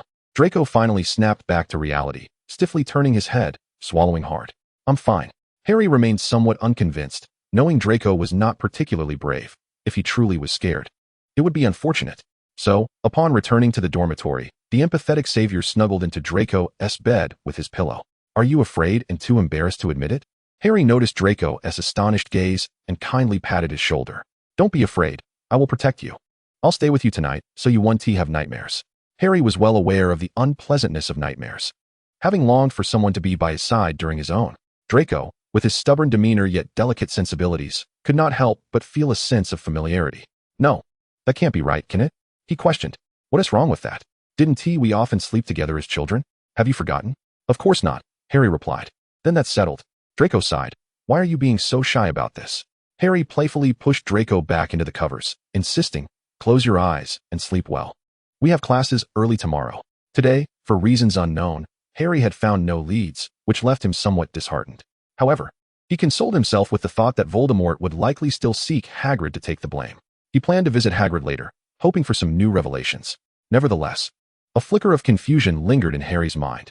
If Voldemort had never truly died, why would he open the Chamber of Secrets? Was he contemplating dying in Azkaban only to resurrect through a Horcrux? Surely that was too grotesque to fathom. Never mind, the ever-optimistic savior thought, "I'll deal with it tomorrow." He felt a flutter of excitement at the prospect of receiving the cocoa bean cookies his mother had sent, drifting off into a peaceful slumber. Draco, however, found it impossible to sleep. "Merlin's beard. How am I supposed to rest?" He opened his eyes and cast a sidelong glance at the peacefully breathing figure beside him. Harry always curled up while sleeping, often clutching something in his arms. Honestly, Draco had long outgrown the need for a stuffed toy at the age of 5. Now, he found himself generously offering an arm for the unconscious, flailing Harry Potter to hold on to, just so he could find some semblance of comfort. With a resigned sigh, Draco mourned his impending sleepless night, as well as the long road ahead. "You two are sleeping together again." Blaze's shrill voice jolted the already light-sleeping Draco awake. Rubbing his aching temples, he grumbled, "What on earth are you shouting about, Blaze?" "He's the one making noise," Blaze retorted, wide-eyed. "Can we discuss this rationally?" Harry, stirred by the commotion, instinctively snuggled closer to the pillow, nearly causing Draco to leap from the bed. Now thoroughly awake, Draco was not at all fond of this abrupt awakening. "What time is it?" Harry propped himself up, rubbing his eyes and glancing at the pocket watch on the bedside table. "It's only 7. We could have slept a little longer. What are you all yelling about?" Blaze, still indignant, couldn't let it go. He believed anyone who stumbled upon their two friends entwined in slumber on a single bed would surely scream. "Why are you two sleeping together?" Blaze demanded, his tone laced with righteous indignation, seeking justice for his eyes. "Is that a problem?" Harry yawned lazily, entirely oblivious to Blaze's astonishment. He had often shared a bed with his good friend Ron. After all, they were both boys. Why should there be such fuss? Moreover, there was nothing to suggest any impropriety. Blaze nearly choked on his indignation. How could Harry be so brazen? Did he truly think Blaze Zabini was invisible? Harry was afraid of having nightmares, so he came over, Draco explained with a sigh. Even Blaze could perceive Draco's feelings, and he muttered, "I hate that you're so dense, Harry Potter." Blaze studied the two of them with suspicion, his gaze shifting back and forth before he succumbed to curiosity. Leaning closer to Draco, who was brushing his teeth, he whispered, "You too. It's not what you think, right? Let us keep our thoughts clean, shall we? We're only 11. "Oh, I see," Blaze replied, detecting the deep resentment in Draco's tone. He patted Draco's shoulder in a comforting manner. "It's all right, brother. The road ahead is long and fraught with obstacles. I'll help you." Draco paused mid-brushing, rinsed his mouth, and replied to Blaze, "Thanks, but that won't be necessary." He had little faith in Blaze's romantic strategies. Who would dare to say to their crush, "Wait until I mature into an alpha, and I'll give you the sweetest pheromones in the world"?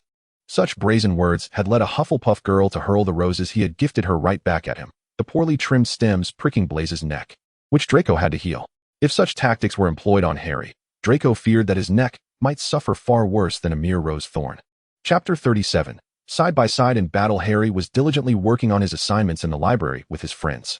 He was far from eager to tackle the lengthy essay assigned by Professor McGonagall, but neither Draco nor Hermione would allow him to borrow their work for reference. Thus, he rested his chin on his hand, doodling with a quill on parchment. His thoughts wandered to the Chamber of Secrets, contemplating how to expose Voldemort's schemes. Suddenly, Ron burst in, breathless and visibly alarmed, nearly tripping over his own feet. He barely had a chance to open his mouth before Hermione swiftly covered it. "Keep it down. What is going on?" Ron, realizing the library's solemn atmosphere, seized Harry's quill and scribbled on his scrawled parchment. "Colin Creevey has been petrified." Harry's heart sank. How could that be? He recalled that Colin had been petrified after the Quidditch match, yet the match had not yet occurred. Harry had planned to find a way to keep Colin close to the crowd, preferably without his camera. But now, everything had gone awry. Furrowing his brow, Harry resolved to check on Colin. Yet, he felt a disconnect. It would be inappropriate to approach without a legitimate reason. "Why are we here?" Draco, exasperated, lamented. "Who can divert Harry Potter from his adventurous whims? Why are we here at the hospital wing at night, checking on a petrified first-year Gryffindor? Must you always talk so much?" Harry shot back as he reached Colin's bedside, his gaze falling upon the unfortunate boy completely turned to stone. A pang of sympathy flickered in Harry's eyes. The vile Tom Riddle spared no one, not even the newest students. Thankfully, Colin would eventually revert to his original state once the mandrakes matured. Scanning Colin's body, Harry noticed the petrified camera clutched in his hand and sighed inwardly, realizing that Colin had likely caught a glimpse of the basilisk while using it. "Are you done yet? What else can a statue see?" Draco was growing increasingly impatient, standing guard at the door of the hospital wing to prevent Madame Pomfrey from discovering them. "Damn it, I feel like a doormat. This is a task for a servant. Not for me. Ugh, Harry Potter. All right. With a sense of determination, Harry donned the invisibility cloak. They could not linger here. Hogwarts was rigorously enforcing the rules concerning students wandering at night due to the Chamber of Secrets incident. He had fought tooth and nail to reclaim the cloak from Remus during the holidays, and he could not afford to lose it again. Harry shrouded Draco, who was at the entrance, beneath the invisibility cloak, and the two men squeezed together, cautiously making their way towards the Slytherin dungeon. The corridor was eerily deserted, devoid of even a ghostly figure. As they passed a nearby suit of armor, Harry abruptly raised his head. He had finally, once again, heard the voice of the basilisk. It retained its distinctive, raspy tone, saturated with the essence of blood and death. Harry halted, squinting his eyes. Unsurprisingly, there was a pipe above this corridor. That loathsome creature might be lurking within. Harry yearned to shatter that pipe at once, obliterating both it and the monster inside. "What's wrong?" Draco's puzzled voice pulled him back to some semblance of rationality. Harry steadied himself. He could not act recklessly with Draco by his side. The man shook his head, the dim candlelight illuminating his somewhat pallid complexion. Draco furrowed his brow, removing his outer robe and draping it over Harry. "Are you cold? No worries. We'll reach the common room soon." The distinct fragrance emanating from Draco's robe enveloped Harry. The Malfoy family always had a penchant for exquisite details, even overpowering the scent of the laundry detergent developed by the Potter family. Harry curled the corners of his lips, tugging a corner of the robe to his nose for a sniff. "Why doesn't it smell like green apples anymore? I haven't eaten any." Draco rolled his eyes. "It smells like money, much less pleasant than green apples." "Hey." Draco's irritation flared, feeling as though his kindness had been wasted on a dog. Harry chuckled, the disgust and unease he felt from the basilisk's voice dissipating, replaced by the presence of this man before him. He tightened the robe around himself and kindly cast a warming charm on Draco. "You wouldn't know this spell, would you? It's one Sirius taught me," Harry said with a hint of pride, entirely oblivious to the unspoken words in Draco's eyes. How foolish, Draco thought silently, wishing he could pry open Harry's head to see if the concept of romance even existed within. The two quickened their pace, finally returning to their dormitory. It was still early. Blaze was sprawled on his bed, engrossed in a magazine. Upon noticing the door swing open, he shot upright in surprise. Seeing Harry clad in Draco's robe, a teasing glimmer filled his eyes. Well, enjoying yourselves, are we?" "What joy," Harry replied, casting a curious glance at him. Hadn't he informed Blaze that they were searching for clues regarding the creature in the Chamber of Secrets? What was there to enjoy? Nothing. He's just being ridiculous. Draco cleared his throat, nudging Harry's shoulder to prompt him to change clothes while he approached Blaze, towering over him and lowering his voice to deliver a warning. "Mind your words." "Ah," Blaze chuckled mockingly, adding a light-hearted jab. Not enjoying your date, my lord? Draco shot him a fierce glare, and, noticing Harry was oblivious to their exchange, he conjured his wand and burnt a large hole in Blaze's blanket.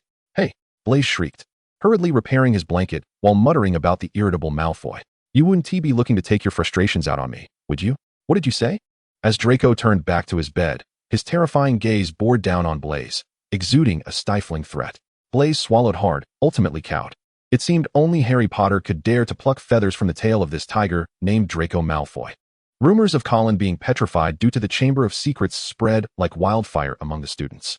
Muggle-born students felt a sense of trepidation, while the potential heir was under intense scrutiny and discussion. At the forefront were the Slytherin students, while the other three houses were certain that one among them must be Salazar's heir, leading to a general aversion towards the students in green robes.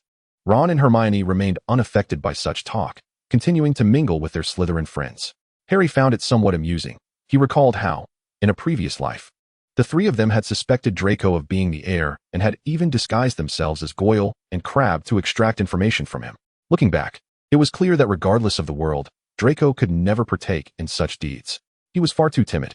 Harry couldn't help but laugh, envisioning a cowardly little Draco, who would scurry away if poked in the head. What is so funny? The imagined little face loomed larger in front of him, causing Harry to freeze momentarily. He chuckled awkwardly, shifting his gaze away, unable to meet Draco's striking gray eyes. Nothing, really? Draco's expression was laced with skepticism as he scrutinized Harry. He suspected Harry Potter might be speaking ill of him, but he had no proof. Really, truly. Harry hurriedly nodded, his large eyes brimming with sincerity as he gently pushed Draco's back. All right, let us go. We're about to take the field. The first Quidditch match of the new term was upon them, Slytherin versus Gryffindor, marking Harry's inaugural battle alongside Draco.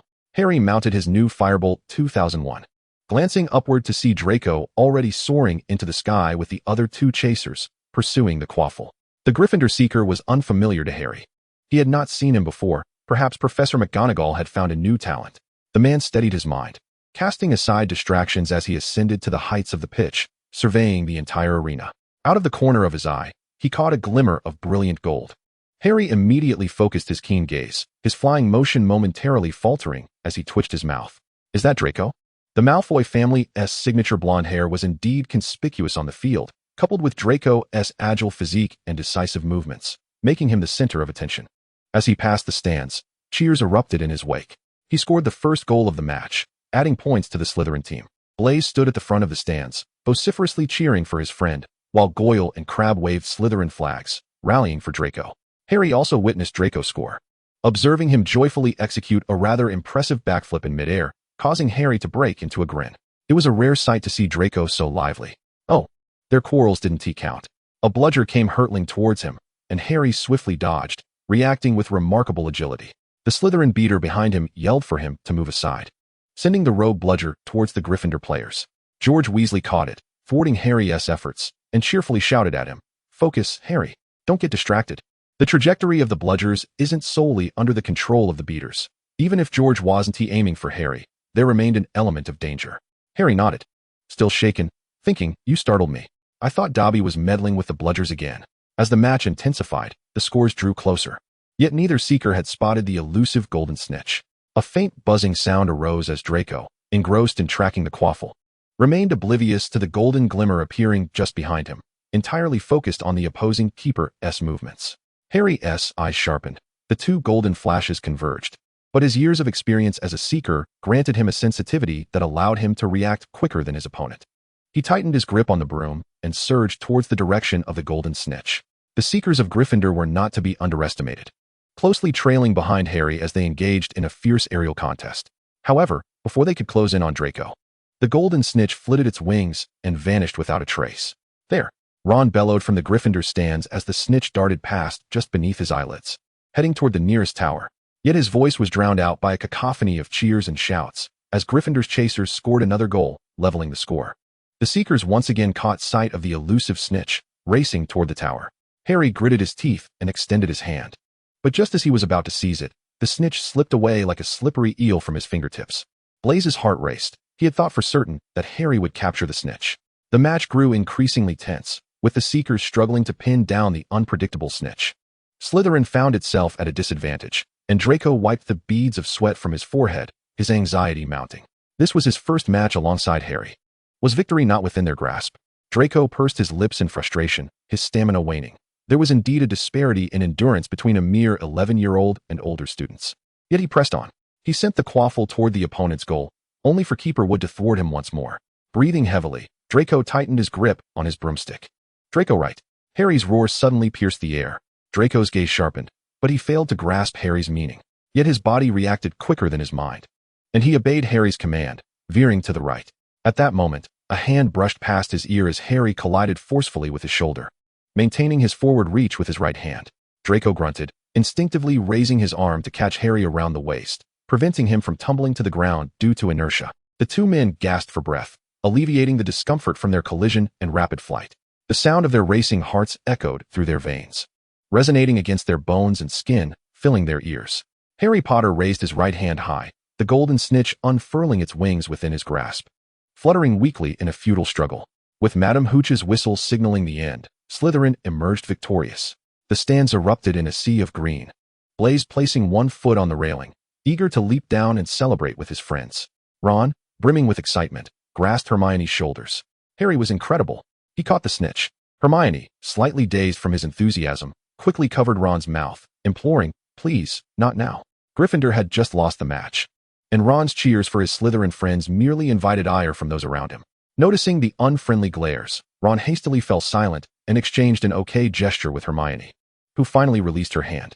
As the warmth of a soft touch brushed past her palm, Hermione widened her eyes and glanced at Ron, both instinctively turning away. Merlin. Just an accident, they thought simultaneously. I'm utterly exhausted. Harry exhaled deeply, relieved. The match had truly drained his energy. He pushed away Draco's arm, turning to fly side by side with him, both descending slowly to the ground. At last, we won, Draco remarked, a small snitch being offered to him, accompanied by Harry's twinkling eyes. So, does this count as us catching it together? Humph. Draco turned his head away, unwilling to acknowledge that he was captivated by those shimmering, emerald green eyes. What's wrong? Don't you want to see it? Harry tugged at the sleeve of the blonde-haired boy, his curiosity piqued. Why was Draco being so obstinate? Draco closed his eyes, hearing the sound of his teeth grinding in exasperation. He finally understood why Sirius and Remus often teased Uncle James about his emotional intelligence being akin to that of a giant squid. Merlin's foul sock. Why must this trait be inherited by his son as well? Harry, still puzzled, seized Draco's head, compelling him to face him directly. Draco gazed into Harry's clear, questioning eyes, inhaled deeply, and poked him gently with 2 fingers. Ouch! What are you doing? Harry recoiled a few steps back. Maybe you should go see Aunt Lily about your head. All right. Hey. Harry nearly jumped, incredulous that Draco would suggest he had a problem. You're the one with a problem, Harry retorted defiantly. And my mother works in the Department for the Regulation and Control of Magical Creatures, not neurology. Good heavens, Draco rubbed his forehead. The Potters' inherited curiosity showed no signs of waning. Perhaps they should first address the minuscule emotional intelligence that resembled only a thumbnail in size. Chapter 38, The Revelation. Once the Quidditch match concluded, the students were in high spirits, eagerly anticipating the arrival of the Christmas holidays. Draco sat at his desk, hesitating to fill out the application form for remaining at school over the break. His parents had recently left for a trip outside of the UK, and he was technically supposed to stay at school for Christmas. But what should he write? A hand reached for the form, which only bore his name. Harry glanced over it and asked, puzzled, "You're planning to stay at school for Christmas?" My parents are away, so I." He certainly wished to celebrate the holiday at Harry's home, but felt too shy to voice it. "Shouldn't you just come to our house? Why stay at school?" Harry looked at him quizzically. Their families had always followed a sort of lodging arrangement, where whichever set of parents was free would take them in, or they would all be sent to the Black Estate. Draco blinked his bright gray eyes, wanting to say more, but was abruptly interrupted by Harry. "Why act so distant? My mum has surely prepared our rooms." Harry tossed the application form into the trash, grasping Draco's forearm with a beaming smile. "Come on. Let us go find Blaise and the others." Draco looked down at Harry's hand resting on his arm. It was quite beautiful, with well-defined knuckles and fair skin that accentuated the blue veins beneath, a certain artistic allure. He raised his gaze to meet Harry's smiling face, then back to that hand. Ultimately, he placed his own hand atop it, clasping Harry's hand in return as he stood up. "Let us go?" Harry paused, glancing down at their intertwined hands. It felt, well, perhaps a bit, but it was nothing, right? Harry scratched his head with his free hand, dismissing the odd sensation in his heart as he allowed Draco to lead him downstairs. Blaise was indulging in a box of chocolate candies with his 2 burly friends. claiming they were homemade by Goyle's mother and utterly delicious. With chocolate smeared across his face, Blaze chewed on a piece of toffee. Hearing movement on the stairs, he glanced back. So, are you two holding hands now? Oh wow. Blaze erupted into a series of exaggerated cheers, as if celebrating the progress of young Malfoy's romance. Crab, startled, mumbled through his chewy candy. Are you turning into a rooster? Draco let out a scoff, dismissing the overly expressive Mr. Zabini with a flicker of his brow. He deliberately pulled Harry to sit further away, shielding himself from any inexplicable squawking that might assail his ears. Goyle extended a box of sweets towards Harry, gesturing for him to indulge at his leisure. Harry selected a piece of soft toffee, savoring it as his eyes sparkled with delight. Delicious, Gregory. Your mother is quite the confectionery artist. Goyle chuckled sheepishly. He still found it somewhat disconcerting to be addressed by his first name, yet Harry believed that among friends, surnames felt overly formal. Draco huffed disdainfully. It's merely a common candy. What is there to commend? All right. Harry interjected, shoving a piece of chocolate into Draco's mouth, silencing any haughty retorts the young Malfoy might have conjured. Turning to Goyle, he patted his shoulder amicably, offering reassurance. Don't mind him. We all think it's splendid. Goyle stiffened at the formidable glare from Malfoy, hastily forcing an awkward smile as he thanked Harry, subtly evading his hand. By Merlin's beard, he was merely sharing sweets with friends. There was no ulterior motive. Could Malfoy cease with the terrifying stare? The larger boy shivered slightly, swallowing hard and opting to change the subject. Have you heard? A male Hufflepuff has also been petrified. And that ghost, I believe it's Sir Nicholas de Mimsy Porpington. Blaze chimed in. Hermione mentioned that the one who discovered them was Hufflepuff's Longbottom, whom he startled quite a bit. What do you suppose could have petrified them? Crabbe asked absent-mindedly, suddenly raising his head in alarm. Are we destined to share their fate? What nonsense. None of us are muggle-born wizards, Blaze replied nonchalantly, crossing one leg over the other. I believe it has little to do with our lineage, Harry interjected unexpectedly, drawing the attention of his friends. Sir Nicholas is merely a ghost. Would the entity that petrified him need to ascertain whether he was a muggle-born wizard before acting? Thus, I posit that the legend of the Chamber of Secrets is merely the machinations of someone seeking to instigate chaos within Hogwarts, venting their own dark tendencies. Harry felt no trepidation regarding the potential stir his bold statements might cause in the cozy common room. In fact, he relished it. He had grown weary of being led by the nose. The passive waiting game was not his style. That individual might not even possess a pure wizarding lineage, merely seeking to exploit this spectacle to disrupt Hogwarts' order whilst indulging in their own malevolence. Harry scoffed. Voldemort is nothing but a petty coward. Just wait. I suspect it won't be long before he reveals his true nature and is expelled by Professor Dumbledore. The once lively common room fell into a moment of stunned silence, eyes darting toward him with either curiosity or disbelief. Harry remained unfazed. He had always opposed the notion of blood purity, yet his adversaries seemed perpetually enamored with this fallacy, so he felt no remorse in unmasking Tom's facade. Moreover, those who harbor guilt often possess an anxious heart.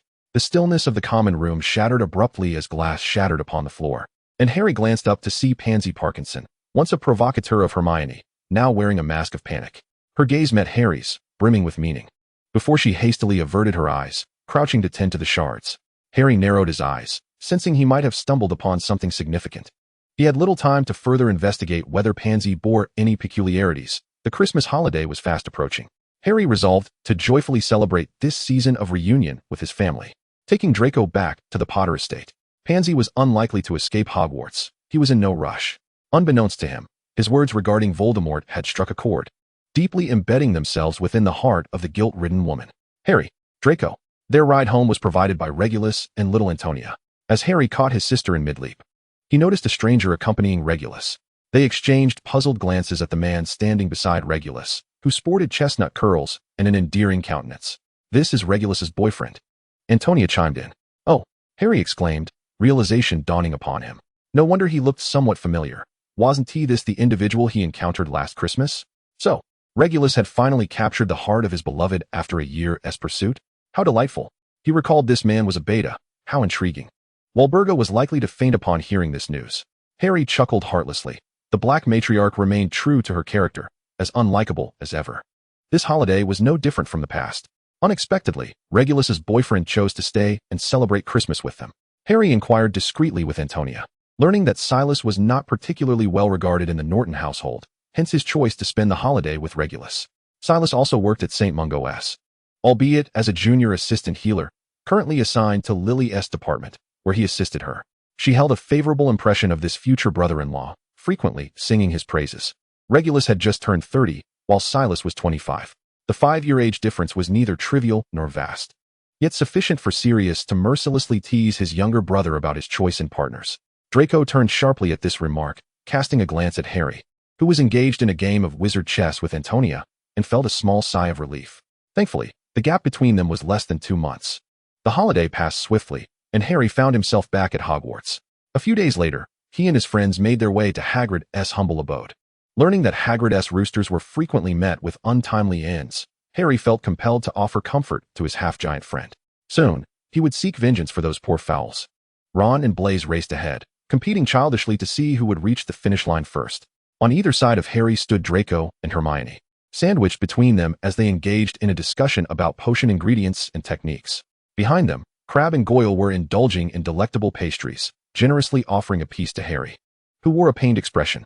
They understood his plight, who would relish the incessant repetition of potion recipes from both sides. What's wrong? Hermione suddenly halted, spotting 2 men in uniforms blocking the entrance to Hagrid's cabin. The trio exchanged glances, quickening their pace toward Hagrid's door. Anxiety gnawed at Harry as he observed that the man's uniform bore a resemblance to that of the Ministry of Magic. Could it be? Was Hagrid once again facing false accusations that could see him imprisoned in Azkaban? "We're here to see a friend. Could you let us in?" Ron attempted to reason with the stern man before them, but his efforts were in vain. The man, arms crossed and exuding an air of intimidation, refused to budge. Regardless of their pleas, he wore sunglasses, his lips pressed into a thin line, emanating an aura of authority that felt almost unapproachable. No matter what they said, he would not allow them entry to disturb his superiors. "Hello, we..." Harry rushed forward, eager to interject. To his surprise, upon seeing his appearance, the man immediately lowered his arms, respectfully stepped aside, and said, "Mr. Potter, please come in." "Huh." Harry blinked his bright, moist eyes, swallowing back a torrent of words he had prepared. At that moment, the door swung open, revealing a tall figure that Harry knew all too well. "Dad." James opened his arms wide, his face adorned with a warm smile. "It's good to see you again, sweetheart. Come here, and let your father embrace you." Harry felt himself lifted by his father, who seized him under the arms. "Put me down," he exclaimed, his cheeks flushed. "Dad, really, there are so many people here." He was no longer a baby. It was rather embarrassing to be treated as such. "What brings you here?" James had come on behalf of the Ministry of Magic to investigate the frequent petrifications occurring at Hogwarts, but with Dumbledore currently preoccupied, he thought to visit his old friend Hagrid instead, hoping to uncover some useful clues. Hearing this explanation, Harry felt a wave of relief. The Ministry had sent his father, and he knew he would not be misled or wrongly accused without evidence. A few students soon filled Hagrid's hut, and James sat in the midst of them, smiling as Harry introduced each of his friends. Hagrid brewed a cup of tea for each of them. Reflecting on how swiftly time passed as he observed the striking resemblance between the father and son, James's son was already in his 2nd year. He began to lament the loss of his deceased chickens, perplexed as to who would harm such innocent creatures. The so-called monster in the Chamber of Secrets must be a carnivorous and bloodthirsty beast, he mused. As James sipped his tea, he suddenly pinpointed the crux of the matter. His visit to Hagrid had indeed borne fruit, providing him with some leads to investigate.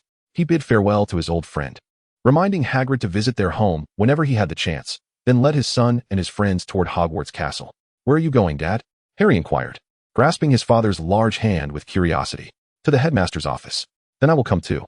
"I can take you along," James replied, affectionately ruffling his son's hair.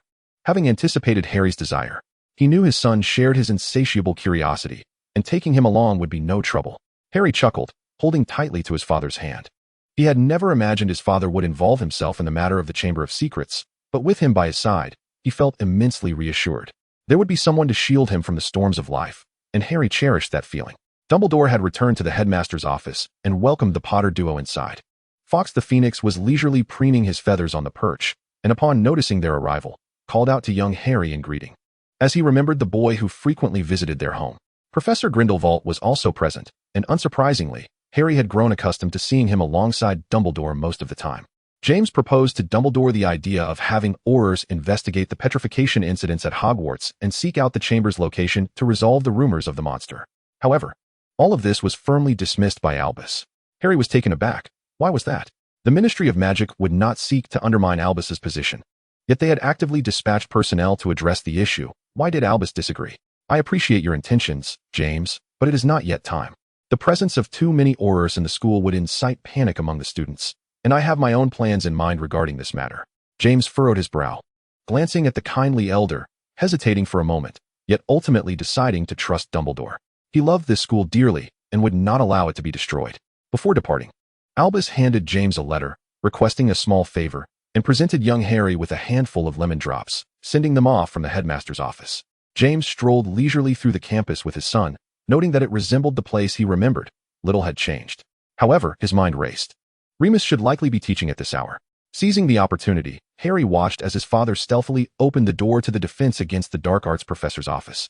Fiddling with the boggart cupboard for quite some time, finally nodding in satisfaction. The moon-faced professor would certainly appreciate this gift. Harry quirked his lips. Was that really a wise choice? Remus remained blissfully unaware of the unfolding antics, as his next class was with the third-year Hufflepuffs. When the cupboard door swung open, a spring-loaded clown popped out, and Remus paid it no mind, continuing to instruct his student on spells. How amusing. The spring clown retreated back into the cupboard, and Remus smiled approvingly at his student, not noticing her muttering, "I'm not afraid of clowns. Why not spiders?" A total of 5 students faced the identical spring clowns, and only then did Remus realize something was amiss. He approached his teaching tools, discovering a stag emblem amongst the popping clowns, nearly getting doused in confetti that suddenly shot out. Ah, so it has become a matter of identity. Remus scoffed, realizing old Potter had tampered with his teaching tools.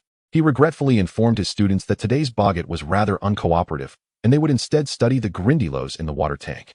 James returned to the Ministry of Magic in high spirits, the workload still overwhelming. Yet, he couldn't help but chuckle to himself. Pranking the moon-faced professor had proven to be too delightful. As the saying goes, one should not rejoice too soon. When he leisurely hummed a tune while stepping through the front door, he closed his eyes and spread his arms wide, anticipating a loving embrace from his wife. "Lily? My dear?" James opened one eye, a smile lingering on his lips. However, as he surveyed the living room, he found no sign of his wife. Not even a house elf in sight. Odd. Lily hadn't mentioned she would be working late today. He placed his briefcase on the sofa, removed his suit jacket, and ascended the stairs, calling out his wife's name. No response. When he arrived at the bedroom door, he noticed it ajar, light streaming through. James rubbed his hands together in excitement. Merlin, was Lily about to reward him? "I'm coming, sweetheart," he called cheerfully, rushing to the doorway, where his beautiful red-haired wife crouched beside the bed, pointing her wand under it. James's smile faltered. Oh no. Lily had finally unearthed all the prank items hidden beneath the bed. One could not deny the efficacy of the summoning charm. This was the last location Remus had disclosed, and it had certainly yielded a bountiful haul. She stood up, tossing the assorted prank items, including dung bombs and vomit sweets, into a nearby sack, casting a fleeting glance at her husband. "Back already?" James was momentarily at a loss for words, the sound escaping his throat resembling a kettle boiling, followed by a scream that echoed throughout the estate. "No." The usually composed director of the ministry dove toward the sack, clutching his treasures tightly, turning to his wife with the most pleading gaze, imploring the formidable Judge Lily for mercy. "You promised me you would refrain from these childish pranks, James Potter." Lily's expression was stern, and she was grateful to Remus for coming by after work to inform her. Otherwise, she would have remained oblivious to the multitude of items hidden in the nooks and crannies of their home. "These things are not permitted to appear in my house. Lily, please, don't be like this. They are all innocent." James attempted to resist, but the enchanted snakeskin bag, guided by his wife's magic, floated towards the trash bin outside the manor. "No, my brothers," he wailed loudly. "I shall stand with you through thick and thin." "Oh, really?" Lily chuckled. "Then you may as well join them in their new abode." James gritted his teeth in frustration, regretting his impulsive actions earlier in the day. Yet, he could not truly endure residing in a trash bin. His heart longed to be with his fragrant wife. He could only grind his teeth in secret while devising ways to win Lily's forgiveness. Remus Lupin, the most gentle and courteous among the marauders, revered by students as the ideal teacher, possessed a heart darker than the deepest abyss. James silently berated him while continuing to rage inwardly. "Return, my cherished brothers. What brings you such delight, Remus?" Sirius inquired, wrapping his arms around his lover's waist, curiosity etched on his face. Leaning into Sirius's embrace, Remus whispered softly in his ear, a smile playing on his lips. "Huh, you are truly ruthless," James thought, feeling triumphant over his treasures for a fleeting moment before Lily snatched them away. "Humph." Remus raised his chin with a hint of pride, as he always felt most at ease and natural in Sirius's presence. "My boggart was a hard-won prize." Sirius chuckled, tightening his grip on his omega, whispering sweet nothings in his ear. "Fear not, I shall assist you in capturing it." Just as Remus was about to respond, A fluffy head nudged into his neck, as Sirius brazenly rubbed against him, repeatedly grazing Remus's delicate scent glands with his prominent nose. All right. Be good now. No. Let me have a kiss. It required considerable effort to tame Sirius Black into a compliant pup, especially since Remus primarily relied on offering himself as sustenance. A task that was exceedingly laborious. At the other end of the sofa, Anthony silently flipped through the pages of her book. She had grown accustomed to her two fathers often selectively ignoring her, yet it still left her feeling somewhat disgruntled. Daddy has taken Papa upstairs again. Thank goodness they still remember they have a daughter at home. Little Moon let out a deep sigh, pondering when this situation would come to an end. She longed to attend Hogwarts immediately. Harry and Draco must be having a splendid time at school, while I am left behind, bearing the weight of burdens far too heavy for my age. Anthony's thoughts drifted into melancholy. Her cousin was not faring well either. After returning from the Christmas holiday, Harry had suddenly developed an interest in Pansy Parkinson, and Draco had caught Harry sneaking glances at her more than once. What is so special about her? Draco frowned, reflecting on her unremarkable appearance, average background, lack of magical prowess, and her unpleasant demeanor. She had even clashed with Harry's friends. There was not a single aspect in which she could compare to him. Why did Harry keep fixating on her? Draco could hardly endure for long. Harry. Harry, chewing on a buttery croissant, turned his head, his pretty emerald eyes filled with a hint of confusion. What is your favorite color? Color? I don't have a particular favorite. Harry tilted his head, wondering why the sudden inquiry. Are you planning to buy me a gift again? Oh dear, how embarrassing. Then, between gold and black, which do you prefer? Draco mused, pondering whether it was another accessory. Harry, throughout his life, had never quite grasped the intricacies of flashy decorations. As a child, he had been dressed by his mother, and later, Draco had taken over the reins, sparing Harry from any worry. He chewed on the bread, glanced at its golden exterior, then looked up at Draco's bright hair, chewing a few more bites. Gold, I suppose, looks quite nice. Draco breathed a sigh of relief.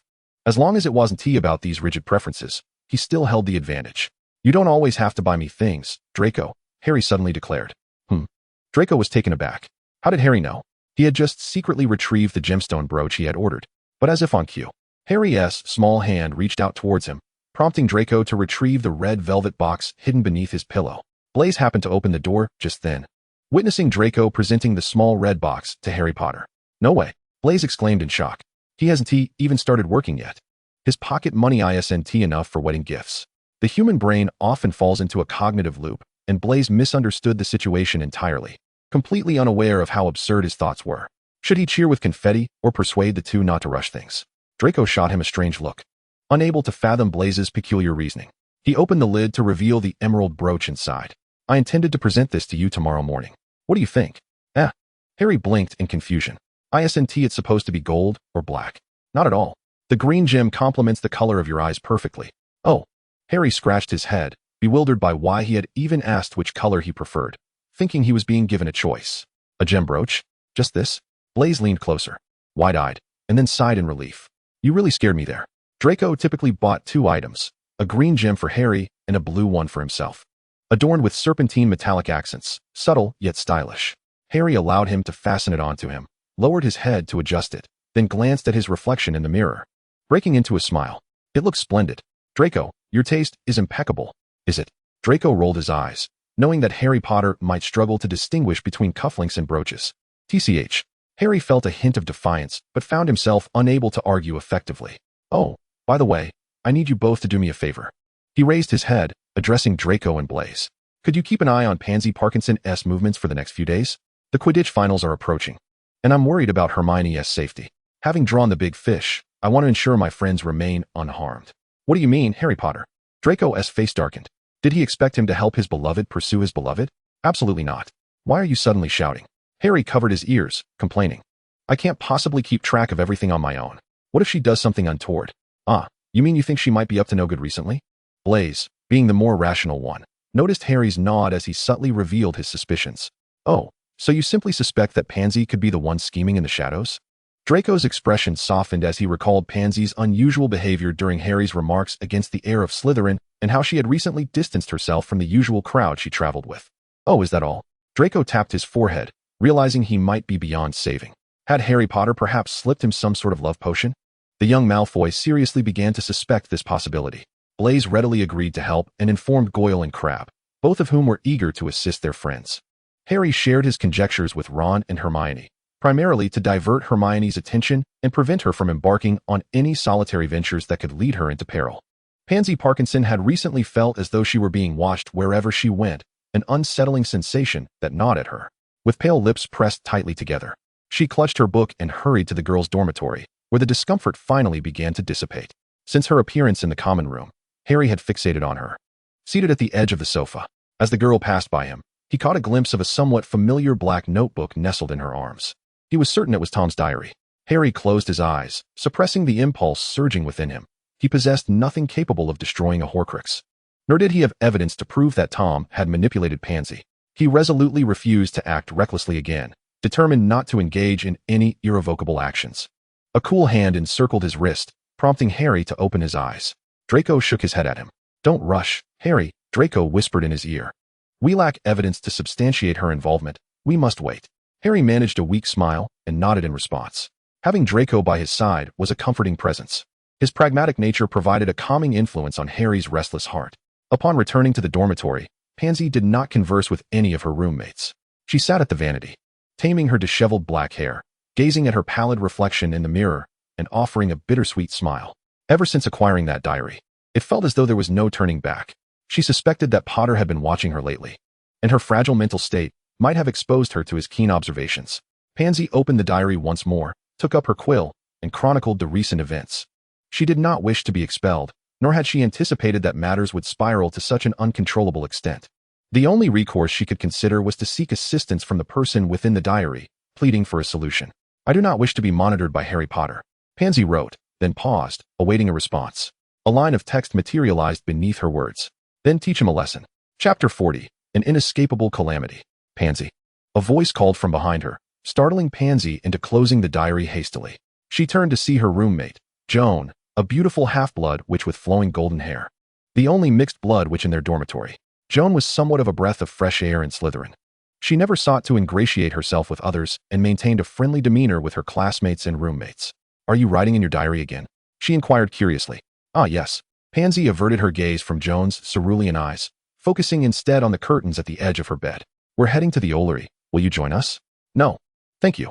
Pansy turned her back to Joan again, dismissing her kind invitation. "All right then." A hint of disappointment colored Joan's voice as another roommate grasped her wrist, leading her toward the dormitory door. "What is up with Pansy lately? She hasn't participated in any of our activities. Don't you know? Her family's finances have taken a hit. Her father has essentially pawned her off." "What?" Joan exclaimed incredulously. "Why should she pay for the mistakes of adults?" Her roommate lowered her voice. "I heard they even conducted a differentiation test on her, and the results indicated a high probability of her becoming an Omega, which is why they arranged a marriage for her. It's essentially an early sale to another family in exchange for financial support." Joan's background was relatively modest, prompting her to speak cautiously. "Isn't that illegal? The Ministry of Magic and the human government both prohibit unauthorized differentiation tests. Such tests can jeopardize the physical and mental health of individuals who have yet to mature, posing a threat to their safety, which is why they have long been expressly forbidden. And yet, what of it? There will always be those willing to take risks, and for her family, this arrangement appears to be a guaranteed profit. Indeed, for the Parkinson family, it was likely a sound investment, but who bore the losses? Joan bit her rosy lip, lamenting the uncertain future awaiting Pansy Parkinson. In the room, someone once again gazed at the line that had appeared in the diary, letting out a heavy sigh. She slumped over her desk, tilting her head to catch a glimpse of her reflection in the mirror. Tears silently spilled from her eyes, tracing down her fair cheeks before vanishing into the fabric of her school robes, leaving behind a long trail of moisture. She felt compelled to proceed, still hoping that this individual could help her escape the abyss. Slytherin-esque Quidditch practices intensified, with Captain Flint exhibiting a serious demeanor, determined to secure the House Cup this year. "Ugh, do we have practice again tomorrow?" Draco lay sprawled on his bed, his eyes vacant, clearly exhausted. They had just endured their fourth practice of the week and were informed that they would have to return the following day, much to the chagrin of the pampered Malfoy heir. Though I am reluctant to admit it, it is indeed the truth. Harry poured himself a cup of warm water, gulping it down and releasing a sigh of relief. His gaze fell upon Draco, who lay sprawled across the bed in a starfish position. Harry grinned. "Don't you care about your noble image anymore?" Draco turned his head to glance at him, then rolled his eyes toward the ceiling, languidly responding. "What image do we need to uphold? Just the two of us." "Fair point." Harry nodded in agreement. He recalled their childhood escapades, rolling in the muddy puddles outside their home, while little Annie typically refrained from joining them, considering her dress too precious to soil. Harry found himself reminiscing about those days with a smile gracing his features. He cherished that time, always encouraging the precious yet proud young master to partake in ordinary childhood activities. Though Draco often resisted, he ultimately succumbed to Harry's persuasion. For a spell, the white peacocks at Malfoy Manor would flee in terror upon spotting the three of them, fearing that any delay would cost them their splendid plumage. "Hang in there," Harry said, patting Draco's thigh as he sat at the edge of his bed. "The competition is just days away. This grueling training will soon conclude." Draco rolled his eyes again, not sharing Harry's optimism. "Hey, what are you doing? It's not even dinner time yet. You can't just lie around." "You haven't changed your clothes." Draco seethed, his teeth clenched, as Harry flopped onto his bed, still clad in his dirty Quidditch uniform. "I know," Harry replied with a mischievous grin. "If I go to my own bed, I'll have to change the sheets, and I find that too bothersome." "Am I not bothered?" Draco sat up straight, irked that Harry Potter was nearly lounging on his arm. "Oh, come on. You change them often enough," Harry said nonchalantly, stifling a yawn and turning to face Draco, rubbing his eyes. "Wake me when it's time for dinner. I'll take a nap." Draco inhaled sharply, genuinely unsure if Harry was simply oblivious or playing a prank on him. How could he be so defenseless, lying on someone else's bed? He swallowed hard, pulling his blanket over himself and covering Harry with it. His fingertips brushed against Harry's pale neck and cheek, lingering just beside his soft lips. Oblivious to the unfolding events, Harry found himself enveloped in the soft, cozy embrace of Draco's bed, where a profound sense of safety enveloped him. He relaxed deeply, surrendering to slumber, emitting gentle snores. Delicate fingers brushed against his tender lips, applying a gentle pressure. A flush crept across Draco's cheeks as he realized the implications of his actions, swiftly retracting his hand. What was he doing? Startled, Draco hastily lowered the hand that had unknowingly pressed against his lips, feeling as though his face had been set ablaze with embarrassment. In a panic, he rolled out of bed and rushed to the windowsill, gazing at the dark waters of the Black Lake, the dim reflections, and the aquatic creatures swimming about, which finally alleviated some of his heated discomfort. Truly, he was beyond redemption, Draco mused helplessly. The Quidditch match arrived amidst the eager anticipation of the students. With this year's final pitting Slytherin against Hufflepuff, the stands a vibrant sea of green and yellow. Harry, moving with his team to the center of the pitch, lifted his gaze towards Slytherin's section, spotting two conspicuous flashes of red, which brought him a small sigh of relief. As long as Hermione stayed safe in the stadium, everything would be well. Madame Hooch released the bludgers, and both teams mounted their brooms. Harry ascended with his team, diligently scanning for the elusive golden snitch. Suddenly, a bludger shot towards him, and Harry deftly dodged to the side, continuing his forward flight. Behind him, a Slytherin beater would retaliate on his behalf. The hefty figure clad in green, as anticipated, struck the bludger back, yet the unruly ball defied his intended trajectory, soaring straight ahead instead of veering towards Hufflepuff. He was momentarily taken aback, believing he had erred, and shouted a warning towards Harry. "Watch out." Harry heard the call, veering leftward and continuing his flight, having just spotted the golden snitch nearby. However, the bludger relentlessly pursued him. A sudden seriousness washed over Harry as he tightened his grip on the broomstick, accelerating his speed. The upgraded broom, even more advanced than the Nimbus 2000, instilled him with confidence that he could evade the bludger's onslaught. With no time to ponder the situation, Harry maneuvered through the air, evading the bludger's pursuit. He was no longer the inexperienced novice. His flying skills were now exceptionally refined. He needed to break free from the crowd, he thought. For the moment, he could not shake off the bludger, so he opted to ascend higher, leading it away as he waited for the professors in the stands to intervene. The bludger, which had been momentarily distanced by Harry's ascent, suddenly trembled and, with an astonishing arc and speed, hurtled directly at Harry's broom, attempting to knock him off. Severus and Remus had already raised their wands, reciting counterspells aimed at the bludger. Ultimately, they were a fraction too late. Harry could not evade it in time, and felt a sharp pain as the bludger forcefully shattered his left arm. Letting out a cry of anguish, Harry was compelled to relinquish his grip on the broom. The balance was disrupted, and the impact of the bludger sent him tumbling from his broom, clinging on with one hand. The pain was excruciating. Harry grimaced, realizing he had not escaped this catastrophe. Fortunately, the professor's spells began to take effect, causing the bludger to vibrate and plummet to the ground, creating a significant crater. With limited strength and only one arm at his disposal, Harry struggled to regain his position on the broom. Beads of sweat formed on his forehead as he desperately contemplated a solution, instinctively thinking he must rely on himself in the face of danger. His fingers, already exhausted from gripping the broom, began to loosen one by one, and a terrifying sensation of weightlessness washed over him. Harry squeezed his eyes shut, silently praying to Merlin for protection. Harry! Draco's voice thundered through the air, causing Harry to snap his eyes open and turn his head with great difficulty. A small golden that was racing toward him. In the next moment, his waist was encircled tightly as Draco exerted himself to pull him onto his broom. There was no time to catch his breath. The broom, burdened by double the weight, creaked ominously. Yet, it persevered. Draco secured his hold on Harry's waist, carefully avoiding the injured arm, and with one hand, he maneuvered the broom swiftly towards the ground. They collapsed onto the grass, panting heavily. Remus rushed to their side, relieved that his cushioning spell had worked, allowing Draco to catch Harry. Harry, Draco, are you all right? Remus inquired with concern. Draco waved his hand dismissively, assuring that he was merely fatigued from flying too fast and had not sustained any injuries. However, Harry was a different story. The damage to his arm was undeniable. Remus knelt beside them, cradling Harry in his arms, gently brushing aside his disheveled hair to reveal his pained eyes. As the panic subsided and he sank into the gentle embrace of the moonlit visage, Harry finally realized he was no longer the solitary figure he once was. It hurts so much, Moonface, Harry whimpered, lacking the strength to even grip his injured arm, burying his head in the warmth of his family, hoping to lessen his pain. Oh, Merlin, come, let me help you with your arm, Remus said. Lifting his head to see the intruder was none other than the inept Lockhart, who only knew how to disarm with his wand. Alarmed, he instinctively shielded Harry with his own body, preventing the wand from coming into contact with him. No need, thank you. A large hand grasped Lockhart's wrist, and Severus's grim visage appeared before him, causing Lockhart to drop his wand in fright. Why is this incompetent fool still wandering the school? Severus frowned as he pulled Draco up, noticing the slight abrasion on his palm, and used his wand to heal him. Observing Draco's fierce glare directed at the stands. Eager to confront the culprit, Severus sighed softly, turning Draco's head back to face him and shaking his head. But, Severus, Draco protested. The headmaster and friend of his parents regarded him sternly, shaking his head once more. Reluctantly, Draco suppressed his feelings, following Remus, who was still holding Harry, toward the infirmary. Pansy Parkinson. The young master ground his teeth in silent fury. He would ensure she paid for this transgression. Harry looked at the potion Madame Pomfrey offered, pausing in silence. Surely it couldn't be as foul-tasting as bone-replenishing potion? He glanced up at Remus, seated beside him, and then lowered his gaze with a hint of petulance.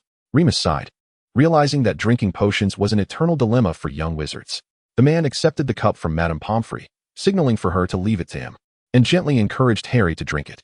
As if by magic, he produced a piece of candy from his pocket, promising Harry that he could have it as soon as he drank the potion, which finally coaxed Harry into obediently taking it. Harry felt a twinge of embarrassment. He was far too old to require coaxing to take medicine, yet he knew Moonface would care for him just as he did when he was younger. Perhaps he was a bit spoiled, but it felt rather delightful. Drowsiness soon enveloped him as he lay on the infirmary bed, reflecting that he had once again found himself in this familiar place, and he drowsily closed his eyes. The next day, upon awakening to the sight of a white ceiling, Harry felt somewhat disoriented, reaching for his glasses, only to hear that gentle voice. "Awake, my darling." Lily picked up the glasses from the bedside table and carefully placed them on his face. "Mother, what are you doing here?" "Just came to check on our injured hero," James said, helping his son sit up while carefully avoiding his arm, planting a resounding kiss on Harry's forehead.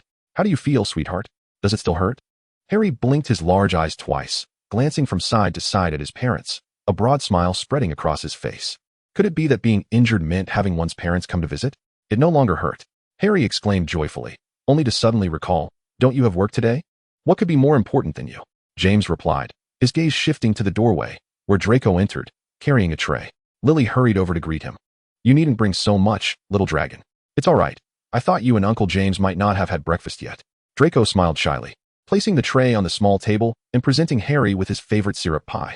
Noticing the dark circles under Draco's eyes, Harry furrowed his brow. "Haven't you rested properly?" Draco had kept vigil by his side all night, frightened by the thought of Harry nearly falling from great heights, even while lying on the adjacent hospital bed. He was often jolted awake by nightmares. He shook his head, choosing not to respond, and simply offered the pie to Harry. Lily pulled Draco closer, gently erasing the unsightly shadows beneath his eyes, and softly urged him to return to his dormitory to rest, assuring him that they would be fine here. "You've worked hard, little dragon." Lily smiled and kissed Draco's forehead, making him blush slightly as he hurriedly bid farewell to the Potter family. Chapter 41. Regret. After enjoying breakfast with his parents, Harry patted his round belly, leaning back against the headboard, thoroughly satisfied as he let out a contented burp. Lily sat beside him, examining his arm. The potion was taking effect swiftly, It appeared he would recover by today. Harry allowed his mother to fuss over him while his father tidied up the tray. He reached out for the last half cup of pumpkin juice, gulping it down in one go, aided by his father's hand. Drink less of that. Lily frowned. It's not a drink, Harry blinked innocently. Too much sugar isn't good for your health. Lily playfully flicked his forehead and pinched his nose. And you must limit your snacks, understand? Oh, all right. Harry obediently acquiesced, turning to see his father making a conspiratorial face at him. It seemed that this holiday he could still indulge in soda and chips. The Potters were adept at providing cover for one another. James and Lily did not linger long. But just as they were preparing to leave, Madame Pomfrey rushed in with a petrified student in tow. Harry quickly straightened up, craning his neck to see. It wasn't Hermione.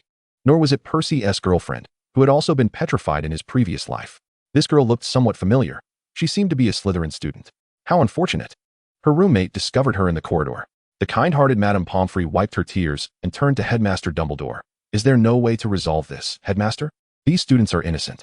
Dumbledore comfortingly patted the kind woman's shoulder, then glanced at James, giving him a nod. James understood, ruffling his son's hair. Your mom and I have to go back now, Harry. Bye-bye. Harry waved obediently at his parents. Be good at school, sweetheart. Lily kissed Harry's forehead once more, standing up and nodding slightly to Dumbledore as she left the infirmary with her husband. I leave these students in your care, madam. I know, rest assured. The mandrakes are nearly mature. With that, Dumbledore hastily departed again. Madame Pomfrey checked Harry's arm, instructing him not to move around too much before exiting the ward. Now, Harry was the only one in the infirmary capable of moving freely. He pulled back the covers and walked over to the bed of the petrified girl. Inspecting her features closely, he seemed to recall that she was Pansy Parkinson's roommate. He had seen them together before. Could it be that even one's own dorm mate was not spared? Harry frowned, considering that everything he had done recently would surely throw Parkinson into disarray, which was his intent, as he awaited her to reveal her flaws. However, he had not anticipated her cruelty to this extent. The chaos during the Quidditch match clearly aimed to eliminate him. Now, she would not even spare her own roommate. Harry was unsure whether Parkinson had succumbed to Voldemort's manipulation due to her wavering will, or if it was purely her own desire to act thus. The darkness of human nature was unfathomable, yet Harry could hardly comprehend that. After all, Parkinson was still a student. Could she truly feel no remorse? Harry sighed heavily. Realizing he could no longer delay, he needed to find a way to thoroughly uncover the truth. He glanced at his arm, wrapped in bandages, and decided to wait one more day for it to heal completely. The ones bringing him lunch were Ron and Hermione, who naturally also noticed the petrified Slytherin. Hermione furrowed her brow in confusion. I know her. It's Jormarta, a half-blood witch. Why would she be attacked? It doesn't fit the original logic of the crimes. Sounds insane. Ron scoffed. What a lunatic.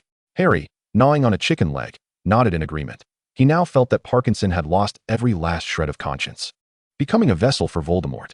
However, one question still eluded him. What was Voldemort's purpose in all this? He was imprisoned in Azkaban and could not possibly resurrect himself through the diary. What was the objective behind all of this? Hermione brought him her class notes. The studious girl had checked Slytherin's class schedule and delivered the corresponding notes.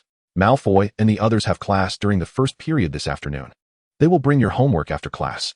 Harry nearly choked on his drink, pointing at his injured arm. How can I? You hurt your left hand, Harry. Hermione preempted his protest. The end-of-term exams are approaching. You must keep up with the pace. Merlin's beard. Harry grimaced, meeting Ron's helpless gaze, and reluctantly agreed. Hermione Granger would always be Hermione Granger, unchanged across any world. As soon as class ended, Draco, Blaise, Goyle, and Crabbe rushed to the infirmary, naturally bringing Harry's homework. Harry scowled, watching Blaise struggle to contain his laughter, wishing he could punch him. You're reveling in this, aren't you? Right? No worries, I can ghostwrite for you, Harry. Draco offered. Oh heavens, how foolish he had been. Draco was truly the kindest person in this world. Harry gazed at Draco with sparkling eyes, filled with deep gratitude. I love you, my good brother. But you must study today as class content. Draco pointed to the notes he had brought. I'll teach you. At that moment, Harry's smile vanished. Malfoy was still the same Malfoy. Frustrated, he turned away, determined to resist. He intended to read his Quidditch magazine for the day.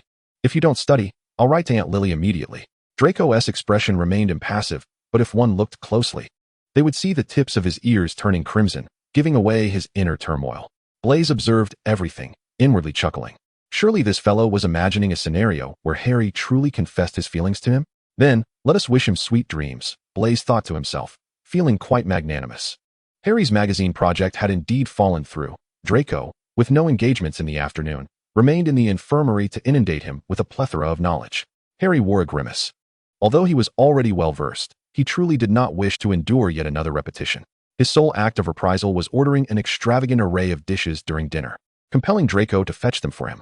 As he observed Draco with the hovering trays behind him, he felt utterly disinclined to utter a word. Damn it! How could he have forgotten the levitation charm? Once again, it was a rather filling dinner, and Harry nestled in bed to rest, lazily stifling a yawn. I say, can we skip the learning? I'm still a patient, Draco, in need of rest. Draco, having tidied the trays, shot him an eye roll, but ultimately showed mercy. At last, Harry's spirits lifted, and he directed Draco to retrieve his magazine, settling comfortably beneath the covers. When he glanced up, he noticed Draco standing motionless beside him. Are you going back? Draco hesitated. He felt no compelling reason to leave, yet he was reluctant to depart and could not concoct a suitable excuse. Harry scanned the surroundings, observing the petrified students, and he felt quite isolated. Moreover, Madame Pomfrey had permitted Draco to stay yesterday. Surely, it would be permissible again today? He patted his bed invitingly. Why not stay? Let us peruse the magazine together. Very well, Draco conceded begrudgingly, shedding his outer robe and joining Harry at his side, their heads nearly touching as they perused the latest Quidditch news. As nightfall crept in unnoticed, Harry rubbed his eyes, the potion he had recently consumed rendering him somewhat drowsy. Madame Pomfrey had not authorized Draco's stay. Harry was in much improved condition, and there was no necessity for company that evening. Yet, Harry desired Draco's presence. He longed for companionship. Thus, Draco donned the invisibility cloak, concealing himself in a corner of the infirmary, listening to Madame Pomfrey's gentle admonitions directed at Harry. The kind woman soon departed, dimming the lights for Harry. Harry lifted his covers and whispered into the air, "Come in." A warm body slipped under the covers, and Draco removed the invisibility cloak, placing it at the head of the bed, peeking out from beneath the blankets. "Sleep," Draco murmured, assuring Harry that he would depart before Madame Pomfrey returned the following morning.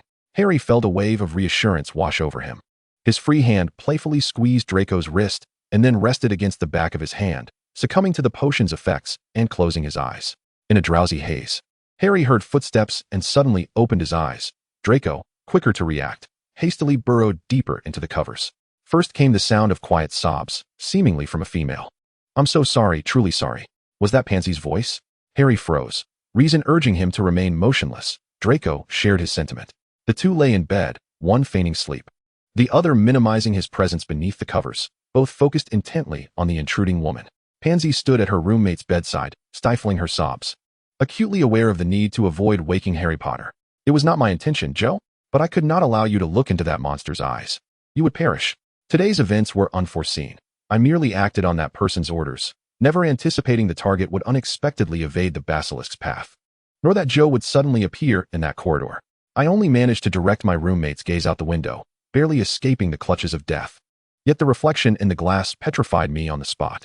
Joe is the only person in all of Slytherin who has shown me genuine kindness. I truly did not wish to harm her." Footsteps echoed once more, and Draco held his breath, desperate to avoid detection by Pansy. "Merlin," he mused. "How did it feel like an illicit affair?" "I am sorry too, Harry Potter." Pansy noticed Harry's sleeping form and quietly spoke beside his bed. "I just did not want you to keep staring at me. I did not know he would act so ruthlessly. I do not know what to do." In the stillness of the night, it was an opportune moment to unburden her heart. Pansy suppressed her sobs, relieved that Harry Potter had not fallen victim to her actions. I refuse to heed his commands any longer." She wept. "He promised me he would only create a bit of chaos at Hogwarts, and in return, he would help me annul the engagement. She did not wish to marry an alpha a decade her senior, with a diminished intellect. I will confine him in the chamber." Wiping away her tears, Pansy knew there was no one present to respond, yet she continued speaking to herself. "I shall seal him forever in that dark, sunless place. And I will confess to Professor Snape." The harrowing experience of nearly causing someone's demise haunted this poor student, instilling a constant fear within Pansy. Expulsion would suffice. Perhaps if I were expelled, my family would view me as a blemish and refrain from forcing me into the marriage, she thought resolutely. Footsteps sounded again, gradually fading away. Harry abruptly flung back the covers, locking eyes with a similarly astonished Draco. In the next instant, both hurriedly donned their shoes, slipped into the invisibility cloak, and hastened out of the infirmary. Who exactly is he talking about? Shoo!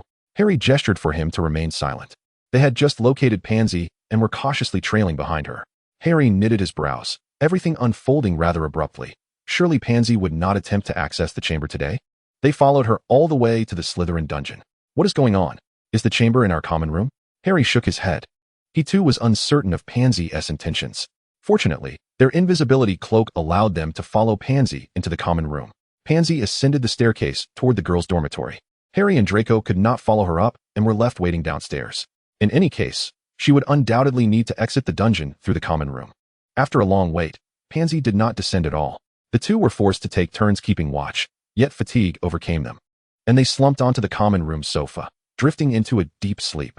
The invisibility cloak slipped to the floor, unnoticed by its small master, who lay sprawled against Draco's shoulder, oblivious until the next morning when their friends roused them. Crabbe awoke, stirred by hunger. He remembered leaving a piece of cake in the common room, and, upon spotting the two snugly asleep together, was filled with confusion. Isn't Draco supposed to be in the infirmary with Harry? How did he end up back here? Fortunately, the morning was still early, and Crabbe gently roused them, subtly hinting that their position was somewhat inappropriate. Harry suddenly realized he was supposed to remain in his bed. He hurriedly grabbed the invisibility cloak that had fallen to the floor and was pleasantly surprised to discover that his arm could move freely once more. Wonderful. My arm is better. Draco yawned. Perfect, it's still early. Let us head back to the dormitory for a bit more sleep. But Madame Pomfrey will notice I'm missing. Just tell her you found your arm healed and return to class, you dolt. That made sense. Harry agreed with Draco's reasoning, and just then, Crabbe was in the common room enjoying cake, quietly advising him to keep an eye on Pansy's movements before heading upstairs for a nap. Chapter 42, Voldemort. In a secluded corner of the third-floor corridor, moaning Myrtle wept, her intermittent sobs echoing through the desolate hallway, sending shivers down the spines of passing students, causing goosebumps to rise. Hey, what's wrong? Hermione inquired kindly, halting in her tracks. Myrtle cautiously glanced at her before averting her gaze, her voice quivering. Was there truly anyone willing to show concern for the pitiable and innocent moaning Myrtle? Suddenly, she burst into loud wails. Why did that person bully me? Why did they drive me out? Ron covered his ears, perplexed by the ghost's dramatic outburst, furrowing his brow in impatience. Who chased you away? That Slytherin. She waved her wand and told me to get out of the bathroom. It was a communal one. Upon hearing this, Hermione quickly asked, was she the one with short black hair and a round face? Was it in the third-floor girls' bathroom? Myrtle nodded through her sniffles, about to commence her lament once more, only to find the two Gryffindors had already sprinted away, leaving her ghostly figure alone in the corridor. I knew no one cared about moaning Myrtle. Hermione had no time to console her, as she and her friends had been observing Pansy Parkinson for several days. They had noticed her often speaking to herself alone in the third-floor bathroom, yet no incidents had occurred. However, this time felt different. Hermione sensed that something significant was about to transpire. It was lunchtime, and she hurriedly made her way to the Great Hall with Ron. Harry was engaged in a fierce tug-of-war over the last piece of apple pie with Draco, baring his teeth like a beast. The two friends rushed to him, breathless. Hey, if you don't hurry, lunch will be over. Ultimately, it was the smaller fork that proved more adept, successfully seizing the apple pie and kindly offering it to Hermione, who waved it away, catching her breath before leaning in to whisper a few words in Harry's ear. Harry's emerald eyes widened as he abruptly slapped the pie back onto the plate, rising to scan the Slytherin table, confirming Pansy Parkinson's absence. Let's go? The group hastily bolted for the exit, with Goyle not forgetting to gulp down the last piece of pie before striding after his companions. Wait for me. As they reached the staircase on the third floor, Blaise, panting heavily, leaned against the railing, shouting to the friends still racing ahead. Shouldn't we find the professors? Harry suddenly realized how he had forgotten such an important matter. Draco decisively instructed Goyle and Crabbe to head to Professor Snape to explain the situation.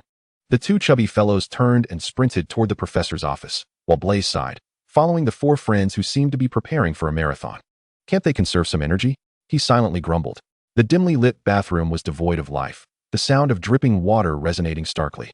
Harry surveyed his surroundings, quickly spotting the intricately designed faucet, weighing his options.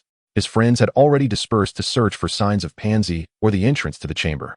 You all should head back and find Professor Dumbledore, Harry hesitantly suggested, unwilling to involve his second-year friends in a confrontation with Voldemort and the Basilisk.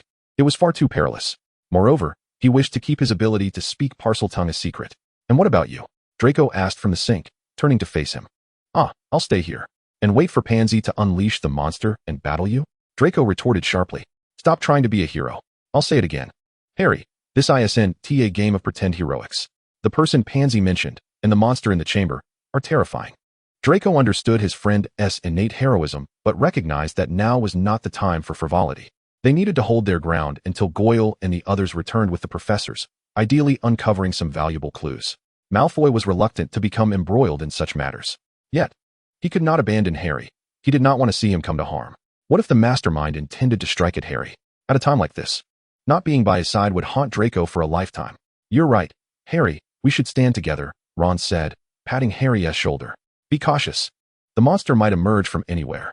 Hermione frowned, gripping her wand tightly, her apprehension palpable. Harry felt warmth in his heart. The companionship of his friends rekindled his determination and confidence. Taking a deep breath, he prepared to disclose his ability to speak Parseltongue and his knowledge of how to access the chamber. Reasons could be sorted out later. Just as he was about to speak, a resounding noise erupted from the bathroom, the circular sink suddenly opening, startling Draco, who nearly stumbled into the emerging pit. Fortunately, Blaze's quick reflexes pulled him back. What is going on? Blaze peered down, the darkness revealing a vague, greenish shape, causing his pupils to constrict. Is that snake skin? It's huge. Harry was completely taken aback. Why had the chamber opened suddenly? Should they descend now, or wait for the professors? Ron inquired. But the group exchanged uncertain glances, unsure of what to do. Just then, anguished cries echoed from the hidden passage.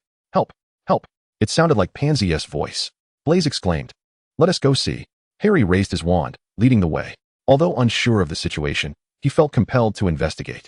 After all, Pansy was also a victim of manipulation. Snake skin, I likely guess what petrifies me, Hermione mused briefly. The monster in the chamber must be a basilisk. I've read about it in books. One must never look directly into its eyes, or it would mean certain death. The three of them gasped, exchanging glances as they collectively swallowed hard. The cries grew nearer, and Harry glanced ahead, noticing a faint glow emanating from the passage, indicating they were nearing the chamber's center. Let me go? A sharp female voice rang out again, sounding alarmingly close. Harry urged his friends to protect themselves as he strode forward. They entered the chamber one by one, and a figure suddenly appeared before Harry, causing him to step back in fright. Once he regained his composure, he recognized Pansy's pale face, her bloodshot eyes, and disheveled hair. What is happening? Pansy. Potter? No. No. You mustn't be here, Ron. Pansy's expression was grotesquely contorted, illuminated by the dim light, and surrounded by the bizarre stone statues, resembling a scene from a horror film. Hermione flinched, retreating behind Ron. Don't be afraid, Ron said, extending his arm to shield her, steeling himself to confront the peculiar behavior of the girl before them. Pansy's demeanor abruptly shifted to calmness as she took a few steps back. Speaking in a strange voice, are you here to save me? The monster is inside. Go defeat it. Harry squinted, catching a glimpse of the notebook clutched tightly in her hands and the slightly familiar, somewhat sinister smile on her face. He scoffed coldly. What a farce.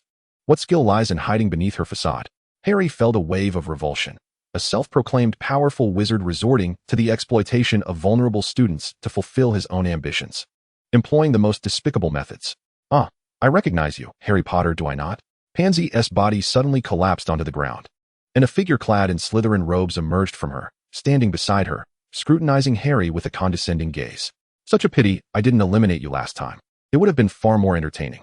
Harry scoffed, unwilling to engage in verbal sparring, merely casting a disdainful glance in his direction. What is the matter? Are you too cowardly to even reveal your own name? Such a pathetic attempt to provoke me? It seems you are not as formidable as you think. Voldemort's gaze towards Harry was equally laced with contempt. This individual may possess some intellect, yet none could ever compare to him. Listen closely, I am Tom Riddle. You should remember my other name, a name that will soon resonate throughout the ages, Voldemort. The air shimmered with pale letters, scattering and rearranging before several onlookers. Voldemort, with a self-satisfied tilt of his chin, looked down upon this gathering of doomed souls.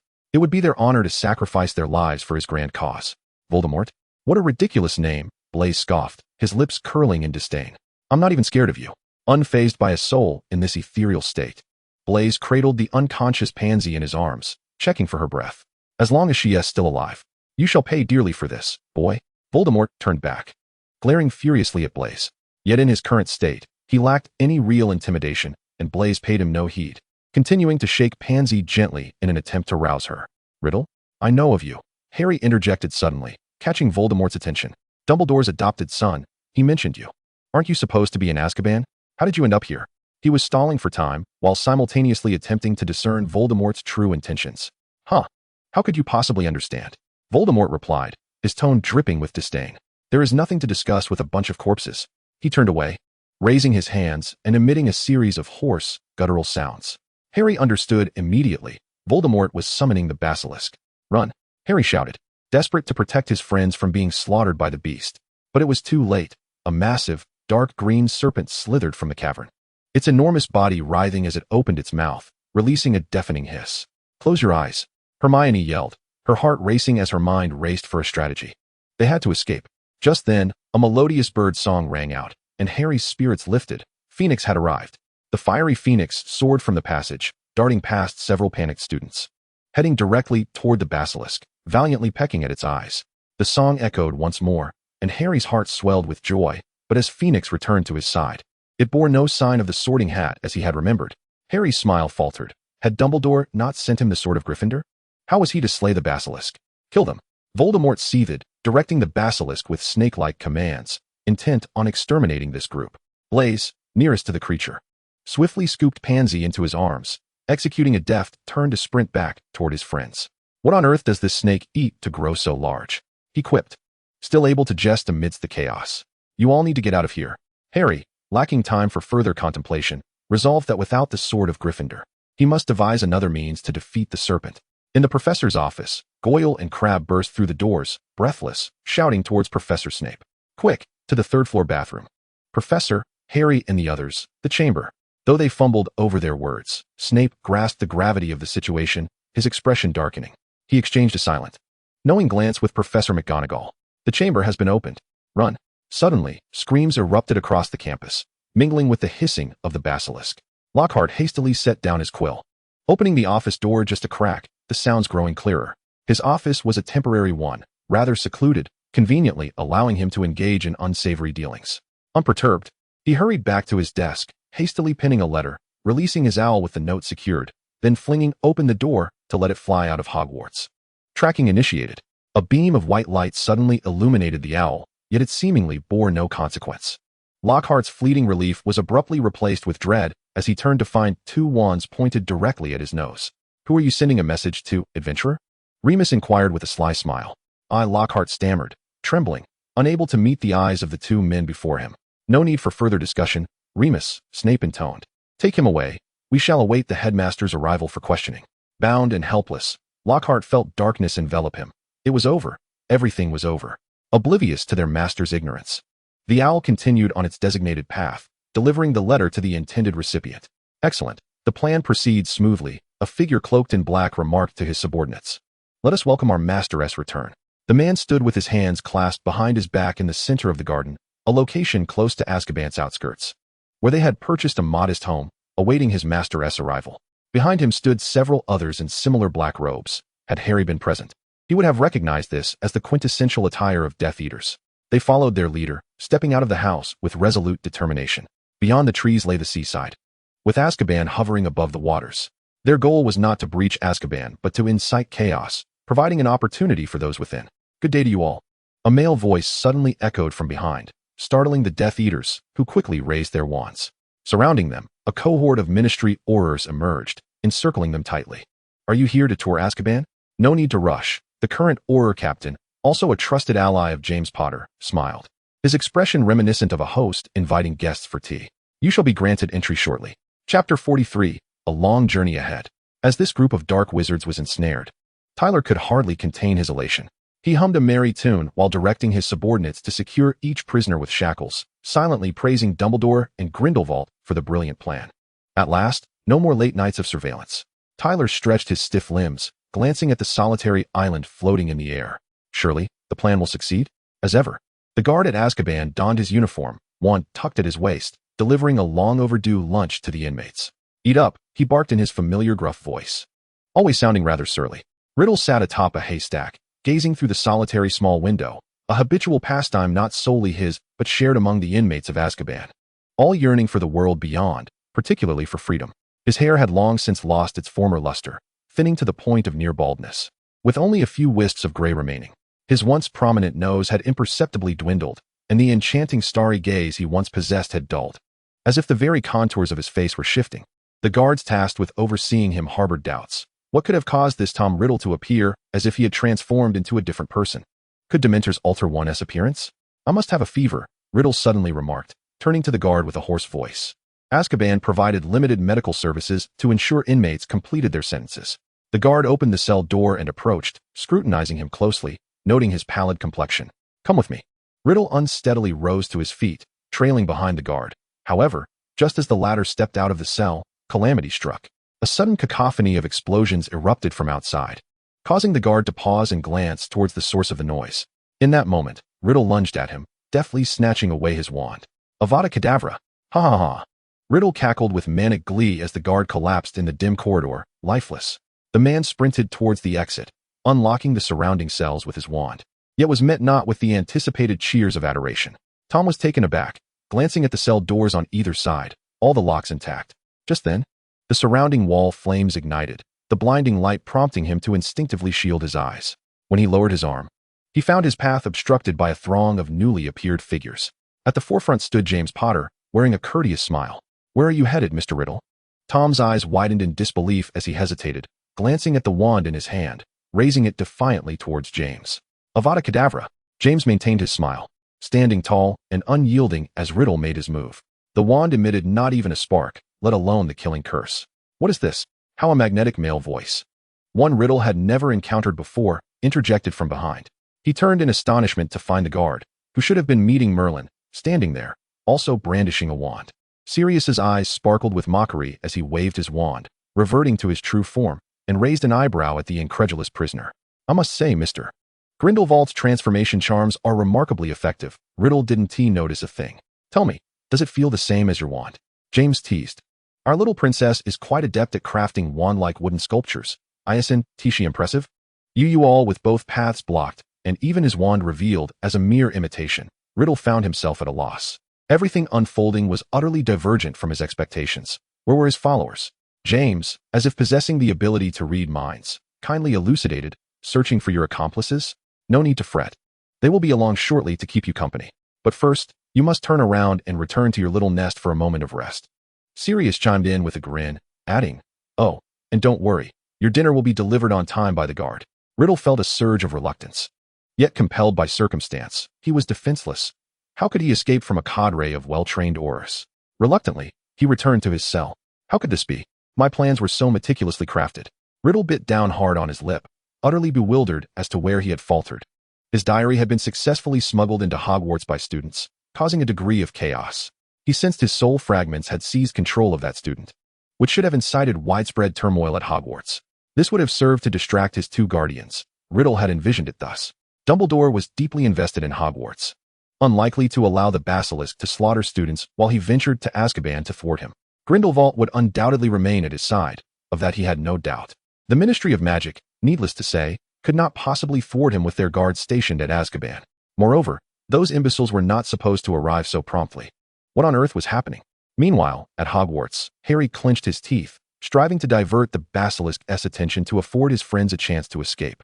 Suddenly, a firm grip clasped his shoulder, and in the next moment, the basilisk, which had been roaring at him, was struck by a red beam and smashed against the wall behind it. "What are you running about for, you filthy little brat?" Grindelwald's impatient voice echoed in Harry's ears, causing him to blink in surprise and quickly look up. His professor wore an exasperated expression, and upon catching Harry's gaze, he delivered a sharp rap to his forehead. "Honestly, it's this wretched boy always running amok. He has made it impossible for me to aim." "Gale, don't be like that," Dumbledore interjected, pulling Harry to his side and healing the bruised forehead of his student. Harry had only meant well. Humph. Grindelwald was thoroughly displeased. These little ones were simply restless, daring to intrude upon any place, especially that leading troublemaker, Harry Potter. Dumbledore and Grindelwald.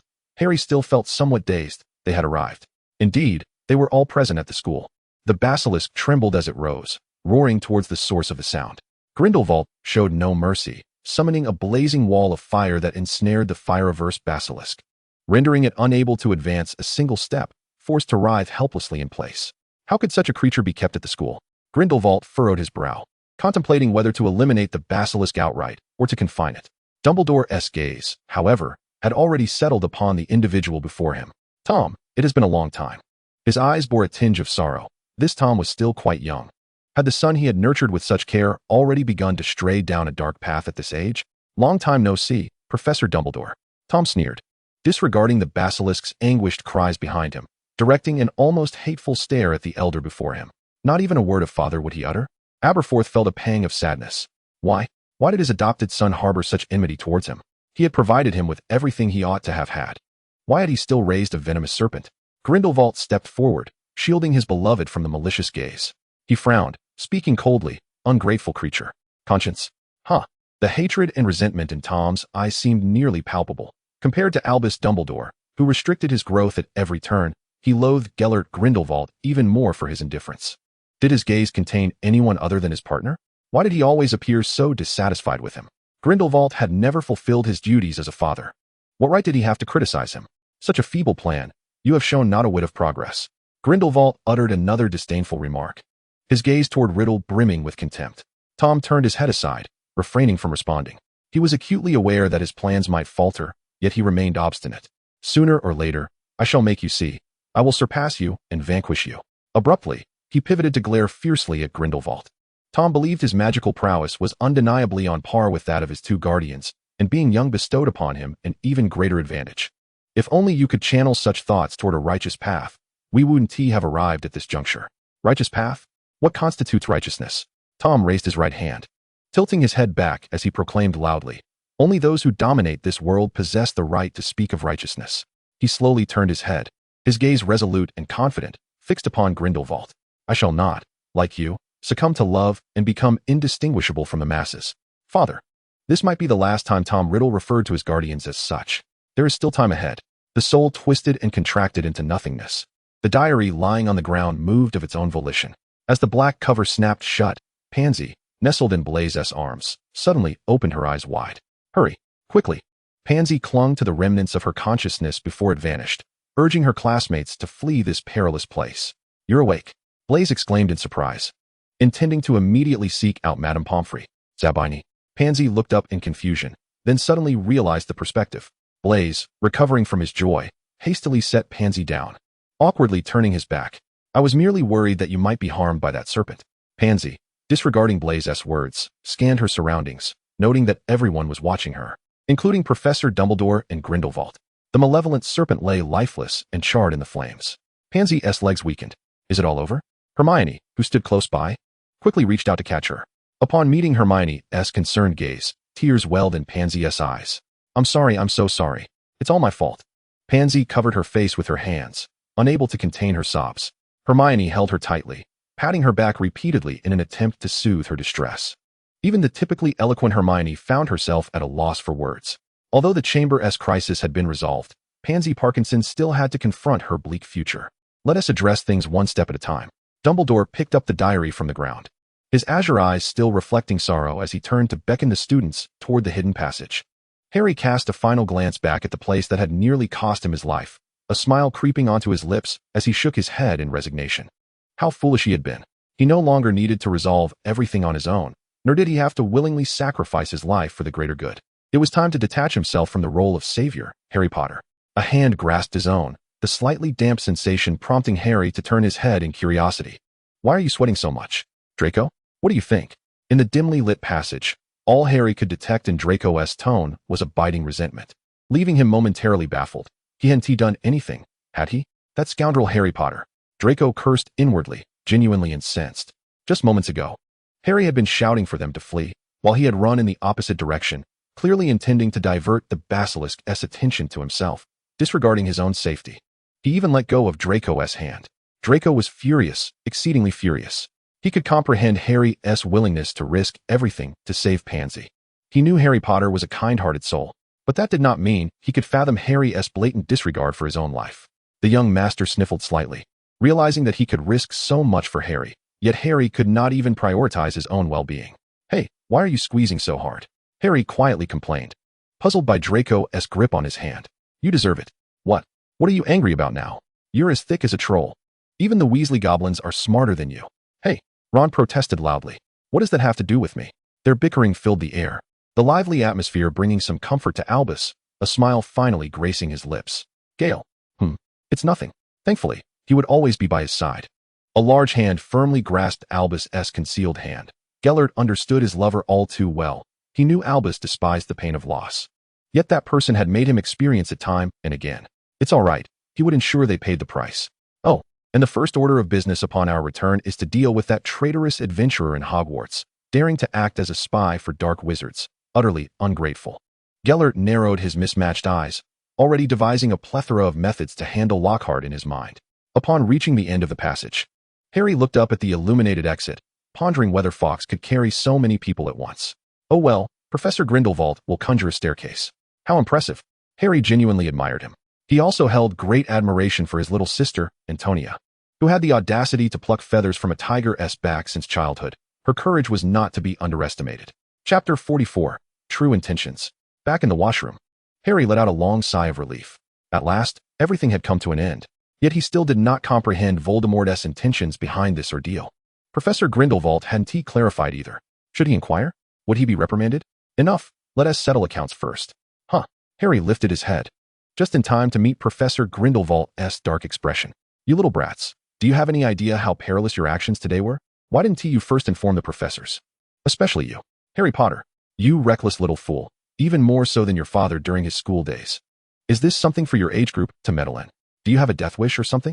Grindelwald nearly pointed his finger at Harry, chastising him as the ringleader of this troublesome bunch.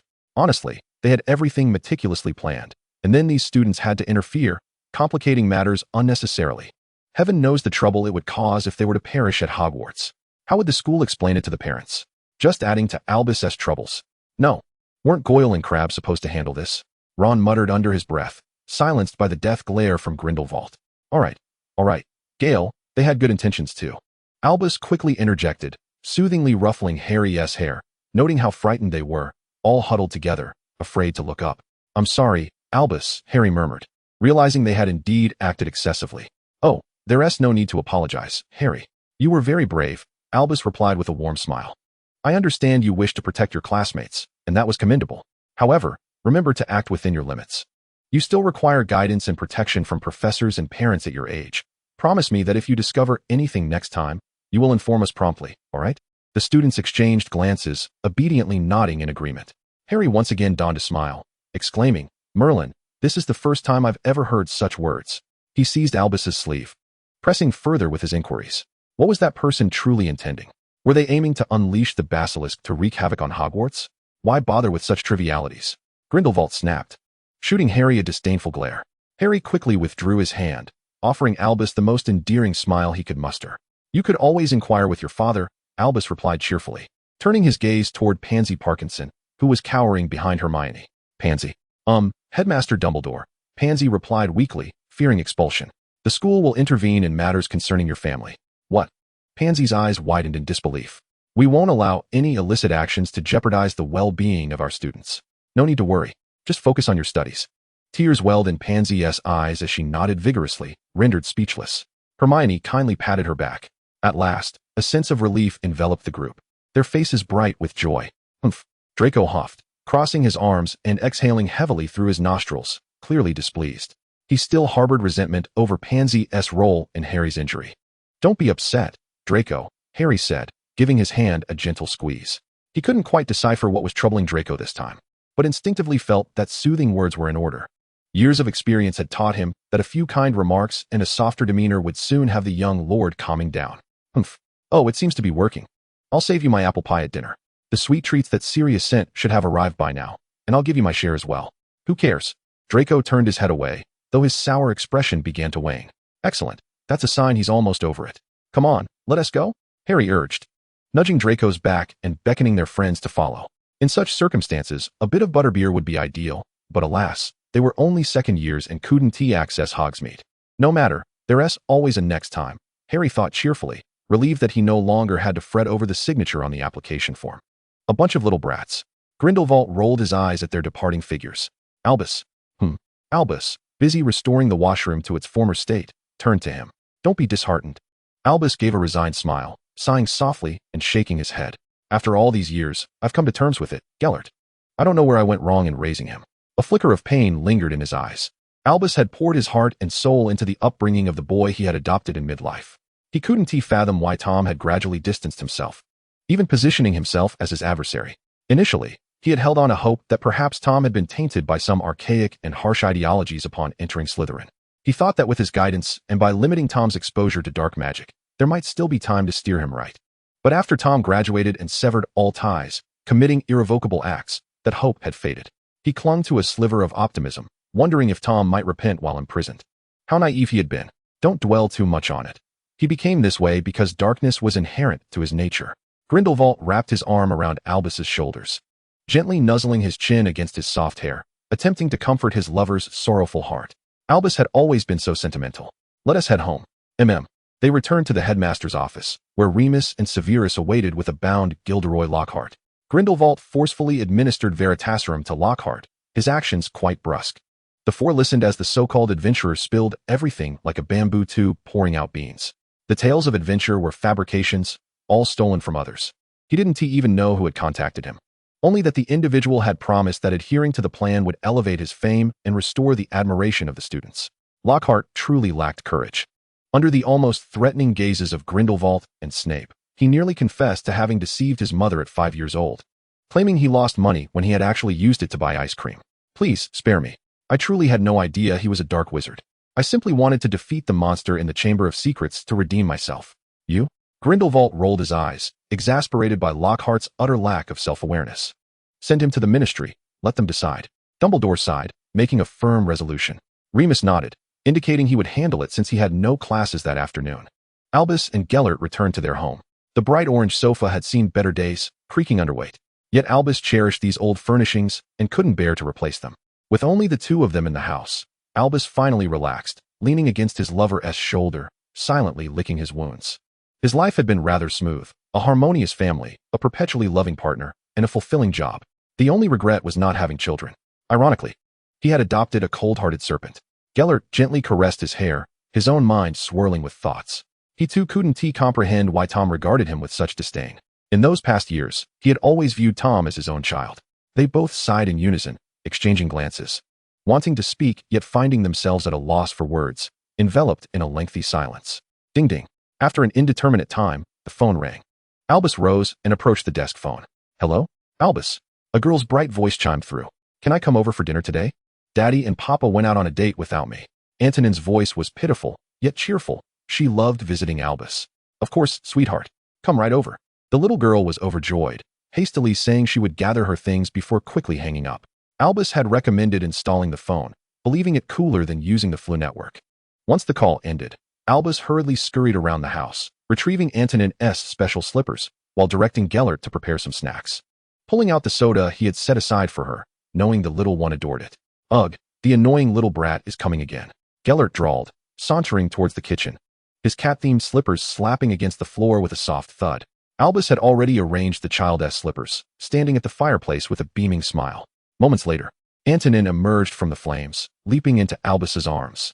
Did you miss me, Albus? Of course I did. Albus chuckled, stroking the girl's smooth hair. Today, Antonin wore a pair of denim overalls paired with a light pink shirt, her hair styled in adorable pigtails, and she carried a fluffy white handbag. Do you like my new overalls? Are they pretty? Very pretty. The little girl changed into her slippers, tugging Albus's hand as they made their way to the sofa. Glancing around, where's that old man? He's gone to fetch some cookies for the annoying little brat. Gellert slammed the platter onto the coffee table, rolling his eyes at the tiny tot. Rude. Antony could hardly be bothered with him, as the old man had nothing novel to offer, merely repeating himself. With a spark of excitement, she opened her satchel and retrieved a small wooden carving. Look. Albus adjusted his glasses and leaned in closer, exclaiming in surprise. Did you create a miniature fox? Antony nodded vigorously, her face alight with a broad smile. My goodness, that's impressive, Antony. Albus lifted the small bird figurine for closer inspection. It was not an exaggeration. Little Antony had indeed captured Fox with remarkable lifelike detail. Fox fluttered from its perch, landing gracefully on Antony's shoulder, craning its neck to peek curiously. The dark, bead-like eyes reflected the wooden sculpture, and Fox let out a cheerful chirp, flapping its wings in delight. Hey, you hit my face. Antony tilted her head aside to dodge, placing the small carving on the armrest of the sofa, allowing Fox to play freely while she rummaged through her satchel. Look, Albus. The smile on Albus's face, which had not faded since her arrival, transformed into sheer astonishment. Is this me? You sculpted me? Uh-huh. Antony proudly swung her little legs, her expression mirroring that of her father. Doesn't it look like me? I worked on it for quite some time. Indeed. It bears a striking resemblance. Your hair and beard are long. The patterns on the robes are your favorite stars. The facial features are distinctly clear. Even the crescent-shaped lenses on the glasses have been intricately carved. My goodness. Albus was enraptured, tenderly tracing every detail of the sculpture. It truly was the most heartfelt gift he had ever received. Did you hurt your hands? He suddenly realized, taking the girl's hand to find it unscathed, soft and fair. And he breathed a sigh of relief. No, I was very careful, and I even had Daddy assist me with a bit of magic. Do you like it? Like it? Of course I love it. Thank you so much, darling. Albus kissed Antony's forehead, his eyes brimming with affection. Is that all? Gellert interjected unexpectedly, crossing his arms and casting a sidelong glance at the little rascal. Oh right, Antony suddenly recalled, digging into her satchel, though she produced nothing. I also made a pair of Nagini and Credence, but I forgot to bring them. I'll send them over in a couple of days. Hey, you. Gellert fumed, clearly irked. What do you mean? Even Fox has one, yet I don't? That insufferable brat. Next time he wouldn't let her pilfer any potion ingredients from him. Antony had a knack for mischievous potion making, partly due to her father's impeccable genes, and partly because of someone who was always willing to oblige. Albus could scarcely contain his laughter. Gellert and Antony together were always a source of great amusement. Uffed. Antony didn't even attempt to stifle her laughter. She knew that the old man would always put on airs. She rummaged through her satchel, revealing the last wooden carving, which, unsurprisingly, was Gellert's. The girl presented it to Albus, playfully sticking her tongue out at Grindelwald. Oh, this one is truly, truly very much like him. Is it? Let me see. Gellert awkwardly leaned in, noting that the hairstyle and attire were quite similar to his usual look, and the overall form of the carving flowed seamlessly. This little imp had some talent. Wait a moment. What is that expression? Is this crooked-nosed, squinty-eyed fellow supposed to be me? Gellert felt a rush of indignation. What is this? Who did you make? You, Antony replied candidly, delighting in the sight of Gellert's hair standing on end in fury. Yes, that's the expression. It's uncanny.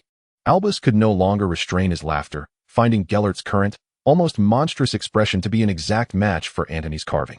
I must give you a good thrashing, Gellert bellowed, abandoning his usual poise as he brandished his wand and chased Antony around the room. The sound of his cat-themed slippers echoed on the floor. Though this time it was hurried, with two pairs making the noise. Gellert appeared much like a grandfather whose dentures had been broken by his granddaughter, a picture of exasperation. Albus thought to himself, collapsing onto the sofa, laughing so hard he could scarcely breathe. Antony's arrival had swept away the shadows of sorrow that had lingered within him. He could surmise that it was Remus who had sensed his melancholy and sent the little one to uplift his spirits. Look, equal sincerity begets the most positive of reciprocation from kind-hearted individuals. Albus caressed the small statue in his palm, feeling an indescribable warmth in his heart. Hey, old man. Don't tug at my hair. You tugged at mine first. Nonsense, you barely have any left. Look at him, Albus. He ruined my hairstyle. All right. He yes at it again, trying to play peacemaker. Albus chuckled, shaking his head. Let us stop this commotion and think about what to have for dinner, shall we? Not without me.